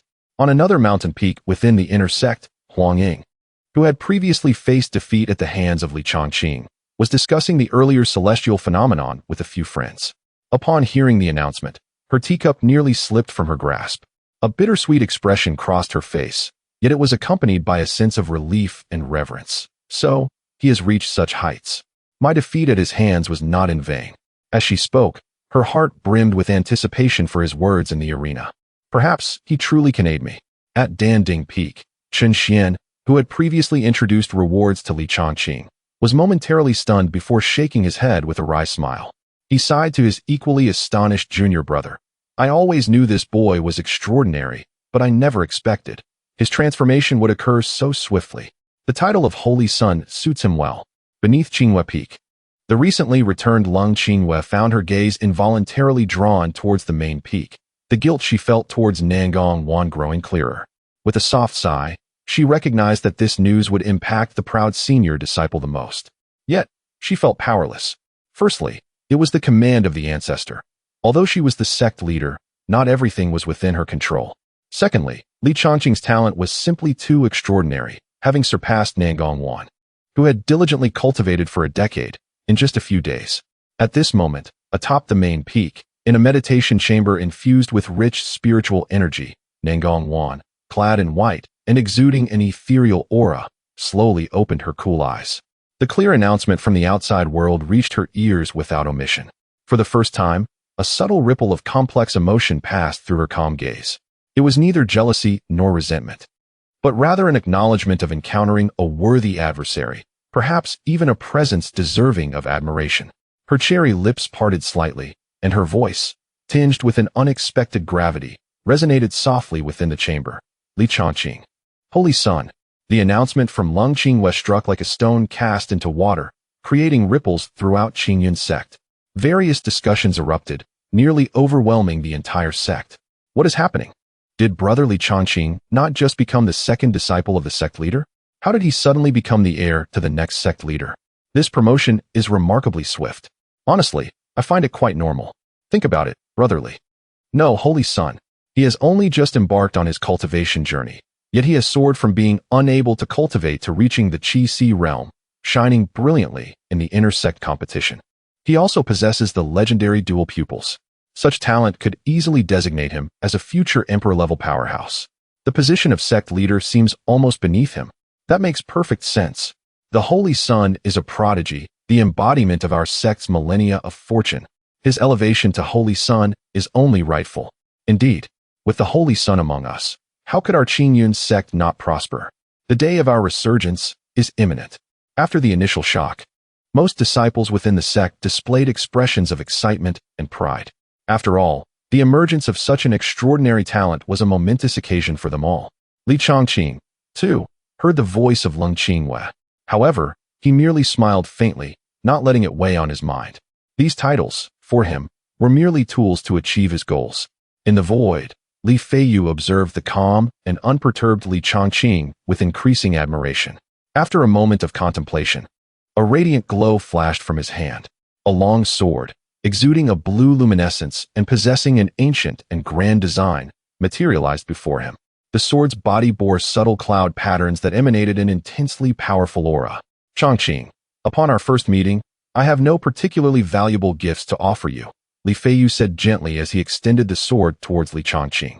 This Qingyun sword is a token for your protection. Before Li Chongqing could grasp it, the red butterfly behind him gasped, her beautiful eyes widening in disbelief. A royal artifact. A half-step imperial artifact? Her voice was filled with incredulity. On the continent, weapon classifications range from the lowly mortal artifact, to the spiritual artifact, to the treasure artifact, to the royal artifact, to the imperial artifact, and finally to the sacred and emperor artifacts. In a place like Fengtian City, possessing a treasure artifact is already a symbol of status and strength. Enough to incite envy. Royal artifacts, being even more precious, are typically held only by the core figures of ancient families or royal dynasties. As for the pinnacle of royal artifacts, which approaches the threshold of imperial artifacts, such treasures are beyond imagination. Their value is enough to drive countless divine realm and even celestial realm powerhouses into a frenzy to obtain them. Li Feiyu's generosity was truly astonishing. Li Chongqing took hold of the Qingyun sword. The moment it entered his grasp, he felt a warm and majestic power circulating through it. The sword vibrated lightly, emitting a soft chime, as if resonating with the chaotic true essence within him. The sword's edge emanated a chilling aura, suggesting a capability to split the void itself. He nodded inwardly, satisfied. This was perfect. With his cultivation rapidly advancing, he was in need of a suitable weapon. Although his father, Li Jinyue, had gifted him many fine items within his storage ring, they paled in comparison to the quality and spiritual essence of this half-step imperial artifact, the Qingyun sword. Disciple, I am grateful for the ancestors' generosity. Li Chongqing bowed in thanks, his tone sincere. Li Feiyu chuckled lightly, waving his hand. Do not be in haste to express your gratitude. I have yet another gift to present to you. Having spoken, he once again flicked his sleeve, and three seemingly unadorned, yet subtly emanating an aura of chilling sharpness talismans floated before Li Chongqing. What is this? Li Chongqing's gaze sharpened. From these three talismans, he sensed an overwhelming and terrifying sword intent. Within them lies the essence of three sword intents, meticulously sealed by the old master's utmost effort, explained Li Feiyu while stroking his beard, his tone unassuming yet imbued with unwavering confidence. In the event you encounter an insurmountable life and death crisis, you may unseal one talisman. Once the sword intent contained within is unleashed, it possesses the power to slay those at the pinnacle of the divine palace realm. Even against some formidable opponents newly ascended to the celestial realm, it could deliver a grievous blow, affording you a glimmer of hope. Upon hearing this, Li Chongqing's eyes brightened immediately. Such a treasure. It is truly a trump card for survival. To think it could even severely injure a celestial realm powerhouse. This signifies that the venerable ancestor Li Feiyu, who crafted these talismans, has undoubtedly firmly entered the celestial realm. It is even likely that he has traversed a considerable distance within it. Li Chongqing pondered silently, gaining a clearer understanding of the sect's formidable strength. He also carefully stored away the three talismans. This gift, in terms of practical value, may well surpass that of the Qingyun sword. Junior pays his respects and gratitude to the venerable ancestor. Li Chongqing once again bowed solemnly. With these two items, his sense of security and confidence had undoubtedly increased significantly. And now his targets: Huang Ying, Jiang Yuru, and Gongwan. He licked his lips, a glimmer of a hunter's excitement appearing in his eyes. Treasures, await my arrival. Chapter 65. A long-awaited reunion. Let us depart, Chongqing. Li Feiyu cast a solemn gaze around the surrounding void, his tone laced with gravity. This place is unsuitable for prolonged presence. The commotion you caused earlier was rather significant and may have drawn the attention of certain entities. We must return to the sect at once. Yes, ancestor. Li Chongqing nodded in agreement. The trio immediately transformed into streaks of light, traversing the distance in an instant. Swiftly arriving back at the Qingyun sect. Upon their return, Li Feiyu separated from Li Chongqing, stating he had certain sect matters to discuss with Leng Qinghua. Li Chongqing, accompanied by Hong Dai, proceeded towards the outer sect's deacon hall. As they journeyed, every disciple they encountered, regardless of their inner or outer sect affiliation, halted in their tracks, displaying expressions of awe and excitement. Bowing respectfully as they chorused, "We greet the Holy Sun Chongqing." The clamor of reverence surged. The respect shown was markedly different from previous encounters. Hong Dai silently followed behind Li Chongqing, observing the scene of adoration from thousands, feeling fortunate for her decision. To follow such a destined child of heaven, poised to stand atop the continent, might indeed be her greatest fortune in this lifetime. "What do you think, senior?" Li Chongqing's teasing voice broke through her thoughts. "Was my previous assertion an exaggeration?" Hong Dai softly acknowledged with a hum, yet her mind involuntarily conjured the blush-inducing images from their time in the cave. She shot Li Chongqing a reproachful glance. The pair soon reached the entrance of the deacon hall. Li Chongqing halted, turned, and earnestly addressed Hong Dai. "Senior, although the malevolent chill within you has been largely expelled, a few stubborn remnants still linger deep within your essence." His voice was serious, yet his eyes danced with subtle amusement. "Thus, to ensure absolute resolution, it may require further time for me to personally assist you in overcoming these issues." Hong Dai was momentarily taken aback, but quickly grasped the implications of his words, her fair face flushing crimson. Embarrassed and vexed, she found herself unable to retort. Ultimately, she could only emit a shy huff through her nose. Before her voice faded, she transformed into a red shadow, nearly fleeing from Li Chongqing, clearly mortified. Li Chongqing watched her hurried departure, stroking his chin, and mused, at 300 years of age, one still possesses such a thin skin. Inside the hall, Chu Linger, who was busy organizing documents, turned at the sound. Upon seeing Li Chongqing, she was momentarily stunned. Then her face blossomed into a radiant smile of delight. She opened her arms and leaped into his embrace, her voice sweet and filled with longing. "Husband, you're back. Oh, no. I should now call you Holy Sun Chongqing." Li Chongqing affectionately ruffled her hair, savoring the softness and warmth of her form in his arms, and gently replied, "Indeed, I have returned." The separation felt more profound than a newlywed reunion, especially after his transformative experiences. Their gazes intertwined, filled with tender emotion. At that moment, concealed in the shadows, Hong Dai beheld this scene with a mixture of surprise and amusement. She scoffed inwardly, "Humph. Scoundrel. How long has it been? And he is already embracing another woman so affectionately." However, she felt little jealousy arise within her. After all, given Li Chongqing's current status, strength, and extraordinary potential, it was but natural for him to have many female admirers. Yet, the thought of his previous actions in the cave juxtaposed with his embrace of another stirred an unexplainable pang of bitterness and discontent within her. "Humph," she huffed softly, choosing to turn away from the troubling scene, her figure melding into the shadows. Indeed, the adage that separation enhances affection proved true. Yet, Li Chongqing himself sensed an unusual undercurrent. Since breaking through to the Yuan Dan realm, particularly after coalescing the Chaos Golden Dan, the agitation stemming from the core of his life essence seemed to intensify. Whether this was a result of the characteristics of the Yinlong Zhenjing or the unique transformations of his body, or perhaps the influence of the Chaos Golden Dan itself, remained uncertain. Nevertheless, this was not a source of distress for Li Chongqing. On the contrary, he relished the experience. It was not merely a form of exquisite enjoyment. It also allowed him to continuously enhance his cultivation through interactions with individuals possessing unique physiques or profound cultivation levels, a true win-win situation. Within the deacon hall, hidden in the shadows, Mo listened to the commotion inside and couldn't help but curl her lip in disdain, muttering, "Humph. This old lecher. The moment he returns, he only knows how to engage in such frivolities. No seriousness whatsoever." Beside her, Bailey quickly tugged at her sleeve, whispering a warning, "Show? Keep your voice down, Mo. Don't let him hear. Otherwise, you'll surely face another lecture." "Humph. Who's afraid of him?" Mo crossed her arms defiantly, chin held high. "Let him come. Watch me." Before she could finish her retort, Bailey raised her brows slightly, interrupting her. "All right, just keep being stubborn. By the way, don't you feel something seems off?" "Off? What do you mean?"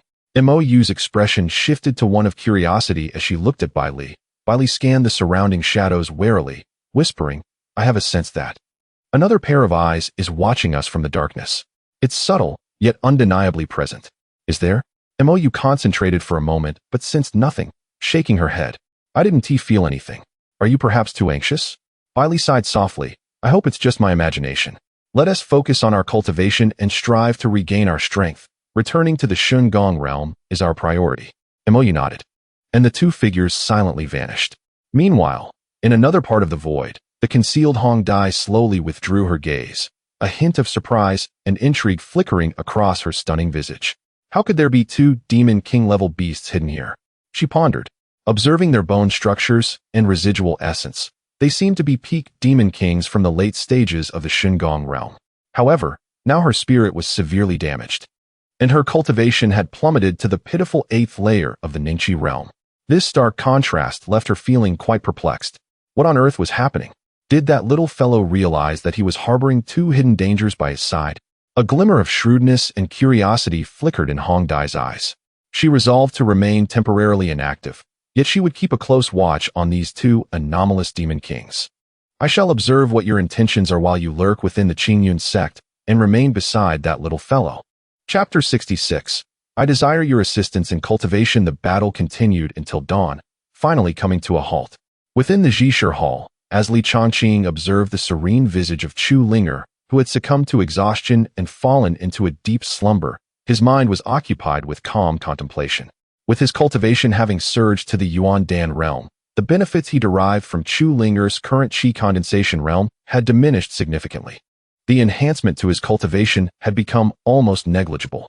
This was an unavoidable circumstance. His own advancement was exceedingly rapid, akin to a rocket, creating a vast chasm between him and Chu Linger. Was this the terrifying aspect of the imperial-level technique, Yin Long Jinjing?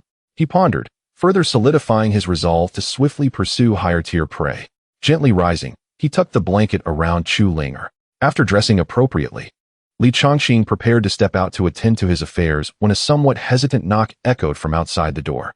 Li Chongqing Shengzi, intersect disciple Huang Ying requests an audience. Oh, Huang Ying. Li Chongqing's lips curled into a knowing smile. A prey had come to him unbidden. He adjusted his robe, composed his expression, and opened the door. Standing nervously outside was Huang Ying, clad in the attire of an inner sect disciple. Upon seeing him emerge, she quickly bowed her head. Li Chongqing inclined his head slightly, his tone neutral. Follow me. Without waiting for her response, he turned and walked outside. Huang Ying paused momentarily before hastily catching up. The two shared no words as they made their way to a relatively spacious corner of the Disciple Plaza. The sky was still early, and the plaza was sparsely populated. Li Chongqing halted, turned to face the somewhat anxious Huang Ying, and slowly spoke. His tone tinged with just the right amount of detachment. Senior Sister Huang Ying, what brings you to seek me so early? Huang Ying was momentarily taken aback, struggling to respond. She had been defeated by him in the arena just days prior, and he had promised assistance through a sound transmission. How could he seem to have completely forgotten about it now? Shengzi, a few days ago, did you not say you had a method to help me break through my bottleneck? Huang Ying cautiously reminded him, her voice growing softer. I have come to fulfill our agreement. Oh, Li Chongqing feigned sudden realization, tapping his forehead. So that is what it was. I apologize. My memory has been poor amidst the busyness of the past few days. With breakthroughs and being named Shengzi, I completely overlooked my promise to you. No. It is quite all right. Huang Ying hastily waved her hand, her tone a mix of anxiety and urgency. It is an honor for the Shengzi to remember a disciple. I completely understand. Ha. It is good that senior sister is so understanding. Li Chongqing smiled. Then his expression turned serious as he shifted to the crux of the matter. Since you have brought it up, I shall not beat around the bush. I do indeed possess a method that can aid you in breaking the shackles and advancing to the Yuan-Dan realm. Upon hearing this, Huang Ying's eyes sparkled with intense hope. However, Li Chongqing's tone shifted, his brow furrowing as he adopted a somewhat troubled expression.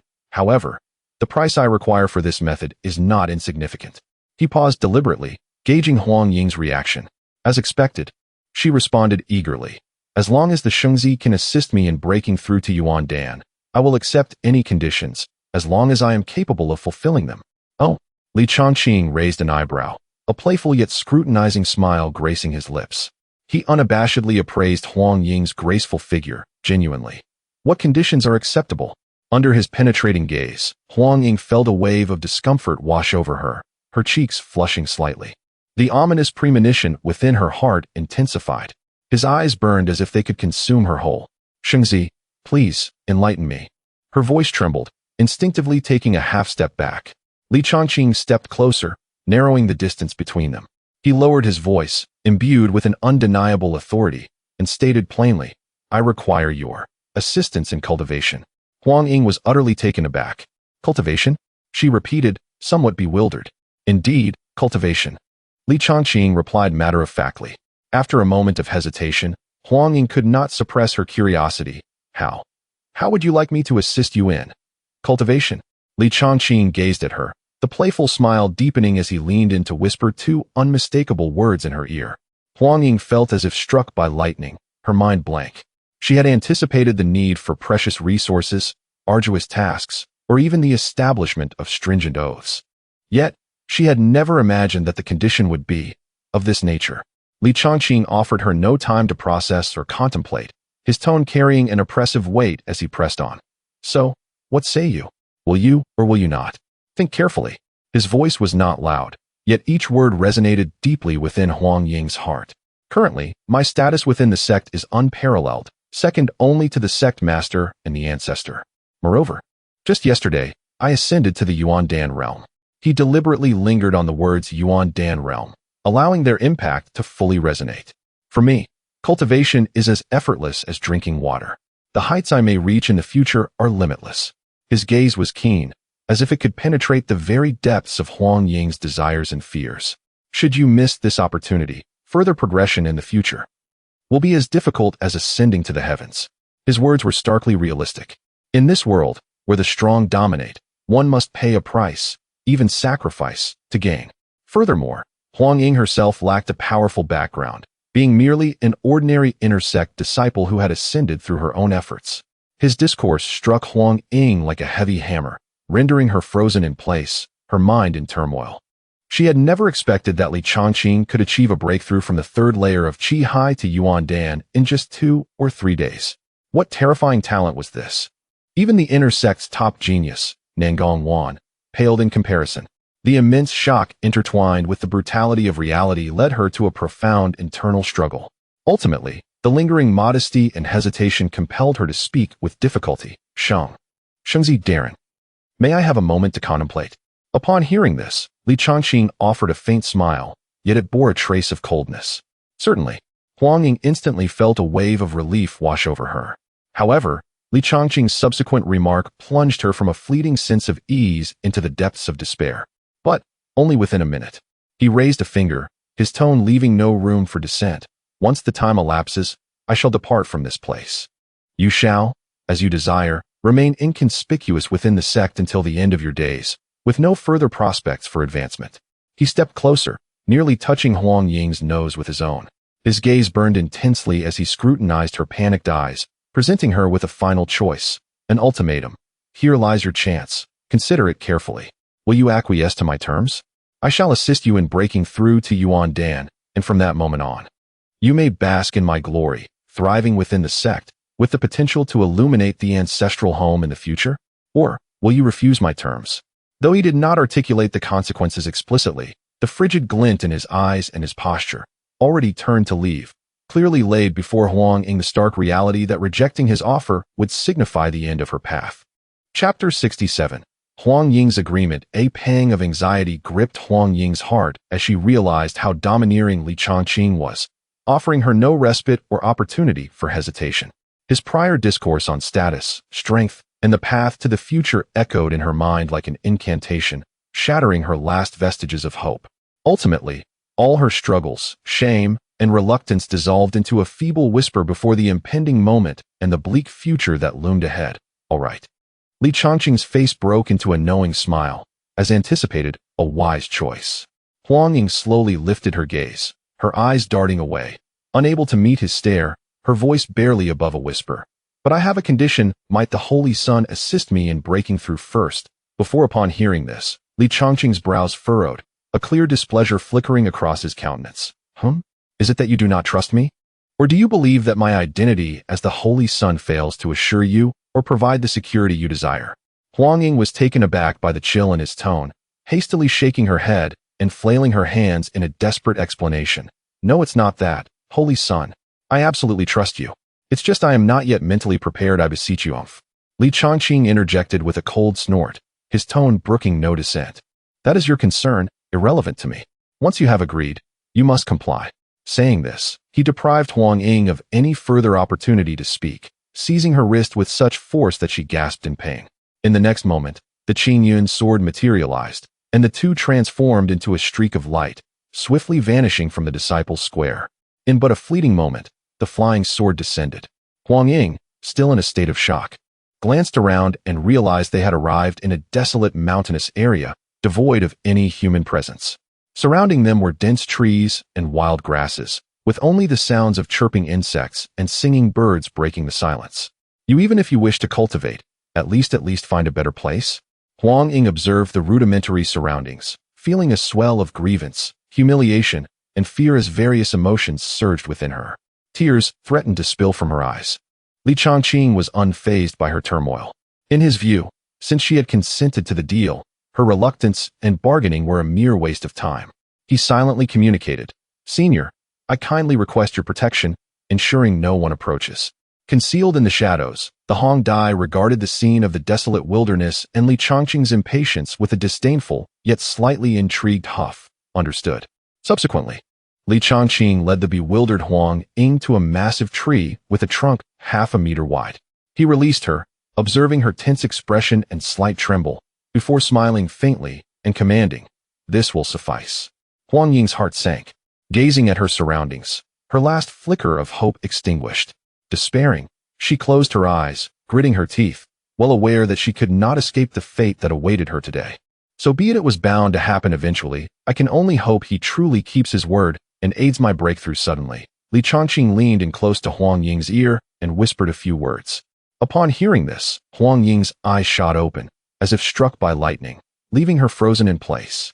How could he make such a demand? Panic engulfed her, rendering her motionless, her mind a blank slate. Holy Sun, could we perhaps change? Her voice trembled, laden with a plea. Li Changqing observed her tear-streaked visage, appearing pitifully vulnerable. Rather than softening, he wore a more playful and knowing smile.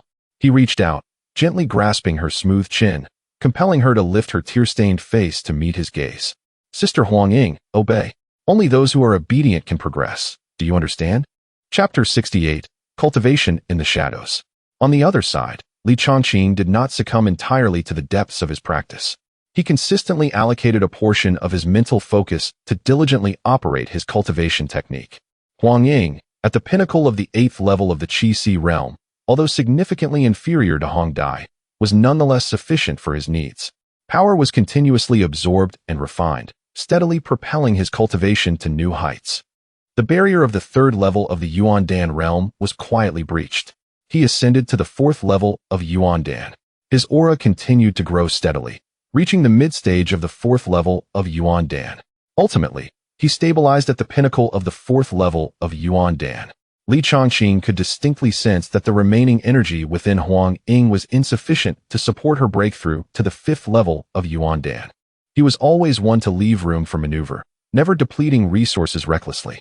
Subsequently, he activated the reciprocal technique within his cultivation method, channeling the residual energy from the refinement, along with a thread of his own chaotic true essence, into Huang Ying's body. Her cultivation, which had remained stagnant at the peak of the 8th level for several years, began to soar like an arrow under this potent external force. Qi realm, 9th level. Mid-stage of the 9th level. Late stage of the 9th level. Almost without any hindrance, she surged directly to the pinnacle of the 9th level of the Qi realm. The once dazed look in Huang Ying's eyes instantly transformed into wide-eyed astonishment, filled with profound shock and disbelief. I have broken through. Just like that. I have broken through. It felt surreal, as if she were dreaming. After struggling for years without any progress, she had achieved this so effortlessly. Realizing this, an indescribable ecstasy and gratitude flooded over her. She abruptly turned her head, her gaze towards Li Changqing brimming with endless appreciation, even tinged with a hint of admiration. Without him, she might still be struggling at the peak of the 8th level of the Qi realm. Witnessing this scene, the smile on Li Changqing's lips became increasingly pronounced, a sense of satisfaction blossoming in his heart. Look, This is the benefit of possessing formidable strength. He had merely offered a scrap of refined energy, and the other party was overwhelmed with gratitude. Indeed, power is the most captivating language in this world. Uncertain how much time had passed, dusk arrived. Li Changqing stood, stretching his limbs. Not a single second of his arduous cultivation had been wasted during this time. His cultivation had remarkably advanced again, leaping from the 3rd level of Yuan Dan to the pinnacle of the 4th level. Such a rate of cultivation was a stark contrast to the common practitioners who toiled for months, or even years, to achieve a single breakthrough. He then glanced at the resting Huang Ying and spoke in a calm tone, his voice echoing softly through the forest. Rest for a while. Once you have regained some strength, I will take you to the Cangjing Pavilion to select a cultivation technique suitable for your breakthrough to the Yuan Dan realm. Huang Ying, who had been somewhat weary, brightened at the mention of breaking through the Yuan Dan realm and cultivation techniques. Slowly turning her head, she stammered, "Teach." "Thank you, Holy Son. Sir." With a cultivation technique for breaking through the Yuan Dan realm, her status within the Qingyun sect could ascend to new heights. And all of this was thanks to the young man before her. Li Changqing smiled lightly, preparing to close his eyes and rest, awaiting Huang Ying's recovery. Just then, the system's voice suddenly rang out. "Ding. Congratulations to the host for activating a new feature, Destiny S Claim. Destiny S Claim LV1. The host will gain a 10 boost from all of the target S cultivation. Note: as the quantity increases, sustainable boosts of 20, 30 and so forth can be obtained. Specifics still require exploration by the host. Chapter 69, Destiny, Breaking the Divine Palace. Thunder Tribulation. To his astonishment, he unexpectedly triggered a hidden achievement. Moreover, this ability seemed rather formidable. He meticulously pondered the literal meaning of the function's description. In essence, anyone I have trained with, possessing aptitude above the purple level, would grant me a permanent acquisition of 10 of their current cultivation level. Furthermore, this enhancement would automatically increase alongside their own cultivation ascension. More importantly, this effect could be upgraded. The term continuous slashing referred to the number of training targets. Upon reaching 10 targets, I could elevate it to LV2, thereby obtaining 20 of their combined cultivation level. Li Changqing felt his heart racing uncontrollably. He could hardly fathom the implications if this ratio were to rise to 50, or even 100. A bold, almost audacious thought emerged in his mind. If one of my training targets were an emperor-level existence, would that not imply that I could directly acquire 100 of her cultivation and ascend to emperor status in an instant? Naturally, he recognized that this was likely just a beautiful fantasy. Elevating the Destiny's Claim to 100 would probably require an astronomical number of continuous slashes, a feat far from easy. Nevertheless, this was still remarkably extraordinary. It was certainly better than nothing, even if it were merely 10 of their current cultivation. The cumulative effect would yield significant assistance. A glint of brilliance sparkled in Li Changqing's eyes. Especially with Hong Dai, the 10 cultivation from a perfected divine palace state was indeed a considerable figure. This Destiny's Claim function was practically a tailor-made super accelerator for him. It further solidified his resolve to embrace talent and assist others. In the next moment, Li Changqing no longer hesitated and silently intoned. System, activate Destiny's Claim. Ding. Destiny's Claim LV1 successfully activated. Commencing cultivation feedback. The instant the system notification resounded, a torrent of terrifying energy, far more colossal than any preceding surge, violently surged into Li Changqing's limbs and meridians, as well as his Dantian's Qi. Various powers transformed through Destiny's Claim into the most primordial force of cultivation, merging into the chaotic ocean that was Li Changqing's being. His cultivation began to ascend at a terrifying speed. 5th layer of Yuan Dan, almost without pause. 6th layer of Yuan Dan. The aura continued to surge uncontrollably. 7th layer of Yuan Dan. 8th layer of Yuan Dan. 9th layer of Yuan Dan. Pinnacle of the 9th layer. Li Changqing felt as if his Dantian might explode from this endless influx of power. The chaotic golden Dan revolved at an unprecedented velocity, devouring this immense energy, its volume subtly expanding. However, this was not the end. Just as he thought the feedback power was reaching its zenith and would gradually subside, thunder rumbled. The originally clear sky abruptly transformed. Endless dark clouds converged from all directions, layered thickly like ink, enveloping the sky for dozens of miles. Within the cloud layers, silver snakes danced wildly, and a deep, ominous thunder rolled forth. A destructive pressure from heaven and earth suddenly descended, tightly locking onto Li Changqing below. This was the thunder tribulation, the heavenly thunder summoned upon breaking through to the divine palace realm. What? The previously hidden Hong Dai, who had been guarding in the shadows, could no longer maintain her composure and abruptly revealed herself. Her face was etched with profound shock and disbelief. Thunder tribulation?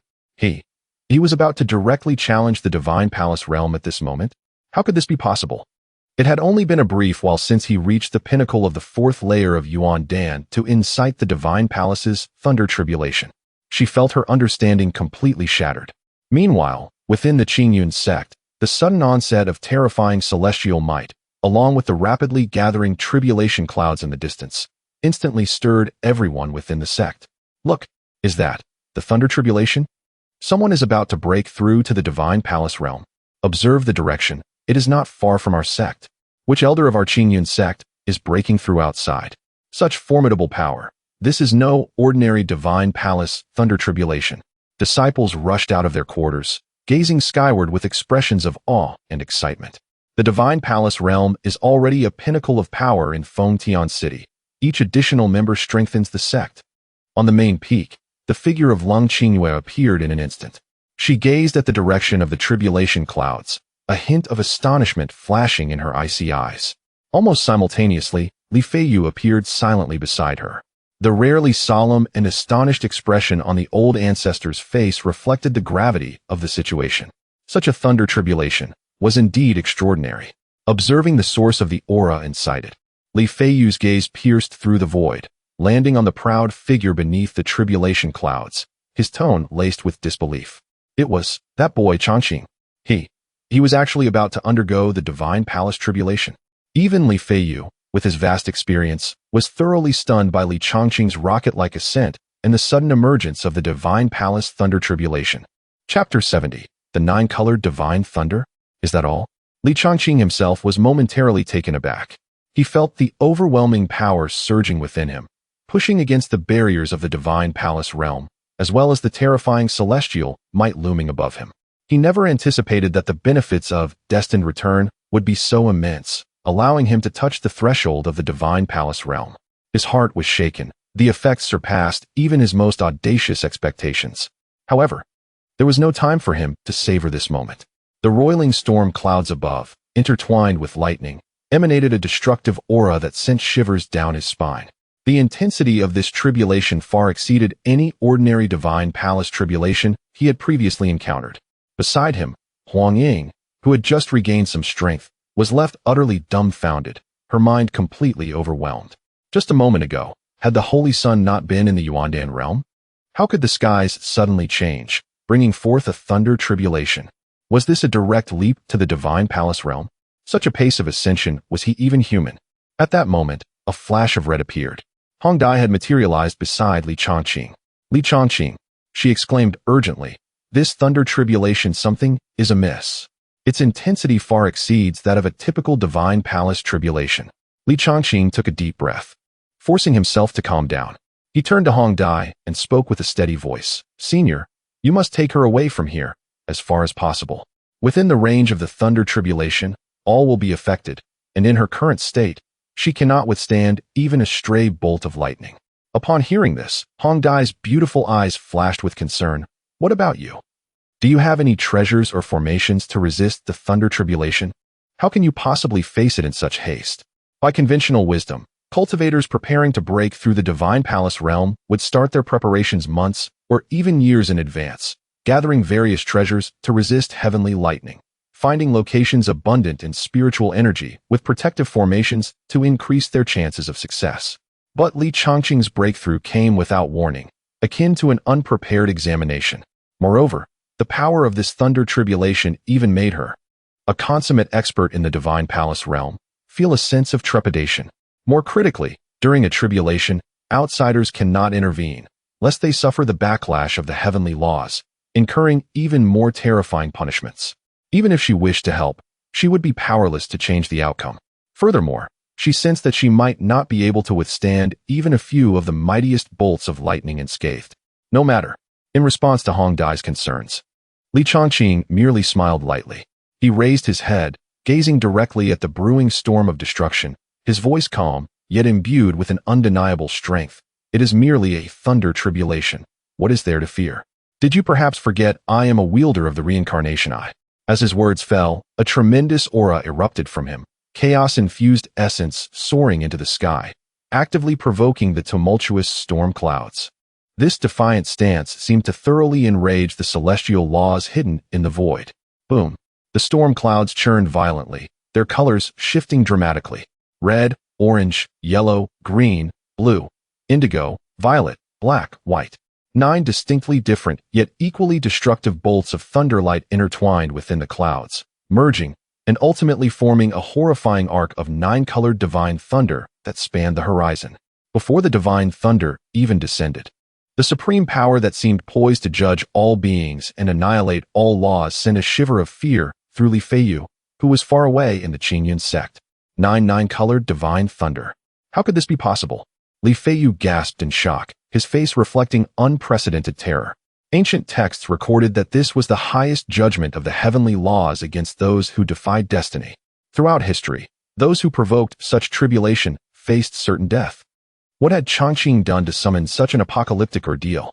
Beside him, Long Qingyue's eyes widened, her pupils constricting as her delicate hand instinctively covered her lips, her expression paling in fear. The 9-colored divine thunder. She had only encountered descriptions of it in the most ancient and fragmented records. It was a taboo tribulation that even ancient powers feared. She had never imagined she would witness it in her lifetime, and that the one undergoing the tribulation would be her newly accepted disciple. Li Chongqing, she feared. Long Qingyue's voice trembled, unable to utter the rest of her thoughts.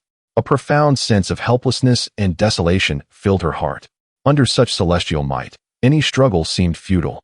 Li Feiyu sighed heavily, his tone filled with sorrow and regret. It is fate, it is destiny. The heavens are envious of exceptional talent. They are envious. Meanwhile, at the center of the thunder tribulation, Hong Dai was also struck with terror by the 9-colored divine thunder. She could sense that the power contained within that thunder could effortlessly obliterate someone of her divine palace perfection. Flee! Li Chongqing urged again, his tone brooking no argument. Hong Dai bit her lip, realizing that staying would only be a distraction for him.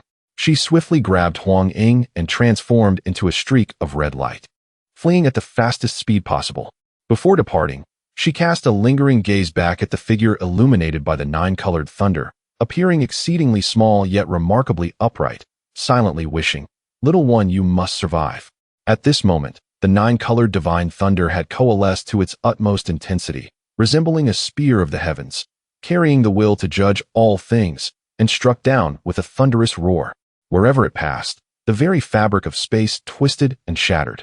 In the face of this annihilating calamity that could terrify even the mightiest of the ascendant realm, Li Chongqing stood resolutely. He did not even assume a defensive posture. Instead, he slowly raised his head. Within his profound eyes, the phantom of the reincarnation eye fully manifested. Chaos light flowed around him, as if containing the supreme power to create worlds and establish laws. He gazed at the world-destroying 9-colored divine thunder, his expression tranquil and unperturbed. Then, he calmly uttered a single word. The voice was soft but seemed to embody the highest principles and will, resonating clearly throughout the heavens and earth, even overpowering the rumbling thunder. Roll. As the word was spoken, the law followed. That overwhelmingly authoritative will transcended the might of the heavens. Accompanied by the silent expansion of the power of the reincarnation eye, it surged forth like an invisible tidal wave, crashing into the 9-colored divine thunder. An incredible scene unfolded. The 9-colored divine thunder, which could annihilate an entire region, suddenly came to a halt as it encountered this will, as if it had met its nemesis. The destructive will encapsulated within the thunder suddenly dissipated. In the wake of this, under the astonished gazes of all present, the resplendent celestial might, the terrifying and unparalleled 9-colored divine thunder, indeed retreated with a frantic swiftness back into the calamity-laden clouds, even faster than its arrival. The tumultuous clouds of tribulation receded like a tide, vanishing without a trace within mere moments. The sky returned to a state of clarity, as if the cataclysmic spectacle that had just unfolded was but a fleeting illusion. The entire realm fell into an eerie silence. Far away at Qingyunzong, Li Feiyu, Lung Qingyue, and all disciples and elders who beheld this astonishing scene stood frozen in place, mouths agape and eyes wide, as if they were bronze bells. Is this all there is? That legendary nine-colored divine thunder, merely frightened away by a single word from Li Changqing? At this moment, the worldview of every onlooker was irrevocably shattered. The nine-colored divine thunder? Is this truly it? Chapter 71. What? Allowing Nanguan to become a concubine? As the tribulation dissipated, tranquility returned to the realm. Li Changqing closed his eyes, feeling the boundless and overwhelming power surging within him. Within his dantian, the once chaotic golden core had vanished. In its place was a nebulous and enigmatic space resembling a miniature world, a wondrous divine palace. This signified the first realm of the divine palace state. In less than half a month, he had transformed from an ordinary mortal incapable of cultivation to a formidable presence in the divine palace state. Such a pace of advancement, not only in Fengtian City but across the entire Tianchuan continent, was unparalleled. It was a feat that had never been achieved before and would be hard to replicate in the future. At that moment, several piercing sounds echoed through the air. Li Feiyu, Ling Qingyue, and the recently rescued Hong Jie appeared before Li Changqing almost simultaneously. The trio gazed at Li Changqing, who had firmly established himself in the divine palace state, their faces reflecting a shock akin to that of witnessing a prehistorical beast. For a time, they found themselves at a loss for words, unsure of how to commence the conversation. That was the nine-colored divine thunder, the highest judgment bestowed by the heavenly Tao. Yet, what was the outcome? This boy had merely frightened it away with a glance and a word. This utterly overturned their understanding of cultivation and the heavenly Tao. Had they not witnessed it with their own eyes, they would never have believed such an absurd occurrence could transpire. Lung Qingyue stared unblinkingly at Li Changqing, feeling the immensely dense aura emanating from him, far surpassing that of an ordinary cultivator in the divine palace state. Her heart surged with complex emotions, shock, gratification, confusion, and an indescribable sense of unfamiliarity. This disciple seemed to have eluded her true comprehension. Noticing the astonished gazes directed at him, Li Changqing maintained his composure, showing no signs of surprise. He adjusted his robe with poise and bowed respectfully to Li Feiyu and Ling Qingyue, saying, "Disciple Li Changqing pays his respects to the ancestor and the master." Only then did the two gradually regain their senses. Although the specifics of his breakthrough were unfathomable, Li Changqing's success in reaching the divine palace state was undoubtedly a monumental event for Qingyunzong. Li Feiyu took a deep breath to suppress the tumultuous waves within his heart, revealing a smile of immense satisfaction as he stroked his beard, exclaiming, "Excellent! Excellent! Changqing, your breakthrough has summoned the ancient thunder tribulation and you have succeeded in transcending it in such a remarkable manner, truly elevating the unparalleled reputation of our Qingyunzong." His gaze fixed intently upon Li Changqing, he pledged, "Speak. With such a great accomplishment, what reward do you desire? As long as I can fulfill it, I shall spare no effort to grant your wish." Upon hearing this, the onlookers were taken aback. To receive a personal promise from a transcendent master, allowing a request within his capabilities, was an enormous opportunity. It was enough to drive any cultivator to madness. However, Li Changqing, upon hearing these words, merely shook his head gently. With a calm tone, he declined, "Thank you for your generosity, ancestor, but at present, I do not have any particular desires." The crowd was momentarily stunned, expressions of bewilderment appearing on their faces. He declined? He dismissed the promise of a transcendent master so casually? What could possibly be on Li Changqing's mind? Li Feiyu, upon being declined, did not exhibit anger. Instead, a glimmer of contemplation flickered in his eyes. Having lived for several centuries, he was astute and had observed Li Changqing closely over the past few days. He had indeed discerned a peculiar truth. This young man seemed genuinely untroubled by material needs. Achieving the divine palace state in such a short span could not solely be attributed to cultivation resources. There must be extraordinary secrets and opportunities at play. Moreover, he had heard Ling Qingyue mention vaguely that the technique this boy practiced was quite unique. It seemed to have similarities with the dual cultivation methods of the Hahuan zone. Additionally, he had noticed that Li Changqing was always surrounded by stunning women, from Chu Ling to the present companions Hong Jie and Huangying. Li Feiyu's gaze inadvertently swept over Hong Jie and Huangying, and with a subtle shift in his thoughts, he keenly sensed the slight variations in their auras. Particularly, the faintness of their yuan-yin energy, and the unique charm of having recently lost their maidenhood. An almost absurd yet seemingly plausible hypothesis began to take shape in his mind. Could it be that the true resource this young man required, or the shortcut to rapid advancement, was not ordinary heavenly materials or skill manuals, but rather exceptionally talented and beautiful women? Li Feiyu's mind raced. If his conjecture were true, everything would become simpler.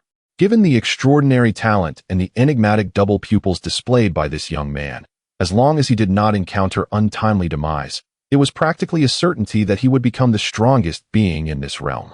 If he could secure this future dragon, forging a deeper and more intimate bond with him, then the future of Qingyunzong would not merely be about dominating Fengtian City. Standing at the pinnacle of the entire Tianchuan continent would not be a mere fantasy. He did not seek for Li Changqing to directly make every disciple of Qingyunzong an emperor. However, as long as he remembered this bond, a slight favor in the future would be sufficient to ensure the lasting legacy of Qingyunzong. With these thoughts in mind, a plan swiftly took shape. He discreetly transmitted a message to Leng Qingyue, who was puzzled by Li Changqing's rejection of the ancestor's promise, and upon receiving the message, she immediately gathered her focus and respectfully replied, "Ancestor, please speak." Li Feiyu's voice carried a tone of seriousness and gentle persuasion. For the eternal foundation of Qingyunzong and the future brilliance of our sect, I have a matter that requires your assistance, or rather, a request. Leng Qingyu's heart trembled. For the ancestor to use the term request indicated that this matter was undoubtedly significant. She immediately expressed her willingness. "Ancestor, you honor me. Since it concerns Qingyunzong, I am obliged to comply. Please, let me know what you require." Li Feiyu pondered briefly, appearing to weigh his words carefully. Ultimately, he slowly articulated the astonishing idea, "I wish, for your eldest disciple, Nangawan, to become a companion to Changqing, or rather, for her to become his concubine. What do you think?" What? Even with the serene disposition cultivated over centuries of solitary cultivation, upon hearing this request, her delicate form quivered violently, and her beautiful eyes widened in astonishment. Her face was etched with shock and confusion, nearly escaping a gasp of disbelief. How could Nangong Wan, her most esteemed and cherished disciple, regarded as the future pillar of the sect, be asked to become a concubine to Li Changqing? This was simply unfathomable. Chapter 72, a fortuitous opportunity not to be missed, master. Absolutely not. Leng Qingyue instinctively transmitted her thoughts in protest, her voice tinged with a hint of excitement she herself was unaware of. Setting aside my own willingness, this matter ultimately requires the approval of Wanner herself. Furthermore, the cultivation method Wanner practices is derived from the same source as mine, both stemming from the Taishang Wanqing Lu, following the path of supreme emotional detachment. If she were to submit to another as a concubine, how would that differ from personally destroying her path? A wave of sorrow and helplessness surged within Leng Qingyue. She had already vaguely discerned the deeper intentions behind her master's actions. It was a desperate attempt to secure Li Changqing, the destined child endowed with unparalleled talents, firmly within the chariot of Qingyun sect, even at the cost of sacrificing the future of another extraordinary talent within the sect. Noticing Leng Qingyue's clear resistance, Li Feiyu sighed softly. He understood that without employing certain measures, persuading this cold and obstinate sect leader would prove difficult. Maintaining his tone, he subtly infused it with a touch of the master's authority and pressure. "Xiao Qingyue," he said in a slow, deliberate manner, "Nangong Wan is indeed a rare talent in our Qingyun sect, one not seen in a century. Yet, Li Changqing possesses an unparalleled destiny. You should discern the gravity of the situation." He paused momentarily before continuing in an unassailable tone. "Moreover, should Wanner become Changqing's partner, even if as a minor concubine, it may not necessarily spell disaster for her. To forge a bond with such a fated child and share in his supreme fortune could very well be her grand fortune. This is not only her honor, but also a blessing for our entire Qingyun sect." Li Feiyu's gaze turned profound and piercing, as if it could penetrate the depths of Leng Qingyue's heart. As the leader of a sect, you bear the weight of its rise and fall. You must understand that sometimes, for the eternal foundation of the sect, personal feelings and paths may require some necessary sacrifices. I hope you understand. My decision is not devoid of affection for Wanner. Rather, it is a heartfelt consideration for the future of the sect. These words struck Leng Qingyue like a heavy hammer, each syllable resonating within her heart. Especially the last statement regarding the rise and fall of the sect and the necessity of sacrifices made her body tremble slightly, her complexion paling. She understood that her master had made up his mind. In light of the sect's collective interests, individual wishes, even those of the sect leader's prized disciple, seemed trivial. The myriad of arguments and unwillingness ultimately coalesced into a sigh, filled with resignation and compromise. I understand. Lung Qingyue's voice bore a barely perceptible rasp and weariness. As for Wanner, I shall speak with her. Upon hearing Lung Qingyue finally relent, a satisfied smile appeared on Li Feiyu's face as he stroked his beard and nodded. Excellent. He then composed himself and turned his gaze toward Li Changqing, donning a warm smile as he spoke. Changqing. Li Changqing raised his head at the opportune moment, displaying an expression of just the right amount of curiosity. What commands does the master have? Li Feiyu chuckled, his tone carrying an air of announcing momentous news. I observe that you are a prodigious talent, blessed with great fortune. Yet the path of cultivation is long and arduous. If you could have a like-minded companion of exceptional talent by your side to support one another, it would undoubtedly facilitate your journey. He paused slightly, glancing at the complex expression on Lung Qingyue's face, and continued. After discussions with Qingyue, we believe that our sect's disciple, Nangong Wan, is a perfect match for you in terms of talent, beauty, and character.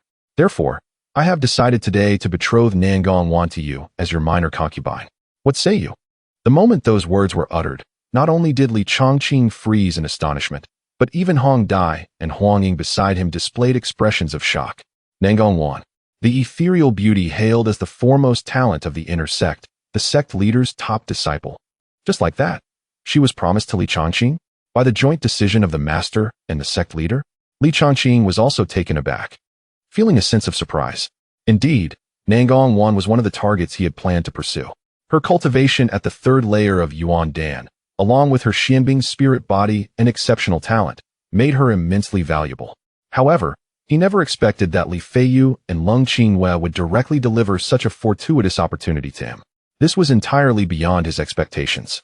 Nevertheless, he welcomed this unexpected turn of events, saving him considerable effort. Inwardly, Li Changqing rejoiced but outwardly feigned a slightly troubled yet respectful demeanor, slightly bowing as he replied, Since this is a decision made by the master and my esteemed teacher, I cannot refuse such a gracious offer. Then, I shall accept. Indeed, observing that Li Changqing did not refuse, nor did he exhibit any signs of resistance, Li Feiyu's final doubts dissipated. In its stead arose a sense of clarity and a tinge of secret excitement. He needed more women of exceptional talent. It seemed that the master must invest more effort in finding suitable candidates for him. A grand plan to procure the most exquisite and talented female cultivators for Li Changqing began to take shape in Li Feiyu's mind. His smile widened as he chuckled. It is good that you agree. I believe Wanner will surely be pleased as well. Though he felt a twinge of guilt for his own words, pleasantries must be observed. Now, with this matter settled, I will take my leave with Qingyue to discuss the specifics regarding you and Wanner. Farewell for now. Having said this, Li Feiyu exchanged a glance with the complexly expressioned, perpetually silent Lung Qingyue, and in a flash, the two figures vanished from sight. Once the two prominent figures departed, Li Changqing no longer lingered in the area. He turned to Huang Ying, who still appeared somewhat dazed, and resumed his usual calm demeanor. Come, let us head to the scripture pavilion to retrieve the method for breaking through to Yuan Dan. At his words, Huang Ying quickly collected herself and respectfully responded, Yes, thank you, Holy Son. The group soon arrived at the sect's significant location, the scripture pavilion. The elder guarding the pavilion had long received word of the Holy Son's arrival. Upon spotting Li Changqing from afar, he rushed forward with a face beaming with joy, as if he had seen a long-lost parent. The attitude was so respectful that it bordered on obsequiousness. The arrival of the Holy Son was indeed deserving of a grand welcome. Uncertain of the Holy Son's needs regarding martial arts, the elder vowed to exhaust all efforts to procure them. Li Changqing nodded slightly and directly stated his intentions. I would trouble the elder to retrieve the local low-grade martial art, Changchun Gong. Changchun Gong? Excellent. Please wait a moment. Holy Son, I shall fetch it immediately. The elder, not daring to exhibit the slightest negligence, promptly turned and entered the pavilion. In but a brief moment, he emerged, hands cradling a jade tablet emanating a gentle azure glow, which he respectfully presented to Li Chongqing. Holy Son, this is the inheritance jade tablet of Changchun Gong. Without even glancing at it, Li Chongqing accepted the tablet and promptly handed it over to the eagerly awaiting Huangying. With trembling hands, Huangying received the tablet, feeling the exquisite wood-based Taoist essence contained within, nearly brought to tears by her overwhelming excitement. This was precisely the martial art she had longed for, one capable of helping her break through her barriers. After a moment's contemplation, Li Chongqing retrieved several bottles of high-quality elixirs from his storage ring, beneficial for solidifying one's foundation and surmounting obstacles, and placed them into Huangying's hands.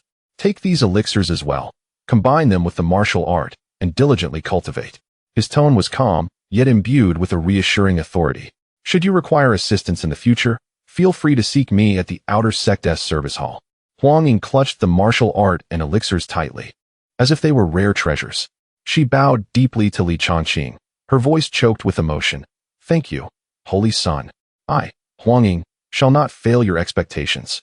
Li Chongqing waved his hand, uttering no more words, and turned to head toward the Outer Sect's service hall.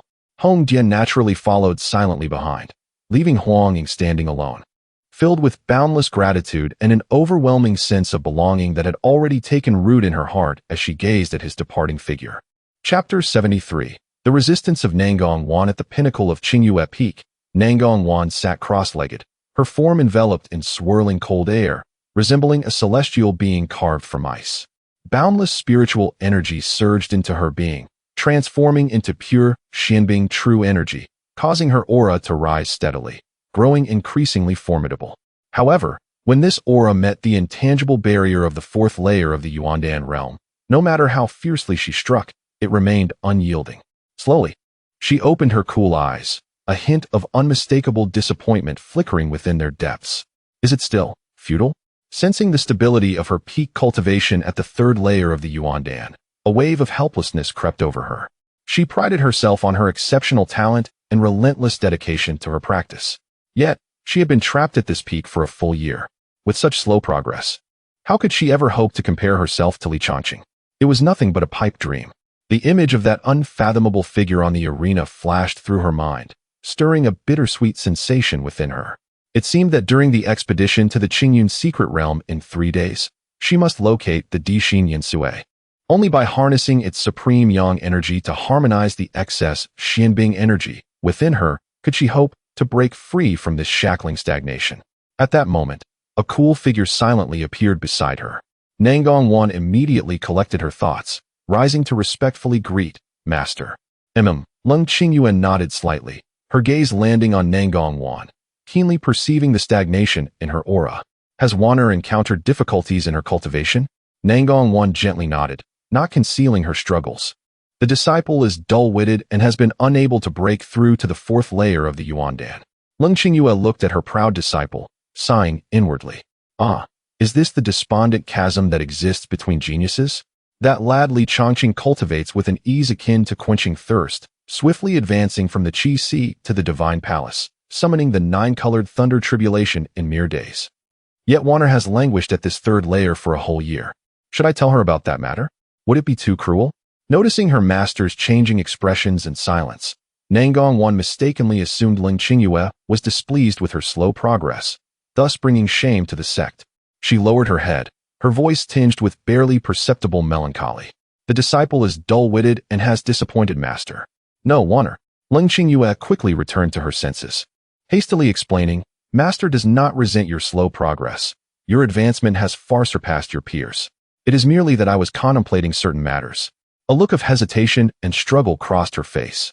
Nangong Wan lifted her cool gaze, regarding her master with curiosity. If Master has concerns, please do not hesitate to share. Lung Qingyue took a deep breath, knowing that the truth could no longer be concealed.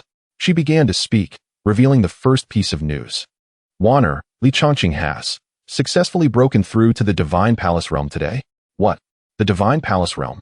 Upon hearing this news, her delicate body trembled violently, her beautiful eyes filled with disbelief. How could this be? Just a few days ago, during the Intersect tournament, he was still at the third layer of the Yuandan. How much time has passed? The Divine Palace realm. The vast disparity in strength rendered her previous thoughts of viewing Li Chongqing as a rival utterly ludicrous. A profound sense of helplessness and despair washed over her like icy water. Seeing her disciple in such a disheveled state, Ling Qingyue felt a pang of compassion. Yet, having begun, she could not relent. Shaking her head, she sighed. Ah, Wan, this matter is indisputable. Moreover, he has summoned the legendary nine-colored divine thunder. Nangong Wan's pupils constricted once more. The nine-colored divine thunder. That was merely a legend recorded in ancient texts. Ling Qingyue averted her gaze, seemingly unable to witness her disciple's forthcoming reaction, and steeled her heart to utter the final decision. I have one more matter to inform you. Upon learning of Li Changqing's breakthrough to the divine palace realm, the ancestor, for the future consideration of our sect, has decided to bind this rare talent to our Qingyun sect, to ensure our sect's eternal prosperity. She paused, every word carrying the weight of 1,000 burdens. The ancestor has decided to betroth you to the holy son, Changqing. Nangong Wan abruptly lifted her head, her eyes flashing with astonishment, as if still struggling to comprehend the meaning of those words. Ling Qingyue shut her eyes, finally uttering the last two words in a voice so low it was almost inaudible. As a concubine. As a concubine? Nangong Wan repeated those two words, seemingly unable to grasp their significance. After a moment of stunned silence, boundless shock, humiliation, rage, and an icy coldness of utter betrayal erupted within her heart like a volcano. For her, Nangong Wan, the proud disciple of the Qingyun sect's leader, the foremost genius of the inner sect, to become Li Changqing's concubine? By what right? Nangong Wan shot up, her previously cool visage now flushed with intense anger and humiliation. Her enchanting eyes burned with fierce flames, her voice infused with unprecedented fervor and questioning, interrupting Ling Qingyue's words. Master, on what grounds does the ancestor make such a decision? Why must I, Nangong Wan, become a concubine for him, Li Changqing? Taking a step forward, she fixed her gaze upon Ling Qingyue's eyes, her voice trembling yet imbued with undeniable defiance. I, Nangong Wan, have devoted myself to the path for over 20 years, diligently persevering without a single day of slack. Am I to be demeaned simply because Li Changqing possesses dual pupils and is of supreme talent? Must I, Nangong Wan, belittle myself, submit as a concubine, and allow him to dictate my life, thereby forsaking my path of Taishang Wanqing? Her voice crescendoed with indignation, a mournful accusation echoing forth. Yes, Li Changqing is exceptionally gifted, advancing with remarkable speed, and I, Nangong Wan, feel inadequate. But I have my own path. Taishang Wanqing is not about being heartless. Rather, it transcends mundane affections, pursuing the supreme principles of heaven and earth, the ultimate path of cosmic origins. To be a concubine, to have one's mind and body tethered to one individual, subjecting one's joys and sorrows to him. How can one speak of forgetting emotions? How can one transcend? How can one pursue that exalted path? By the end of her outburst, tears glistened in her eyes, cascading down from those beautiful yet despondent orbs. Master, please tell me, how is this any different from shattering my foundational path and severing my future? As she gazed upon her disciple, whose emotions had spiraled into chaos, Ling Qingyue felt as though her heart were being mercilessly twisted. Nangong Wan was nurtured under her guidance, transforming from a naive girl into the unparalleled first among the inner disciples. To regard her as one's own flesh and blood would not be an exaggeration. In this moment, witnessing her profound suffering, how could Ling Qingyue herself feel at ease? Yet, she could not afford to show weakness. As the sect leader, she must prioritize the future of Qingyun Zone, setting aside personal sentiments. This resolute disposition is precisely what enabled her to ascend to the position of sect leader. Chapter 74. I promise you, from this moment on, our master-disciple bond shall be severed. She suppressed the aching sorrow within her heart and took a step forward, wishing to wipe away the tears from Nangong Wan's face, only to have the latter stubbornly evade her touch. Ling Qingyue's hand froze in midair, her heart filled with bitterness. She inhaled deeply, striving to adopt a tone of utmost tranquility as she implored, Wan, I understand the grievances and concerns that weigh heavily on your heart. However, if you were to accept this matter and unite with Changqing as your Dao partner, given his current potential and the immeasurable achievements that lie ahead, it may not be entirely detrimental to you. Sharing in his unparalleled fortune could perhaps serve as a fortuitous opportunity for your future path in the Dao. Fortuitous opportunity? Nangongwan seemed to have heard the most ludicrous jest in the world. With tear-filled eyes, she gazed upon her most esteemed master, her voice filled with desolation. "Master, must you also sacrifice me for the so-called future of the sect?" This question pierced Ling Qingyue's heart like a dagger, causing her to sway slightly, nearly losing her balance. Observing the despair and questioning in Nangongwan's gaze, and listening to her heart-wrenching words, Ling Qingyue realized that further persuasion was futile. Her disciple possessed a character that was gentle on the surface, yet resolute within. Though she appeared aloof, her heart harbored deep convictions. Once she had made up her mind, no one could alter it, and she would rather perish than yield to what she despised. Thus, the last vestige of warmth and reluctance on Ling Qingyue's face vanished entirely, replaced by an unyielding coldness and determination. She gradually lowered her hand, her voice transforming into a chilling tone, devoid of any emotion. "Wanner, at this juncture, further words are of no avail. This matter has been jointly decided with the ancestor, and there is no room for alteration." She fixed her gaze steadily on Nangongwan, declaring her final decision. 3 days hence, prior to the opening of the Qingyan secret realm, I shall announce your union with Chongqing to the entire sect and hold the ceremony of witness. If you still acknowledge me as your master." Ling Qingyue paused momentarily, her tone imbued with a near-cruel calmness. "I hope you will be present on time." With that, before Nangongwan could respond, Ling Qingyue raised her delicate hand, and a transparent barrier exuding an icy chill was swiftly formed around her. It enveloped Nangongwan and the surrounding space entirely, imprisoning her within. This barrier was not intended to harm her, it merely restricted her movements, ensuring she could not leave Qingyue Peak or take any unexpected actions before the 3 days elapsed. After accomplishing this, Ling Qingyue cast one last deep glance at her standing disciple within the barrier. With a heavy heart, she vanished from the summit of Qingyue Peak. At the cliff's edge, the biting wind howled, leaving only Nangongwan confined within the barrier. She stood there like a lifeless jade statue, her face reflecting utter desolation and boundless despair. Silent tears cascaded down her cheeks, falling upon the cold rocks, where they instantly froze. It dawned on her that, in the face of the sect's interests, her 2 decades of diligent cultivation, her steadfast heart in the Tao, and all her pride and dignity were rendered utterly insignificant, easily sacrificed and trampled upon. Even her most revered and relied upon master ultimately chose to stand against her, using their bond as leverage to compel her compliance. Time slipped by in an indeterminate haze. Suddenly, Nangongwan let out a sorrowful laugh. Her laughter echoed from low to high across the desolate cliff, imbued with endless melancholy and self-mockery. "Ha ha ha ha ha. Good, good, good." She repeated the word thrice, her laughter abruptly ceasing. Lifting her tear-stained gaze towards the direction in which Ling Qingyue had vanished, her voice, though hoarse, carried a resolute finality. "I shall comply with your wish. In return for your teachings and care over the years." Each word was articulated with painstaking effort, as if she was draining her very essence. "From this day forth, our master-disciple relationship shall be severed entirely." As her words fell, she felt as though all her strength had been drained, slowly sinking to the ground. She buried her face deep within her knees, her shoulders trembling violently, yet no sound escaped her lips. Only the silent grief flowed within the icy barrier, a quiet lament. Upon leaving Qingyue Peak, Ling Qingyue did not return directly to the main hall, instead descending to the cold foot of the mountain. With no one around, the facade of authority and coldness she had maintained crumbled in an instant. Turning her back to the peak, her delicate figure trembled slightly. A single crystalline tear, ultimately beyond her control, slipped from the corner of her eye.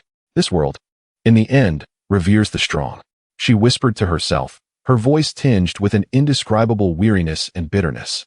"Everything speaks through strength." If she had possessed the absolute power to safeguard her disciple, what need would there have been for such strife? Alas, she was ultimately not strong enough. A weary sigh echoed from behind her, and Li Feiyue's figure appeared silently. He regarded Ling Qingyue's somewhat lonely silhouette, a flicker of guilt crossing his eyes. "Little Qingyue, you have truly suffered."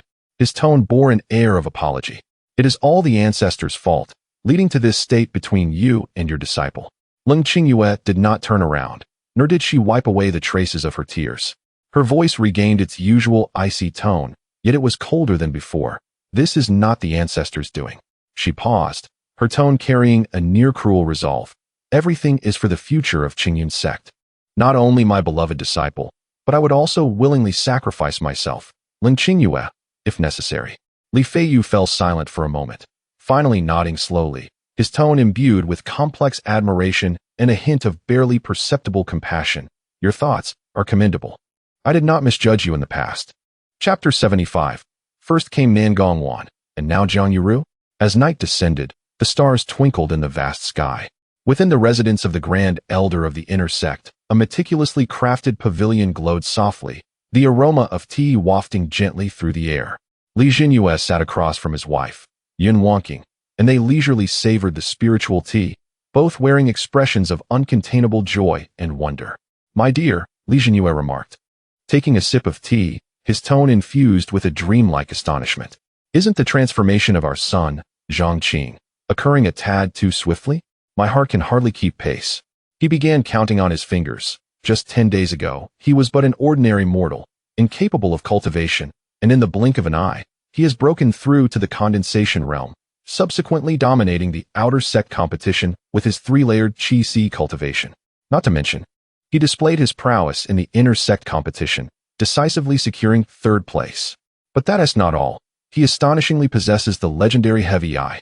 He has been personally accepted as the 2nd disciple by the sect master. As he spoke, his excitement mounted, his voice rising involuntarily. And then, the ancestor has emerged. He has personally designated our son as the holy son of the sect. This is an immense honor, is it not? And today? Yes, today. He has actually broken through to the Divine Palace realm. The Divine Palace realm, my dear. Li Jinyue set down his teacup, rubbing his temples, a peculiar and incredulous expression etched upon his face. All these signs indicate that our son possesses extraordinary talents. It leads me to question. He lowered his voice and leaned closer to Yun Wangqing, a hint of mystery in his tone. Do you think Zhang Qing is no longer the son we once knew? Could he be the reincarnation of an ancient emperor, or has some old monster seized his body, leaving us with, well, the less accomplished version of our son? Bah! Yun Wangqing retorted, glaring at him with wide eyes. What kind of father are you? How dare you curse your own son? Our son, Zhang Qing, has achieved his current success through his profound fortunes and immense opportunities. If you continue to spout nonsense, beware that I might just smash your eggs. Li Jinyue, startled, instinctively clamped his legs together and quickly donned a sheepish smile. My dear, please do not be angry. I was merely jesting to lighten the mood. Do not take it to heart. Humph. Yun Wangqing shot him a disdainful glance, but eventually relented. Li Jinyue chuckled awkwardly, suddenly recalling something, and shifted the topic. By the way, my dear, in a month's time, it will be your birthday. Have you decided on what gift you would like? Speak up, and I shall arrange it for you. Yun Wangqing's expression softened at this, and she huffed lightly. Humph, it's rare for you, a rough man, to remember my birthday. She picked up her teacup, gently blowing on it, and said leisurely, as for gifts, I do not require anything extravagant. She then shifted her tone, a glimmer of shrewdness and anticipation in her eyes. Our son is no longer a child. His cultivation has reached the Divine Palace realm, marking him as a leader among the younger generation. It is high time to seek a suitable partner for him, don't you think? Li Jinyue's eyes brightened, and he nodded vigorously. Indeed, you speak the truth. With our son's supreme talents, it is a certainty that he will become a ruler in the future. The choice of a partner must not be taken lightly. It must be someone extraordinary, worthy of him in talent, beauty, and disposition. Yun Wangqing nodded in satisfaction, setting down her teacup. As for the candidate, I have had someone in mind for quite some time. Oh, who might that be? Li Jinyue inquired curiously. Yun Wangqing slightly parted her red lips and uttered 2 words. Yuru. Yuru? Li Jinyue was momentarily taken aback, then suddenly slapped his thigh. Zhang Yuru. Of course. How did I not think of that? He exclaimed with excitement. That girl has grown up under our watch, blessed with intelligence and exceptional roots. In terms of talent, she is hardly inferior to Nangongwan. It is a pity that Nangongwan practices the emotionless path. Her icy demeanor makes her unsuitable for our son. Otherwise, she would certainly be a contender. Indeed, Yun Wangqing agreed with a slight nod, but then pondered. However, while Yuru is indeed outstanding, being a top talent of Qingyun's sect, compared to the true prodigies of the central continent, she may still fall short. Her eyes flickered with deliberation and resolution as she turned to Li Jinyue and expressed her final thought. I propose that Yuru becomes Zhang Qing's concubine. What do you think? Li Jinyue stroked his chin, contemplating for a moment. Zhang Yuru was indeed someone he and his wife had watched grow, possessing both talent and a commendable character. For her to be their son's partner would be fitting from both emotional and practical perspectives. Thus, he eventually nodded. That girl, Yuru, deserves to be with our boy. I will find a suitable time to discuss this with her and her father. Very well, Yun Wangqing replied with satisfaction, a smile gracing her face as she began to contemplate how to arrange this joyous occasion. At that moment, a clear and authoritative voice resonated throughout the estate, reaching the ears of the two within the pavilion. By the decree of the sect master, after discussions with the ancestor, it is decided that my direct disciple, Nangong Wan, shall be betrothed to the holy son, Li Zhangqing, as his partner. The ceremony will take place 3 days from now, prior to the opening of the Qingyan secret realm, in the presence of the entire sect. Thus decreed. The voice echoed with undeniable authority. Li Jinyue and Yun Wangqing froze, their hands holding teacups suddenly stiffening, their expressions transforming into a mask of shock. They exchanged glances, each reflecting profound confusion and disbelief. What is happening? Li Jinyue rubbed his eyes vigorously and then pinched his ears. My dear, did I mishear? The sect master intends to wed her direct disciple, the former top talent of the inner sect, Nangong Wan, to our Zhangqing? Or, as a concubine? Indeed. Yun Wangqing was equally astounded, murmuring, this is unmistakably the aura of the sect master and the sect master's decree. It cannot be false. The two exchanged another glance, both perceiving a deep sense of bewilderment and incomprehension in each other's eyes. This unexpected surprise had arrived too suddenly, too peculiarly, hadn't it? 3 days hence, Qingyun Zone, Central Square. At this moment, the square was teeming with people, a cacophony of voices filling the air. Almost all disciples from both the inner and outer sects, who were not engaged in urgent tasks, had gathered here. At the forefront of the square, 20 figures stood in perfect formation, their presence exuding a profound aura. These were the top 10 disciples from both the inner and outer sects who had qualified for entry into the Qingyan secret realm. Upon the platform, the esteemed inner sect elders were seated in a row, their energies deep and unfathomable. In the very center stood the sect leader, Lung Qingyue, alongside the venerable ancestor, Li Feiyu, surveying the crowd below. The disciples beneath the platform were abuzz with discussion, their excitement palpable. Indeed, the scale of this event was unprecedented. Historically, the opening of the secret realm had only witnessed a few elders presiding over the proceedings. This time, even the sect leader and the venerable ancestor had taken the stage personally. In my view, the reason for such grandeur is entirely due to the emergence of the holy son, Changqing. His rise has prompted the sect to place unparalleled importance on this expedition into the secret realm. Unquestionably, everyone nodded in agreement, their gazes filled with envy as they fell upon the tall figure at the forefront of the group. On the platform, Li Feiyu maintained an outwardly calm demeanor, yet discreetly transmitted his concerns to Lung Qingyue. His tone tinged with an imperceptible urgency. Xiao Qingyue, what is happening? The hour is drawing near, yet the girl remains absent. A hint of anxiety flickered across Lung Qingyue's expression as she forced herself to respond with calmness. Let us wait a little longer, ancestor. Wanner, perhaps. Just as her words trailed off, a breathtaking figure emerged, as if stepping out from a painting. She appeared silently at the forefront of the 20 disciples. Today, she was strikingly different. She had shed her signature icy white attire in favor of a form-fitting crimson gown that flowed to the ground, reminiscent of a blooming fiery red lotus. Her cascading dark hair was left unbound, cascading gracefully over her shoulders, enhancing her already stunning beauty, and infusing her presence with a captivating brilliance that was both enchanting and hauntingly beautiful. Her arrival instantly captivated the attention of the entire assembly. Wow, so beautiful. Is that Senior Sister Nangong? She looks absolutely stunning today. Countless gasps of awe and admiration echoed through the crowd. All the disciples were spellbound, their gazes fixed upon this magnificent figure in red, nearly forgetting to breathe. She had arrived, adorned in crimson, carrying within her a heart that remained a mystery, long since encased in ice. Chapter 76. The Qingyun Secret Realm. Even for someone as accustomed to exquisite beauty as Li Changqing, the sight of Nangong Wan today was undeniably breathtaking. Clad in fiery red, her dark hair cascaded like a waterfall, accentuating a beauty that starkly contrasted her previously cool demeanor. However, his keen perception revealed that beneath this stunning facade, something was amiss with Nangong.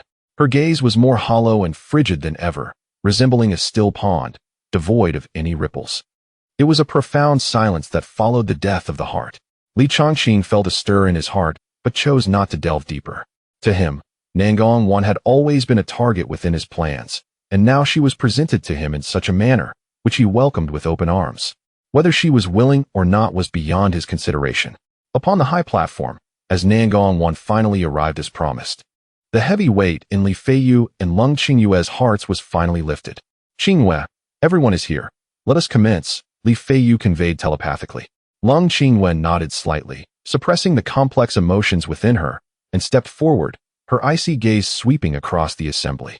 The previously boisterous square instantly fell silent, and all present held their breath, awaiting the pronouncement from their sect leader. Today marked the opening of the Qingyun secret realm.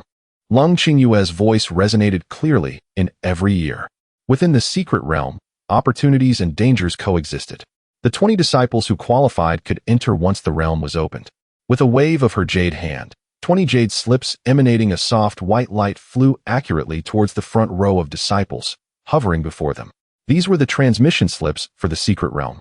The duration of the realm's opening was 7 days. After this period, regardless of their location within, they could shatter the slip to be teleported out.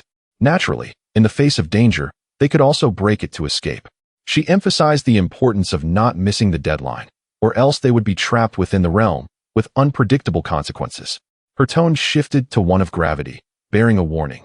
Moreover, I must remind you all that the Qingyun secret realm is not solely the domain of our Qingyun sect. The major factions from Fengtian City and surrounding areas will also dispatch their elite disciples to enter. Competition within the realm is inevitable, and the dangers are extraordinary. I hope our sect's disciples can look out for one another, supporting their comrades to navigate through challenges. Her gaze fell upon Li Changqing, imbued with trust and expectation. All actions must heed the commands of Saint Sun Changqing. There must be no errors. In unison, the disciples responded, "We shall faithfully obey the sect leader's command." Upon concluding the matters concerning the secret realm, Lung Qingyue paused slightly, sensing a subtle shift in the atmosphere of the square. Everyone understood that the sect leader seemed to have more to say. Taking a deep breath, she recognized that the pivotal moment had arrived. Her eyes swept across the red-clad figure below, then turned to the composed Li Changqing beside her. Finally, she spoke slowly, her voice carrying an undeniable resolution that reverberated throughout the assembly. "Additionally, seizing this opportunity, I have one more matter to announce to the entire sect." A palpable tension filled the air, as everyone sensed that something significant was about to unfold. After discussions with the ancestor, it has been decided. Her voice rose slightly, each word striking like a hammer upon the hearts of those present. "I shall betroth my personally taught disciple." Nangong countless gazes instantly focused on the resplendent figure in red. "To Saint Sun Li Changqing, as a concubine." As her words faded, the entire Qingyun sect square plunged into a deathly silence. The sound of a pin dropping could be heard. Whether among the elders on the platform or the thousands of disciples below, everyone stood frozen, as if struck by lightning, their faces etched with shock and disbelief. Nangong, the previously unrivaled prodigy of the inner sect, the sect leader's personally taught disciple, the ethereal goddess revered by countless disciples, had been betrothed to Saint Sun Li Changqing. And it seemed, by this implication, as a concubine? The meaning was abundantly clear. This news was even more shocking than Li Changqing breaking through to the divine palace realm, leaving them feeling astounded and absurd. Following the brief silence was a tumultuous uproar, akin to a volcanic eruption. "No, my senior sister Nangong, my goddess, sect leader, how could you?" In an instant, the square was filled with the heart-wrenching wails of countless male disciples. In their hearts, Nangong was an untouchable, pure moonlight. Now, this moonlight was to fall into another's embrace in such a manner. How could they accept it? Yet, a portion of the disciples, after their initial shock, quickly regained their composure and whispered among themselves.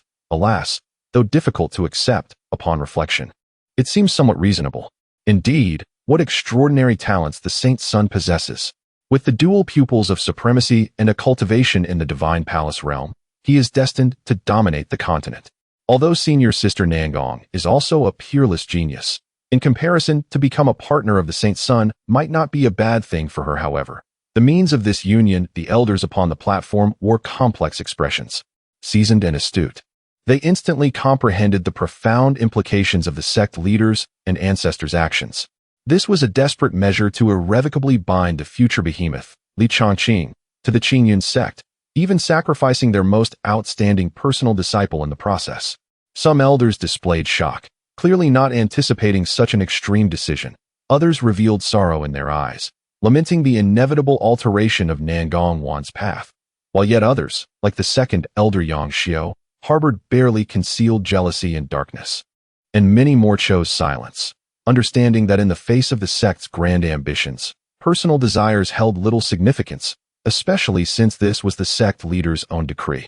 Below, the crowd's emotions were a tapestry of shock, confusion, envy, and jealousy interwoven. Even Li Changqing himself raised an eyebrow, caught off guard. He had anticipated that Li Feiyu and Leng Qingyue would facilitate this matter, but had not expected them to announce it so publicly before the opening of the secret realm.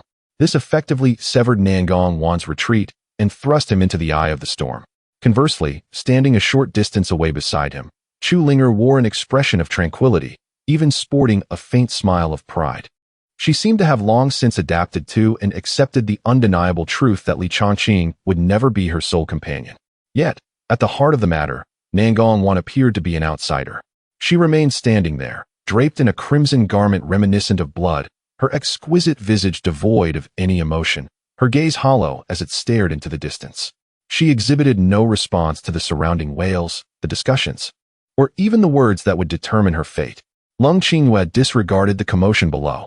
Struggling to avert her eyes from the heart-wrenching sight of Nangongwan, she continued in a frigid tone, stating that since the entire sect was a witness, the matter was thus settled. Upon returning from the secret realm, the ceremony would be conducted. This so-called witness ritual was astonishingly simplistic and brutal, lacking any inquiry into the wishes of the parties involved, sealing the decision with finality. Suddenly, Leng Qingyue's voice rose sharply, imbued with an undeniable authority, as she commanded the opening of the secret realm. She and Li Feiyu simultaneously unleashed their formidable spiritual energy into the ancient array meticulously arranged in the center of the plaza. The array resonated, erupting in resplendent brilliance. A massive spatial vortex slowly took form above the plaza, exuding an aura that was both vast and ancient. The Qingyun secret realm is now open. All disciples, enter in order. The elder overseeing the proceedings bellowed. The qualified disciples suppressed their myriad emotions, transforming into streaks of light as they surged toward the spatial vortex. Li Changqing cast a deep glance at the solitary figure in red beside him, a knowing smile gracing his lips. Without further hesitation, he moved swiftly, being the first to plunge into the entrance of the secret realm. Chu Linger followed closely behind. Nangongwan lingered for a moment, standing still amidst countless gazes. Ultimately, she took a resolute step forward, decisively entering the vortex. The contest within the secret realm had officially commenced, and a drama of conquest and downfall would quietly unfold in that unknown world. Chapter 77. Nangongwan is injured. Danger. After a powerful wave of dizziness, Li Changqing abruptly opened his eyes. Before him lay an entirely unfamiliar environment, with towering ancient trees standing tall and lush foliage surrounding him. The silence was palpable, interrupted only by the occasional distant chirp of unknown insects, adding an air of eeriness to the scene. What troubled Li Changqing even more was the realization that he was utterly alone. Chu Linger, Nangongwan, and the other disciples of Qingyun sect had vanished without a trace. Seriously? Li Changqing couldn't help but complain. There was no mention of this teleportation being random before their departure. The management of this secret realm was decidedly unprofessional. However, after his moment of frustration, he quickly regained his composure.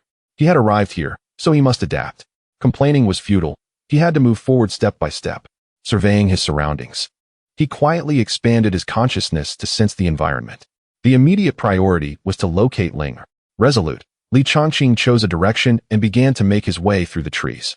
After approximately the time it takes to burn a stick of incense, he felt a faint shift in the air. His senses detected the sound of energy clashing and the roars of a fierce beast not far ahead. Something was happening. Li Changqing's heart raced as he stilled his breath and stealthily approached the source of the commotion. Pushing through the thick underbrush, he emerged into a clearing.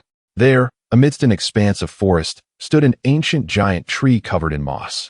A familiar crimson figure was fiercely engaged in combat with a massive beast resembling a python. It was none other than Nangong Wan. The creature she battled exuded a menacing aura and was evidently at the 5th level of Yuan Dan. At that moment, Nangong Wan wielded a chilling long sword, executing her techniques with precision. Waves of icy blue sword energy surged forth, forcing the 5th level beast to retreat and inflicting several deep wounds, blood oozing from its body. Li Changqing's eyes widened in surprise. To be able to firmly suppress and even overpower a 5th level beast while at the pinnacle of the 3rd level of Yuan Dan. Her strength was truly commendable, befitting a daughter of destiny. He leaned against the tree, watching the battle with keen interest. If the fight continued along this trajectory, it would take no more than 5 exchanges for Nangong Wan to vanquish the beast entirely. However, at that very moment, Li Changqing's brow furrowed as he sensed several unfamiliar presences swiftly approaching the battlefield. It appeared that the commotion had attracted the attention of others. His gaze returned to the graceful red figure in the center of the conflict, a playful smirk gracing his lips. This was becoming intriguing. Meanwhile, deeply focused on her battle with the giant spirit python, Nangong Wan had also sensed the approaching unfamiliar auras.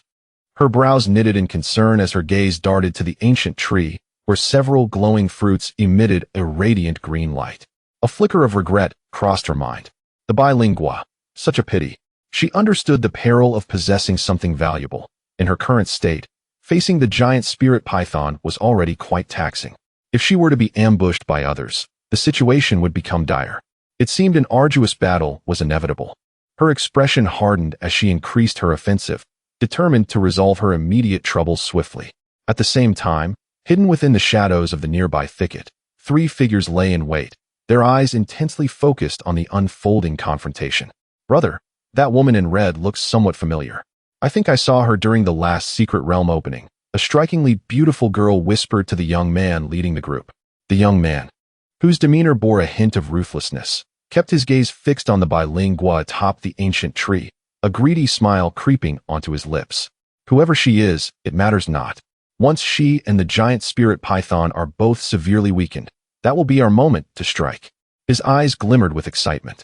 That bilingua, consuming one allows a seamless breakthrough to the next realm without any side effects. Such a treasure has fortuitously crossed our path. We must acquire it at all costs. He turned to a robust young man beside him, commanding, a zhuang. Yes, Brother Qinyang, I'm here. The stout youth replied promptly. Qinyang grinned malevolently, lowering his voice.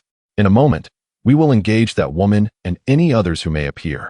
You seize the opportunity to swiftly pluck those fruits from the tree. Then immediately retreat along our planned route.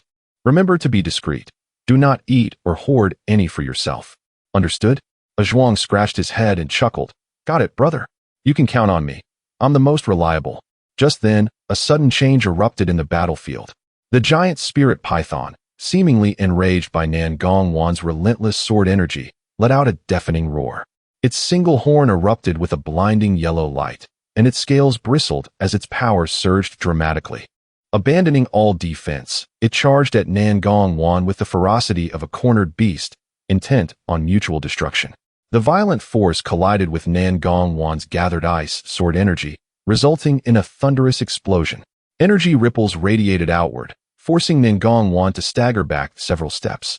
Her hand felt numb from the impact, and her complexion paled slightly. They were evenly matched. Now's my chance. Chen Yang's eyes sparkled with malicious glee. Without hesitation, he gripped his bow. A long bow radiating a golden glow appeared in his hand.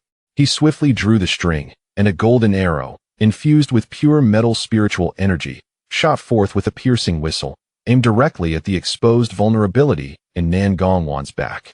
This arrow was timed perfectly, a lethal strike, intending to exploit her moment of weakness.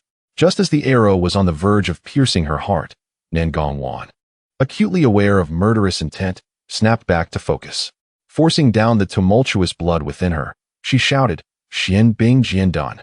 In her hand, the long sword traced an arc of icy blue blossoms, while a formidable stream of Xianbing true energy swiftly coalesced behind her, transforming into a shield of cold ice adorned with intricate and arcane sword patterns. With a resounding clang, The golden arrow collided fiercely against the ice shield, producing a deafening clangor of metal upon metal. The ice shield trembled violently, its surface rapidly succumbing to a web of cracks, ultimately shattering with a resounding explosion, scattering crystalline shards across the sky. Although she managed to narrowly deflect this lethal strike, the overwhelming force of the arrow still penetrated the ice shield, forcefully slamming into Nangongwan's back. With a cough, she tasted blood in her throat, unable to suppress a spurt of crimson.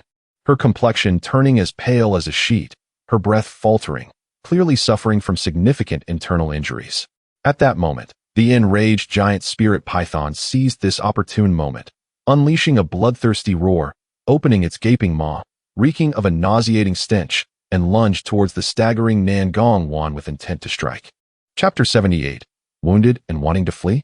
Have you consulted me? On the other side, within the dense forest, Qinyang witnessed Nangongwan spitting blood from her injuries, subsequently targeted by the monstrous Juling Maw. A cruel smile crept across his face as he thought, "Die? Rest assured, this beast will soon accompany you. Consider this our retribution for you." His tone dripped with insincerity, as if he were bestowing a great favor. The shadow of death loomed ominously. Nangongwan gazed at the rapidly approaching Maw, instinctively reaching for the jade slip at her waist, capable of transporting her to a hidden realm. If she crushed it, she could escape her perilous situation. Yet, what lay beyond that escape? Faced with the already publicized marriage contract, the cold resolution of her master, and the bleak path ahead that felt devoid of hope, leaving would merely be a change in the manner of her survival, perhaps even more humiliating. So be it. To die here might also be a form of liberation. She slowly released her grip on the jade slip, the last glimmer of light fading from her exquisite eyes. Then, as if resigned to her fate, she closed her eyes, awaiting the arrival of death. However, the anticipated agony of being torn apart did not come. Instead, a long sigh, tinged with a hint of helplessness, reached her ears. Ah, why must it be so? That voice, could it be him? Nangongwan's tightly shut eyelids trembled slightly, a flicker of incredulity surging within her. Was this merely an illusion born of her impending demise? Yet, in the next moment, she distinctly felt a pair of powerful arms firmly encircle her slender waist, gently pulling her away from the brink of death's bloody maw. A warm, overwhelming presence, tinged with an unfamiliar dominance, enveloped her. She abruptly opened her eyes. Upon recognizing the face of the one who held her, her expression froze in disbelief. It was he, Li Changqing. And there is another person? Qinyang's pupils constricted in shock. Despite his cultivation at the 4th level of Yuandan, with his spiritual sense constantly vigilant, he had failed to notice the presence of another nearby. Furthermore, he had no inkling of when this person had arrived or how they had rescued the woman in red. This implied that the opponent's strength far surpassed his own. There was a master present. The situation was dire. We must retreat. Qinyang decisively commanded his junior sister and a zhuang beside him. Without hesitation, the three turned to escape into the forest. However, as they pivoted, they collided with an invisible barrier that abruptly halted their movements. Before them stood a figure, having appeared without notice. The person stood with hands clasped behind their back, their expression serene, yet their gaze was as cold as ancient ice, fixated upon them. The visage bore an uncanny resemblance to the one holding Nangongwan. To harm, and then seek to flee? Have you consulted me? Li Changqing, the doppelganger, spoke slowly, his voice low yet imbued with a chilling aura, akin to the whisper of death. You. Qinyang's eyes widened in horror as he glanced between the figure before him and the Li Changqing cradling Nangongwan, his face drained of color, utterly astonished. How can this be? Two identical individuals? What manner of monster are you? He struggled to comprehend the scene before him. Techniques for creating doppelgangers existed, but none so lifelike, with an aura indistinguishable from the original, capable of existing and acting independently. He had never encountered such a phenomenon. Quickly, eliminate him. Despite his fear, Qinyang, a Yuandan realm cultivator, swiftly suppressed his terror and shouted decisively. He was certain this was merely a shadow of the true self, undoubtedly weaker. Let us attack together and eliminate this one first. The beautiful young woman and the earnest A Zhuang, though initially taken aback by the bizarre turn of events, steeled themselves upon hearing Qinyang's command. Each unleashed their most potent attacks toward the obstructing Li Changqing doppelganger. The young woman flung several poisoned darts, akin to vipers striking, while a zhuang bellowed, muscles bulging, delivering a punch imbued with the strength to shatter mountains. However, in the face of their all-out assault, Li Changqing did not even flutter an eyelash. He merely raised his right hand casually and, with a nonchalant flick of his fist, unleashed a punch forward. There was no cataclysmic aura, no dazzling brilliance. Only a pure, overwhelming force surged forth like a tidal wave. Boom, boom, boom. 3 muffled explosions rang out almost simultaneously. The expressions of Chun Yang, the young woman, and a zhuang, filled with ferocity, dread, and determination, instantly froze. Their protective spiritual energy shattered like paper, their bodies contorting and disintegrating in an instant. Not even a scream escaped their lips as they were obliterated into 3 clouds of blood mist, utterly annihilated. The 4th, 3rd, and 3rd levels of Yuandan. 3 disciples who could be considered elite in their respective sects perished beneath the casual punch of Li Changqing's doppelganger, leaving not a trace behind. The doppelganger slowly retracted his fist, his expression still unchanging. Not far away, Li Changqing, still holding Nan Gongwan's delicate waist, had not cast a single glance toward the unfolding battle. It seemed as if the 3 lives lost were of no concern to him. Nan Gongwan stared blankly at the battlefield, then lifted her gaze to the Li Changqing so near to her. A complex array of emotions flickered in her beautiful eyes: confusion, relief at surviving, and astonishment at his strength, but predominantly, a profound sorrow and incomprehension. Her ruby lips parted, her voice tinged with a raspy hollowness. "Why save me? Would it not be better to let me die there?" Upon hearing her words, Li Changqing raised an eyebrow, somewhat taken aback by the despair etched on her exquisite yet hopeless face. He truly could not fathom why this woman clung so stubbornly to the desire for death. Was living, wielding power, and savoring all that life has to offer not preferable? Yet before he could voice his inquiry, a sudden rush of foul wind surged from behind. Accompanied by a furious roar, a colossal shadow enveloped the two. The enraged giant spirit python, in a fit of fury, once again opened its cavernous maw capable of devouring all, exuding an overwhelming aura of destruction as it lunged toward Li Changqing and Nan Gongwan, who had their backs turned. The swiftness of its assault and the proximity of danger rendered escape impossible. "Be careful behind you," Nan Gongwan exclaimed, her instincts kicking in as she gasped. She instinctively sought to break free in a desperate attempt to shield him from the impending strike. However, Li Changqing did not even glance back. His arm, firmly encircling Nan Gongwan's waist, remained steadfast, while his other hand slowly rose, casually extending a single finger towards the colossal shadow looming behind them. Then, he uttered a single word with an air of indifference: "Die." In the instant the word left his lips, a thunderous explosion resonated. The ferocious giant spirit python, its massive form seemingly ruptured from within by an invisible force of annihilation, exploded in an instant from head to tail. Flesh and scales flew in all directions, and a thick, iron-like scent of blood quickly permeated the air, staining the ground beneath the ancient tree a glaring crimson. Just a moment ago, the formidable 5th-layer Yuandan beast had reigned supreme. Now, it lay in a heap of indistinguishable flesh. Utterly lifeless, Nan Gongwan's startled exclamation abruptly ceased. She stood frozen in Li Changqing's embrace, her beautiful eyes wide with disbelief as she beheld the grisly, yet awe-inspiring spectacle before her. It was only at this moment that the realization struck her. The man who held her was no longer the opponent she needed to take seriously during the intersect competition. He was Li Changqing, the saint of Qingyun, bearer of the heavy pupil, capable of summoning the 9-colored thunder tribulation, who had repelled celestial might with but a single word, and had reached the realm of divine palaces. A mere 5th-layer Yuandan beast before him. What was it but an insignificant insect? Chapter 79. A face without shame. As he gazed at Nan Gongwan in his embrace, Li Changqing released his hold around her waist, allowing her to steady herself, yet his eyes remained fixed upon her face, imbued with a hint of inquiry. "I find myself quite curious," he began, his voice steady. "With your extraordinary talents, captivating beauty, and esteemed position as the direct disciple of the sect leader, you have achieved the pinnacle of the Yuandan realm and are not far from the divine palace stage. What could possibly lead you to express such despair and utter words of self-destruction?" In his perspective, Nan Gongwan possessed everything that an ordinary person could only dream of, and there was simply no reason for her to feel such hopelessness. Upon hearing his words, Nan Gongwan slowly lifted her head to meet Li Changqing's deep, tranquil gaze. She did not respond immediately, but instead allowed a melancholic smile, rife with endless sorrow and self-mockery, to grace her lips. That smile was heartbreakingly beautiful. Why?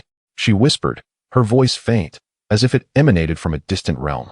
Because, not long ago, my most respected master, in conjunction with the sect's ancestral elders, deliberated on the so-called future of the sect, intending to secure you, the Son of Heaven endowed with unparalleled gifts. Firmly within the chariot of Qingyun's sect, she paused, each word seemingly exhausting her strength, laden with grief. They decided to treat me, Nan Gongwan, as a mere gift, a bargaining chip, to be pledged to you as a concubine. The last two words slipped from her lips with a whisper, akin to an icy dagger piercing her heart. Li Changqing's gaze flickered. While he had surmised that the matter pertained to a marriage contract, he had not anticipated such intricate undercurrents. Li Feiyu and Lung Qingwei had gone to such lengths to secure him, even resorting to coercing their most outstanding disciple. Nan Gongwan did not observe his reaction, as if she were merely recounting a fact detached from herself, continuing in that hollow tone. Since childhood, I have cultivated the Taishang Wanqing Lu, a supreme method that directly points to the great path. To forget emotions is not to extinguish them, but to transcend petty affections and comprehend the vast love inherent in the universe. It requires a heart free of burdens, a spirit wandering in the void. Yet, if I were to be a concubine, both body and mind would be tethered to one person, with all joys and sorrows bound to them. How could one forget emotions? How could one transcend? She raised her gaze to Li Changqing, her eyes reflecting utter desolation. What difference would it make from self-destructing my foundational path? Living would merely render me a soulless entity, a source of humiliation. At this juncture, she shifted her focus, her eyes landing on Li Changqing. Her expression was complex, filled with shock, confusion, and a hint of envy that even she was unaware of. I truly envy you, Li Changqing. I envy your heavenly fortune, the simplicity with which you cultivate, having ascended to the divine palace realm in such a short span, untouched by the legendary nine-colored thunder tribulation. I envy your freedom, unbound by restraints, with your path firmly in your own hands. As for me, she smiled bitterly, her unspoken words no longer requiring elaboration. Her path, her fate, had long been decided with cruel ease in her master's and the elders' deliberations. After listening to Nan Gongwan's lament, Li Changqing fell into silence. He observed the once proud and aloof woman before him, now fragile like glass. For the first time, he felt a complex emotion toward the affection shown by Li Feiyu and Lung Qingwei. It turned out that this opportunity bestowed upon him was steeped in such cold calculations and sacrifices. This series of events cast him in the role of a villain, a usurper forcing someone onto a path of desperation. Although he did not consider himself a paragon of virtue, he found it perplexing to bear such blame. Silence enveloped the two. Comforting someone, especially a woman rendered hopeless, was certainly not his forte. His gaze drifted over Nan Gongwan's pallid face, landing upon the three verdant lingua fruits hanging from the ancient tree. A thought sparked within him. Perhaps this could alleviate the atmosphere slightly? He waved his hand casually, and an invisible force lifted the three fruits, their radiant emerald glow floating gently into his palm. He selected one and presented it to Nan Gongwan, striving for a tone of neutrality as he explained, "Please accept this. It may prove beneficial to you." His intention was to convey that he too was an indirect beneficiary of the situation. This lingua fruit would be useful to her, serving as a form of compensation, or perhaps a gesture of goodwill. However, in the eyes of the emotionally wounded and sensitive Nan Gongwan, this gesture was entirely misconstrued. As she looked at the enticing fruit before her, and then back at Li Changqing's seemingly calm face, a scornful smile twisted her lips. "Huh, Li Changqing, what do you mean by this? Do you pity me? Are you offering me charity?" Her voice escalated, infused with a sense of indignation. "I, Nan Gongwan, require no one's pity, least of all your charity." Before she finished speaking, she forcefully swatted the lingua fruit away, sending it flying through the air with a sharp crack. The fruit traced an arc before landing on the ground, now dust-laden. Li Changqing stared at his empty hand, then at the soiled fruit on the ground, his brow furrowing deeply. A surge of unnameable anger flared within him. This decision from start to finish had been made by Li Feiyu and Lung Qingwei. He had merely acquiesced to the circumstances, not actively coerced. This woman, unable to confront her master and the elders, had directed all her resentment and fury upon him. Initially, he had hoped to win her over willingly. After all, a forcibly obtained fruit, while quenching thirst, ultimately lacked flavor. But now, he regarded Nangong Wan's obstinate yet fragile demeanor, his gaze growing increasingly frigid, to give face and receive none in return. He had intended to approach her with civility. However, given her blatant lack of appreciation, he would not hesitate to employ force. Ultimately, the result bore no significant difference to him. A subtle yet domineering aura began to emanate from Li Chongqing. Chapter 80. Entering the demon. As Li Chongqing's aura suddenly turned cold and oppressive, Nangong Wan displayed no fear. Instead, a sardonic smile emerged on her face, one that conveyed her indifference towards life and death. "What is this? Have I ruffled the feathers of the esteemed Xingzi Chongqing?" she teased, her smile sharp and despairing. "Go ahead, kill me. Grant me this release, and perhaps I might even express my gratitude." Li Chongqing let out a chilling scoff, his gaze resembling that of one inspecting a lifeless object. "Release? You are overly optimistic. Were it not for your residual value, I wouldn't even deign to cast a glance your way." He advanced slowly, his tone tinged with cruelty. "Since you are so intent on death, let us extract your remaining worth before you perish." Before his words faded, Li Chongqing swiftly struck several vital points on Nangong Wan's body. A wave of numbness enveloped her, as if countless invisible chains had suddenly ensnared her limbs and bones, rendering her utterly immobile. The icy energy within her, too, felt as if it had been frozen, spiraling out of her control. Genuine panic flickered in her eyes. Yet, Li Chongqing offered her no opportunity to speak, simply bending down to lift her off the ground with a firm grasp around her waist. The sudden loss of control sent a wave of terror crashing over Nangong Wan. "Li Chongqing, what do you intend to do? Release me." We could have had a pleasant negotiation. You obediently complying would have brought joy to us both. Yet, here we are, entangled in this chaos. As time passed, Nangong Wan's consciousness began to sink into an abyss of darkness and fragmented memories. Vivid scenes of her practicing swordsmanship with her master, Lung Qingyue, on Qingyue Peak, listening to her teachings, surfaced. These were among the rare warm hues in her otherwise frigid path as a cultivator. Her master's sternness, her master's concern, and the occasional tenderness that broke through. Yet, all these beautiful illusions were ruthlessly shattered by the presence of that man, Li Chongqing. He was the one who had destroyed everything. A torrent of hatred erupted from the desolate remnants of her heart. Deep within her hollow gaze, a crimson hue blossomed like ink dropped into clear water, rapidly spreading until her eyes were completely stained a blood-red reminiscent of a crimson moon. A surge of ferocity, chilling and filled with a sense of annihilation, began to breed wildly within her. Li Chongqing, diligently channeling his energy, keenly sensed the drastic shift in Nangong Wan's aura. He paused for a moment, surprise flashing in his eyes. Is this a demonic intrusion? Or has she truly succumbed to madness? He discerned that the icy energy within her was being corroded by an overwhelming negative force. However, this surprise was fleeting. To him, whether Nangong Wan was normal or had fallen into madness held no essential difference, as long as she could provide him with pure energy for cultivation. Moreover, at this moment, that surging power was continuously flowing into him, propelling his cultivation to new heights. Mid-stage of the first realm of the Divine Palace. Late stage of the first realm of the Divine Palace. Pinnacle of the first realm of the Divine Palace. Boom. Barriers shattered. Success came effortlessly. Second realm of the Divine Palace. His aura continued to surge wildly until it reached the peak of the second realm of the Divine Palace. Only then did the tumultuous energy gradually subside. However, an even more astonishing event unfolded. At the moment he solidified his cultivation at the peak of the second realm, the chaotic and violent energy within Nangong Wan began to soar as if propelled by a rocket. Fourth layer of Yuandan. Fifth layer of Yuandan. Sixth layer of Yuandan.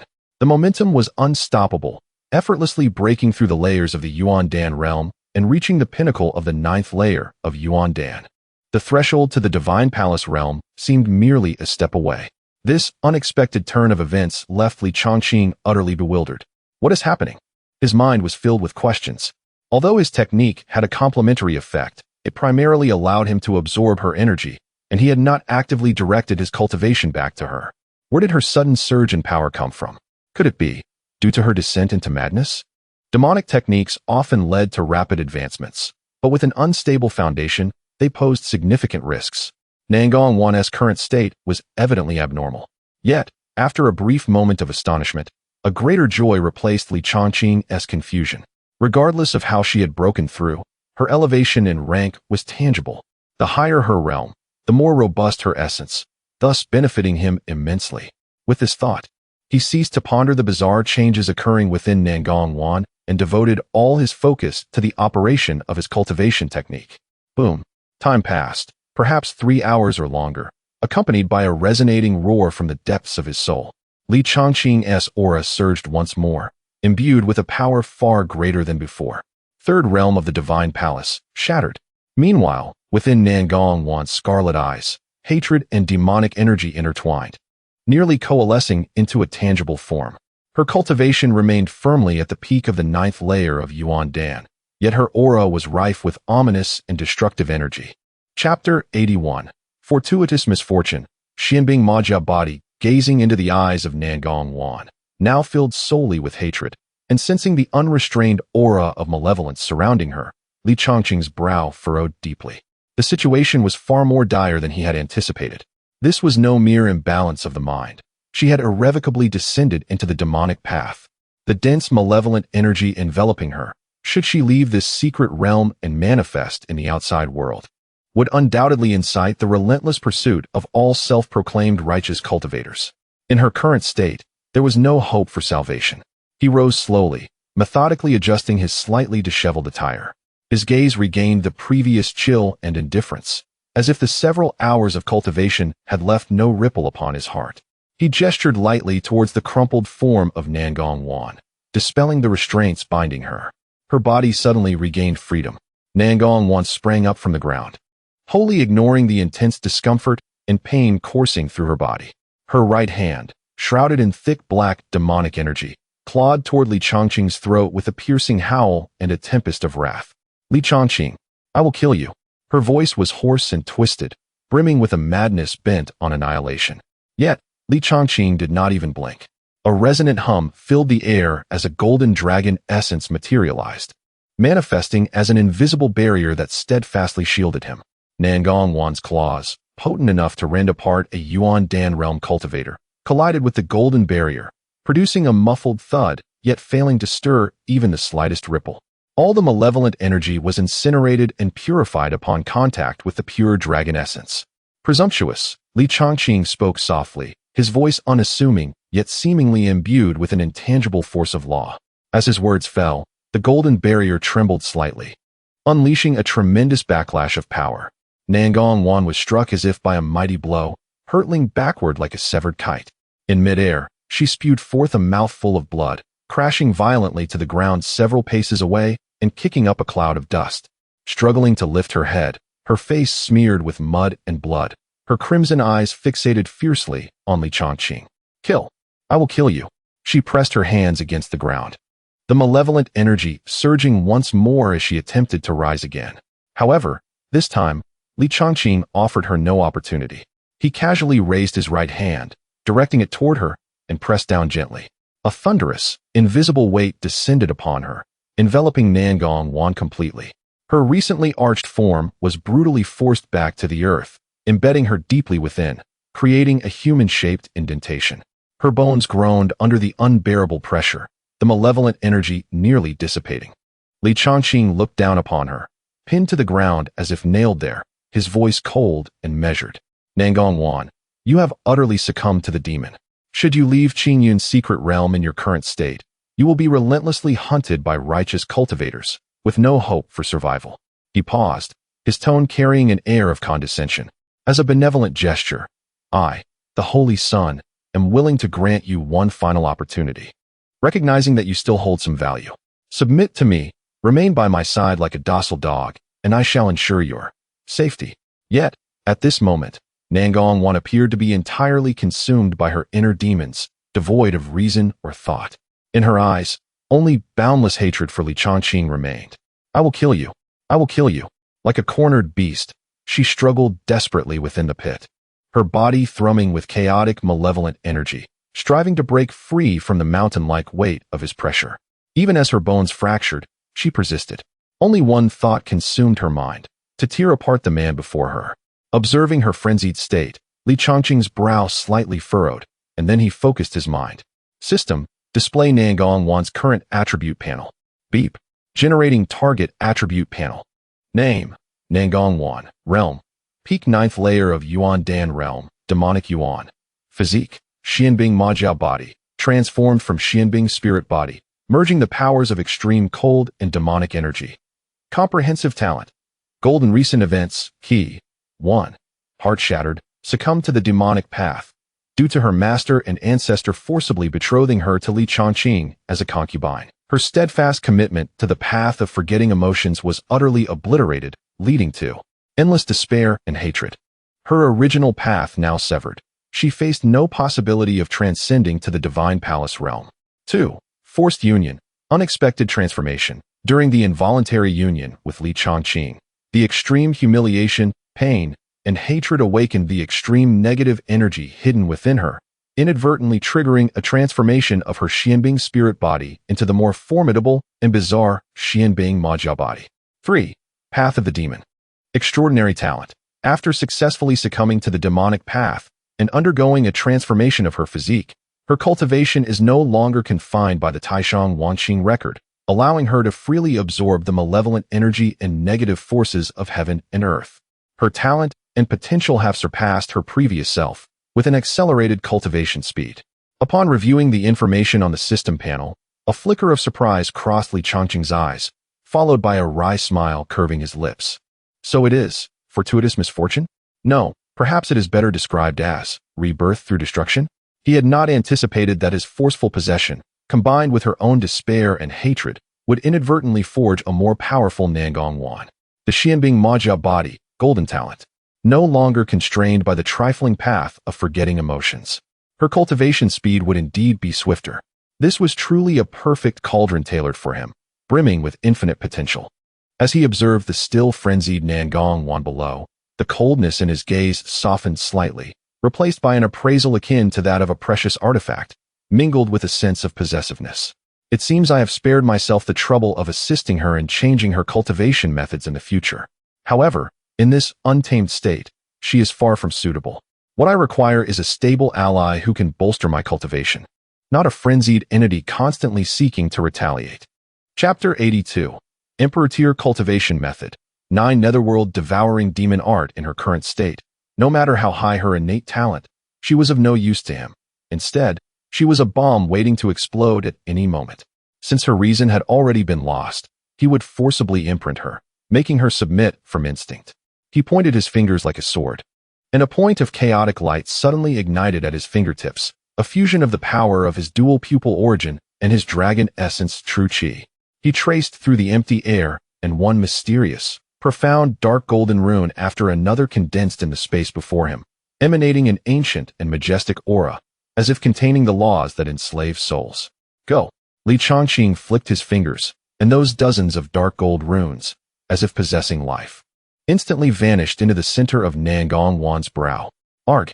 Nangong Wan let out a shrill, agonized scream. She struggled even more violently, the demonic energy around her body churning like boiling water, attempting to resist the invading force. Those runes acted directly upon the very source of her divine soul, inflicting pain 1,000 times greater than any physical torment. However, against the absolute disparity in strength and the meticulously constructed slave seal by Li Changqing, her resistance was futile. The dark gold runes, like the most tenacious chains, embedded themselves deep within the depths of her divine soul, transforming into a complex brand. An irresistible sense of fear and submission, originating from the very source of life, flooded over her frenzied hatred like a tidal wave. The madness in her crimson eyes gradually faded. It was replaced first by confusion, then by deep-seated fear, and finally settled into a gaze of reverence directed toward her sovereign. Sensing the successful establishment of the slave seal, Li Changqing slowly withdrew his oppressive aura. Nangong Wan collapsed weakly at the bottom of the pit, gasping for breath. Her body trembled slightly from the residual pain and the instinctual fear brought by the brand. She lifted her head, her gaze toward Li Changqing filled with complexity. Hatred still existed, but it was firmly suppressed beneath a stronger layer of fear and compelled obedience. Master. She forced out these two words with difficulty and unfamiliarity.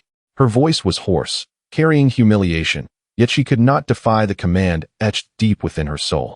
Li Changqing nodded with satisfaction. This slave seal did not erase her memories or emotions. Instead, it forcibly engraved an absolute command of obedience into her instincts and consciousness, placing her life and death entirely under his control with a single thought. Remember this feeling? Li Changqing's voice was icy. Your hatred. You may keep it, but your body, your power, your soul, all belong to me. The slightest act of defiance, and your soul will scatter and vanish. He willed a thought. Ugh. Nangong immediately clutched her head, letting out a pained groan, feeling as if her divine soul was about to be torn apart. Li Changqing ceased the activation and, looking at her painful, curled-up form, said indifferently, "This is merely the mildest of warnings." Nangong prostrated on the ground, her body still trembling, and whispered, This slave dares not." Good. Li Changqing reached out, hooked her chin, and forced her to lift that exquisitely beautiful face stained with blood and grime. "Now, restrain your demonic energy and follow me. Your value has only just begun to manifest." A flicker of struggle passed through Nangong's eyes, but under the compulsion of the slave seal, she obediently began to restrain the boiling demonic energy around her, and her crimson eyes gradually returned to normal. Only in the depths of her pupils remained an undissolvable sediment of resentment and submission. Li Changqing said no more and turned to leave. Just then, Li Changqing's footsteps paused slightly as the system's voice sounded in his mind. Target subdued successfully. Reward calculating. Calculation complete. Reward 1. Source Dragon Blood Drop. Pure ancient dragon essence blood can be used for body tempering, refining pills, or bestowed upon others to enhance constitution and bloodline potential. Reward 2. Detected target possesses special demonic physique profound ice demon slaughter body, newly awakened, unstable. Matching cultivation method unlocked. Another stream of information emerged. 9 Netherworld devouring demon art. Emperor tier, demonic path cultivation method fragment, upper volume. Can devour heaven and earth's baleful energy, negative energies, and even the divine souls, chi, and blood of cultivators for one's own use. Progress is extremely rapid, and its power is domineering and peerless. However, cultivating this method easily breeds inner demons, requiring extremely strong willpower or a special constitution to master. An Emperor tier fragment, quite a good thing. Unfortunately, it's a demonic art, incompatible with my dragon guiding true scripture. Forcing cultivation would be more harmful than beneficial. His gaze subconsciously glanced at Nangong behind him. This cultivation method, peerless and domineering, requires a special constitution to master. It seems tailor-made for her. Nangong had just mutated into the profound ice demon slaughter body and precisely needed a top-tier demonic art to guide and unleash its potential. This 9 Netherworld devouring demon art was practically custom-fitted. The system's delivery service is quite considerate, Li Changqing chuckled inwardly. These 2 rewards, although of extremely high quality, were somewhat specialized for him personally. The dragon blood was more suitable for nurturing or bribing subordinates. The demonic art seemed like a bonus attached by the system, supporting equipment for Nangong, this newly acquired combat asset. Never mind, it enhances my overall strength nonetheless. Li Changqing quickly adjusted his mindset. He stored the source dragon blood and the black jade slip recording the 9 Netherworld devouring demon art. Let's go. He did not linger further and continued walking forward. Nangong silently followed. She had no idea that just moments ago, an Emperor tier demonic art, one that could allow her to advance by leaps and bounds on the demonic path and potentially stir up storms in the future, had already become a compulsory course for her future. Half an hour later, walking through the gloomy forest, thoughts rapidly turned in Li Changqing's mind. Originally, he intended to find Linger as soon as possible while searching for other opportunities along the way. But now, he glanced at Nangong behind him, her aura cold and sinister. With this 9 Netherworld devouring demon art, coupled with her newly acquired profound ice demon slaughter body, it was a perfect match. Her cultivation speed would likely multiply. For her, it meant rapidly increasing strength. For him, it meant a potential goldmine of experience with immense sustainability. Thinking of this, Li Changqing immediately changed his mind. The top priority now was to level up this experience goldmine first. to enable her to feed back to him faster and more abundantly. Moreover, heading to places rich in baleful energy might allow him to encounter some prey along the way. At this thought, a hunter's smile curled at the corner of his lips. Chapter 83 Reunion with an Acquaintance. Su Lianxin he halted his steps, turning to face Nangong Wan, and directly inquired, Nangong Wan, this is not your first time entering the Qingyan secret realm, is it? I presume you are somewhat familiar with the environment here. Nangong Wan lowered her head, remaining silent. Li Chongqing did not press her, merely contemplating. Suddenly, Nangong Wan let out a muffled groan, feeling as if her soul were being pierced by needles. She suppressed the humiliation and pain, struggling to speak, her voice tinged with a barely perceptible resistance, replying to my master. This servant. Indeed, it is not my first time entering. Very well. Li Chongqing nodded in satisfaction. Now, tell me, within this secret realm, do you know where the malevolent aura is particularly dense? Upon hearing this, Nangong Wan instinctively furrowed her brows. She did not wish to answer this question, especially to Li Chongqing. However, the piercing warning from the mark of servitude in her mind forced her to respond, replying to my master. Within the Qingyan secret realm, the place where the malevolent aura is most concentrated is approximately 10,000 miles from here, in the Tiansha Valley.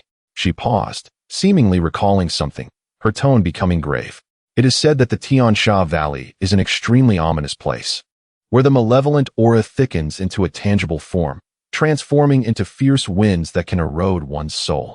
Anyone who enters, regardless of their cultivation level, is consumed by that boundless malevolent aura, losing their sanity in a matter of days, their flesh withering, their souls extinguished, leaving only dry bones behind. Thus, since the discovery of the Qingyan secret realm, the Tiansha Valley has been designated as an absolute forbidden zone by all cultivators who are aware of its existence. Oh, Li Chongqing's eyes sparkled with curiosity. Is it truly as terrifying as you say? Yes, my master, Nangong Wan affirmed, then added, however, there are also rumors that this place is the burial ground of the ancient mighty being who created the Qingyan secret realm. If one can endure the erosion of the malevolent aura and reach the depths of the valley, there is a possibility of obtaining its unparalleled legacy. Her tone held a hint of mockery. Thus, even knowing the peril, there are still those who, either defiant or overconfident, continue to step into it for the sake of that elusive legacy, ultimately turning into bones, only serving to increase the malevolent aura within the valley. How intriguing. Li Chongqing clapped his hands in amusement. It seems we must make a trip to the Tiansha Valley. Absolutely not. My master. Nangong Wan suddenly raised her head, urgency etched on her face for the first time. Ignoring the pain in her soul, she clutched her head in agony, attempting to dissuade him. This place is fraught with danger. It is no empty threat. Ancient texts record that a senior expert at the late stage of the Divine Palace realm once forcibly intruded, and in the end, he could not escape, his soul lamp extinguished. Although my master is powerful, entering there would still be a matter of life and death. Observing her earnest plea, Li Chongqing sneered, You speak so grandly, yet in your heart, you must be wishing for me to rush to my demise, right? Nangong Wan's gaze faltered, and she lowered her head, unable to meet his eyes. She indeed harbored such thoughts. However, her words were also spoken out of necessity. Humph. Li Chongqing averted his gaze, looking into the distance. Rest assured, I have not yet lived enough to jest with my own life. He was not a reckless or arrogant individual. His interest in the Tiansha Valley stemmed primarily from wanting to take Nangong Wan to the outskirts to test the concentration of malevolent aura and see if it was sufficient for her rapid cultivation of the Jiu Yusher Tianmo Gong. He also hoped to stumble upon some opportunities. As for delving deeper into the valley, he would not take such risks without adequate assurance. His life was precious, especially in this perilous secret realm. Should any true mishap occur, it would be a loss too great to bear. Let us go. Lead the way to the outskirts of the Tiansha Valley, Li Chongqing commanded decisively. Nangong Wan bit her lip, and under the compulsion of the servitude mark, she ultimately pointed out a direction with great difficulty. The two of them proceeded swiftly towards that legendary desolate place. However, as they made their way to the Tiansha Valley, passing through a narrow canyon, a fierce clash of spiritual power and shouts, accompanied by a woman's sharp rebuke, clearly reached Li Chongqing's ears. Li Chongqing furrowed his brow slightly.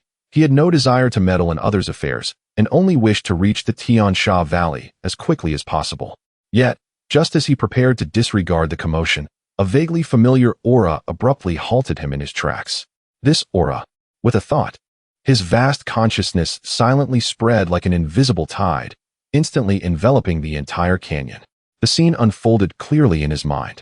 He saw 7 or 8 cultivators, all clad in matching attire and at the chi condensation stage, encircling 2 figures trapped at the canyon center. When Li Chongqing discerned the identities of the besieged individuals, he couldn't help but be momentarily taken aback. It was her? How could she be here? The 2 individuals ensnared were a man and a woman. The woman wore a flowing blue and white gown, her figure graceful, her beauty striking, with a demeanor both cold and slightly defiant. She was none other than his nominal fiancé, Su Lianxin. Beside her stood a young man, her cousin, Su Bai. In the canyon, a youth in extravagant attire, adorned with a prominent zhao embroidered in gold thread on his chest, led the group. A blatant wicked smile adorned his face, his gaze greedily roving over Su Lianxin's exquisite form. Su Lianxin, be wise and obediently hand over that item. If this young master is in a good mood, perhaps I might spare you and your brother a life. Otherwise, don't blame me for being ruthless in this desolate wilderness. Humph. Zhao Chen, you wish. Su Bai stepped forward, positioning himself protectively behind Su Lianxin, glaring fiercely at the flamboyant youth. Zhao Chen, that item was obtained through great peril. How could you think to seize it with just a word? Su Lianxin's voice was equally icy, as sharp as a cold spring striking against jade. Zhao Chen, have you forgotten the lesson from the last time you acted against us in Fengtian City? At the mention of the previous lesson, Zhao Chen's smile stiffened, a flicker of humiliation and resentment flashing in his eyes. Had it not been for Li Chongqing's unexpected intervention that day, he would have long since crushed the Su family and claimed this long-coveted beauty for himself. He abruptly raised his head, his features twisting with jealousy, his gaze fixed fiercely on Su Lianxin. Do not play coy with me, Su Lianxin. Were it not for that lucky waste, Li Chongqing, helping you that day, your Su family would have perished long ago. And you? It has long since become a plaything in my hands. His tone grew increasingly venomous, imbued with a sense of vengeful delight. But do not forget, this is the Qingyun's secret realm. Even if you meet your demise here today, leaving no trace behind, no one will trace it back to us. Zhao Chen seemed to have an epiphany, a mocking smile spreading across his face, his voice intentionally amplified as if to ensure that all could hear. Moreover, I have heard that the reason Li Chongqing intervened to rescue your Su family was merely because you exchanged your body for a transaction with him, did you not? His lewd gaze swept over Su Lianxin, whose chest rose and fell slightly in anger, as he continued. And you are not even his nominal fiancé. You are nothing more than a cast-off shoe he has grown weary of. Am I not correct? Upon hearing these words, Su Lianxin's delicate frame trembled violently. Her complexion turned ashen in an instant, her pearly teeth biting down on her lower lip, nearly drawing blood. This matter had always been the deepest scar in her heart. Zhao Chen, do not speak such nonsense or slander me, she retorted sharply, though her voice betrayed a barely perceptible tremor. Meanwhile, Su Bai, standing beside her, was equally shaken, abruptly turning to gaze at his young clan leader, his eyes filled with shock, confusion, and an ineffable complexity. Feeling his gaze, Su Lianxin's heart ached even more. Gritting her teeth, she exchanged a knowing glance with Su Bai. They instantly reached a consensus. This place is not suitable for lingering. Though the treasures are enticing, life is far more precious. Almost simultaneously, they hastily retrieved the secret realm transmission jade slips from their bosoms, resolutely prepared to shatter them. However, the ensuing scene left Su Lianxin, Su Bai, and everyone present utterly dumbfounded. The anticipated spatial fluctuations did not occur. After the jade slip was crushed, it merely transformed into ordinary powder, cascading through their fingers. They remained, rooted in place. The transmission jade slip has failed? What is happening? Su Bai's expression shifted dramatically. Su Lianxin felt a heavy dread envelop her entire being. Yet Zhao Chen and his cohorts erupted into even more raucous laughter. Ha ha ha. Still hoping to escape? Within the confines of this sealing array, your transmission jade slips are rendered useless. Chapter 80. For the power of one word, Su Lianxin and Su Bai's expressions transformed into one of utter despair, their hearts sinking to the depths of despondency. They could not have anticipated that Zhao Chen and his companions had prepared so meticulously to seize that precious artifact. They had even set up a spatial confinement array capable of nullifying the teleportation jade slips. The current situation was dire. Escape was impossible. Fighting was futile due to the vast disparity in strength. The opposing 7 or 8 individuals boasted a minimum cultivation level of the 4th layer of qi condensation, with Zhao Chun, their leader, having ascended to the 6th layer. In stark contrast, Su Lianxin was merely at the 4th layer, while Su Bai, slightly stronger, was at the pinnacle of the 5th layer. Sister. Su Bai gritted his teeth, a glint of resoluteness flashing in his eyes as he urgently instructed Su Lianxin. I will hold them off. You find an opportunity and flee with the artifact. Run as far as you can. Before he could finish, Su Bai unleashed his spiritual energy, brandishing his sword as he charged recklessly towards the formidable Zhao Chun, striving to carve a sliver of hope for Su Lianxin. Overestimating oneself. Seeking one's own demise. Zhao Chun scoffed, his face contorted with scorn as he coldly approached without evasion. Clang. Clash. Boom.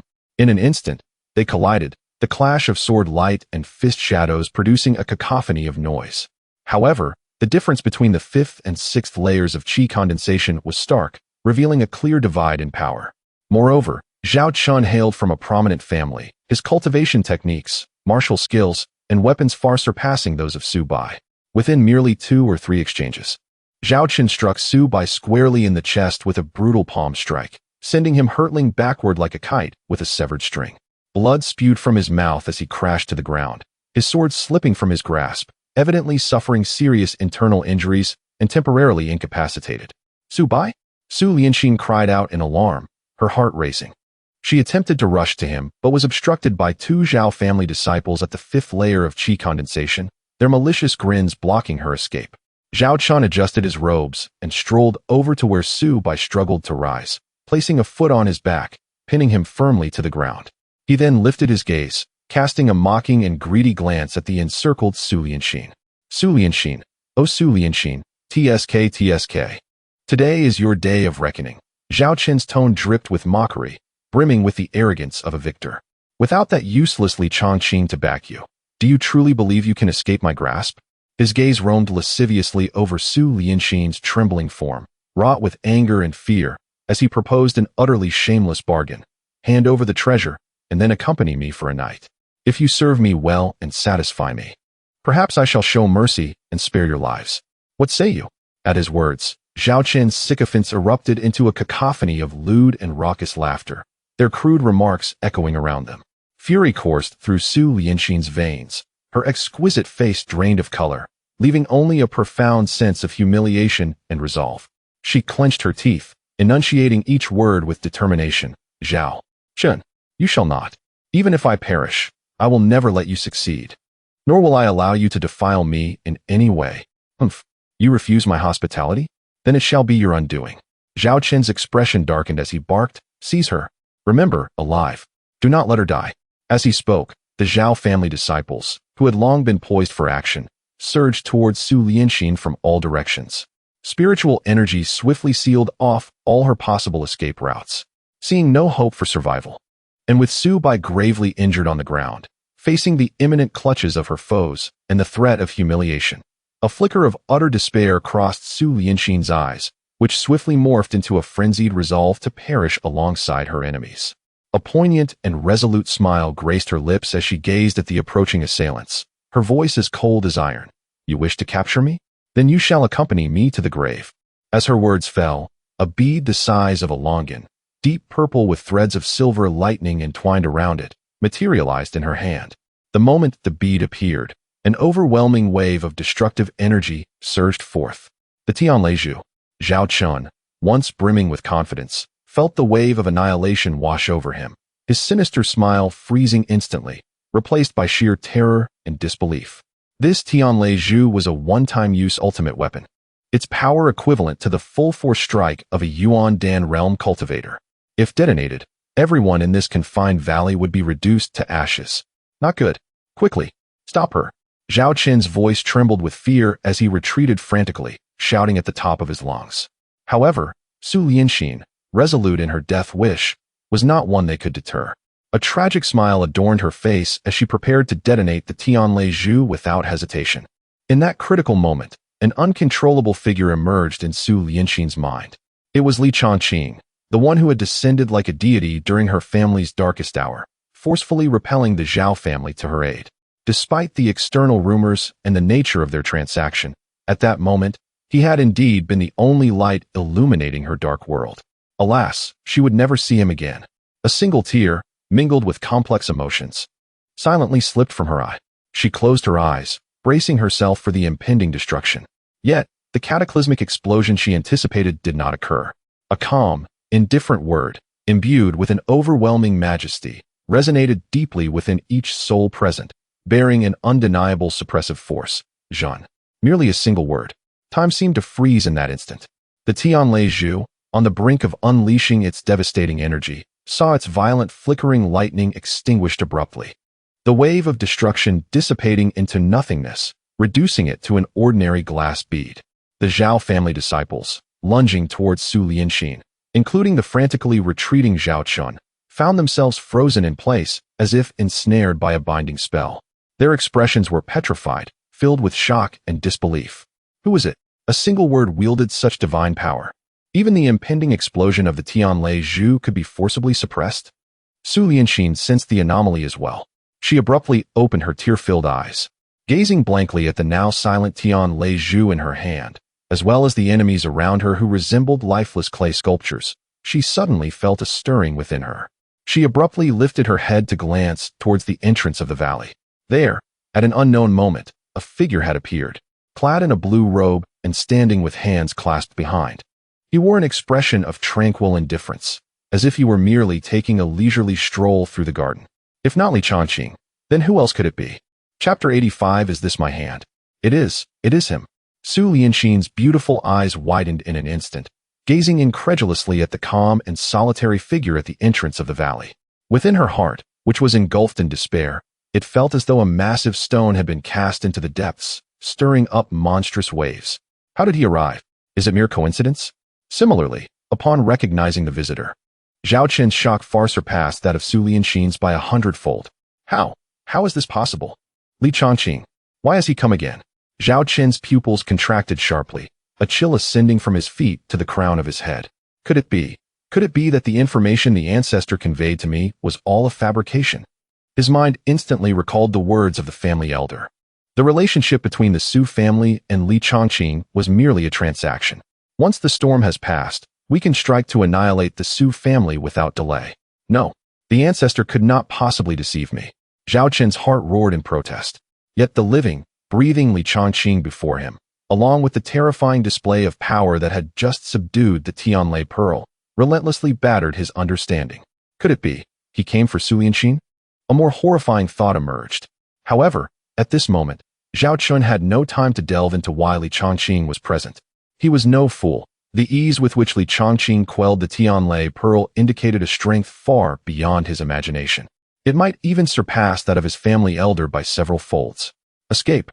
I must flee immediately. This news must reach my family. The instinct for survival overwhelmed all else. Zhao Qin suppressed the terror within him. Seizing the fleeting opportunity as his body regained a modicum of mobility, his thoughts raced, and he swiftly retrieved the life-saving transmission jade slip from his storage ring. If he crushed it, he could escape this perilous place at once. However, just as his fingers were about to exert force on the jade slip, whoosh, a crimson beam, as if stained with blood, flashed past from the corner of his vision. Zhao Chun felt a sudden chill in his right arm, as though something had detached from his body. Instinctively, he lowered his gaze. There, a complete arm gripped the intact jade slip, tracing a parabolic arc through the air, blood gushing from the severed stump. That arm, the patterns on the sleeve, so familiar. That, it seems to be my hand. Zhao Qin's pupils dilated to their utmost, his thoughts momentarily blank. He stiffly shifted his gaze to his right shoulder. There was nothing but a gaping, bloody stump the size of a bowl. Warm blood gushed forth like a fountain, instantaneously staining his luxurious robe crimson. After a brief delay, the excruciating pain surged like a tidal wave, engulfing his nerves. Ah, my hand, my hand. Zhao Chun let out a heart-wrenching wail, his entire being curling up on the ground, writhing and convulsing in agony. There was no trace left of his former arrogance. Meanwhile, the eerie crimson light, after severing his arm, vanished silently, as if it had never existed. In the valley, only Zhao Qin's pig-like howls echoed, accompanied by the stunned expressions of Su Lianxin and the others. Li Chongqing remained standing there, his demeanor unchanged, as if the brutal scene had no connection to him. The other Zhao family disciples, only snapping out of their stunned state when the severed arm flew through the air, accompanied by Zhao Chen's piercing wails, were jolted into action. They beheld their young master writhing in pain on the ground, their eyes widening in horror and rage. Young master! Quickly! Save the young master! Without a moment's hesitation, they disregarded the mysterious Li Chongqing and summoned their inner strength, rushing forward to assist Zhao Chun. However, as they took their first steps, their forms barely unfolding, whoosh, whoosh, whoosh. Several faint yet sharp sounds of air being sliced through rang out almost simultaneously. They witnessed crimson sword lights akin to reaping scythes from the underworld flashing past. The movements of the Zhao family disciples abruptly froze. Their faces still bore the remnants of shock, anxiety, and a lingering fear of Li Chongqing. But in the next moment, a profound bewilderment engulfed all expressions, for they beheld their own bodies slowly collapsing. No, it was their heads. They saw their own bodies without heads, helplessly slumping down. The world spun around them. Thud, thud. Several heads rolled to the ground almost simultaneously, their faces frozen with the bewilderment and disbelief of their last moments of life. Blood gushed forth from the necks of the headless corpses, soaring skyward like fountains, staining the valley floor a deep crimson. The headless bodies maintained their forward posture for a brief moment before crashing to the ground, stirring up clouds of dust. In the blink of an eye, all but Zhao Chun, who lay on the ground howling in agony, among the 7 or 8 Zhao family disciples who had once surrounded Su Lianxin, had been utterly decimated. The thick stench of blood instantly permeated the entire valley, inducing nausea. This sudden and ruthlessly brutal slaughter left Su Lianxin and the barely upright Su Bai utterly dumbfounded. Their eyes widened, mouths agape, their minds blank. They could scarcely comprehend the events unfolding before them. Dead. Just like that, all dead? These individuals were skilled practitioners within the condensing qi realm. Within the various families of Fengtian City, they constituted a formidable force, the elite of the younger generation, especially with 2 among them at the 5th level of condensing qi. Yet, they had not even managed to make a single move in resistance, nor had they glimpsed their assailant or the method employed. They were instantaneously slaughtered as if they were mere vegetables. What kind of terrifying strength could accomplish such a feat? Su Lianxin abruptly turned her gaze, locking her eyes on the figure at the entrance of the valley. The blue silhouette that had remained utterly unmoved throughout, despite the fact that she observed no movement from Li Chongqing. And although the crimson sword radiance appeared both eerie and unfamiliar, she understood that it was undoubtedly the work of this man. Only he possessed such unfathomable strength. Only he could so casually dictate matters of life and death. A surge of intricate emotions instantaneously enveloped Su Lianxin's entire being. Chapter 86. The demise of Zhao Chun. At this moment, a scarlet figure silently appeared beside Li Chongqing. It was Nangong Wan. In her hand, she grasped Zhao Chun, who was on the verge of fainting from blood loss and excruciating pain. Casually, she hurled him onto the ground before Li Chongqing, stirring up a cloud of dust. Then, she slightly bowed to Li Chongqing, her tone imbued with a barely perceptible stiffness, and respectfully addressed him, "Master." "Well done." Li Chongqing replied with a faint nod. His gaze swept over the limp form of Zhao Chun on the ground, and he naturally extended his hand to gently ruffle Nangong Wan's cascading hair, as if rewarding a well-behaved pet.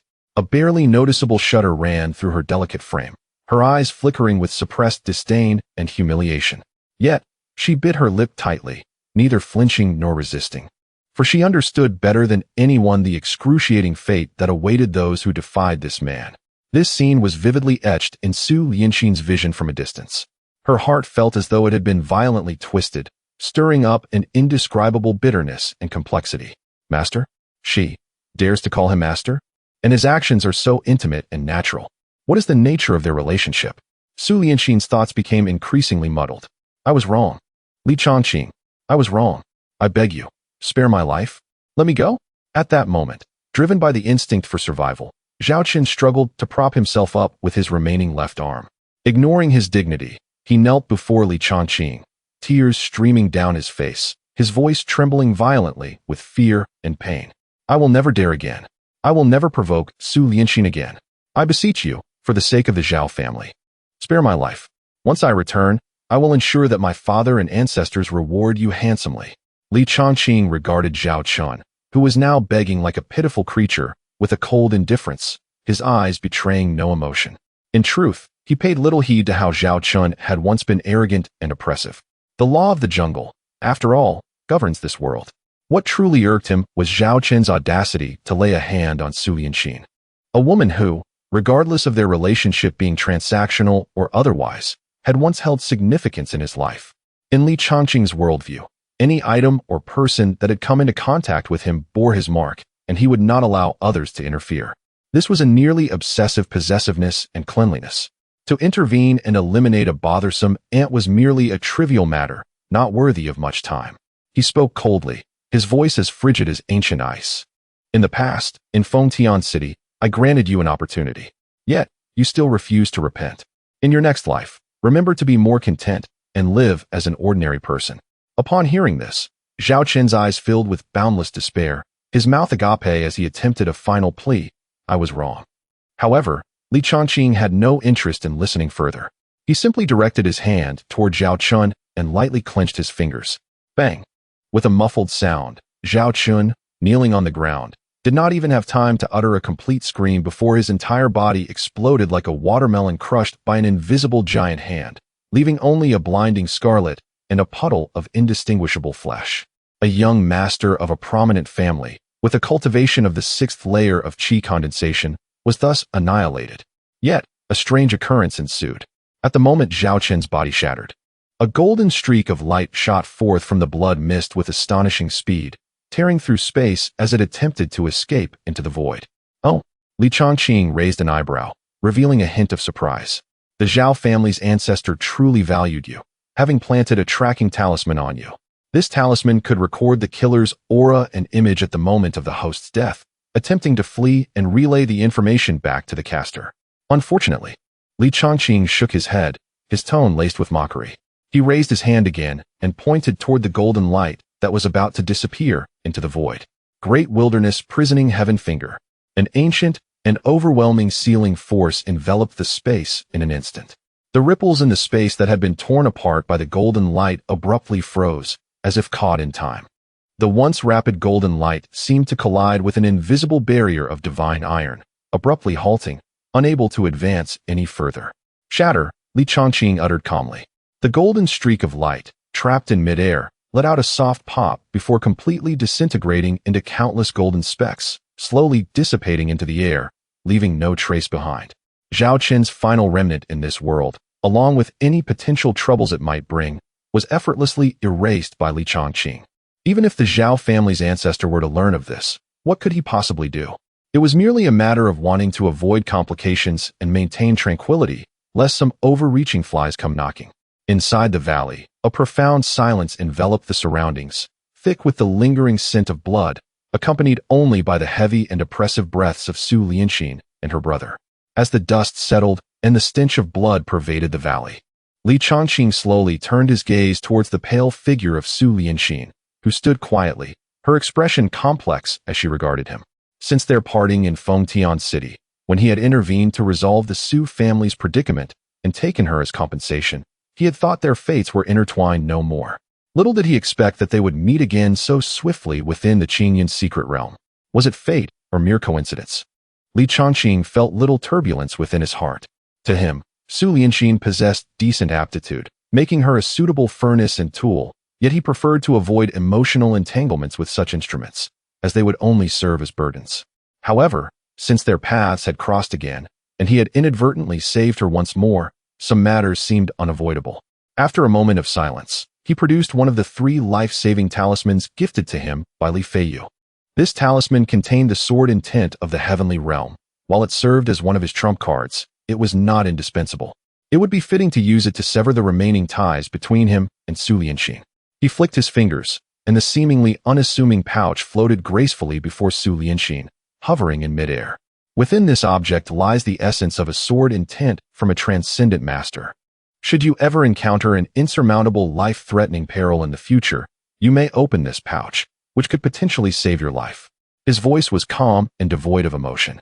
Having spoken, he turned away, leaving behind a figure marked by indifference, preparing to depart with Nangong Wan from this place of turmoil.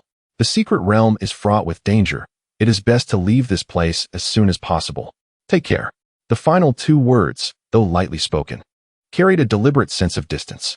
However, just as he took a step forward, Su Lianxin's voice trembled with a hint of choking, calling out, "Li Changqing, are you truly so cold and unfeeling towards me?" Chapter 87. The heartless Li Changqing paused in his steps, but did not turn back. He heard the somewhat unsteady footsteps behind him, along with Su Lianxin's voice, which was strained with overwhelming emotion. "It was you who saved me, saved the entire Su family. Though all of this was merely a transaction, I paid a price, and you obtained what you desired. But, do you know?" Su Lianxin's voice trembled with suppressed tears, as if she was ready to pour out years of pent-up feelings. "Since that night, I have fallen for you. So that night, I willingly gave myself. It was not because of the transaction, but in the end," her voice was filled with grievance and anguish. "You cruelly pushed me away after that night. And I, in your eyes, I have always been just a disposable tool." She stepped closer to Li Changqing, crying out each word. "Isn't that right?" Hearing her heart-wrenching confession, Li Changqing sighed silently within. He was not devoid of emotions. Rather, his path dictated that he could not engage with such romantic entanglements. He slowly turned around to face the exquisite visage of Su Lianxin, her tear-streaked face resembling a flower in the rain. Gazing into her eyes, which revealed unmasked affection, grievance, and sorrow, Li Changqing felt a stir of conflicting emotions for the first time due to matters of the heart. Su Lianxin raised her tear-filled eyes, gazing at him defiantly, continuing her inquiry. "Since then, I have buried this humble affection deep within my heart, too afraid to touch it or think of it. I merely wish to protect my family, to diligently cultivate, and live a simple life. But today, why do you appear before me once more? Why did you save me? Having chosen to be heartless before, why now offer me hope?" Li Changqing remained silent. He could sense the long-repressed feelings in Su Lianxin's words. They were not fabricated. Rather, they flowed genuinely from her heart, like fresh blood. For a fleeting moment, he even perceived a subtle shift within his heart. Yet, it was merely a moment. His path was one of plunder, of control, of ascendance to the pinnacle. Romantic attachments would only serve as shackles to bind his steps and poison his resolve. He neither needed nor could afford such sentiments. He must sever all ties in the most brutal manner, ensuring she would be utterly disheartened. Thus, the last trace of softness vanished from his face, replaced by an almost cruel coldness and indifference. He slowly spoke, his voice as frigid as ice. Each word piercing. "Do you wish to know the reason? Very well, I shall tell you. This holy son merely passed through this place, feeling a twinge of pity upon witnessing you about to be sullied by someone like Zhao Chun, and found it somewhat distasteful, so I rescued you." His gaze scrutinized Su Lianxin as if she were an inanimate object, his tone dripping with utmost disdain. "In my eyes, you, Su Lianxin, are merely a tool that was once useful for enhancing my cultivation. You are something that can be employed at any moment and just as easily discarded." He deliberately paused, making each word strike like the sharpest of blades, mercilessly gouging into Su Lianxin's heart. "Given your current status, background, and qualifications." A mocking smile curled at the corner of his lips. With a sudden, forceful motion, he brazenly pulled the silently bowing Nangong Wan into his embrace. Right before the shocked and pained gaze of Su Lianxin, his hand, without reservation, conveyed a possessive insult as he domineeringly enveloped Nangong Wan's entire form in his arms. Nangong Wan trembled, biting her lip in silence, humiliation and hatred welling up in her eyes, yet she dared not resist. Li Changqing observed the instant pallor of Su Lianxin's face, his contempt almost spilling over. He coldly uttered his final words. "You are even less than a dog by my side." This, indeed, was the answer.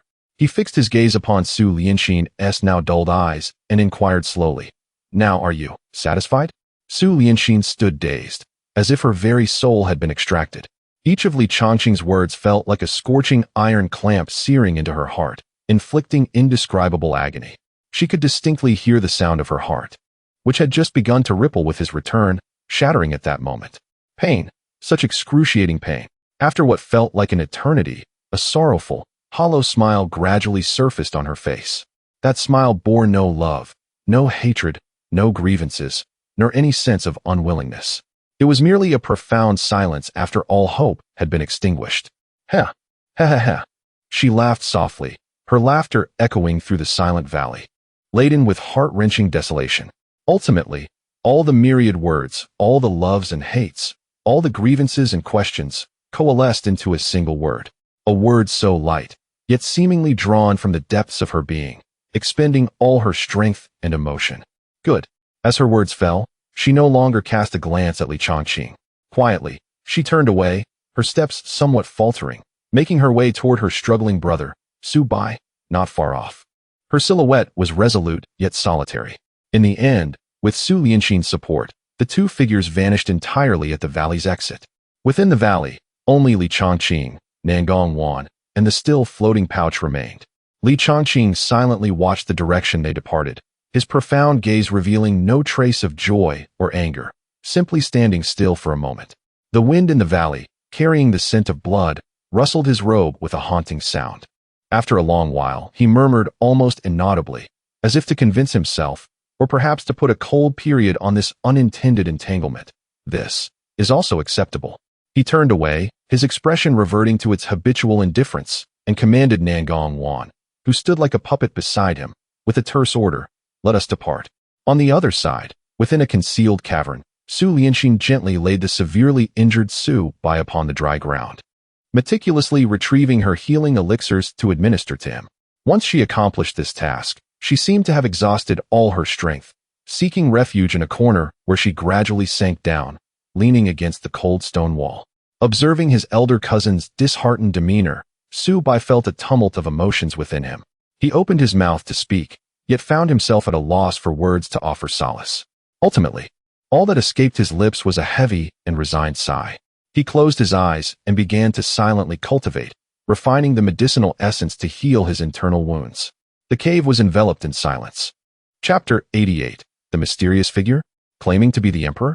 Su Lianxin curled up in a corner, her mind uncontrollably replaying Li Chongqing's chilling words over and over again, as well as the scene where he shamelessly humiliated Nangong Wan before her. Every word, every action cut into her heart like a dull knife, inflicting relentless wounds. As she pondered, a bitter and self-deprecating smile crept onto her lips. Indeed, Su Lianxin, what are you still hoping for? From the very beginning, wasn't it merely a transaction of mutual benefit? It was your own foolishness, your own unrequited feelings, that led you to entertain emotions that should not have been stirred.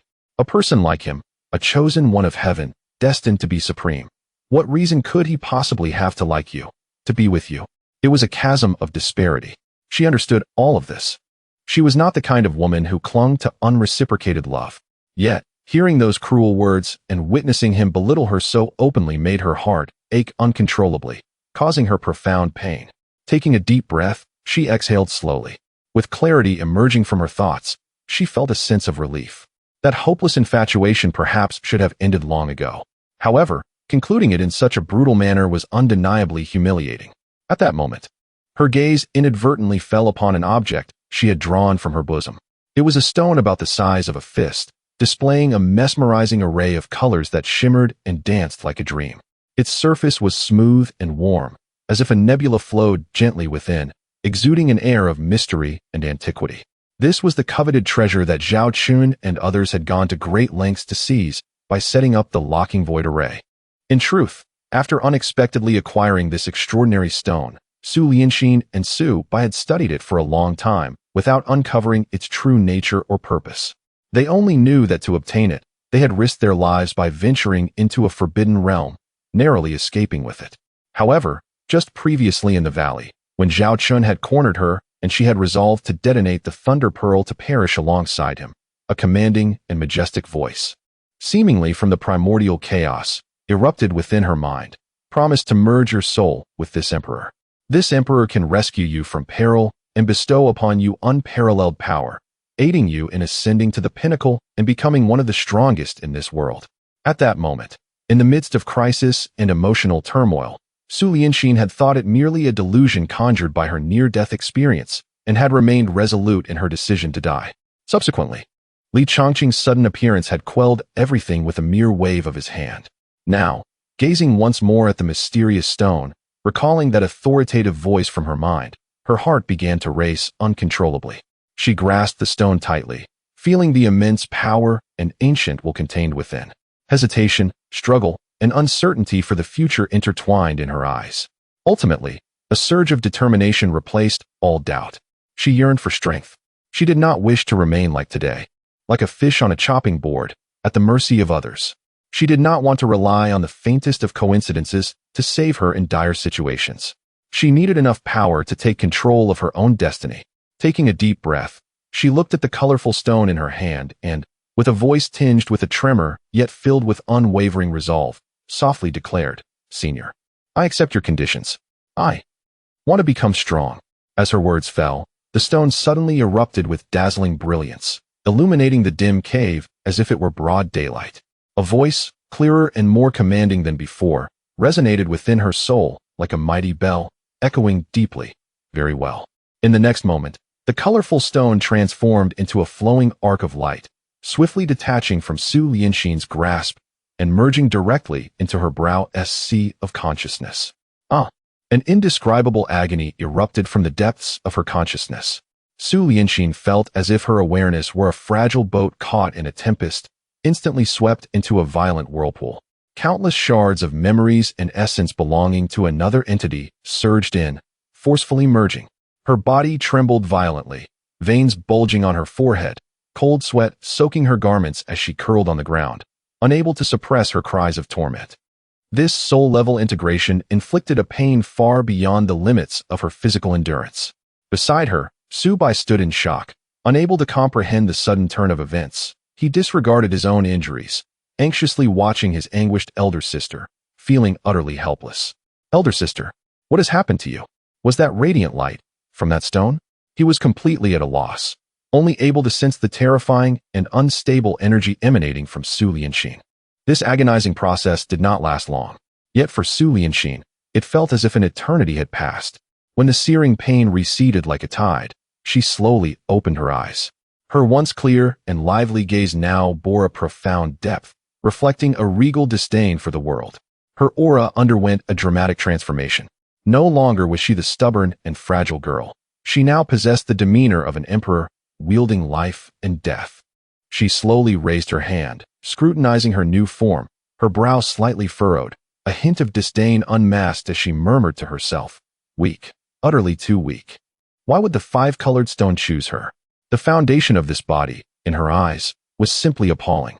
Su Bai, witnessing the dramatic change in his elder sister, felt a chilling dread at the overwhelming pressure she now exuded, leaving him momentarily frozen. The sister before him felt utterly foreign and terrifying.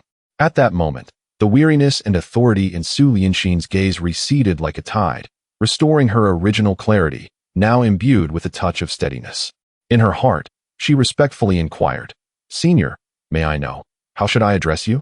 A commanding voice resonated directly in her mind. "This Emperor, Luo Tianli. As for other matters, there is no need for you to be aware of them at present. However, you must remember that you now share a symbiotic existence with this Emperor, united as one. If you perish, so too shall this Emperor.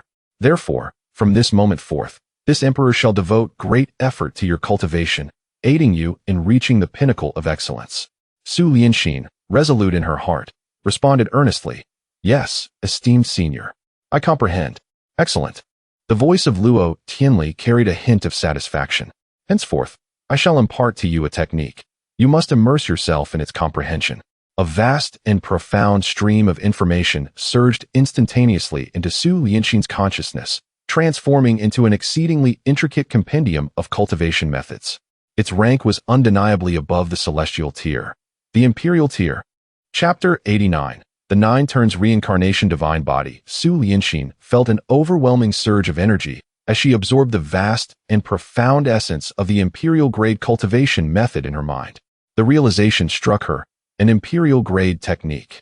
It was indeed the legendary imperial-grade cultivation method. In her prior understanding, heavenly-grade techniques were already the treasures of sects, rare and precious. But imperial-grade, that was a realm only spoken of in ancient texts, attainable solely by the supreme emperors of antiquity. This esteemed elder, Luo Qian, had casually imparted an imperial-grade technique. What could her origins possibly be? Deep within her soul, the voice of Luo Tianli resonated, imbued with an undeniable authority. This technique is named Jiuzhuan Luan Huiju. The speed of cultivation far surpasses that of any methods you have previously practiced, exceeding it by dozens of times. Furthermore, once cultivated to a minor success, it will aid in awakening the Jiuzhuan Luan Hui Shinti. Upon awakening this divine body, not only will your cultivation speed increase, but your combat prowess, comprehension, and even the very essence of your life will experience a qualitative leap, far surpassing your peers and enabling you to battle above your rank. Upon hearing this, Su Lianxin's astonishment intensified. An imperial-grade technique combined with a divine body of such extraordinary potential. The origins of this elder, Luo Qian, must be more formidable than she had ever imagined. An emperor? An imperial-grade technique? Could it be that she is truly a remnant soul of a great emperor from ancient times? A shocking conjecture emerged in her mind. Unable to suppress her curiosity mingled with a hint of trepidation, she cautiously inquired within her heart, "Elder, I have one matter that puzzles me. Why have you chosen me? Surely you can sense that my aptitude is rather unremarkable. Under normal circumstances, it would be the pinnacle of my life to break through to the divine palace realm." What? Before she could finish her words, she was interrupted by a cold snort from Luo Tianli. "Humph. It is not this emperor who has chosen you, but the five-colored divine stone that has selected you." The five-colored divine stone? Su Lianxin was taken aback. Was it the multicolored stone from before? Indeed. Luo Tianli's tone bore a hint of nostalgia and gravity. This stone has a significant origin and extensive implications, far beyond your current understanding. The details shall be revealed to you when the time is ripe. Returning to the present, she continued, "For now, you must focus on your cultivation. Enhancing your strength is paramount. This secret realm was opened by a practitioner of the divine fire realm. Its structure is acceptable, but the treasures within are scarce. The only item of any considerable value lies approximately 10,000 miles to the east, within the Valley of Ominous Energy." The Tiansha Valley? Su Lianxin immediately thought of this location, her expression shifting. That was a place where even divine palace experts could enter, but not exit. Hesitating, she spoke. "Elder, that Tiansha Valley. It is said that the malevolent energy is suffocating, tangible enough to erode the soul. Anyone who approaches, regardless of their cultivation level, is consumed by the malevolent energy, their minds devoured, and their flesh withers and dies. With my current low cultivation, would it be too reckless to venture there?" Her words were laced with fear regarding the Tiansha Valley. No matter. The voice of Luo Tianli emanated a calmness and pride born from absolute power. Mere malevolent energy cannot harm you. Simply operate the Jiuzhuan Luan Huiju, and the technique will form a protective cycle, safeguarding you from its erosion. "Yes, Elder." Su Lianxin felt somewhat reassured upon hearing this. With such a powerful and mysterious elder guiding and protecting her, the Tiansha Valley seemed less daunting. She composed herself, turning to approach Su Bai, who still wore a perplexed and worried expression. "Sister Lianxin, are you all right?" Su Bai stepped forward, concern etched on his face, filled with confusion. Su Lianxin shook her head, offering a smile meant to reassure him. "I am fine, Xiao Bai.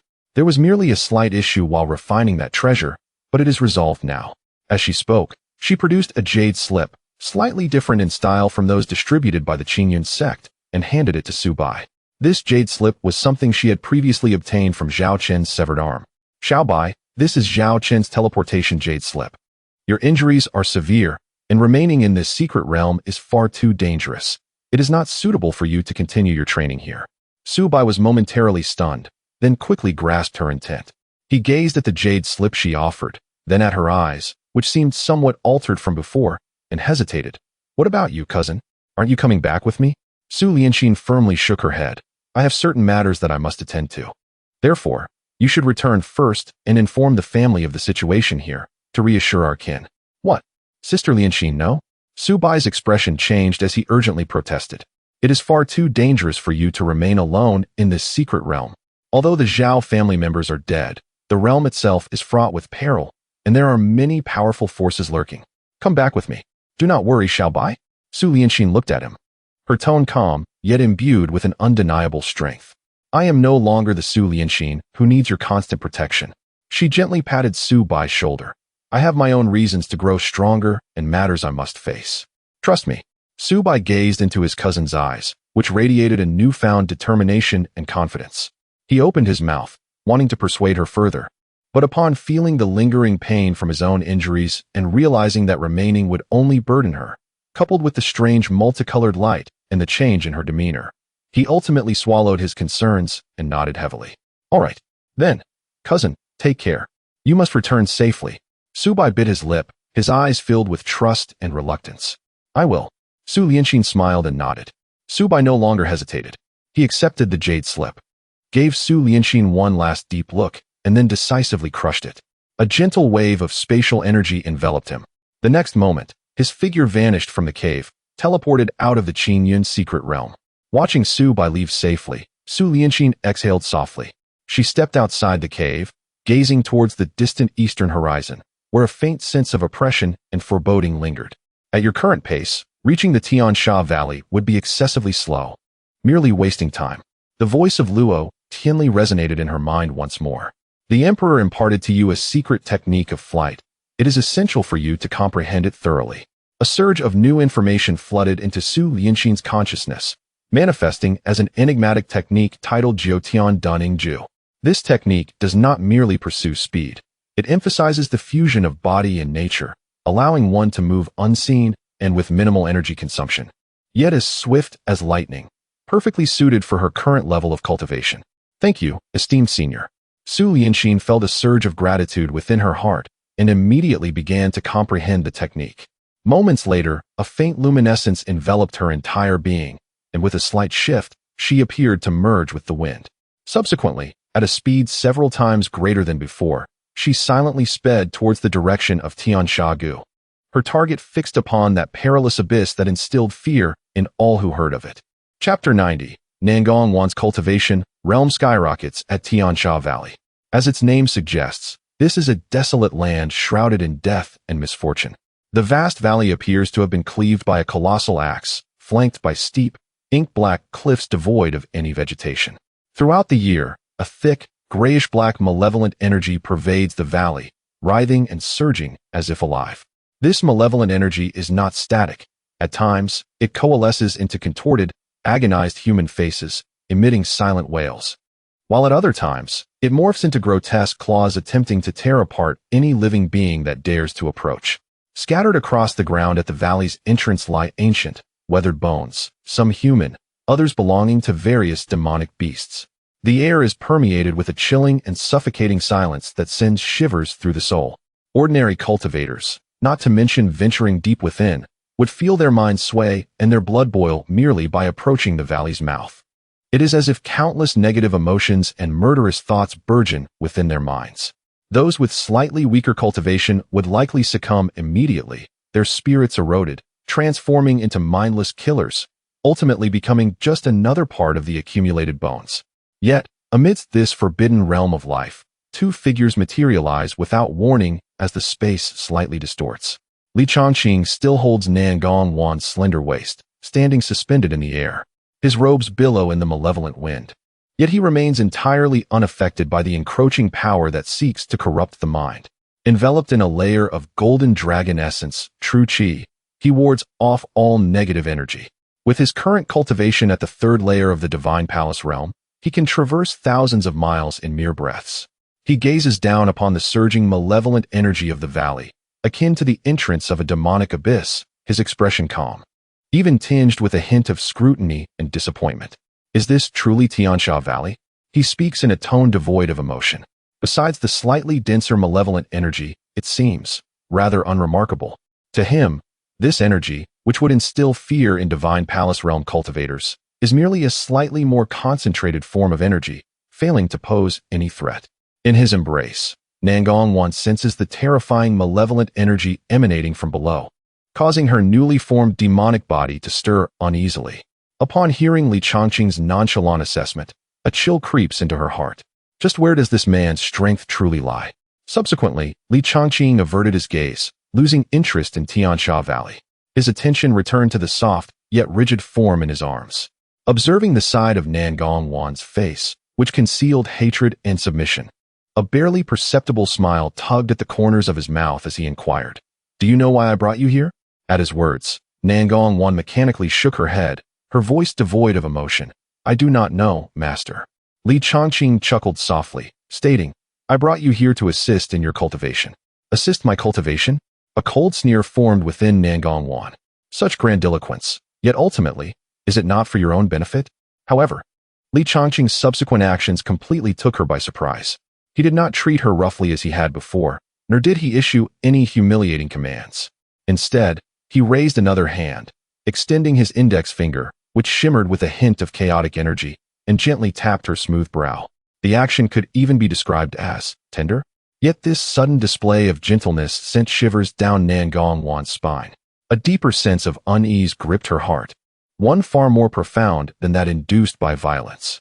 In the next moment, a massive, obscure torrent of terrifying information, imbued with endless darkness and a sense of devouring, surged into Nangongwan's consciousness like a tidal wave. In an instant, countless unfamiliar runes, principles, and operational pathways coalesced into an esoteric compendium of techniques that sent her very soul trembling. The aura emanating from this technique was domineering, ancient, interwoven with the duality of destruction and rebirth, and its rank was astonishingly at the imperial level, surpassing all that she had ever known. Jiu Shi Tian Mo Gong. What is this? Nangongwan's pupils dilated in shock, her mind blank. She even temporarily forgot her hatred and fear towards Li Changqing, utterly stunned by this inheritance far beyond her comprehension. Observing her dazed expression, Li Changqing slowly withdrew his finger, explaining in a calm tone, "This is the Jiu Shi Tian Mo Gong, a fragment of an imperial-level demonic cultivation technique. The malevolent energy here is a substantial boon for you. When combined with this technique, the effects will be exponentially magnified. Operating this technique, draw the malevolent energy into your body, refining it for your own use. How much you can absorb and what realm you can attain will depend on your own efforts." His words echoed in Nangongwan's ears. Assist her cultivation. It turns out he truly intends to help her cultivate. Yet, behind this assistance lies his cold calculation, to make her stronger, transforming her into a more valuable source of experience. Nevertheless, an imperial-level demonic technique lay before her without reservation. For Nangongwan, who had already descended into the demonic path and craved power, it was an irresistible temptation. As the Jiu Shi Tian Mo Gong began to operate within her, an extraordinary transformation ensued. She seemed to morph into an unfathomable vortex, a black hole existing solely to consume malevolent energy. Boom! The dense malevolent energy that once permeated the valley's periphery suddenly erupted as if summoned by some supreme force. Like rivers converging into the sea, visible streams of gray-black energy surged from all directions into her seemingly delicate form. This sight was utterly terrifying, as if the very essence of the valley's malevolent energy was bowing to her, offering tribute. Suspended in midair, Nangongwan was engulfed by the overwhelming malevolent energy, encased within a massive cocoon of malevolence. Her eyes tightly shut, brow furrowed, she clearly endured immense pain and impact. Yet the Jiu Shi Tian Mo Gong operated efficiently, forcibly refining and purifying this terrifying energy, transforming it into pure, demonic essence, infusing it into her limbs and bones. Solidifying her demonic foundation, the aura within her began to surge uncontrollably. The barrier of Yuan